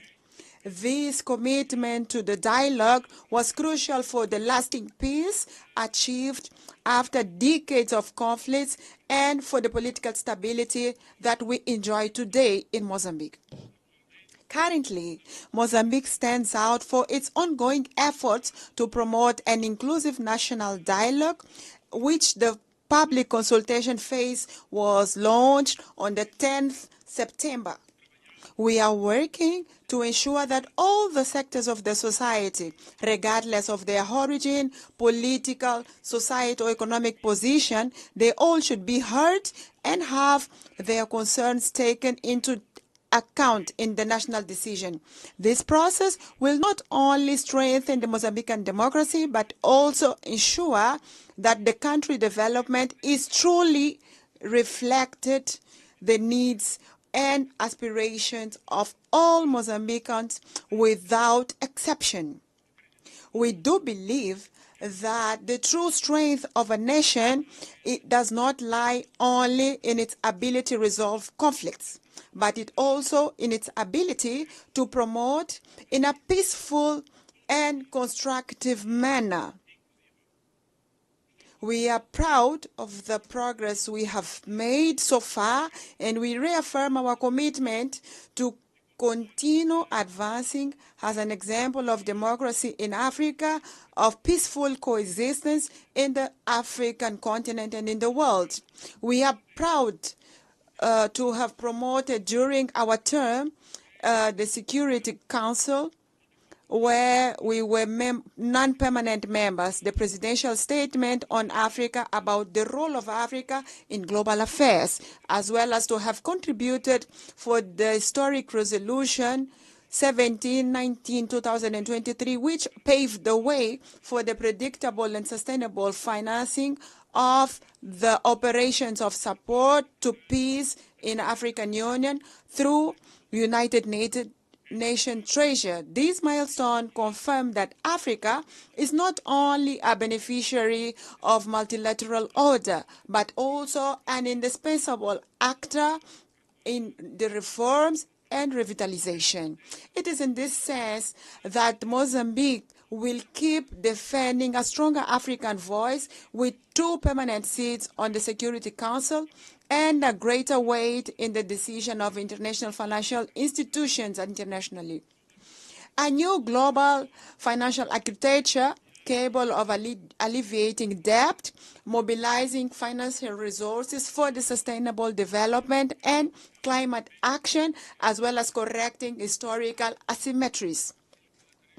An inclusive multilateralism which preserves intergovernmental character of the UN without allowing that this organization can become an assembly of shareholders dominated by the richest.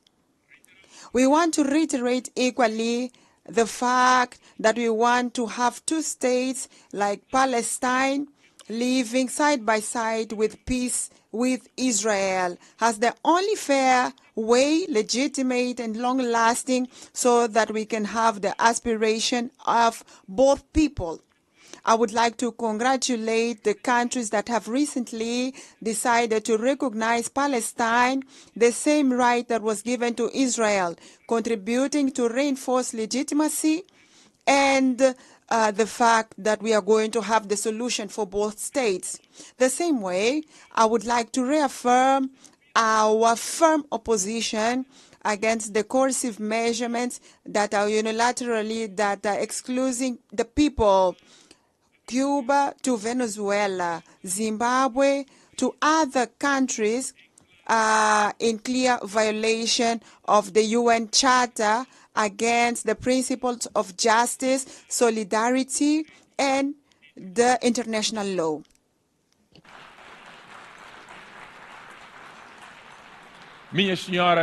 Ladies and gentlemen, the topic chosen for this session is like, it's better to be together. 8 years and counting for peace, development of human rights could not be more timely. It is intrinsically linked to the events of this week where we are having this high level in the UN, the celebration of Beijing Conference on Women, the Climate Summit, the first biennial summit for sustainable and inclusive and resilient global economy mandated by the Pact for the Future, the celebration of youth, the elimination of nuclear weapons, and the meeting on global health and well-being. All these meetings reaffirm the vitality and the centrality of the UN and conveys the same truth. What unites us as a humanity is much greater than what divides us. We are different people, but we share the same earth.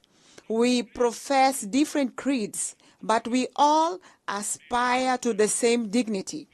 We speak different languages, but we share a single destiny. In fact, today, where we are today, we all know the date of birth, but no one knows the day they are going to die. And this is a clear sign that we all are equal like human beings. Today, the creed that we need is not one exclusion. We all need to be included, not excluded. Not isolation, but cooperation. Not unilateralism, but multilateralism based on solidarity. We need today, all of us, to have a renewed faith in the humanity's collective ability to face the common challenges of Gaia, our common home. The world is at a real turning point. We all feel this.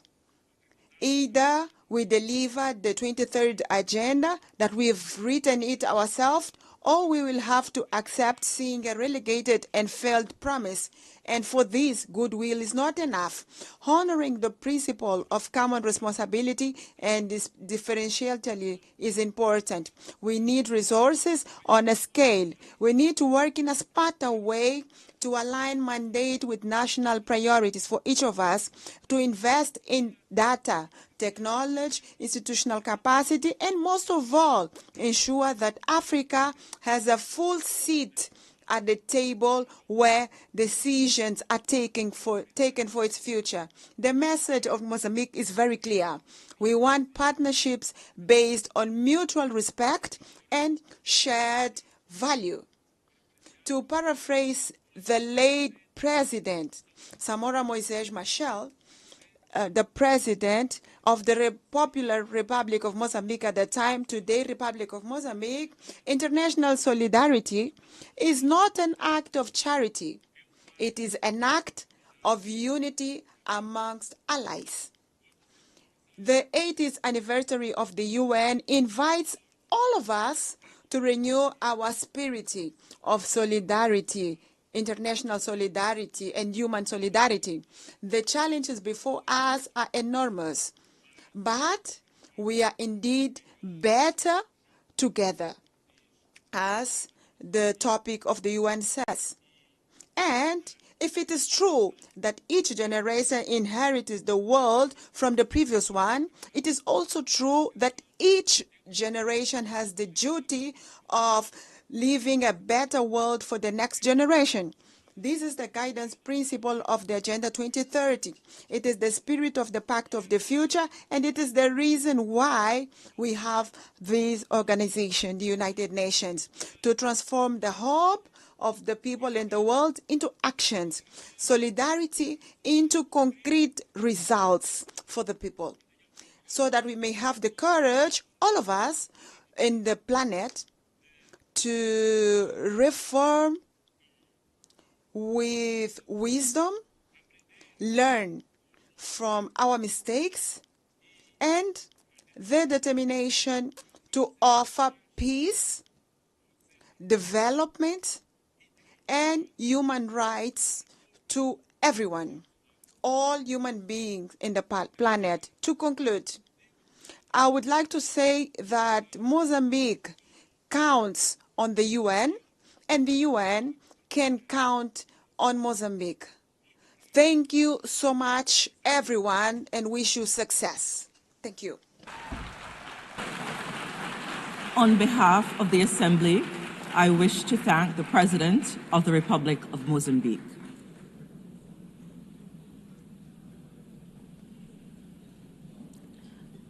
The Assembly will hear an address by His Excellency Luong Kong, State President of the Socialist Republic of Vietnam. I request protocol to escort His Excellency and invite him to address the Assembly.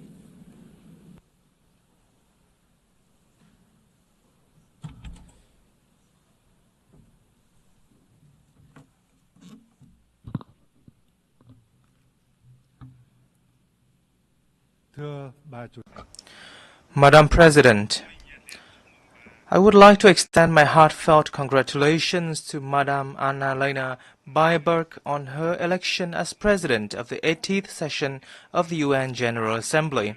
I am fully confident that with her experience and able leadership, this session will be a great success. I would also like to pay tribute to Mr. Philemon Young, President of the 79th session, and Secretary General Antonio Guterres for their contributions. Madam President, over the past 80 years, in spite of a multitude of challenges, the UN has stood as the embodiment of humanity's aspiration and collective commitment to peace, cooperation, and development, grounded in the universal values of human rights, national independence, equality, democracy, and social progress.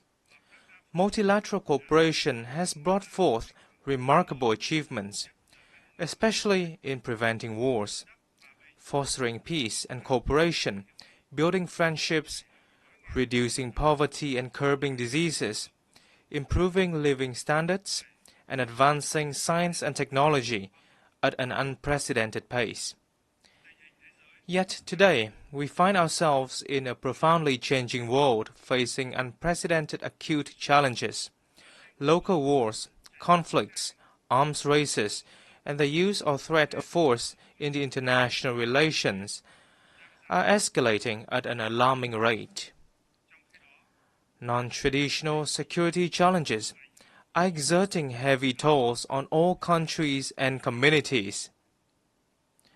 The global governance, trading, and economic systems are becoming fragmented and volatile. Multilateralism itself is under strain from strategic rivalry among major powers, unilateralism, and a sharp decline in political will and necessary resources. This is precisely the time to stand united and together promote the irreplaceable role of multilateralism and a rules-based international order, with the UN at its heart. Madam President, as a nation that has endured immense pain and losses from wars, Vietnam treasures more than most the priceless values of peace. The spirit of peace, amity, compassion, and altruism is deeply woven into our national identity. This forms the bedrock for us to overcome previous sufferings, mend old wounds, shelve the past, and look towards the future with the hope to become a friend and reliable partner to all nations around the world. Peace is both the goal and the prerequisite for our journey towards a stable, just, democratic, and prosperous future. Honoring the value of peace and driving robust transformation for a sustainable future is the sincere message that Vietnam wishes to share with the international community on the occasion of the UN's 80th anniversary. In this spirit, allow me to share my reflections as follows. First, honoring the value of peace requires concrete actions rather than just words. We must reaffirm the role and primacy of international law as the cornerstone for peace and equal relations among nations. All countries should clearly demonstrate their responsibility towards upholding international law and the UN Charter, and respecting such principles as independence, sovereignty, territorial integrity, non-interference, non-use or threat of force, and peaceful settlement of disputes. Vietnam welcomes recent efforts to achieve peace and reconciliation which have yielded important results in many regions, such as the peace agreements between Rwanda and the Democratic Republic of the Congo, and between Armenia and Azerbaijan. We value and support all diplomatic efforts and hope that they will lead to peaceful solutions to regional and global security issues. We must nurture and practice a culture of peace by building trust, enhancing international cooperation and solidarity, promoting dialogue, listening and understanding, respecting differences, and cultivating friendship among nations. On this occasion, Vietnam calls for ceasefires and an end to all acts of violence, protection of civilians, and facilitation of humanitarian access in conflict zones. Vietnam welcomes the recent recognition of the State of Palestine by more countries and urges the international community to act swiftly to end the humanitarian crisis faced by the Palestinian people. We also reaffirm our solidarity with the state and people of Cuba and call upon the United States to lift its embargoes against Cuba and remove Cuba from the list of state sponsors of terrorism. We must further promote the role of regional organizations in promoting peace, cooperation, and development. International efforts for peace and development will be truly effective when driven by regional organizations in line with the particularities of each region and countries.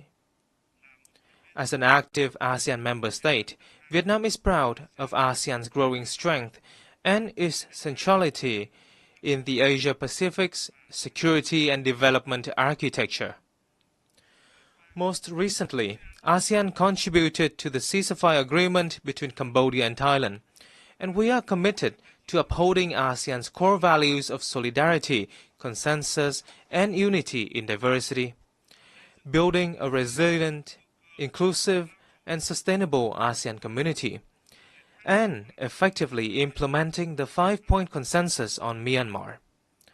We shall also strive to maintain peace, stability, security, safety, and freedom of navigation in the South China Sea in accordance with international law, particularly the UNCLOS 1982, while fully implementing the Declaration on the Conduct of Parties and working to finalize the Code of Conduct in the area. Second, in a world at a historic crossroads, we must transform boldly to shape a sustainable future. Global governance institutions, particularly the UN and international monetary and financial bodies, must undergo vigorous reforms to become more adaptive, ensure equitability, transparency, coherence, and efficiency in their operations, and better respond to the needs of all countries and peoples. Vietnam welcomes and supports efforts to reform the UN, including the UNAT initiative, to build an UN 2.0 that is leaner, more coherent, effective, and efficient. This initiative must follow a holistic and integrated approach, being driven by member states. Vietnam stands ready to share its experience in successfully implementing the Delivering as One initiative of UN organizations in the country. We must build sustainable development models based on digital transformation and green transition, two mutually reinforcing drivers that can spark a sweeping revolution. As they stand for convergence of scientific and technological advancements and environmental sustainability. To optimize this dual transformation, countries must formulate relevant master plans, invest strongly in R&D, train high-quality human resources, and develop green technology infrastructure. Furthermore, it is of great importance to advance international cooperation on technology transfer and mobilization of green finance to ensure that no one is left behind. Developed countries must take responsibility in sharing and transferring technology to developing and underdeveloped countries. In this digital era, societies are undergoing transformation of an unprecedented pace, scope, and depth, accompanied by rising challenges such as poverty, inequality, unemployment, and a crisis of information and trust. We must ensure that social transformation remains a human-centered process, with focus on such priorities as comprehensively eradicating poverty, providing full and decent employment, and ensuring social justice and inclusion. Vietnam hopes that the Second World Summit for Social Development this November will deliver important outcomes and add momentum to the implementation of the 2030 Agenda for Sustainable Development. Madam President, from the ruins of wars, once poor, outdated, and isolated, Vietnam has made historic progress. We now enjoy diplomatic relations with 194 countries, strategic and comprehensive partnerships with 38 nations, and membership in over 70 international organizations. Vietnam is now among the world's 32 largest economies and top 20 trading nations. The lives of over 100 million Vietnamese citizens have vastly improved, with a sharp drop in multidimensional poverty rate. We have met the Millennium Development Goals ahead of schedule and are striving to fulfill international commitments and are on course toward two strategic centennial goals.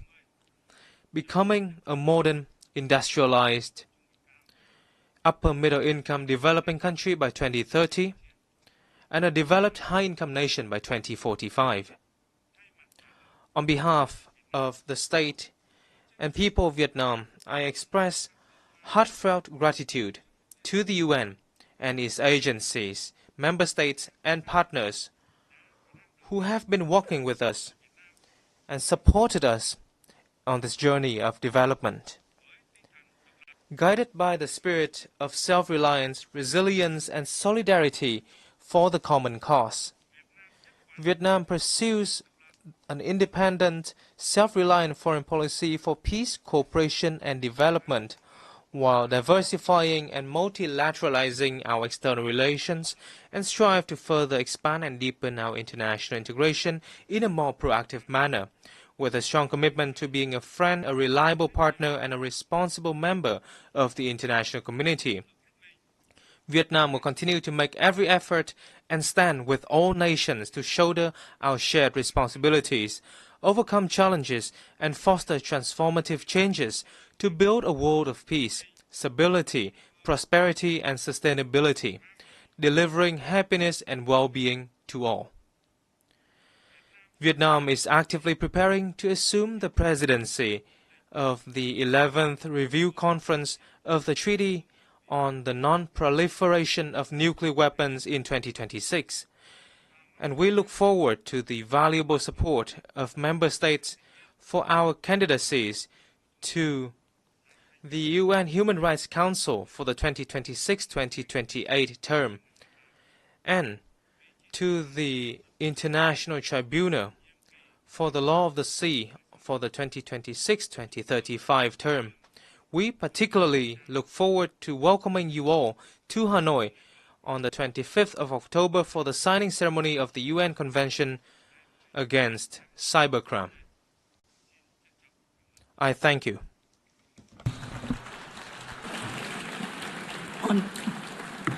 On behalf of the Assembly, I wish to thank the State President of the Socialist Republic of Vietnam,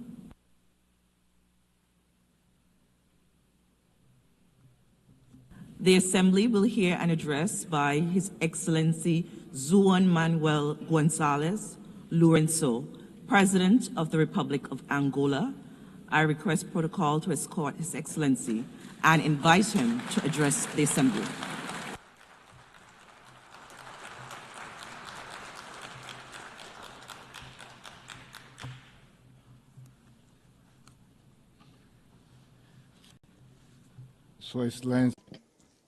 Your Excellency, the President of the General Assembly, Your Excellencies, Heads of State and Government, Excellencies, Heads of Delegations, ladies and gentlemen, I stand before Your Excellencies in my capacity as President of the Republic of Angola and current chairperson of the African Union to speak about my country, to share our perspective on the evolution of the events unfolding in this increasingly troubled world, and to discuss matters concerning Africa, a continent that mobilizes our energies and efforts as we seek solutions to finally awake it once for all towards development. Allow me to extend my congratulations to Her Excellency Annalena Baerbock on her election to the distinguished office of the President of the United Nations General Assembly, convinced that her experience and the knowledge she has accumulated through the various functions she has performed with great mastery will ensure the success of the work she has taken on since the beginning of this month of September. I also would like to congratulate her predecessor, His Excellency Philemon Yang, for the assertive manner in which he presided over the General Assembly during the past year, having devoted his utmost dedication to ensuring that this body should operate with commendable efficiency, a fact that rightfully deserves our collective recognition in light of the positive outcomes achieved throughout his tenure. I cannot fail to acknowledge His Excellency Antonio Guterres, Secretary General of the United Nations, for the role that he has so ably played with a profound sense of commitment underpinned by his admirable qualities as a man of dialogue and peace amid prevailing geopolitical complexities.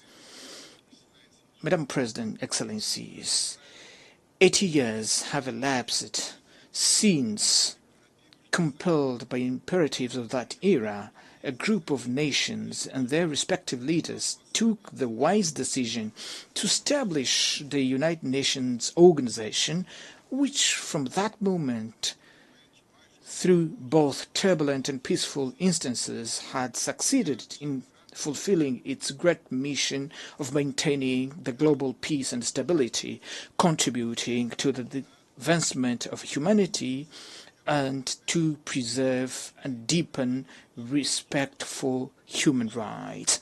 This is a great achievement of the peoples of our planet, which cannot and must not be neglected and underestimated by any power, political leaders, or by anyone, lest by magnifying egocentric visions and interests we forfeit the benefits of peace bequeathed to us by women and men who, over time, led us so far in an environment of harmony and global understanding.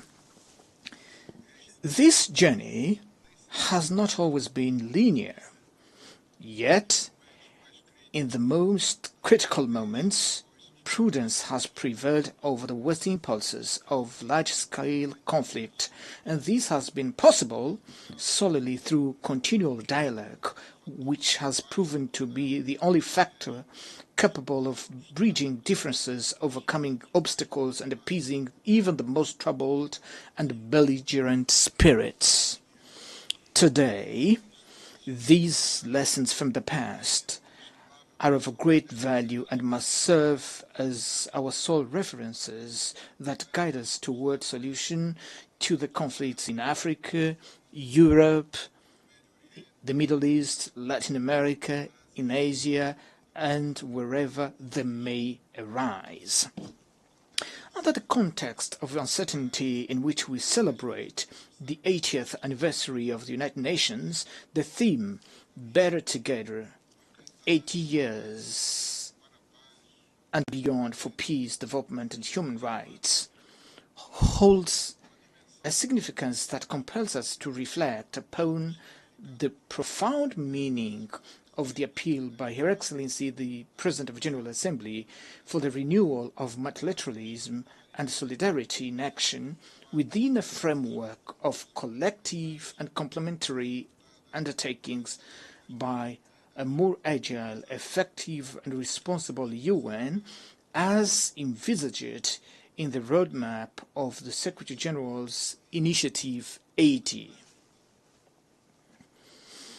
In light of these perspectives, it is urgent that we revitalize the United Nations and lift it from the complex situation in which it finds itself currently, in order to restore the active role that it has always played, a strongly valuable role that, during the Cold War, gave us assurance of never feeling as close to a global conflict as we do at this moment, amid the profound dissonance prevailing in international relations. The main world powers appear to be turning their backs on one another, distancing themselves from even the most basic points of convergence that would allow them to remain committed to, above all, to the dialogue and concerted action. Today's challenges confront us with a choice, either to do everything in our power to preserve peace or to face war with all its consequences, thus jeopardizing the future of humanity.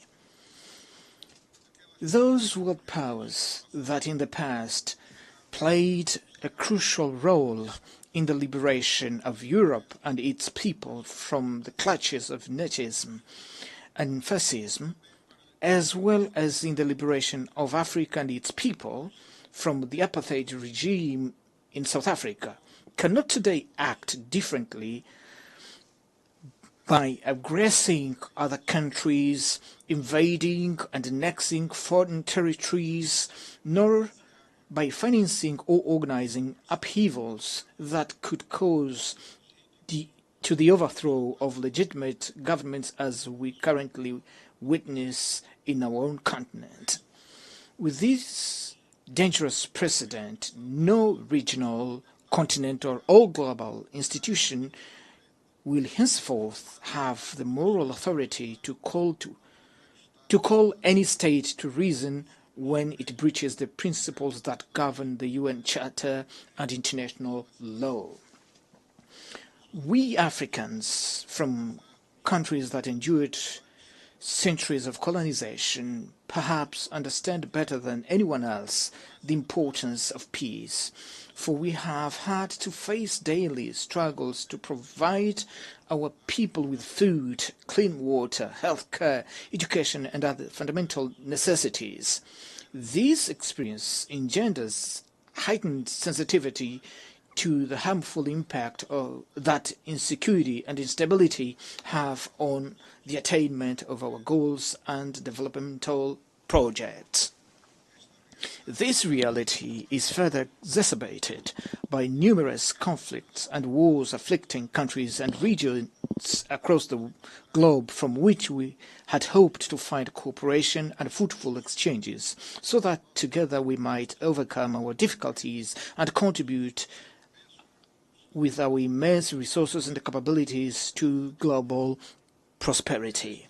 It is upon this foundation that the Republic of Angola has sought to make an earnest and genuine contribution to resolving the conflict in the Sahel region, in Sudan, and in Eastern Democratic Republic of the Congo, regarding which our efforts established a negotiation framework with peace solution that regrettably did not come to fruition in December 2024 as anticipated, but nonetheless remains a valid platform for further efforts being undertaken with the aim of bringing a definitive end to that conflict.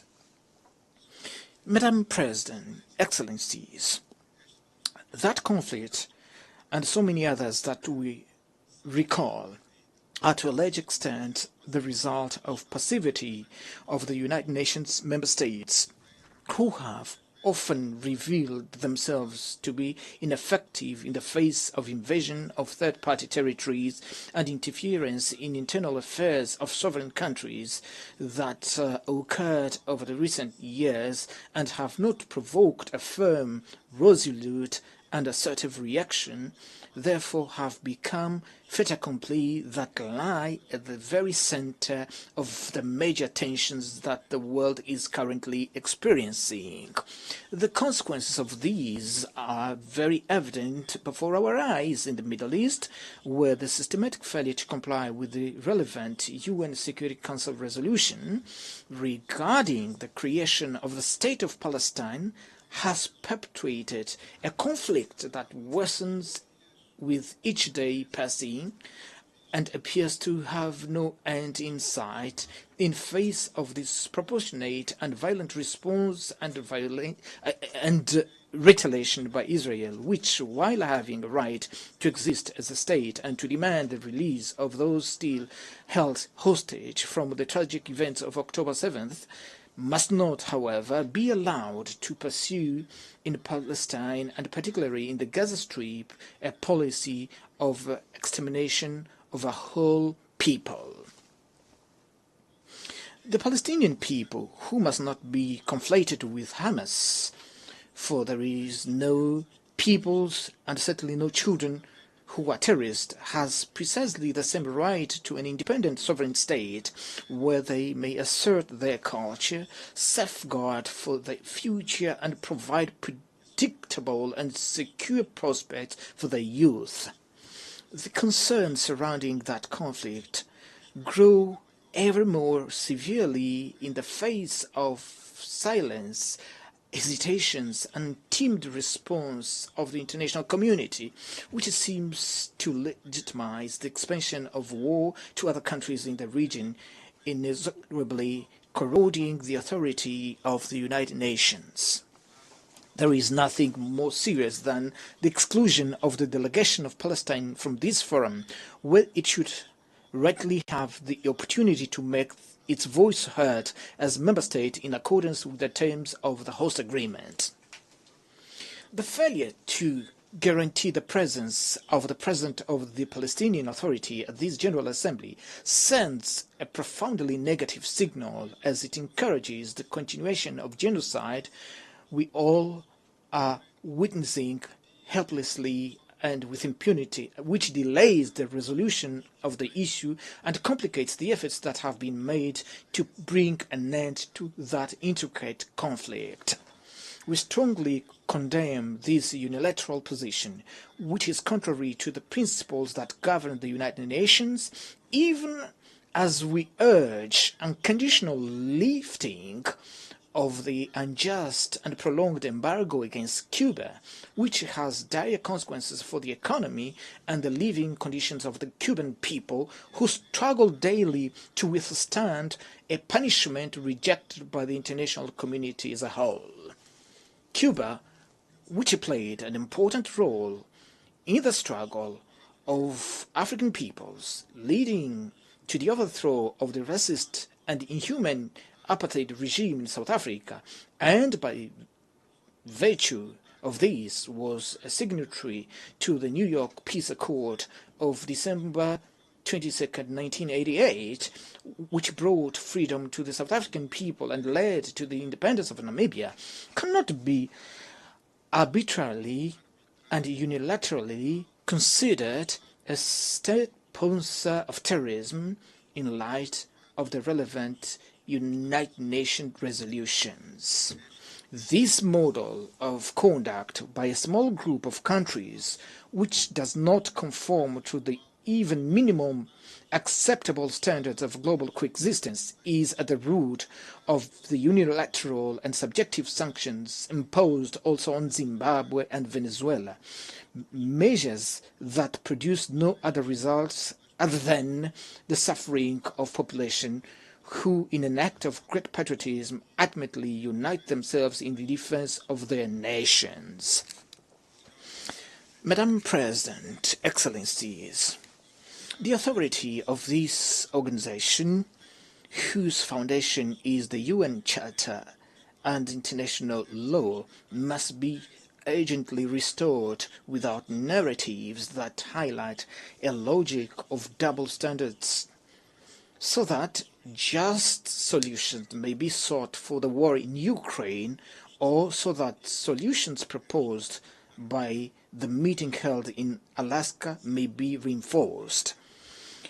Ukraine, being a European country, after President Trump met with President Putin on a pragmatic manner, and without prejudice to the need for direct negotiation between Russia and Ukraine, one would expect that European leaders, in an interest of Europe's peace and security, would likewise seek direct dialogue not only with President Zelensky, but also with President Putin.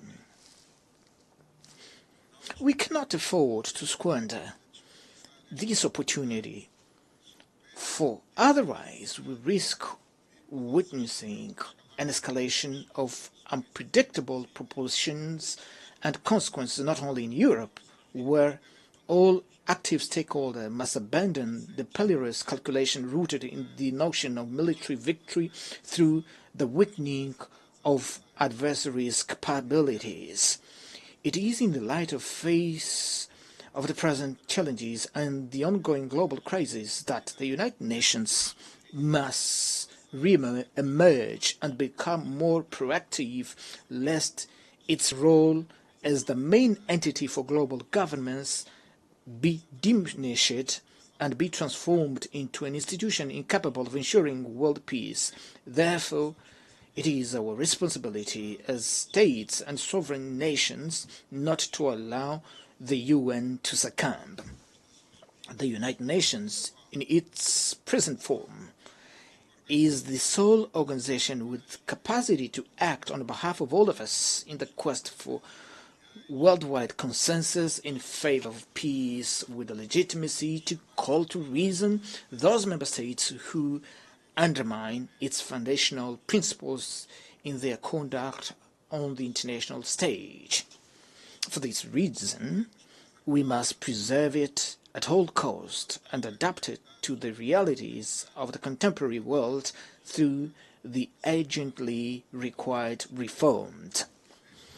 In this most particular regard, I advocate for the reform of the Security Council in line with common African positions set forth in the Esalen Consensus and in the Sirte Declaration adopted 20 years ago, which called for 2 permanent seats and 5 non-permanent seats for the African continent in an expanded Security Council that is more representative and consistent with the contemporary geopolitical realities. Without this indispensable step, which has already experienced an unjustified delay, we will not be able to ensure the realization of the Pact for the Future adopted last year, which recognized the urgent need to endow the United Nations with a more democratic and balanced Security Council. This pact represents a significant opportunity to revitalize multilateralism, rendering it more inclusive and capable of serving as a broader foundation for discussion on critical issues facing today's world. Amongst these, I wish to underscore, alongside many other relevant issues, the issue of financing for development and climate challenge.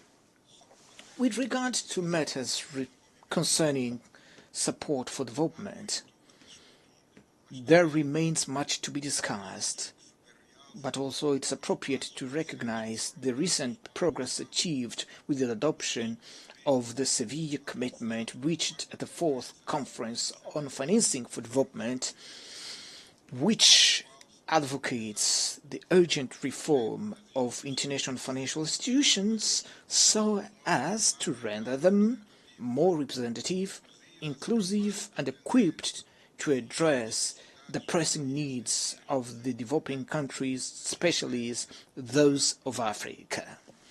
I am convinced that this instrument, combined with the Pact for the Future, the United Nations Fiscal Convention and the United Nations Debt Convention, still under discussion, will together serve as a political, financial, and normative platform that will provide significant momentum to the achievement of the Sustainable Development Goals. Madam President, Excellencies, it is essential that we confront the climate crisis as the greatest existential threat of our time, which can only be overcome through joint, coordinated, and united action. In view of the ongoing increase of global warming and the increasingly violent, frequent natural disasters, it has become imperative that the nations which derived the greatest benefits from industrial and economic development in the past fully assume today the historical responsibility, ensuring, as an act of climate justice, adequate financing, technology transfer, and support for adaptation and mitigation for the developing countries. The countries with only residual share in greenhouse gas emissions are those that disproportionately and virtually alone face the impact of climate change, global warming, and their devastating effects on agriculture, food security, and public health. In view of such evidence and the responsibilities arising therefrom, Angola remains steadfastly committed to the Paris Agreement and to the implementing adaptation and mitigation measures in an alignment with the United Nations 2030 Agenda and the African Union 2063 Agenda, which enshrine the consensus concerning the mobilization of predictable, affordable climate financing intended to ensure a just energy transition capable of protecting the most vulnerable communities. This cross-cutting theme, which demands increasingly heightened sense of responsibility both within the scope of public agendas and among major industrial corporations, will receive due attention at the forthcoming COP30 Climate Summit to be held shortly in Brazil, which for the second time hosts an event of this magnitude, a testament to the country's commitment and engagement with environmental issues. In 1992, in Rio de Janeiro, the United Nations Framework Convention on Climate Change was inaugurated, a paradigm that has proven greatly beneficial for the increasingly profound discussion that endured to this day and which will assuredly at the forthcoming conference enable us all to take another step forward on this long journey that we must undertake to achieve the major climate goals aspired by humanity. Excellencies, 80 years after the founding of the United Nations and following the end of the Cold War, our expectation was that we would be living in a world without present uncertainties, not as perilous as that which we now witness. Until 1991, we lived in a context marked by sharp division between two ideologically opposed blocs, which nevertheless offered a more predictable framework and was less susceptible to drifting into large-scale confrontation. This flashback should not lead us to the conclusion that the global stability is only possible within a framework of rigid divisions of any kind. Rather, it should inspire us to build a system based on balanced interest and shared concern on matters pertaining to global security that fosters complementarity and all forms of convergence within an environment of multilateralism which remains the sole pathway capable of preserving us from a true catastrophe. With these few words, I thank you for your kind attention. On behalf of the Assembly, I wish to thank the President of the Republic of Angola. The Assembly will hear an address by His Excellency Joseph Nauma Boakai, President of the Republic of Liberia. I request protocol to escort His Excellency and invite him to address the Assembly.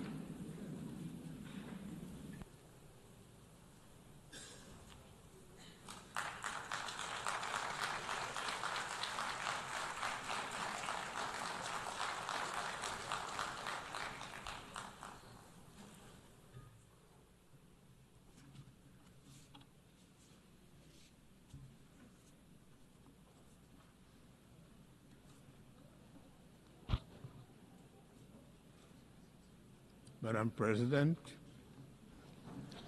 Mr. Secretary General, His Excellencies, distinguished delegates, I'm honored to address the 80th session of the United Nations General Assembly on behalf of the people of Liberia. 8 decades after its founding, in which Liberia was involved, our country is proud that the United Nations remains the most critical multilateral platform for international cooperation and collective action. The UN continues to employ the best framework of humanity for peace, justice, security, dignity, and shared prosperity. Madam President, please accept the congratulations from the delegation to Liberia on your assumption of the esteemed office of President of the 80th session of the General Assembly. We trust in your leadership to guide the affairs of this august body. We also extend our commendation to your predecessor for his stewardship on the 79th session, and are grateful to the Secretary General for his leadership. Excellencies, distinguished delegates, please accept the gratitude of the Liberian government and the people for the overwhelming trust demonstrated by the General Assembly members in electing Liberia to serve on the non-permanent seat of the United Nations Security Council for the 2026-2027 term. This marks Liberia's first full term on the UN Security Council, 80 years after the country signed the charter in Herbst Theater Auditorium in San Francisco. While the nameplate during this 2-year term will read Liberia, the seat, however, belongs to Africa. We are committed to ensuring that Liberia's contribution to the Security Council's discussions and the decisions are shaped by hard-earned experiences in conflict resolution, as well as our successes in peace-building, democratic reform, political transition, and governance. Additionally, the collective experience of the continent will be taken into consideration. Liberia looks forward to advocating for Africa's fair representation on the UN Security Council, which can only be achieved through permanent representation as a key part of the UN Security Council reform agenda. Excellencies, when the UN was founded in 1945, nations came together in the belief that peace could only be secured through cooperation. After 2 world wars, it became a widely held conviction that nations are stronger when united than when divided. 80 years later, that conviction is being tested like never before. From wars and displacement to terrorism, threats to technological advances, climate change, and widening inequalities, today our world faces challenges that no country can solve alone. At the same time, and paradoxically, when the world needs to strengthen multilateralism, its credibility and efficacy are being questioned. As one of the 4 African countries to sign the Charter of the United Nations, Liberia feels morally obligated to call for renewal rather than reversal of multilateralism. Reversal of multilateralism is not an option for a just and peaceful world. We call for greater inclusion, effectiveness, and respect for international law, recognizing that the credibility of the United Nations depends on our ability to act together in the service of humanity, rather than apart in the pursuit of narrow interests. Madam President, wars in Europe, Middle East, and Africa remind us that peace is often fragile and must be constantly defended. Therefore, as in 1945, Liberia once again reaffirms its commitment to the dialogue, diplomacy, and the peaceful resolution of disputes. In this spirit, Liberia supports all credible mediation efforts aimed at resolving conflict between Russia and Ukraine, as well as Israel-Palestinian conflict.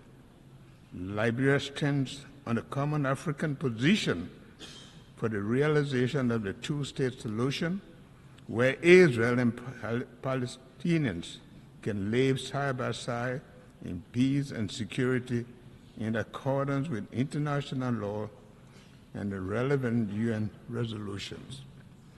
We call on the international community to act together decisively to protect civilians, hold perpetrators of atrocities accountable, and strengthen mediation efforts. Rising from the ruins of civil war, Liberia knows all too well that human cause of conflict and importance of peace.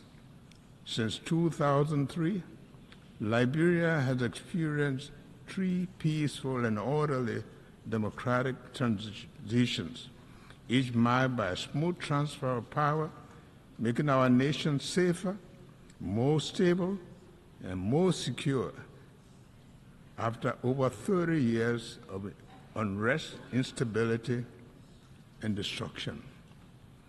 Liberians have also worked hard to achieve this through multilateral cooperation with support from ECOWAS, the African Union, and the United Nations. Excellency, distinguished ladies and gentlemen, for Liberia, climate change is not a distant threat, but a present reality. Rising seas are eroding our coast, wildstorms and heavy rain devastate communities, threaten lives and livelihoods, and exacerbate food insecurity. Yet, we are acting. We are carrying our coastal defense project, developing climate information systems for early warning systems, finalizing our carbon market policies, and advancing the blue economy safety. But our efforts alone are not enough. We urge implementation of the Paris Agreement, full capitalization of the loss and damage fund, and greater global investment in adaptation and mitigation. Above all, we call for climate justice.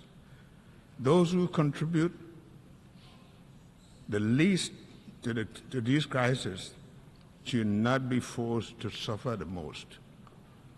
Madam President, Excellencies, too many development nations spend more on debt servicing than on health or education. The current international financial architecture is unresponsive to this reality, making it not only outdated, but also unjust and defiant of the objectives of shared prosperity and development, the pursuit of which the United Nations was created. Liberia, therefore, joins the Global South in calling for urgent reforms to the international financial architecture to ensure fair representation, a new approach to debt servicing, and financing that supports sustainable development.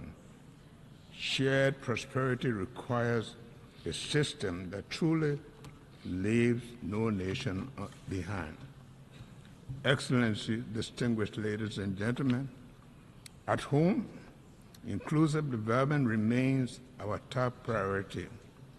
To this end, our government has launched the Arrest Agenda for Inclusive Development, which focuses on agriculture and food security, roads and infrastructure, rule of law and good governance, education and skill development, sanitation and health, tourism, technology, and innovation.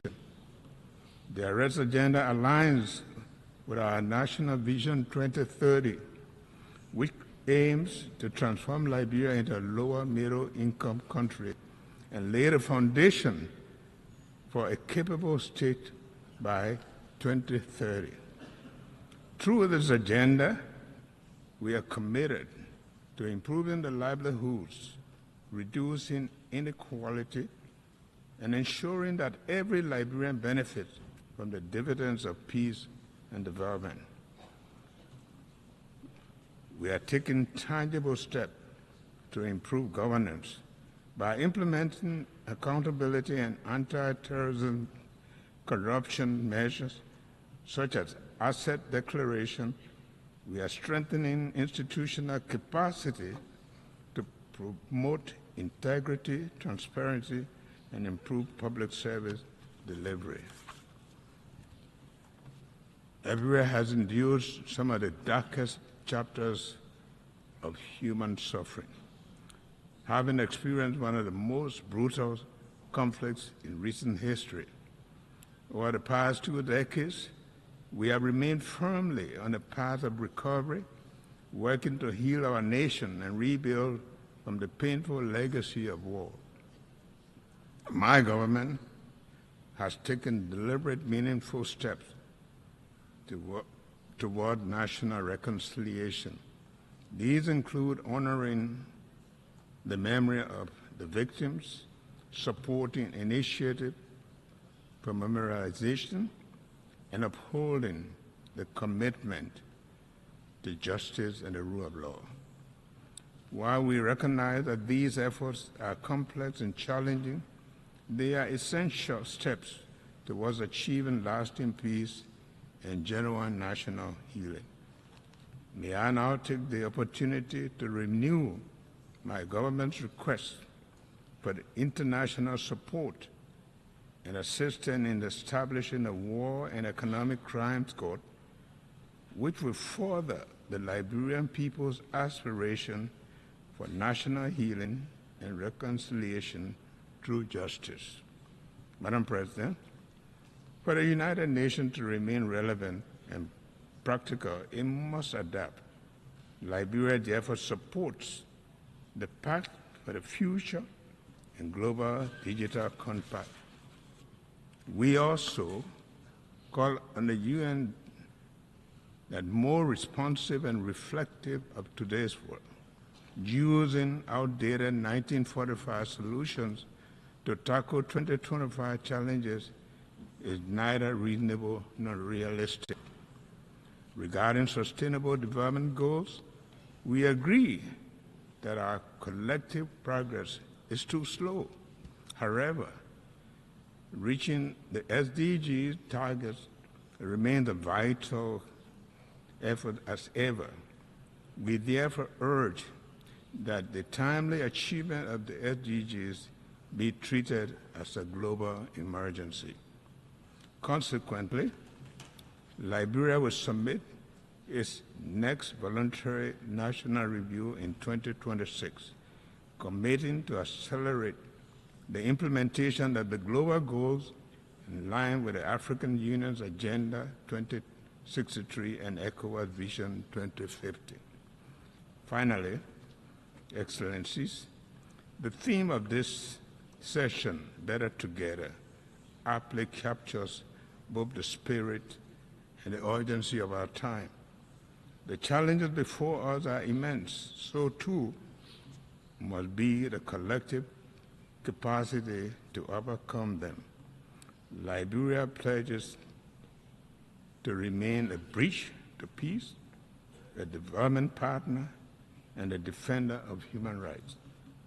Over the next 80 years, we will continue to honor the promise of 1945 by renewing our commitment to a world where peace is just, development is inclusive, and dignity is universal.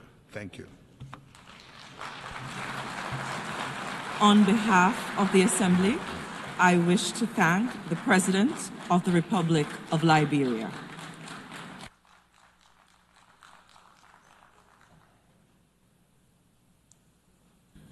The Assembly will hear an address by His Excellency Felix Antoine Tshisekedi Tshilombo, President of the Democratic Republic of the Congo.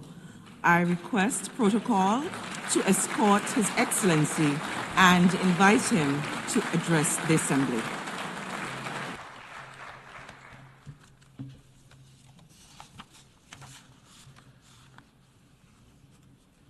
Madame la Présidente, Madam President, Secretary General, distinguished heads of state and government, distinguished delegates, ladies and gentlemen.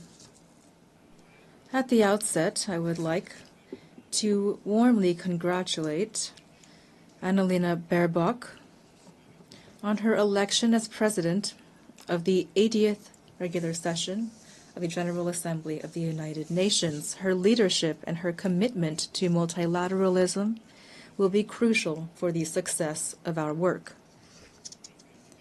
I also here at this podium would like to pay tribute to her predecessor, His Excellency Mr. Philemon Yang, whose commitment and dedication were critical to the previous session.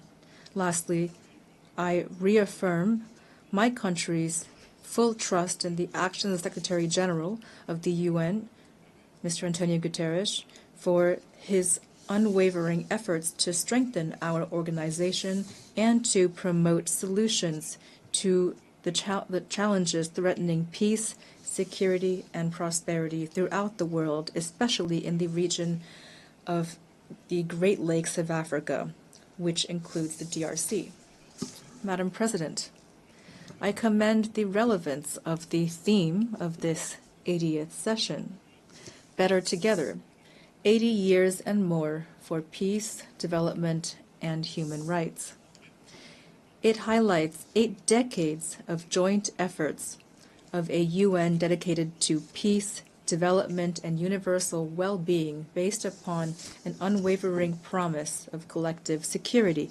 The 80th anniversary of the United Nations, which is the guarantor of this security and has been since 1945, is an opportunity to reaffirm the virtues of effective multilateralism and to pay tribute to the ideals of peace, human dignity, and solidarity between nations, which inspired its founders.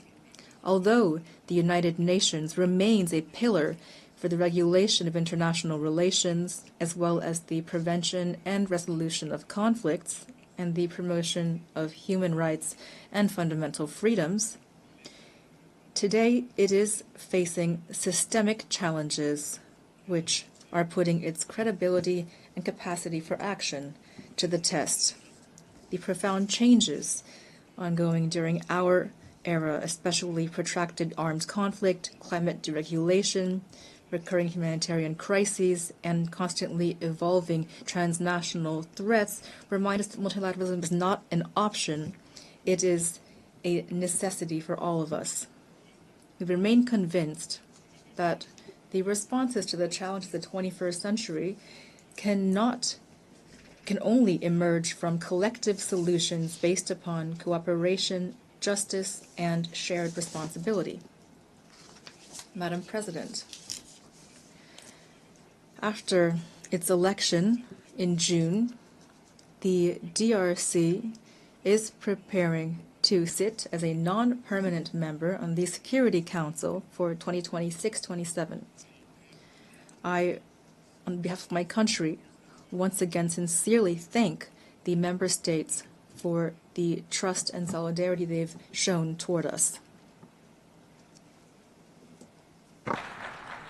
Our participation will be firmly constructive and holistic.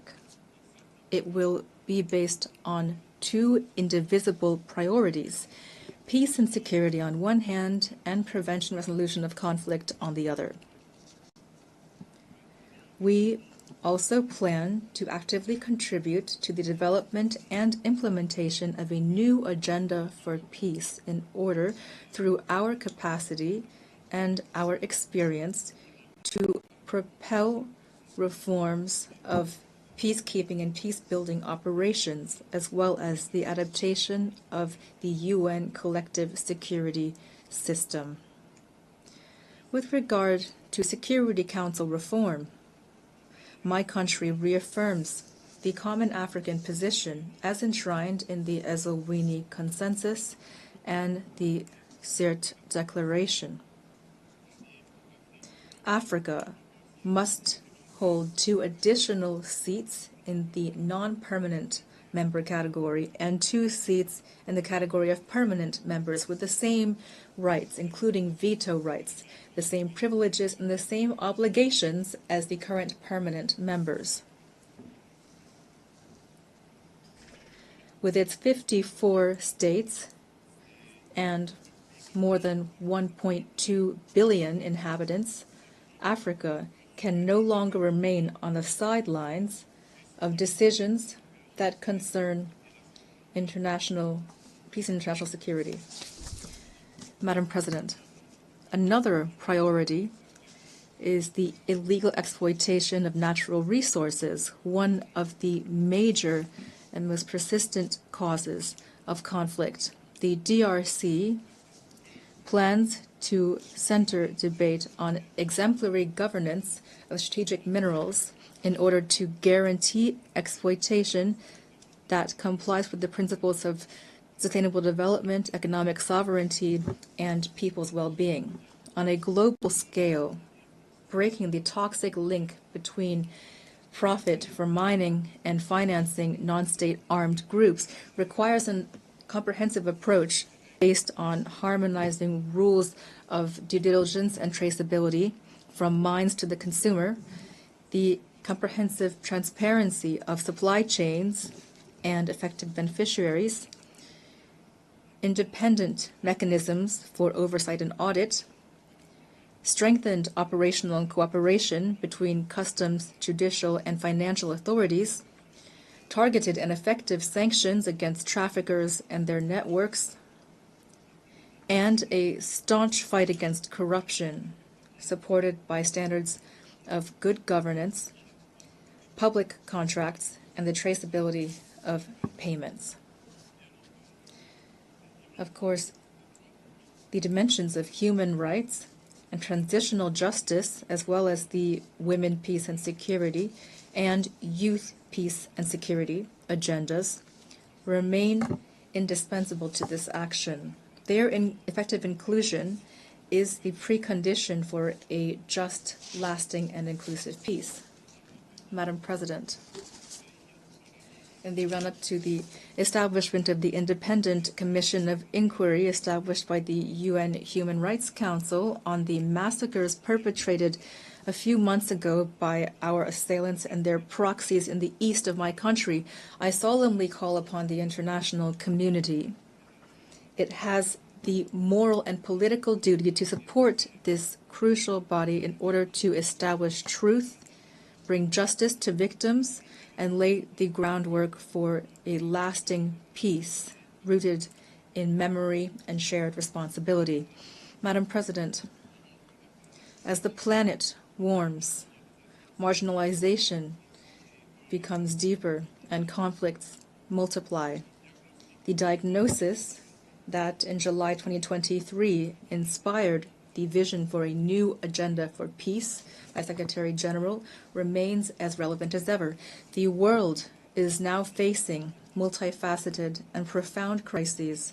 The foundations of prevention have been weakened, and international law, so strongly enshrined in the UN Charter, which calls upon states to refrain from the threat or use of force, is too often flouted. Our system of collective security is being shaken. It will not survive without a massive increase in solidarity of interest and compliance with rules. In this context, the rhetoric of war is gaining ground, and we are helplessly watching the return of old demons, armed aggression, wars over resources, and for the conquest of vital territory, which have spared no continent. While the war between Israel and Hamas is ravaging Gaza with the risk of regional spillover, and the Russian-Ukrainian conflict continues, other hotspots are raging in Yemen, Myanmar, and Syria. The armed conflict that is continuing in my country is a tragic example of this. For 3 decades now, peace and security have broken down in the east of the DRC. This war has transformed into a predatory enterprise. It has long since transcended merely military or geopolitical dimensions. It aims to pillage our resources, erase our collective memory, and destroy our communities. Its consequences are catastrophic: millions of deaths, decimated families, almost 7 million IDPs, women and children who've been targeted, villages razed to the ground, generations sacrificed. In several regions of the East, we see all the indicators of an attempt at extermination. The UN itself, through the mapping report, has documented the scale of these atrocities. This is not just a conflict. It is a silent genocide that the Congolese people have been suffering for more than 30 years.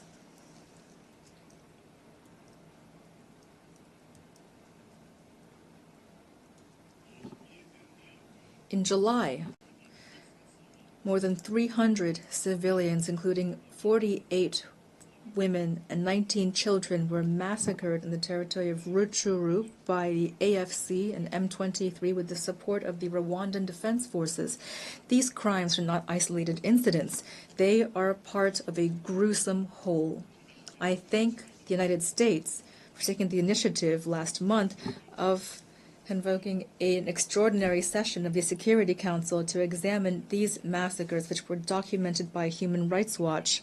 To end this conflict, the Security Council, in Resolution 2773 of February 21st, 2025, called for the withdrawal of M23 from the cities of Goma and Bukavu and from all the areas under its control, as well as for the dismantling of the parallel administrations established in violation of the sovereignty of the DRC, as well as an end to all assistance, direct or indirect, to M23. Here I commend the leadership of President Donald Trump, who paved the way for a dialogue that led to the signing on June 27, 2025 in Washington of a peace agreement between the DRC and Rwanda. This agreement explicitly requires that Kigali carries out a complete and verifiable withdrawal of its troops and lifts so-called defensive measures. It also calls for the disengagement, disarmament, and conditional integration of non-state armed groups within the armed forces of the DRC and the Congolese National Police, the establishment of a joint mechanism of security coordination, as well as a provision guaranteeing respect for territorial integrity and a cessation of hostilities. The withdrawal of Rwandan troops, the end of their support to M23, and the restoration of the authority of the Congolese state over all the occupied areas are non-negotiable conditions for a real peace. I call upon the United Nations to ensure the strict enforcement of this agreement, which is now critical to the implementation of the aforementioned resolution. Until these decisions are carried out, the blood of innocents will continue to flow. In the same vein, the DRC and the AFC M23 signed on July 19, 2025, in Doha, a declaration of principles that commits the parties to strive together toward a peaceful solution. I would like to thank His Highness the Emir of Qatar, Sheikh Tamim bin Hamad Al Thani, for his dedication and commitment to peace in the DRC and in the Great Lakes region. Lastly, I express my deep appreciation for the coordination provided by His Excellency for Essozimna Nyasimbe, President of the Council of Ministers of Togo, as part of the Lomé process. This dynamic emerges from the convergence of the efforts of the Luanda process, which have been constantly led by His Excellency João Manuel Gonçalves Lourenço, President of the Republic of Angola and acting President of the African Union, current President of the African Union, as well as the Nairobi process facilitated by His Excellency Uhuru Muigai Kenyatta, former President of the Republic of Kenya. Together, these initiatives have laid the groundwork for a unified mechanism of regional facilitation. This momentum is something we hope to maintain to preserve continental cohesion, strengthen coordination between African initiatives, and establish a harmonized framework for action in order to restore lasting peace to the east of the DRC. Our goal remains unchanged: to bring about just, lasting, and verifiable peace, not just an empty and ephemeral period of calm, which for almost 30 years now has too often disappointed our people. We expect that the international community to stand on the side of right with constancy and courage. That is how truth will win out over impunity, and that peace will become possible. Madam President, the diplomatic process being carried out with all parties to the conflict is in no way incompatible with justice and reparations. If the world still hesitates to put a name to our pain, well, we will not wait. We are the main witnesses of it. We will be those who bring about justice. But we need your solidarity, your support, as well as complete compliance with international law.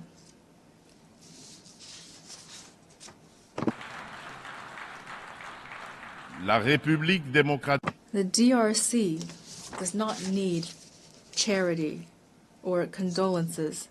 It needs justice, truth, and dignity.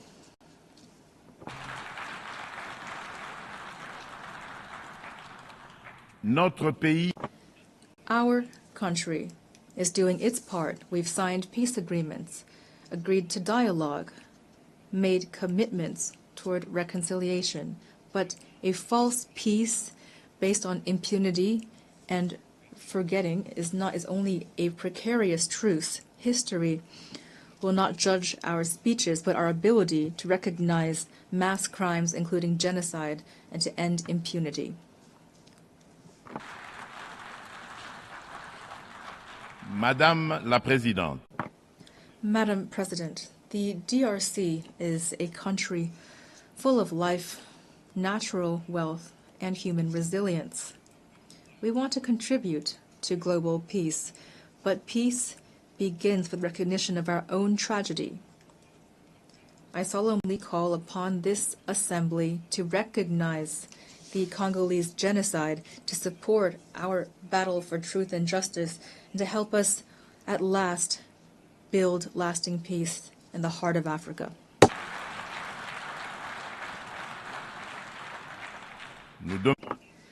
We call upon the UN to establish a regime of targeted sanctions against perpetrators of economic crimes, as well as war crimes, crimes against humanity, and crimes of genocide that have been committed in the east of my country. We call upon the UN to support all actions that aim to curb illicit supply chains in minerals, which for decades now have been financing war and human tragedy. These actions must be implemented with the support of the African Union, the UN, and our development partners, with the involvement of adjacent states, as well as businesses that purchase and process these minerals stained with blood, as well as financial institutions. through which this cash transits, as well as civil society organizations.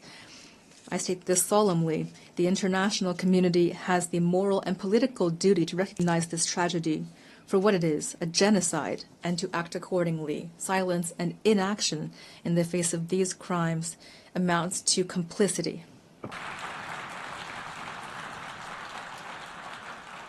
Nous demandons We call for the immediate establishment of an international commission of inquiry that is independent and sufficiently funded to establish truth, bring justice to victims, and break the cycle of impunity that has been fueling this tragedy for decades. Madam President, terrorism remains a serious threat to peace and international security. No region of the world has been spared.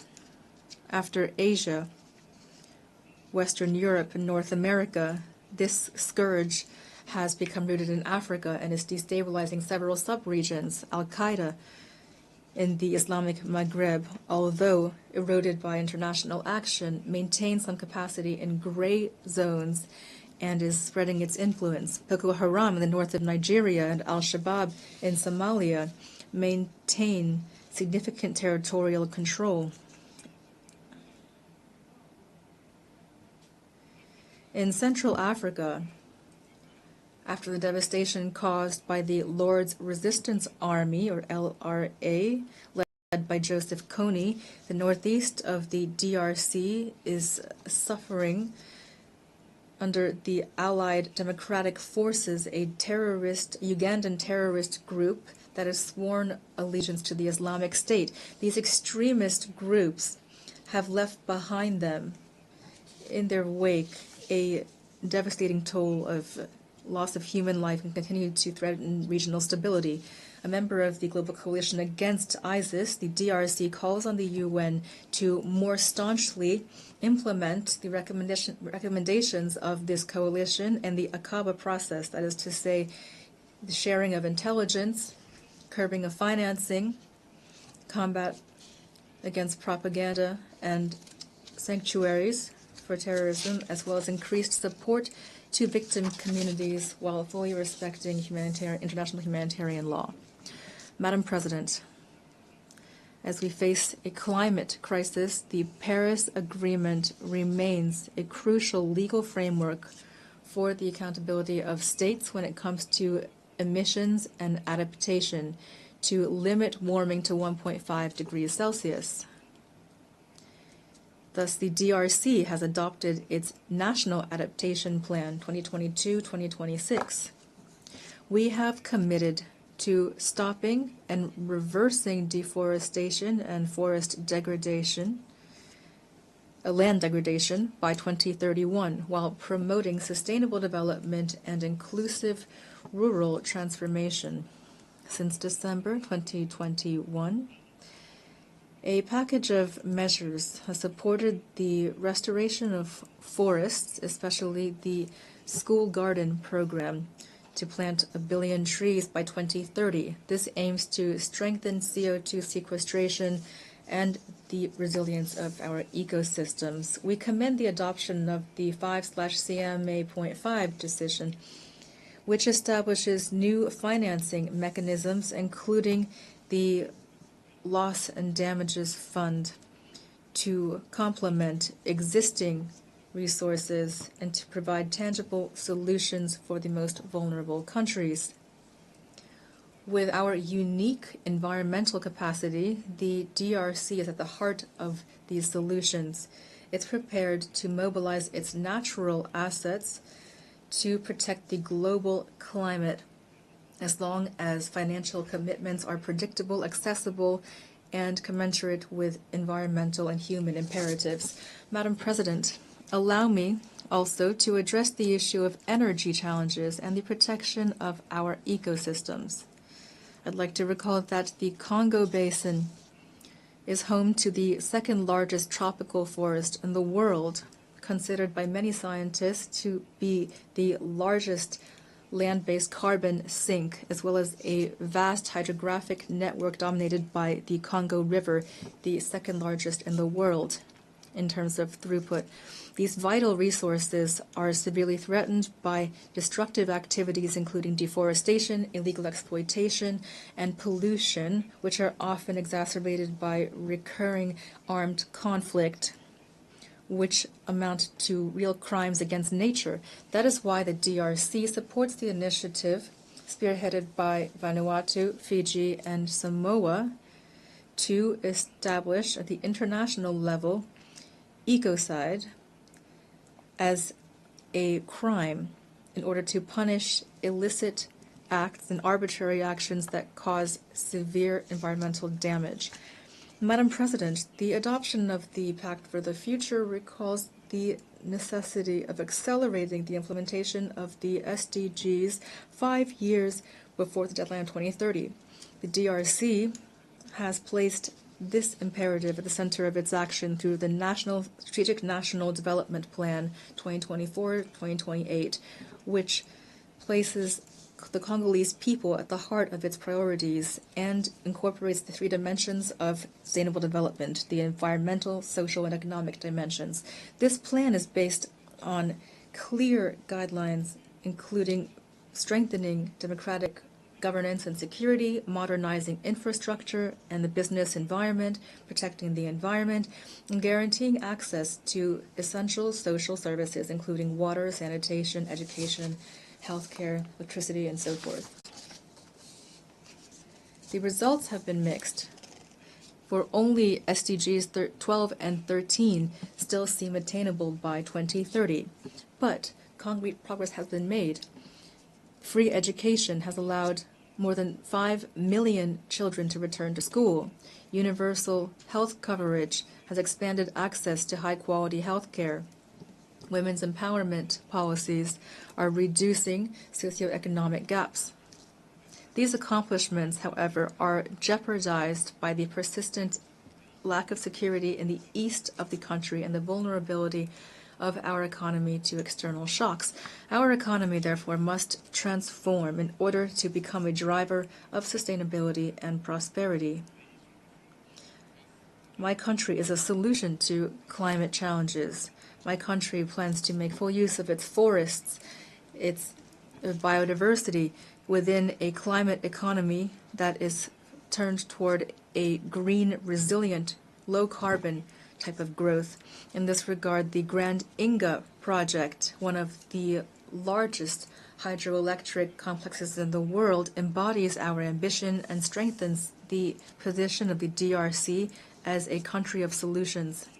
It provides clean, competitive energy to provide electricity to our territory, to decarbonize our industries, to support regional energy integration, and to pave the way for new applications, including green hydrogen.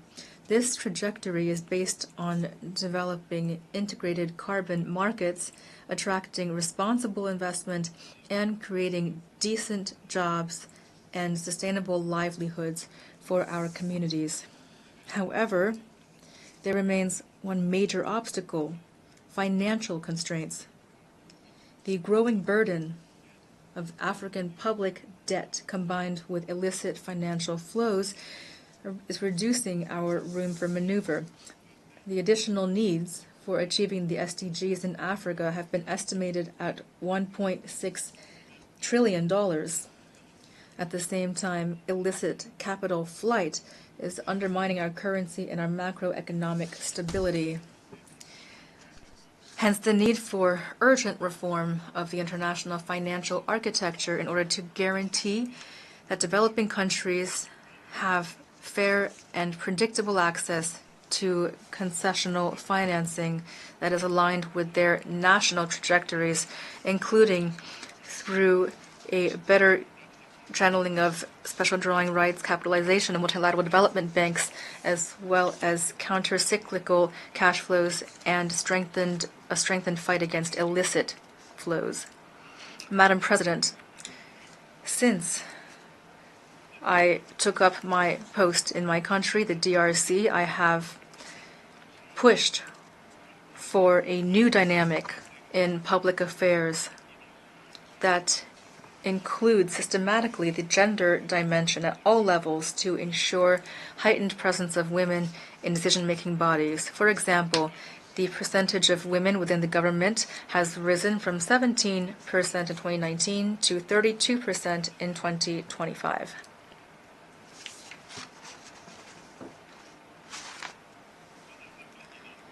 Madam President, as part of a strategic and multi-sectoral approach that aims to mobilize the youth for national progress, my government has adopted a national youth policy.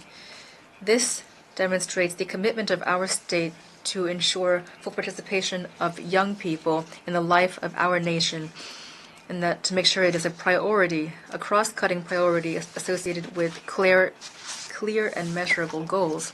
Madam President, the DRC aspires toward peace, justice, and development. It is ready to take action alongside all of you for a UN that is stronger, more inclusive, and more just.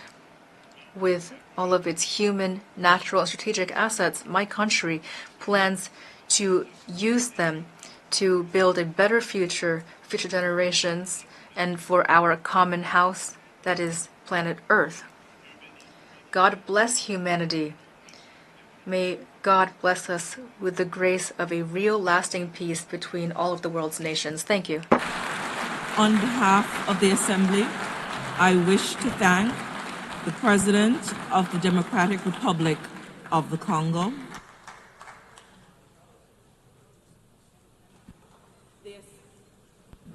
the Assembly will hear an address by His Excellency Abdulatif Jamal Rashid, President of the Republic of Iraq.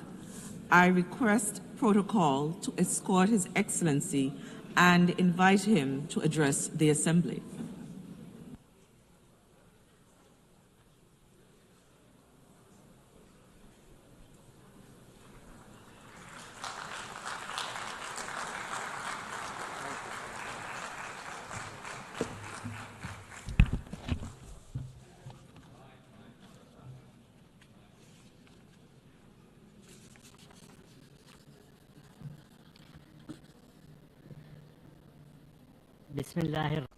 In the name of God, most compassionate, most merciful.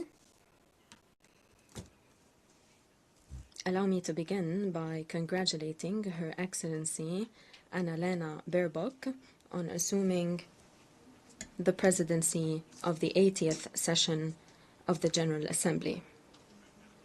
I extend my appreciation to His Excellency Philemon Yang for his commendable efforts at the helm of the previous session.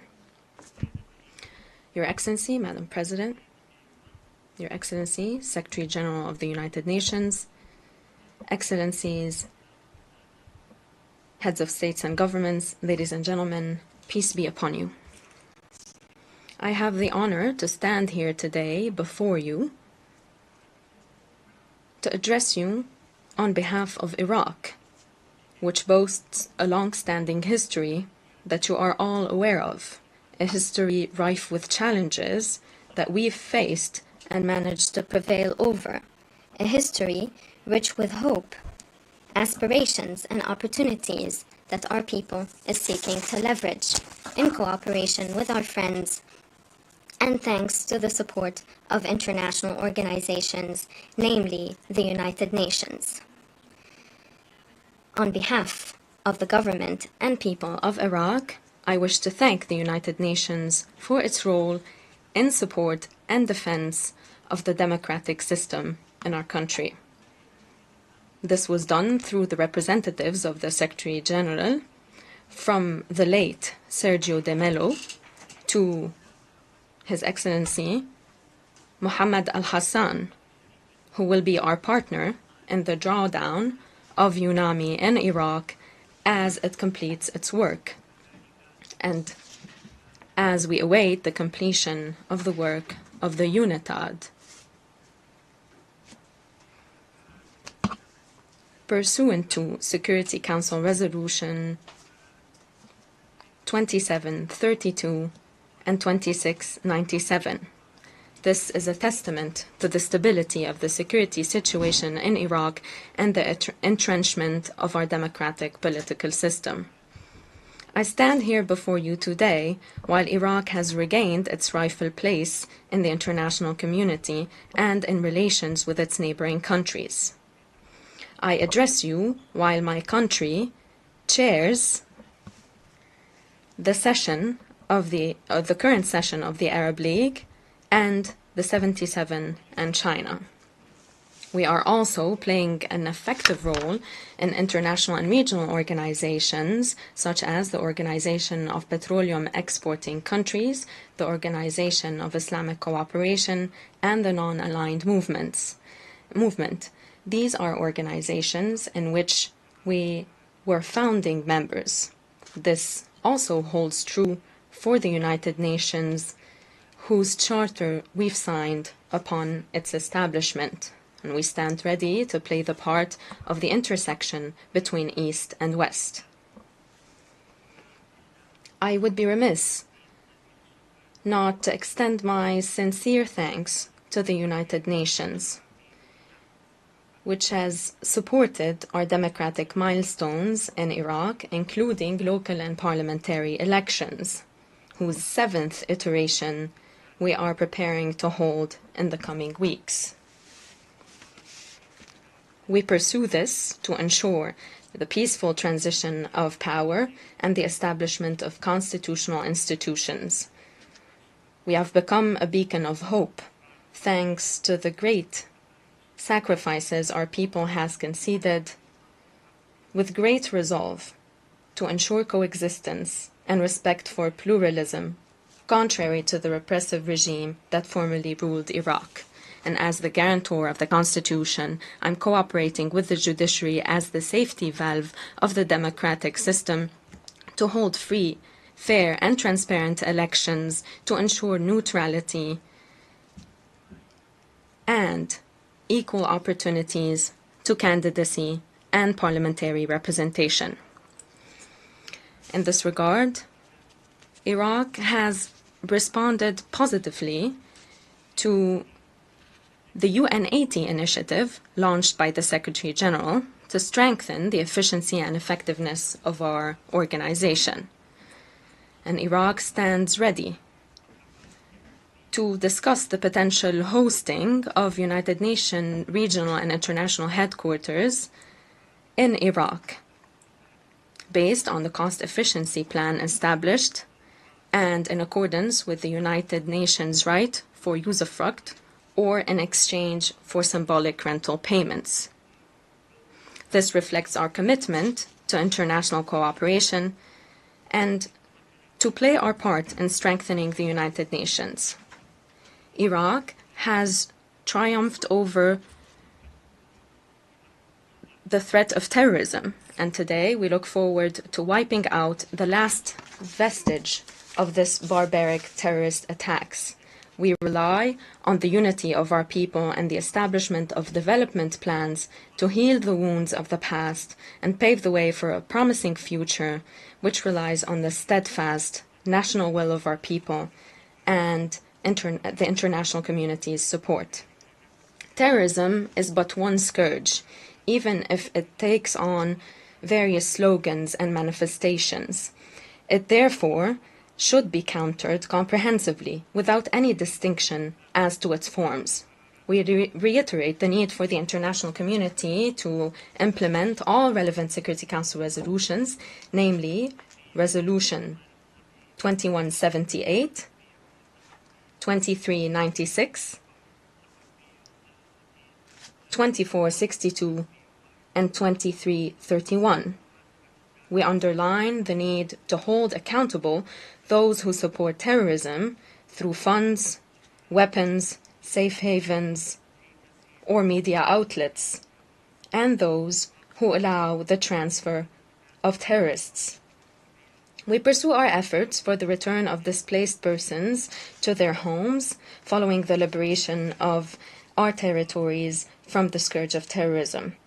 This requires international support and concerted effort in various arenas, to ensure the reconstruction of liberated areas, to provide housing to displaced persons and services to them. And the most important is to ensure, or to rather to reassure all components of our community, those who have suffered genocide, enslavement, and displacement, such as the Yazidis, the Christians, and many more, that this will no longer be repeated, and that perpetrators will be held to account through international cooperation and once justice is served. And this will protect our diversity in Iraq, so as to ensure that our citizens remain in our country on the land of their fathers and forefathers. We've kickstarted the dismantlement of camps inhabited by families of terrorist operatives to ensure their repatriation, their integration, and their rehabilitation. This requires international cooperation, since this file constitutes a threat to the security and stability of the region.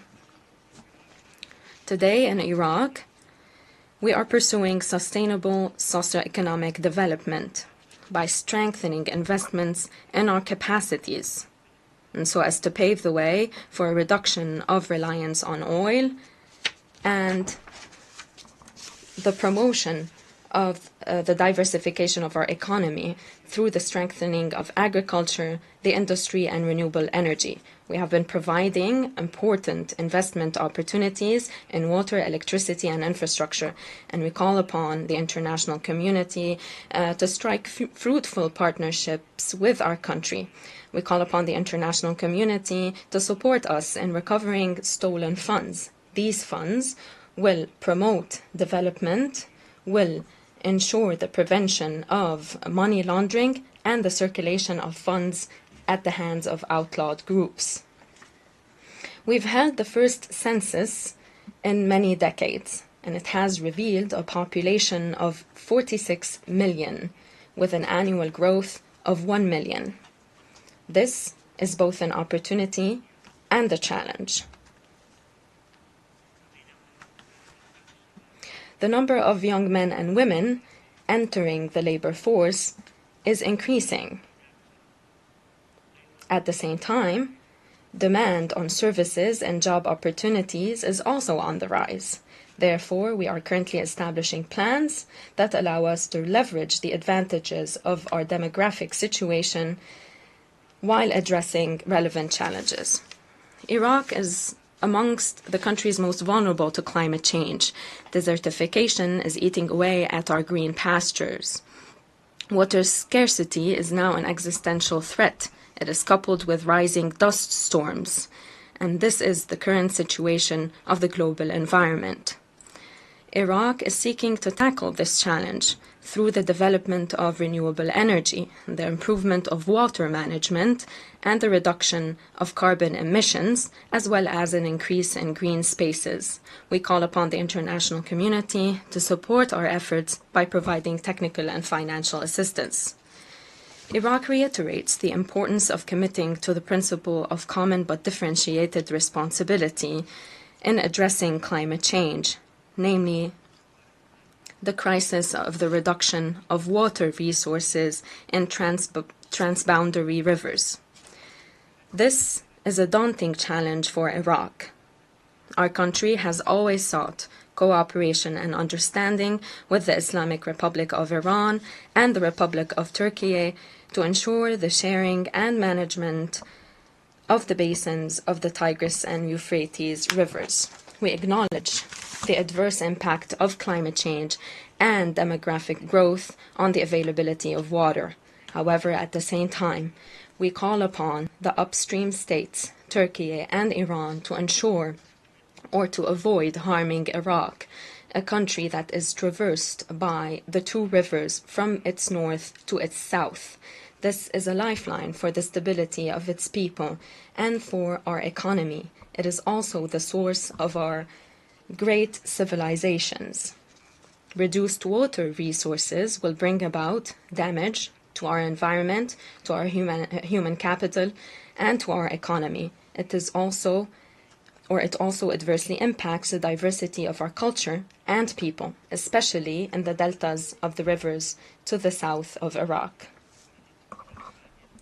We call upon international cooperation and comprehensive approaches underpinned by international law and humanitarian partnership, as well as a comprehensive view to what stability consists of in the region and the world, to reach permanent agreements between Iran, Turkey, Syria, and Iraq to ensure the management of water resources, to prevent damage to anyone, and to ensure a mutual sharing of the rivers of Tigris and the Euphrates. Excellencies, ladies and gentlemen, the Palestinian civilians are beset by killing, starvation, displacement, the destruction of infrastructure and state institutions. This is inhumane. It is a disgrace for humanity. Therefore, this must end. This must end.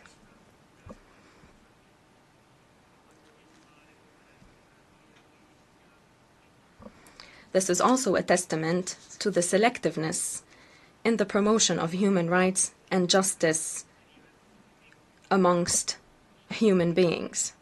We reiterate our call for the international community to take urgent measures to ensure a just and comprehensive settlement to the Palestinian cause through the implementation of United Nations resolutions. This and the establishment of the independent state of Palestine is the only pathway to stability and security in the Middle East and the entire world. Decisive measures must be taken against the policy of settlement and annexation of land espoused by the occupying power against Palestinians to destroy their hope in a livable state. We welcome the wide-scale international recognition of the state of Palestine within the international community. We condemn attacks by the Zionist entity against countries of the region, namely Syria, Lebanon, and most recently, the brotherly state of Qatar. This is a wanton act of aggression that constitutes a blatant violation of international law and United Nations conventions. It also constitutes a flagrant violation of the sovereignty of the state of Qatar. We call for urgent and comprehensive international measures to put an end to these practices and prevent us from slipping back into aggression, such as that we've witnessed against the Islamic Republic of Iran. These attacks against civilian facilities and infrastructure, including in Yemen, must stop. We've witnessed the devastating impact of weapons of mass destruction. Therefore, we reiterate our call for the establishment of a zone free from such weapons in the Middle East. We recognize the right of all states to ensure the peaceful use of nuclear energy and for international monitoring to be extended to all nuclear facilities, including that of the Zionist entity, to strengthen security and stability in the region. On the Syrian file, we reiterate our commitment to the stability and territorial integrity of Syria. We reject any assault against its sovereignty, and we look forward to fruitful cooperation amongst our countries in all arenas, and we call for a strengthened partnership to counter terrorism and uproot terrorist organizations. We call upon the Syrian government to respect pluralism and peaceful coexistence amongst the components of the Syrian society, as well as respect for religious freedoms and places of worship for all Syrian components. Amid the current rising tensions in our region, we call for an international steadfast position in rejection of the targeting of nuclear facilities through military operations. This constitutes a dangerous and long-term threat against the peoples and countries of the region and the world. We firmly and unequivocally reject the illicit use of our airspace in military operations between warring parties in the region. This constitutes a violation of the sovereignty of our country. It is a threat to the security and lives of our citizens. We call upon all parties to respect Iraqi sovereignty.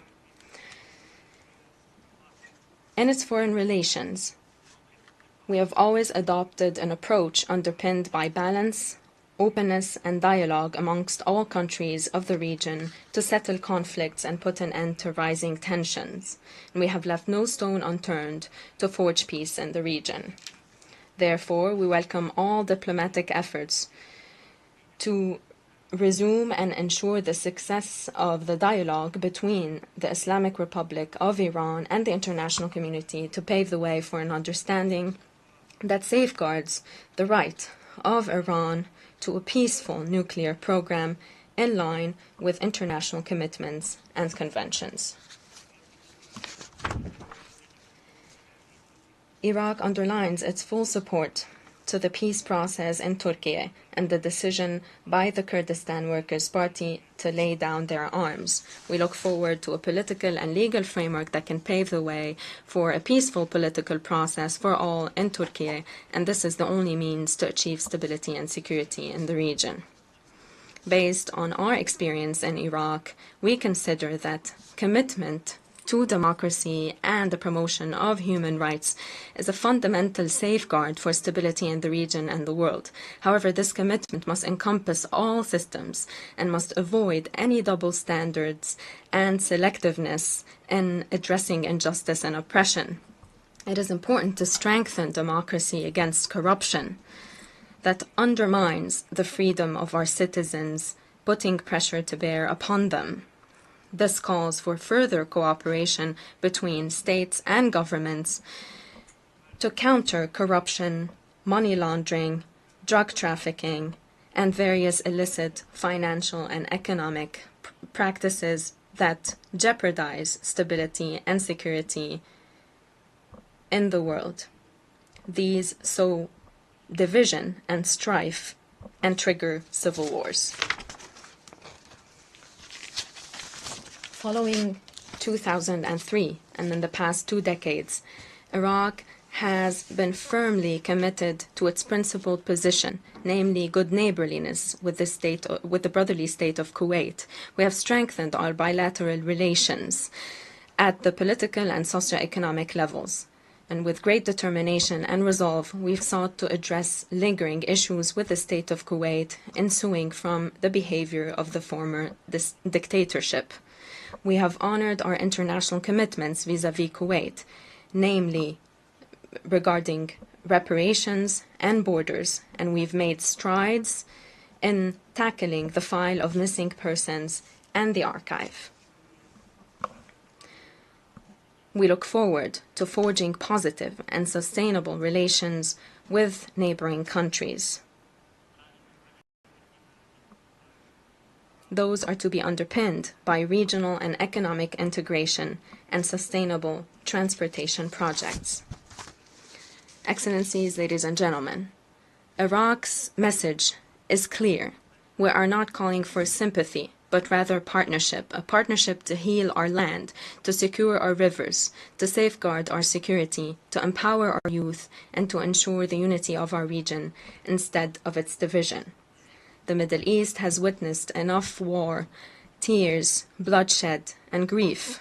Many opportunities for peace and dignified life have been lost.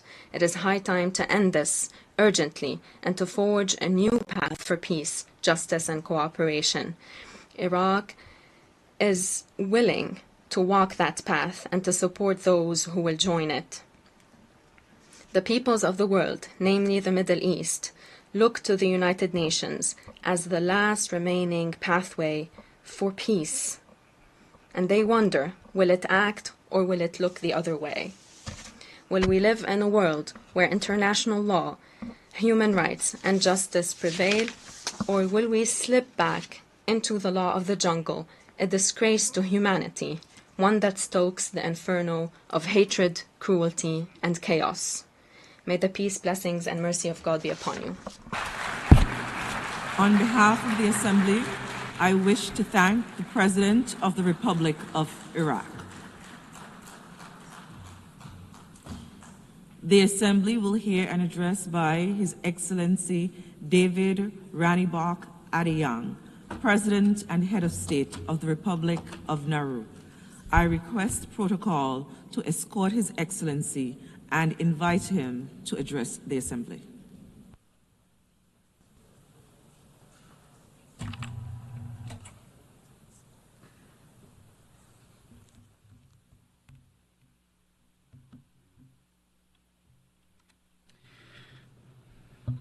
Madam President, Excellencies, distinguished delegates. It's an honor to address this assembly on behalf of the people and government of the Republic of Nauru, a small island nation committed to peace, prosperity, and a sustainable future for all. It is also a great privilege to speak as the first leader from the Pacific at this 80th session. As Nauru stands at a defining moment in its democratic journey, we are guided by this year's theme, that we are indeed better together. This conviction shapes my remarks today as I share Nauru's perspective on the urgent challenges before us and the collective action they demand. Madam President, we gather at a time when the world faces unprecedented challenges to peace and security. Nauru stands firmly against war and conflict, believing that dialogue and diplomacy must always prevail over division. The principles enshrined in the UN Charter, peace, human rights, and international cooperation remain our guiding light. Nauru may not have military might, but we have moral authority earned through our commitment to peaceful coexistence and multilateral solutions. And we call upon all nations to choose unity over discord, cooperation over conflict, and shared prosperity as the foundation for addressing our common challenges. Madam President, small island developing states face a fundamental challenge, breaking cycles of dependency that constrain our growth and threaten our economic sovereignty. Nauru's strategy is simple. We invest in our people. They are our greatest asset and the foundation of our future. Education, healthcare, and opportunity keep our community strong, our youth engaged, and our nation moving forward. This principle guides every partnership we form and every initiative we undertake. And we are deeply grateful to Australia, whose steadfast support goes beyond diplomacy and partnership. Australia's friendship has long been central to Nauru's journey. Ours is a relationship grounded in kinship, trust, and the ties of Pacific family. And as we say in Nauru, Ataminabini, which means we are family. We also value our productive relationship with the People's Republic of China and reaffirm our commitment to the One China principle. China's partnership has contributed meaningful opportunities for infrastructure, trade, and development that support Nauru's progress. And for Nauru, these diverse partnerships built on mutual respect and understanding are the foundation of our progress at home. Our economic resilience strategy is centered around the Nauru Trust Fund, which safeguards national wealth for future generations, the Economic and Climate Resilience Citizenship Program, the Command Reach Virtual Asset Authority, Deep Sea Bed Mineral Resources, and our pursuit of Egmont Group membership. Through these initiatives, we are diversifying our economy, creating transparent revenue streams, and ensuring that today's progress benefits those yet to come. And as we look ahead, we must come together in the spirit of cooperation that defines this 80th session. Madam President, for small island nations like Nauru, our vulnerability goes far beyond income. It's the daily reality of disrupted supply chains, narrow economic choices, geographic isolation, and the outsized impacts of crises we cannot control. By conventional measures, Nauru's national income suggests we have surpassed certain thresholds. But income alone fails to capture our fragility, the isolation, climate pressures, and economic shocks that shape our reality. We commend the United Nations for advancing the Multidimensional Vulnerability Index. The MVI reflects what our experience shows, that vulnerability is about exposure to shocks and capacity to respond matter more than income alone. This week's first biennial summit provides an opportunity to strengthen collaboration between the United Nations and multilateral institutions. Such collaboration should establish the MVI as the benchmark for determining eligibility for development support, for concessional finance, and for technical assistance. We therefore urge the UN, in partnership with member states and development partners, to fast-track the MVI's implementation and ask all development partners to embrace this essential evolution, one that brings fairness and realism to global development policy. Nauru stands ready to work with all partners in realizing this vision. Let us not let a statistic determine who gets left behind. Madam President, the United Nations has recognized what is self-evident to Nauru. Climate change is not just an environmental crisis. It is a direct threat to our peace, our security, and the very survival of our nation. The International Court of Justice has issued an advisory opinion of profound moral and political significance, echoing the urgent warnings of our region. We are approaching COP30, and yet small island developing states still face unacceptable barriers to climate finance. Despite countless pledges, those least responsible continue to struggle most to access the resources urgently needed for adaptation and mitigation. Simply put, the time for debate has passed. Concrete climate action cannot be postponed any longer. That is why we have placed special hope in our own Higher Ground initiative to build climate-resilient communities on elevated land powered by renewable energy and sustainable water systems, and also in the Pacific Resilience Facility. The PRF, an innovative Pacific-led initiative, is designed to deliver much-needed financing directly to communities on the front lines of climate change in the Pacific. By pooling resources and investing in local adaptation, the PRF represents a new model for building lasting resilience across our Pacific region. Nauru calls on our partners to continue to stand with our Pacific family. We also welcome others who wish to join us and invite all friends of the Pacific to work alongside us in building a more resilient future for our region. Both the HGI and the PRF are not charity. They are sound investments in stability, security, and sustainability for communities on the front lines of climate change. Let us move beyond pledges and deliver real protection and hope for our people, the Pacific, and the generations to come. Madam President, the International Seabed Authority faces the complex challenge of balancing competing priorities while fulfilling its mandate. Nauru speaks directly today because the urgency of this issue requires clarity, not just diplomacy. Nauru has faced several criticisms for its decisions within the ISA. These criticisms, however, miss the point. The true focus should be on ensuring the ISA fulfills its mandate to the common heritage of mankind. The exercise of legitimate member state rights is essential to holding the authority accountable and prompting it to fulfill that mandate. As both a small island developing state and a sponsoring state for deep seabed mineral exploration, Nauru has invested significantly through our sponsored entity to access minerals essential to powering the world's transition away from fossil fuels and advancing the common heritage of mankind. We have consistently advocated for robust regulations that balance responsible mineral recovery with effective environmental protection. When Nauru invoked the 2-year rule, we did so in good faith, expecting the multilateral system to fulfill its treaty obligations in the same spirit. And yet, negotiations remain polarized, and the timely adoption of the regulations appears increasingly elusive. The choice before us is clear. Either we source these critical minerals responsibly through strong regulatory frameworks, or we continue to give in to delay. While we remain committed to advancing the multilateral framework, Nauru welcomes all nations' growing recognition of seabed minerals' importance.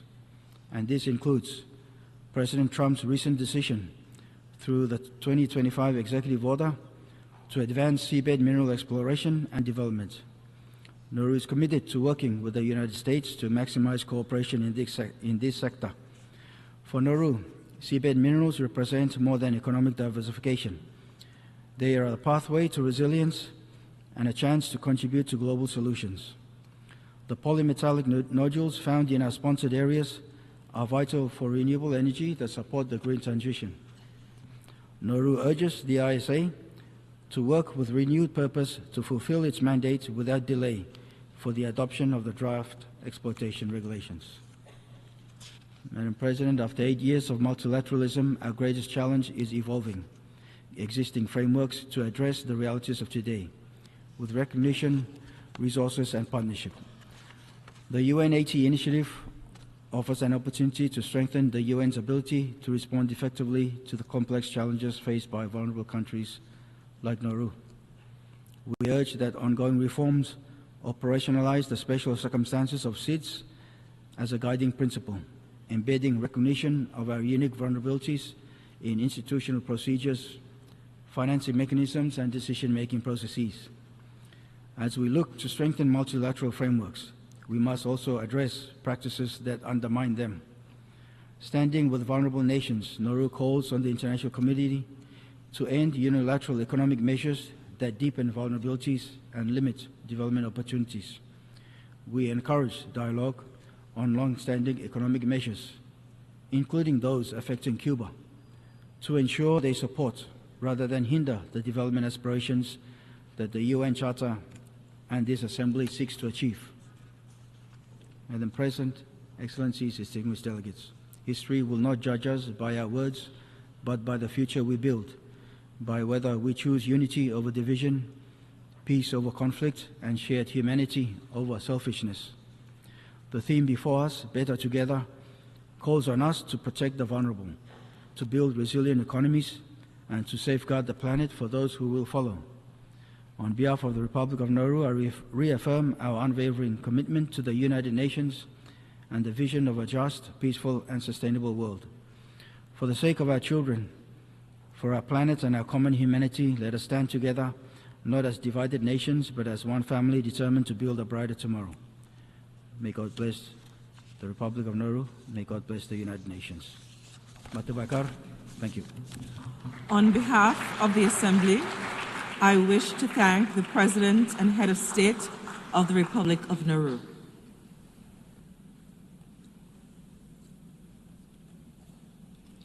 We shall now continue the general debate.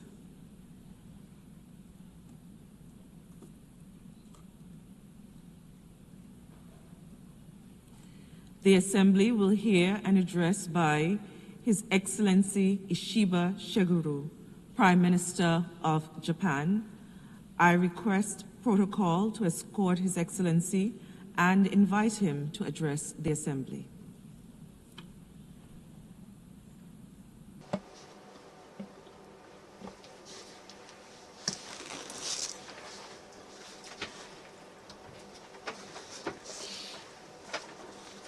Madam President, Excellencies, for what purpose does the United Nations convene us here today?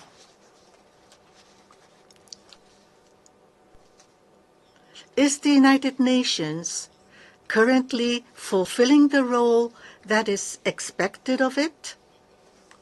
80 years ago, the United Nations was established to serve as the core of a new international order based on collective security. The First World War was the first total war in history.